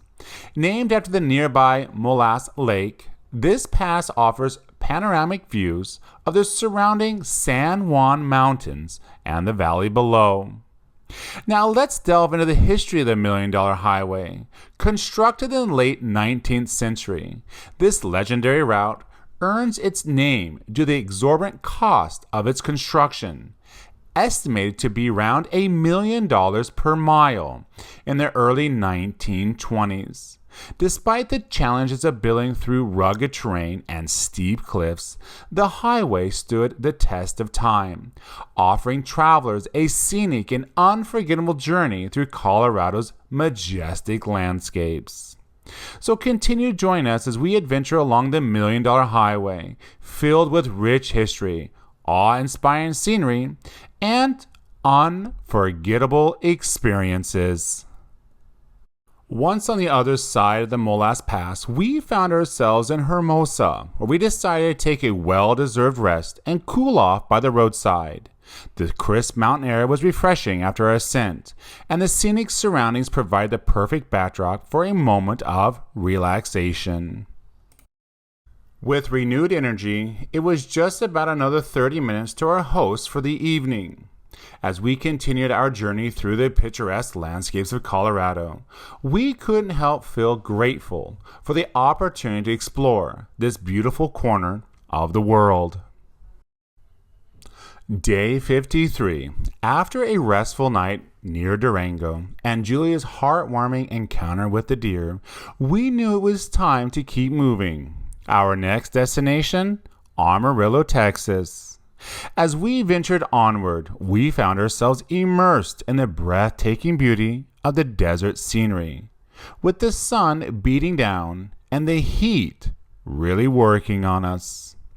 Despite the captivating vistas, capturing the essence of the desert proved challenging. The harsh sunlight and shimmering heat made photography and filming a bit more challenging than usual. Nevertheless, we couldn't help but appreciate the raw beauty of the landscape unfolding before us.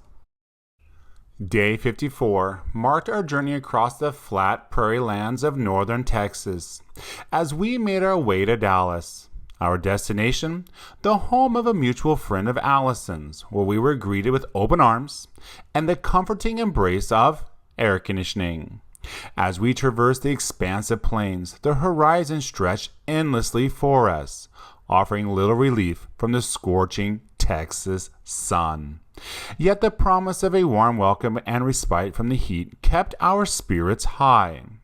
Upon reaching Dallas, however, we were met with the chaotic hustle and bustle of city life. The traffic was horrendous, but the thoughts of cooling off in the comfort of our friend's home was a relief amidst the urban chaos. Day 55 held a special significance for me as I eagerly anticipated reuniting with my Aunt Betty after a decade apart. It felt like a lifetime of stories had passed since our last meeting, and I couldn't wait to catch up with her. It's a heartwarming to see Julia meet my aunt and share in the joy of reconnecting with the family. The bond between them was evident, and it was filled with gratitude to have them both by my side. After our heartfelt reunion, we continued our journey, making way to Louisiana for a night stay in Monroe. As we drove through the picturesque landscapes, I couldn't help but reflect on the importance of family and the cherished memories we shared together. Day 56 marked our departure from Louisiana as we embarked on the final leg of our journey, crossing through the states of Mississippi and Alabama before finally entering the great state of Florida. It was a sign that we were getting closer to home, and the anticipation grew with each passing mile. As we ventured in the southern eastern region, one noticeable change was the drop in temperature accompanied by the rise in humidity. The trade-off of sorts, but increased humidity served as a reassuring sign that Florida was just around the corner. Returning to our motorcycle adventure here in Colorado, we find ourselves approaching the picturesque town of Silverton, surrounded by the towering peaks and rugged landscapes. Silverton is a sight to behold. But our journey takes an unexpected turn as we jump ahead in time to Hattiesburg, Mississippi. Here, amidst the southern charm and the hospitality, we encounter a setback, a flat tire on the motorcycle. Well, the time is 4:18. Broke down or got a flat tire at 1 o'clock. It's about 3.5 hours. Got ourselves a new tire. Try it out, never had this tire before. Ratings are pretty good, people like it. So we just gotta make it back to Florida. That's what we're gonna do. Still have about 2 hours, we can do that. While cruising along the highways of Mississippi, our journey hit a bump in the road when we picked up a small nail, resulting in a flat tire. Fortunately, luck was on our side, and the tire we needed was in stock, and the bike shop was open for business. With swift assistance, we were back on the road in no time. However, this unexpected pit stop set us back a good 3 hours, with Crestview, Florida still 200 miles east, and a travel time of at least 3 hours ahead of us. We knew we had to make up for lost time. So stick around to see how this evening unfolds as we push forward, determined to reach our destination, despite the unexpected delay.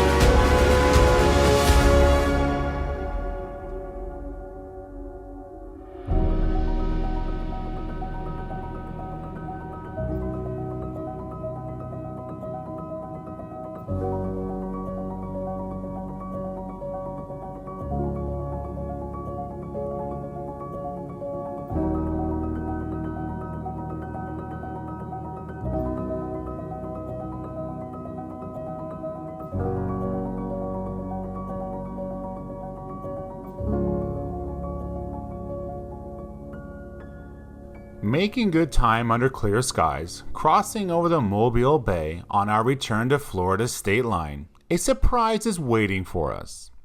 Now, you might be wondering, what could it be? Well, one could only guess. Pensacola.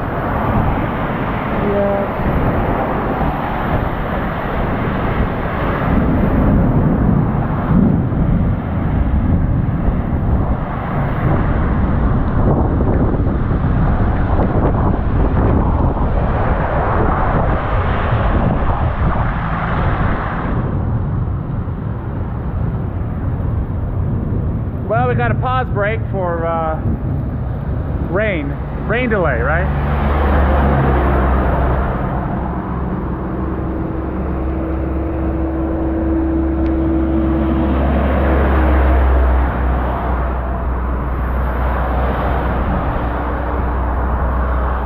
With the rainstorm now behind us, our journey continues with approximately 65 miles left to reach Crestview, Florida.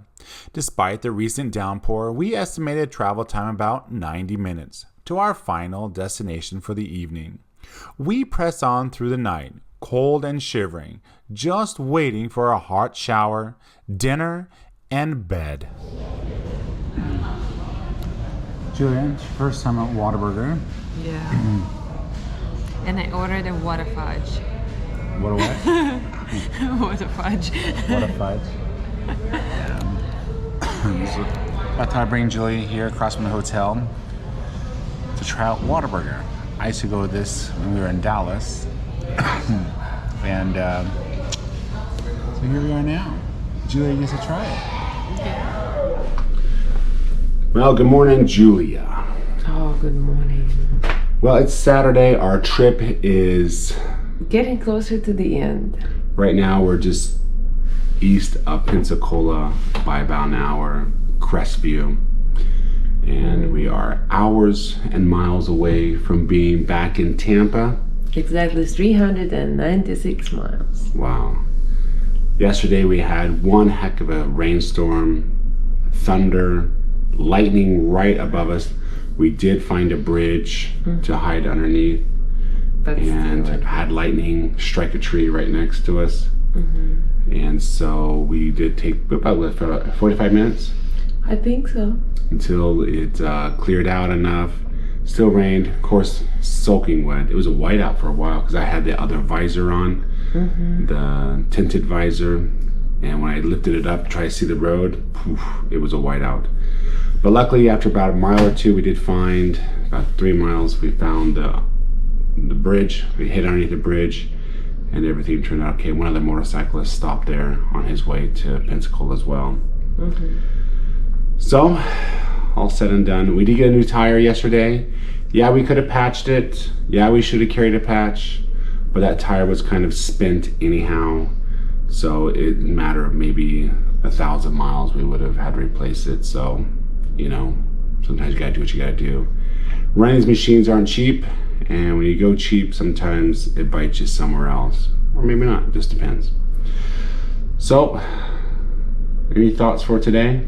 Well, we're getting ready and we're gonna go have breakfast first because our lovely hotel does not have breakfast. Yeah, they advertise it, but no. So we'll get things packed, and we'll be on our final stretch back to Tampa. Yeah. And so, after 57 days of adventure spanning 14,500 miles across the vast expanse of North America, our journey has reached its culmination. As we arrive in Tampa, Florida, the sense of accomplishment and the fulfillment washes over us, knowing that we've traversed continents, explored diverse landscapes, and forged unforgettable memories along the way. From the towering peaks of the Rocky Mountains to the serene shores of the Pacific Coast, from the bustling cities of the East to the tranquil towns of the Midwest, our cross-country odyssey has been nothing short of extraordinary. We've encountered challenges and triumphs, experienced moments of awe and wonder, and met incredible people who have enriched our journey in countless ways. As we bid farewell to the open road and the endless horizons that have guided us, we carry with us the cherished memories, lessons learned, and the bonds formed during our epic adventure. Thank you for joining us on this incredible journey. From the bottom of our hearts, we appreciate your support, your encouragement, and your companionship along the way. Until next time, ride safe, keep exploring, and may the road ahead be filled with endless possibilities. This is Jesse and Julia signing off from Torres Journeys.